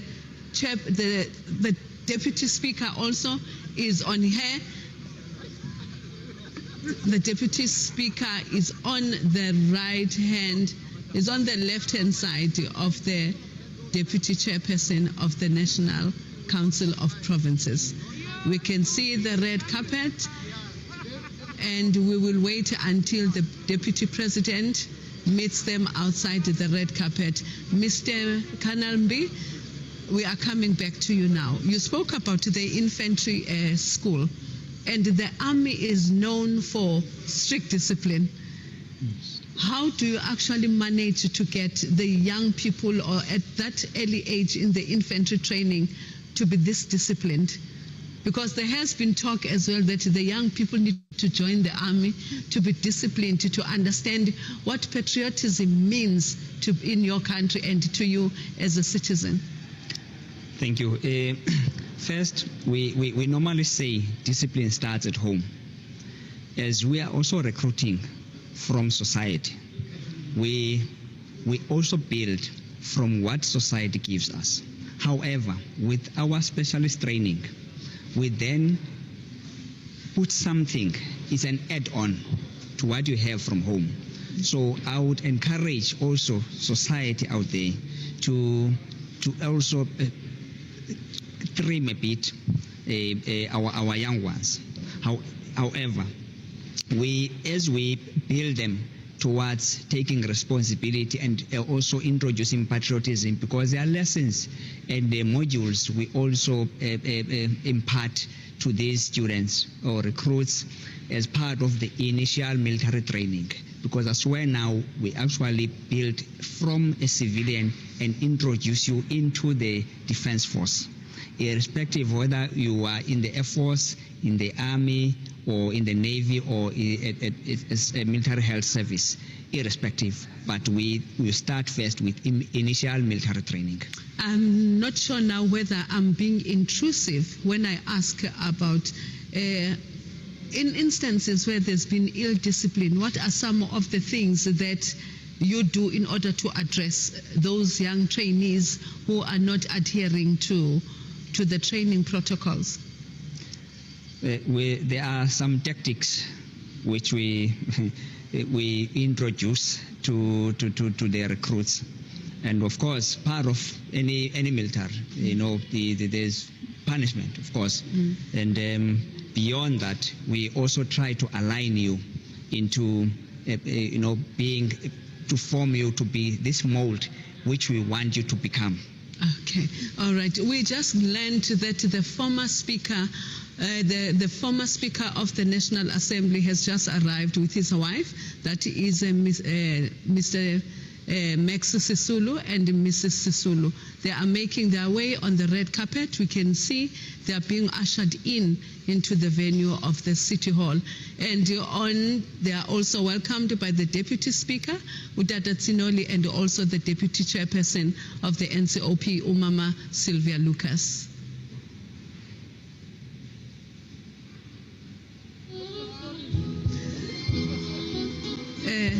Colonel, we just touched on discipline and also some of the tactics that you use, including the punishment, but we're not going to dwell in too much because we know we mustn't dig too much when it comes to the army. But about this evening, we know that there's something called a fly pass.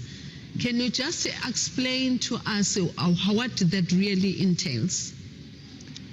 The fly past, it will be performed when the National Ceremonial Guard commander has now given a command, a national salute, present arms, which then is accompanied by the national anthem and the 21-gun salute, and of course the fly past.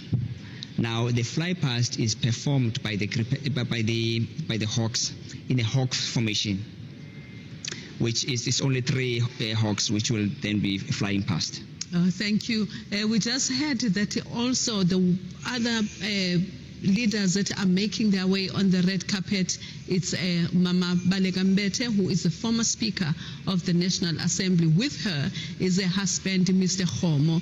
So we are actually going to be seeing a lot of the guests that are going to be arriving, and we also have been listening to debates outside and expectations being given by the members of Parliament. And we also have the former Deputy President that is going to come, Umama Upumzile Mnuga as well, that we know she was based in New York, and she is with her husband, Mr. Mnuga.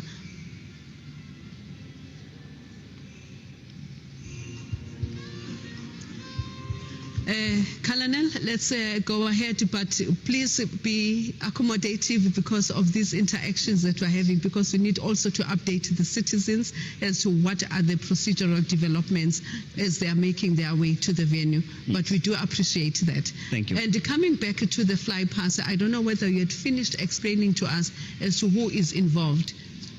The fly past is performed by these 3 Hawks in the Hawks formation. What I can also allude to the fact that the 21-gun salute is also performed by a regiment based in Cape Town, which is now called a Nelson Mandela Regiment. Interestingly, if I can take you also with the National Ceremonial Guard, the unit itself, previously it was called the Presidential Guard before 1990, and it was disbanded. Later on, due to the stature of the late President Mandela, we received luminaries, heads of states and others within the country after 1994. Now, there was a need to form this National Ceremonial Guard, which the spade work started then after that, and it was established on the 16th of January 1996, which the first troops also arrived on the 1st of April 1996.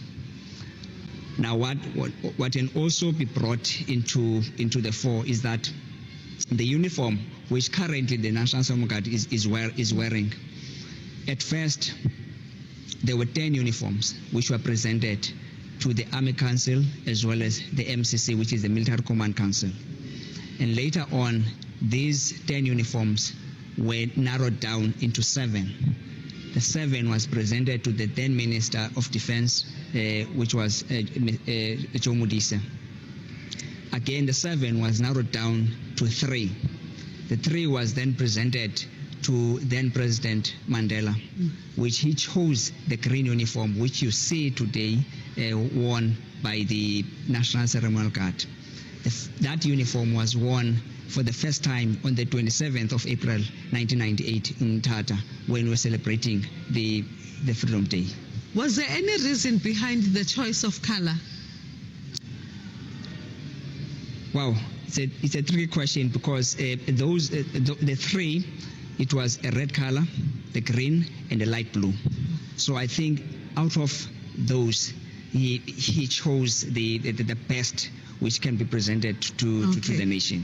We are expecting soldiers to come in the part of the ceremonial process.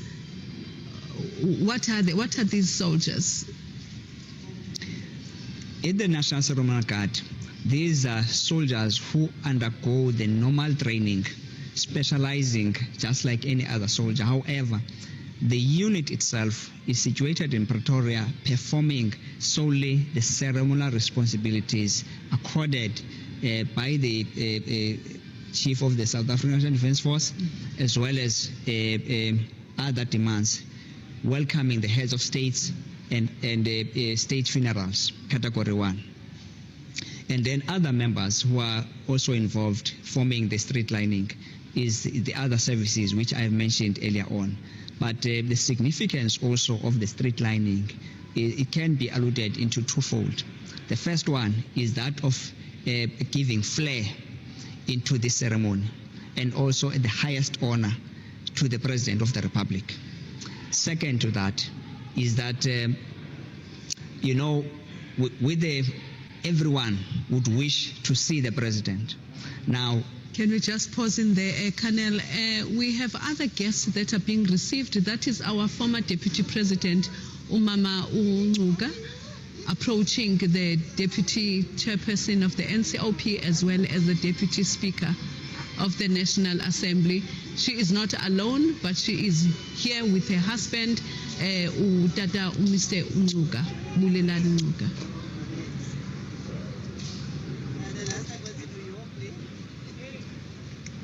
We were talking about the soldiers as well, because we hear that they are getting ready. First we had the band that was playing, and now we are being informed that the soldiers are approaching.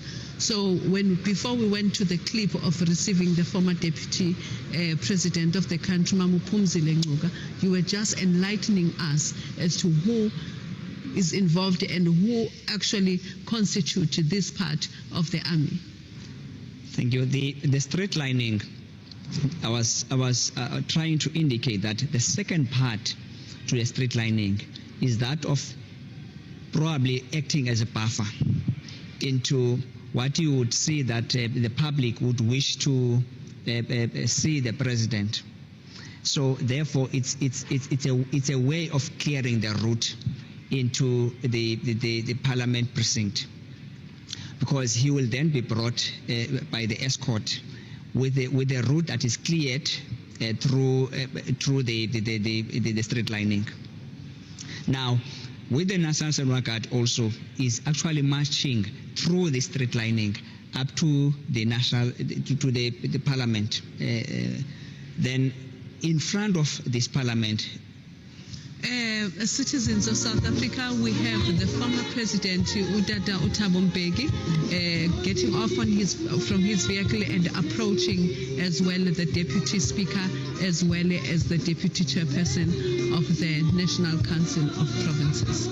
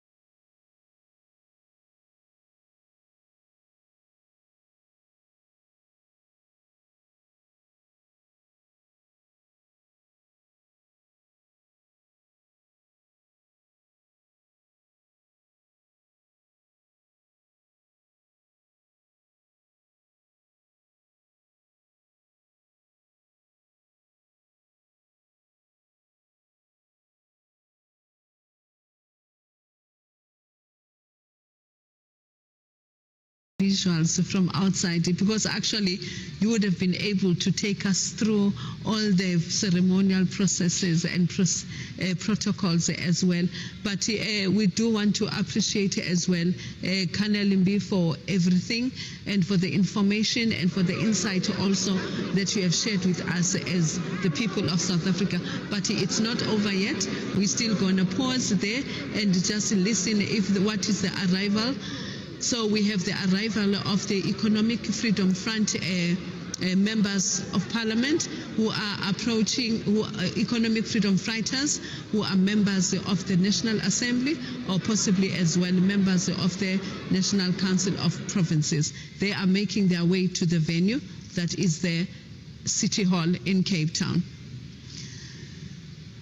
Colonel, I am not sure whether there's also something that you would like to add that you would wish us as South Africans to know about the South African national defense at this stage while we are waiting for the other processes to unfold. What I can say is that the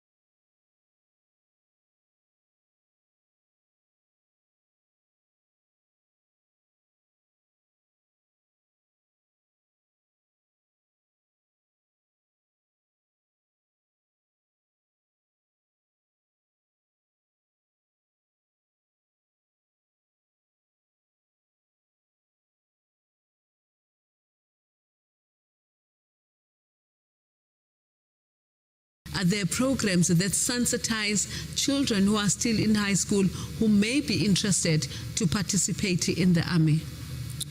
Thank you for raising that. There are such efforts.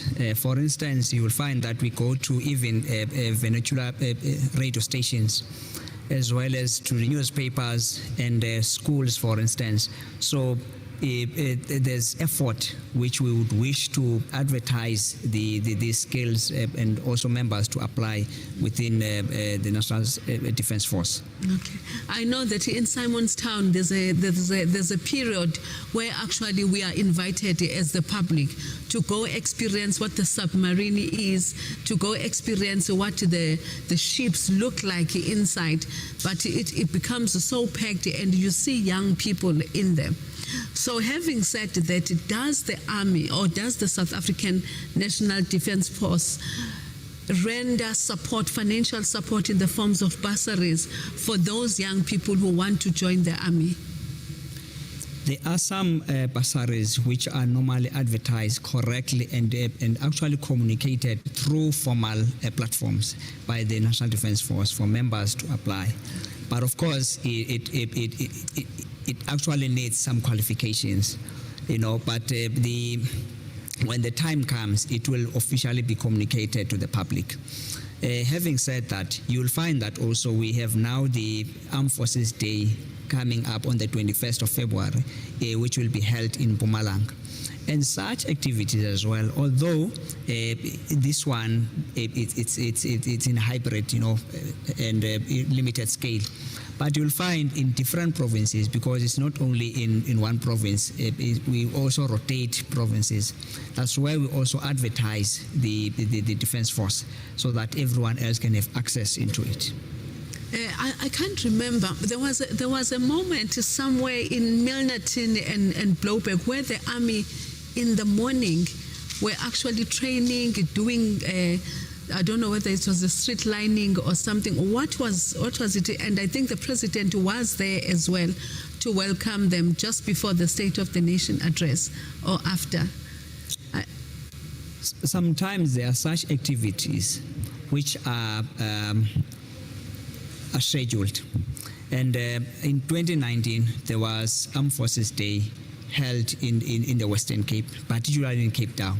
That's where you'll find, for instance, it might have been that when the street lining was also lined up for the President of the Republic, and other capabilities which were assembled. Okay. People of South Africa, we are now getting ready for the army because the President of South Africa is approaching towards the venue of the City Hall, where he is going to be delivering his State of the Nation Address 2022. So we are here in the studio with Colonel Mbi, who is providing insight into the opportunities that are available to you as South Africans, especially the young people. So we are going to see the arrivals of dignitaries who are going to be attending the State of the Nation Address. The chairperson is going to welcome them, as well as the Deputy Speaker. We have a few people that will be coming, and we know that is one of the arms of state that will be coming in as well. It will be the judiciary, and the acting Chief Justice is entering as he has arrived and making his way on the red carpet to the entrance of the City Hall, and making sure that he will be taken to wherever venue that he will be waiting for. And indeed, the army is still on the way.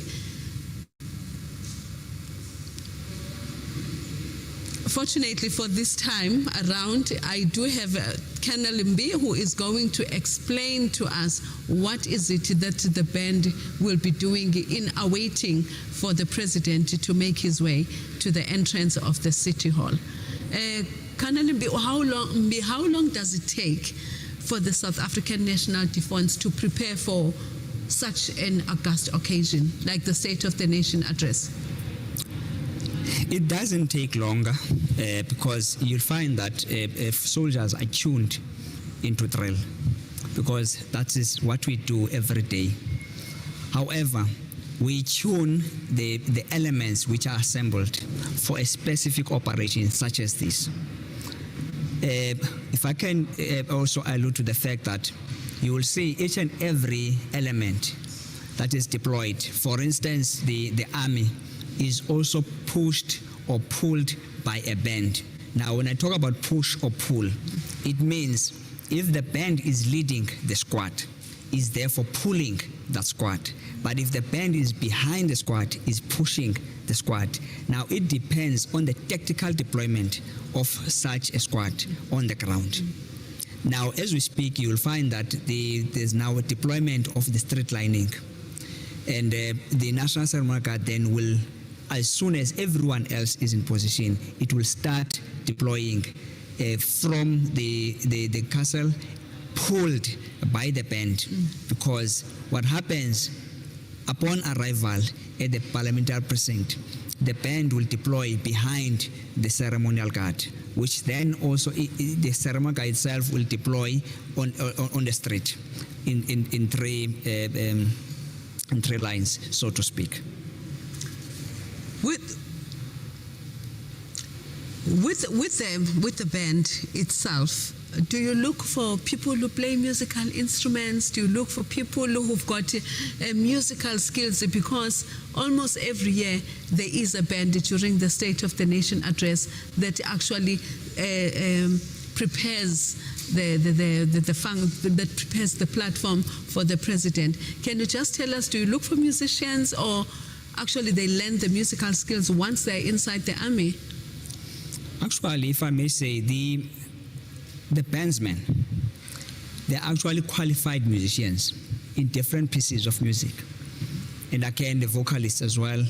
Some we recruit from within, and some we recruit from schools, universities, and so forth. So, but as they come in, then we tune them into now the military way of doing things. That is quite interesting. Just when I thought people come in with no skills and the army does everything. So on the red carpet, we can see that people are getting ready. They are awaiting the arrival of the guests within the entrance of the national, to the entrance of the City Hall.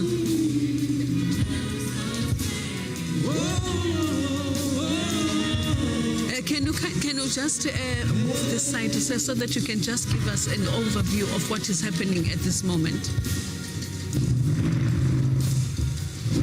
Apologies that we don't have a clip.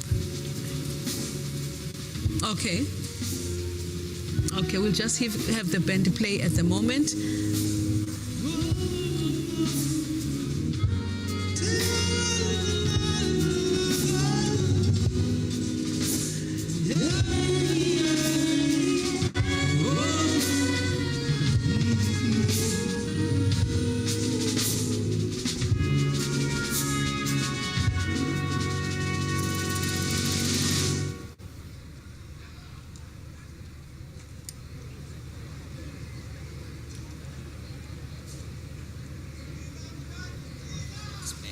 Yes.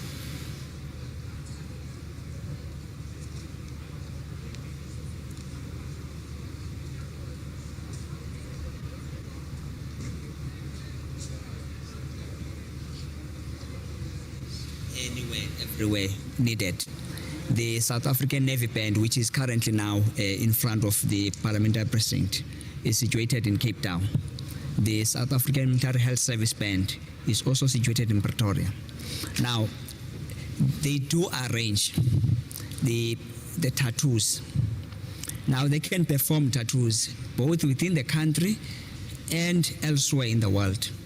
It depends on the arrangements. Of course, I'm not going to confine my argument now within the space of the COVID-19, but under normal circumstances, you'll find that the band can be invited also by other countries with relations with South Africa. So then they can be able to perform elsewhere.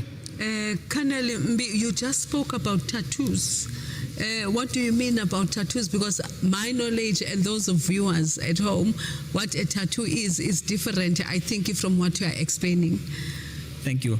It's a musical tattoo. It's that's where the band also performs a lot of flair into music, not necessarily the tattoo on the body or anything, but that's where also they display their skill in different forms. Okay, all right. Viewers at home, we are still in the City Hall of Cape Town, awaiting for the President to make his way to make the State of the Nation address. We are receiving a lot of guests. We have highlighted the arrival of the Deputy President. We highlighted the arrival of our former president in Mr. Thabo Mbeki. We also highlighted the arrival of the former Deputy President of the country, Umama Uphumzile Ngcuka, who was with her husband, Mr. Bolelani Ngcuka. And on top of that, we also had the Deputy Chief Justice making his way to the venue as well of the City Hall.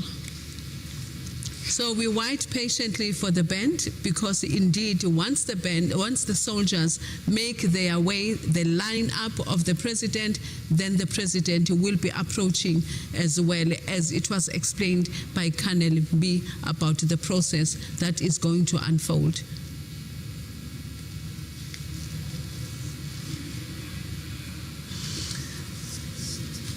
Mr. Mbi, there is a skill that seems to be very rare within some of the communities of South Africa, that of diving. Does the Army offer such in terms of developing diving skills for those who are interested? Because it's part of a sector that is actually still remaining with a particular community. Does the Army offer such skills as well? The members who have joined the South African Navy, part of different musterings within the South African Navy, then you will find the divers. So therefore, it differs on members must also qualify, because it has entry levels. Not everyone becomes a diver. For instance, not everyone becomes an engineer. There are certain levels and entry levels which one needs to meet before you can be able then to venture into that mastering. So yes, the South African Navy does train divers from within. You'll find then the other skill divers, because it's a specialist skill. The police, for instance, South African Police Service will have also its divers because for different tasks within the country. We are still in the City Hall, and so much is still unfolding before us.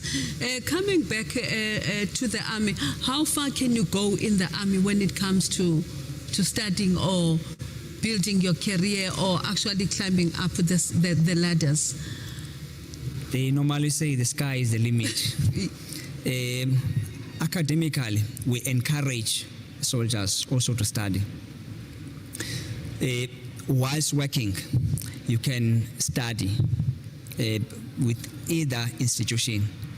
You'll find also there's a military academy in Cape Town, Saldanha, for instance, which a selected corps would then embark on full-time studies and also distance learning through the military academy. Then, of course, there are other members of the National Defence Force who also get bursary from within who can study anywhere within the either South African universities and other institutions. So the sky is the limit. If we can just hold it there, we are going to be having the procession of the judges. They are not yet here, but we know that Advocate Pindela will be receiving the procession of the judiciary as they are making their way to the venue of the State of the Nation address. And the army at that time also, we are waiting for the army patiently, but as soon as they come, then we are going to hand over to Colonel Mbi, who is then going to take us through the process of the army as they are going to be the front leading the president. So the army, as they are making their way, do have a specific number of the army or the soldiers that actually participate in this program, or it depends on the event that they will be attending for ceremonial purposes? First, it depends on what event we are then summoned to perform or to participate. In this event, for instance, you'll find that we are around 1,000. Now, that includes also the members supporting and members actually participating on parade. So that also depends on the occasion. Okay. Yes. But in this instance, plus minus, how many do we have? You'll find we are around 1,000 soldiers. Around 1,000. That includes everybody. Everybody. Yes. Everybody. Yes. We spoke about the awareness programs that the army does go out to inform the people. How often maybe do you go to schools, or you target tertiary institutions, or you target community structures? How do you make sure that the citizens are actually informed? There's a division within the National Defence Force. That's how Dr. Musimbi, we've got the clips, but it's not clear. It's not clear. Kindly inform the studio guys that we can't see anything on their screens. We can't see anything on the screens. We were just talking about the reaching out, your awareness programs. How far do they go? Do they target the schools? Do you target tertiary institutions or high schools? The Chief Human Resource Division is actually a custodian of that program. So they do craft a plan in place for reaching out to students. And of course, the units in different provinces, you'll find that through the Chief HR, that is Chief Human Resource, then we are part of that, so that we get to the schools and we also assist in targeting areas which we are more or less not able to reach. But of course, when you are in a particular province, you know exactly the area, then you will request that let's go and touch base in these areas, and in different forms, of course. Okay, that is quite it's quite a big institution, and one normally says that Parliament is an umbrella of various skills and ideas. So the army, it's exactly the same. It's also an umbrella that bodies various skills development as well that is necessary for the country. In some of the highlights on assignments that have been public, which some of those assignments have you gone to as the army to assist in the SADC region? With our mandate, we are also involved in operations other than war, to support to the people of the Republic, and also to communicate the international policy or foreign policy of the state. So therefore you will find that part of the foreign policy of South Africa, the footprint of South Africa is seen in the DRC, for instance, is seen in other countries where we touch base, trying to mitigate and intervene for peace support operations. I know that one of the most memorable things that our army was involved in was when Mozambique was affected by the horrible floods, where one of the soldiers actually assisted the child. We are still struggling. We are still struggling with the clip at this point.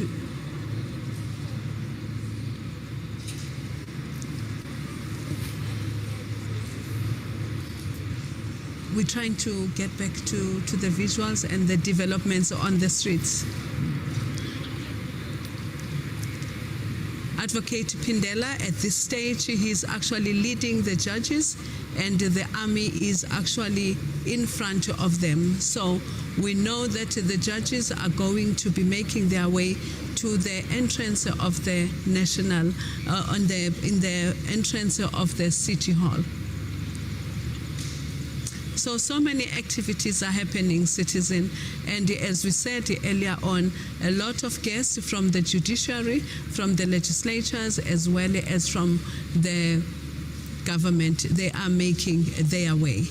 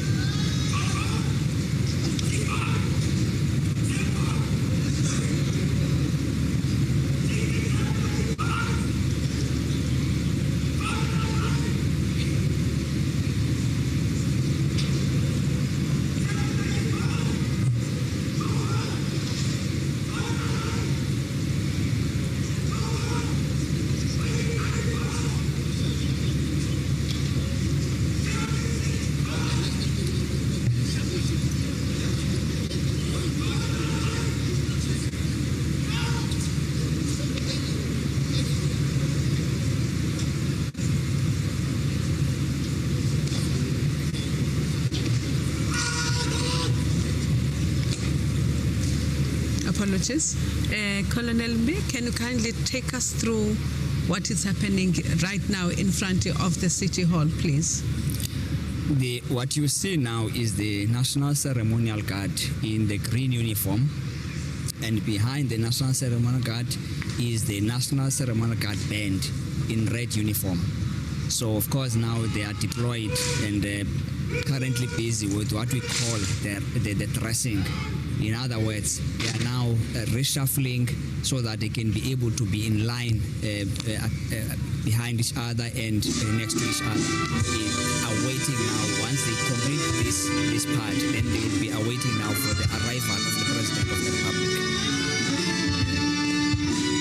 And then the people that are in front of the people wearing the red jackets.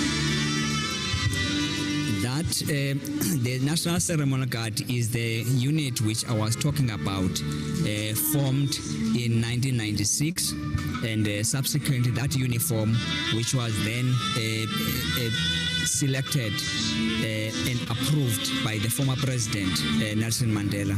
This is the green uniform, which you see it right now. Are these the young people that are from the infantry military school, or it's a certain part of the sector of the army? These are the upcoming members of the army. Most of them who undergone training at infantry school and elsewhere. But if you see, what one can also highlight is that you will see that we also look at the transformation, because amongst the members whom you see here, it's the females are there, and all sectors of communities, that is from race groupings, they are also represented. So we also, as we recruit, we open our spectrum. Okay. We can hear there's music coming out outside. Can you kindly tell us what is happening? What kind of song are they performing? Currently, the band as well that is playing. Currently, the South African Navy band is now playing music, not only for the National Ceremonial Guard now, is playing for the public, as we are waiting for the arrival of the Deputy President as well as the President of the Republic. And if I can also just elaborate, music itself, as these members now are standing, it motivates them. As they are standing longer, it keeps them motivated so that they can not only concentrate on that standing, but also listen to music, but stay focused on the objective. Interesting, because you always think it's just there to entertain us, and yet it has such a beautiful purpose to assist the other people to still have hope and patience as well. Thank you.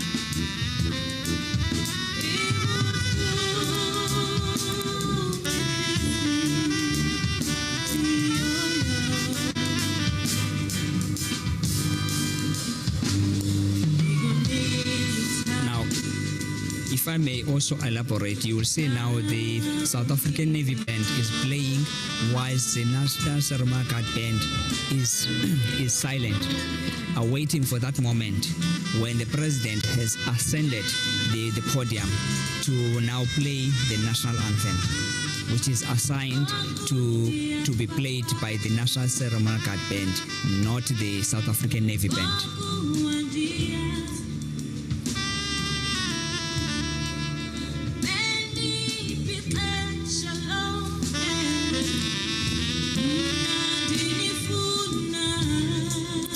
That is the South African National Ceremonial Guard band.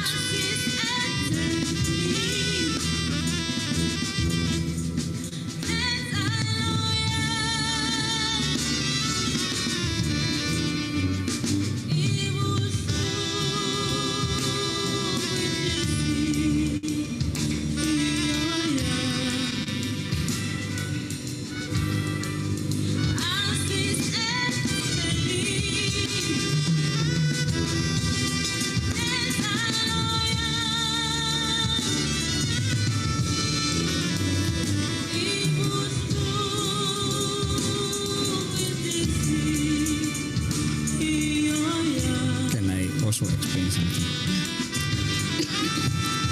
If you look at the door, the step lining guard is deployed both on the left and the right of the red carpet. Now, it's formed by different arms of services. You'll find that the Army, the South African Air Force, the South African Navy, as well as South African Military Health Service, both on the left and on the right.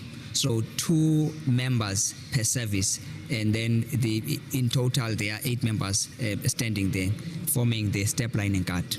Okay. The step lining guard, is it to emphasize the authority of the commander-in-chief, or? The step lining guard is actually to lead the president after he has now taken the national salute. Then the aide comes would lead him through the step lining guard into the National Assembly. Okay. Yes.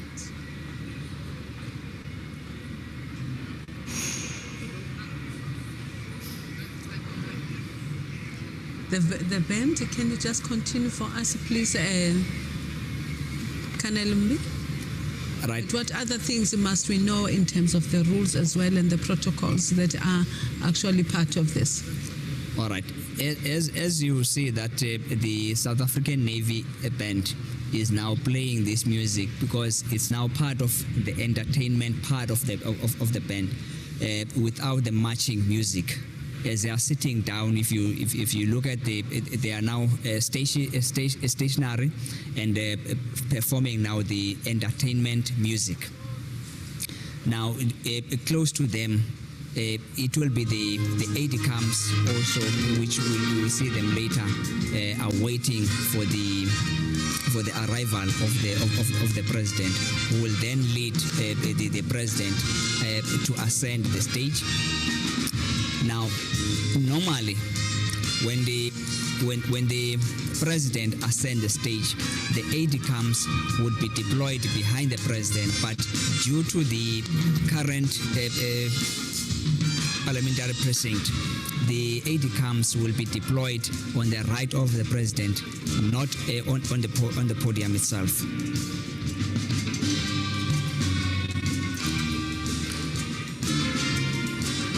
To be having the different feet.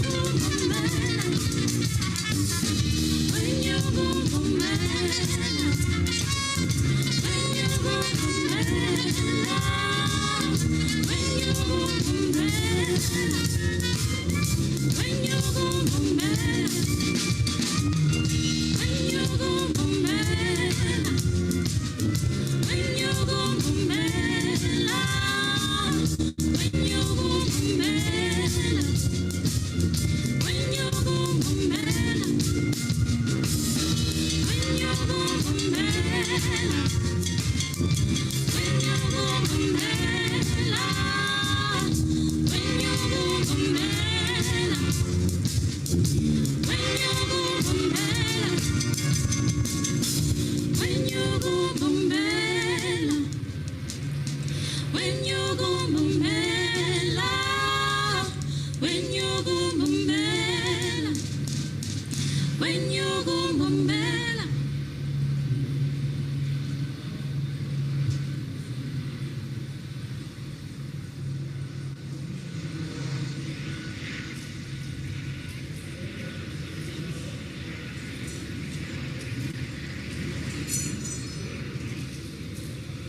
This one looks delayed.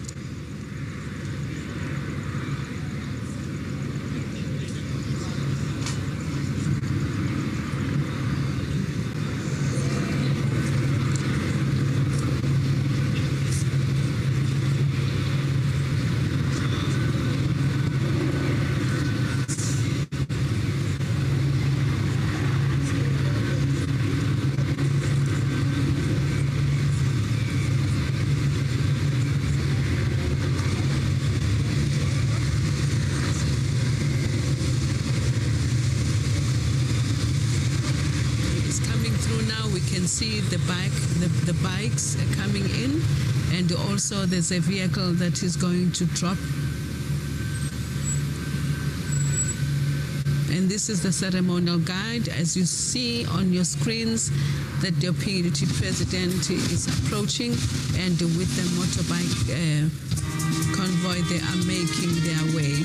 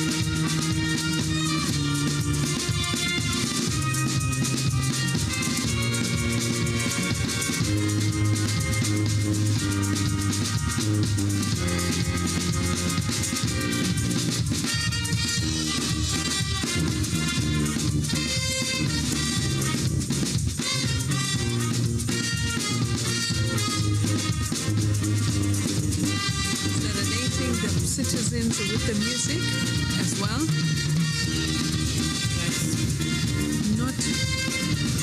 Not clear, it looks too far.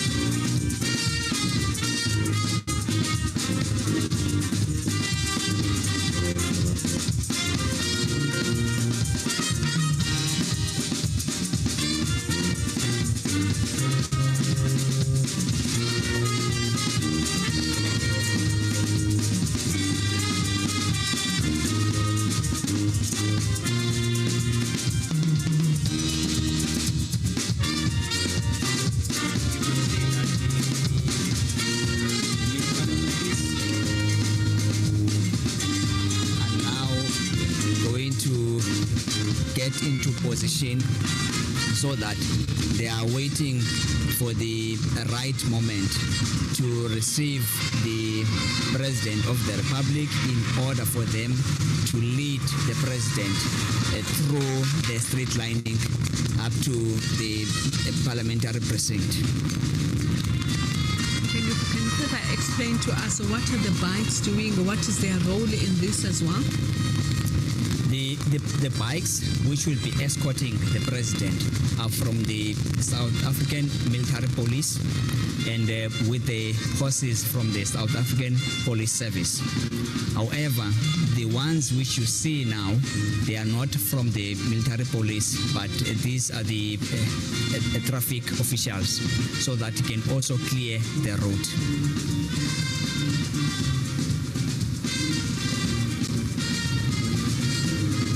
About this, thank you. about the traffics behind them, who will then be the next one? In the convoy, because now as I look at it, this is the convoy of the president, which then will get to the correct position where the escorts are deployed to take the president through the street lining up to the parliamentary precinct. So they are waiting now. The escort is waiting at the tactical ground. Okay. So once the traffic officials have escorted the president, their role ends there, and then they leave. It ends there, and it's like a handover now into the escort, which will then lead the president through the street lining. Okay. After the State of the Nation address, do they come back again? After then they take over as per normal protocol. Oh. Yes. Okay.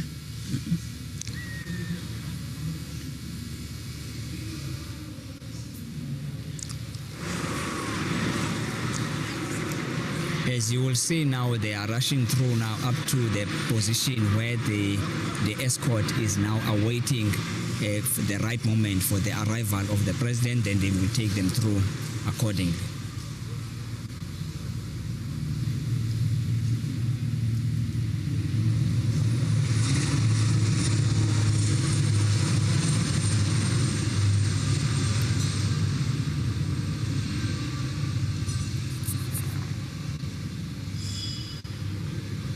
There are two gentlemen. I know the white uniform represents the Navy.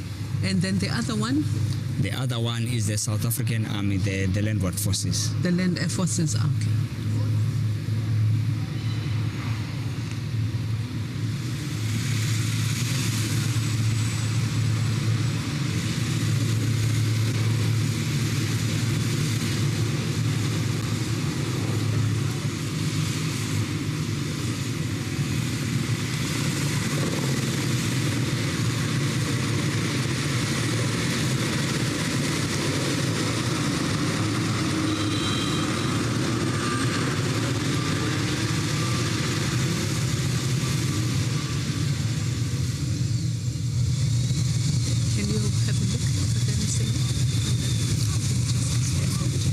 That is the escort now, led by the South African military police, as well as the forces is the South African Police Service.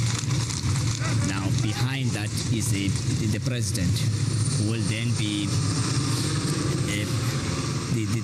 will stop closer to the door openers. The two members, the other one is from the army, the other one is from the South African Air Force. They will now open the doors for the president, for him to get on the ground. Citizens of South Africa, we can see the president arriving in his motorcade, and he is going to be with his wife, Mrs. Cyril Ramaphosa, as we can, Dr. Ramaphosa, but they are making their way on the red, Dr. Motsepe, and they are making their way on the red carpet. Indeed, the State of the Nation address has started. As you see them, they are being met indeed by the Deputy Speaker of the National Assembly, as the Speaker of the National Assembly, as well as the Chairperson of the National Council of Provinces, Utata Amos Masondo. And the Acting Secretary to Parliament, indeed, also she forms part of the people that receive the State President and receive him, his wife, and also the Divisional Manager of International Relations also forms part of the people that receive the President into the City Hall.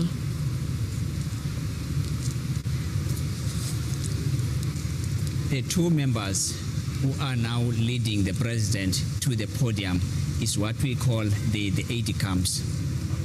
They are from the South African Military Health Service. The uniform actually identifies them as such.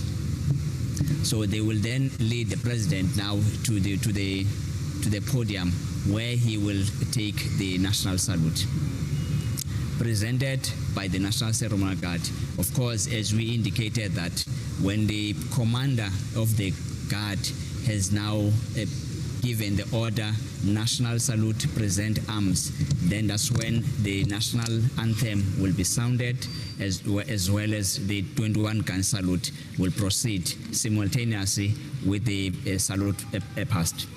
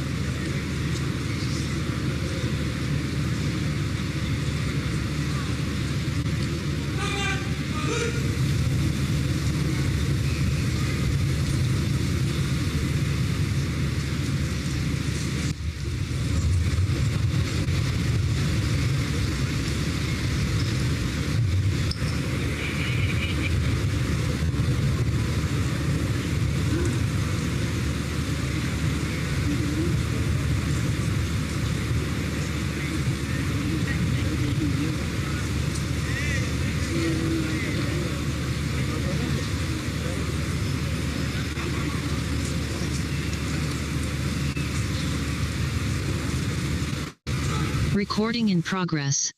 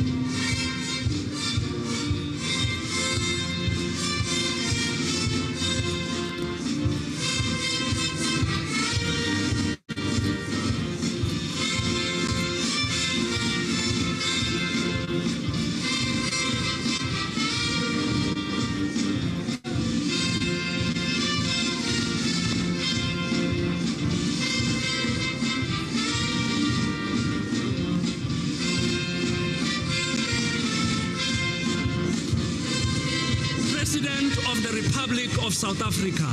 Senampathola sa moradi a kgosi se bona motlhango ya le boalo ga magogorana rokela bana ye re se tsiba se tlala batla ba go thusa.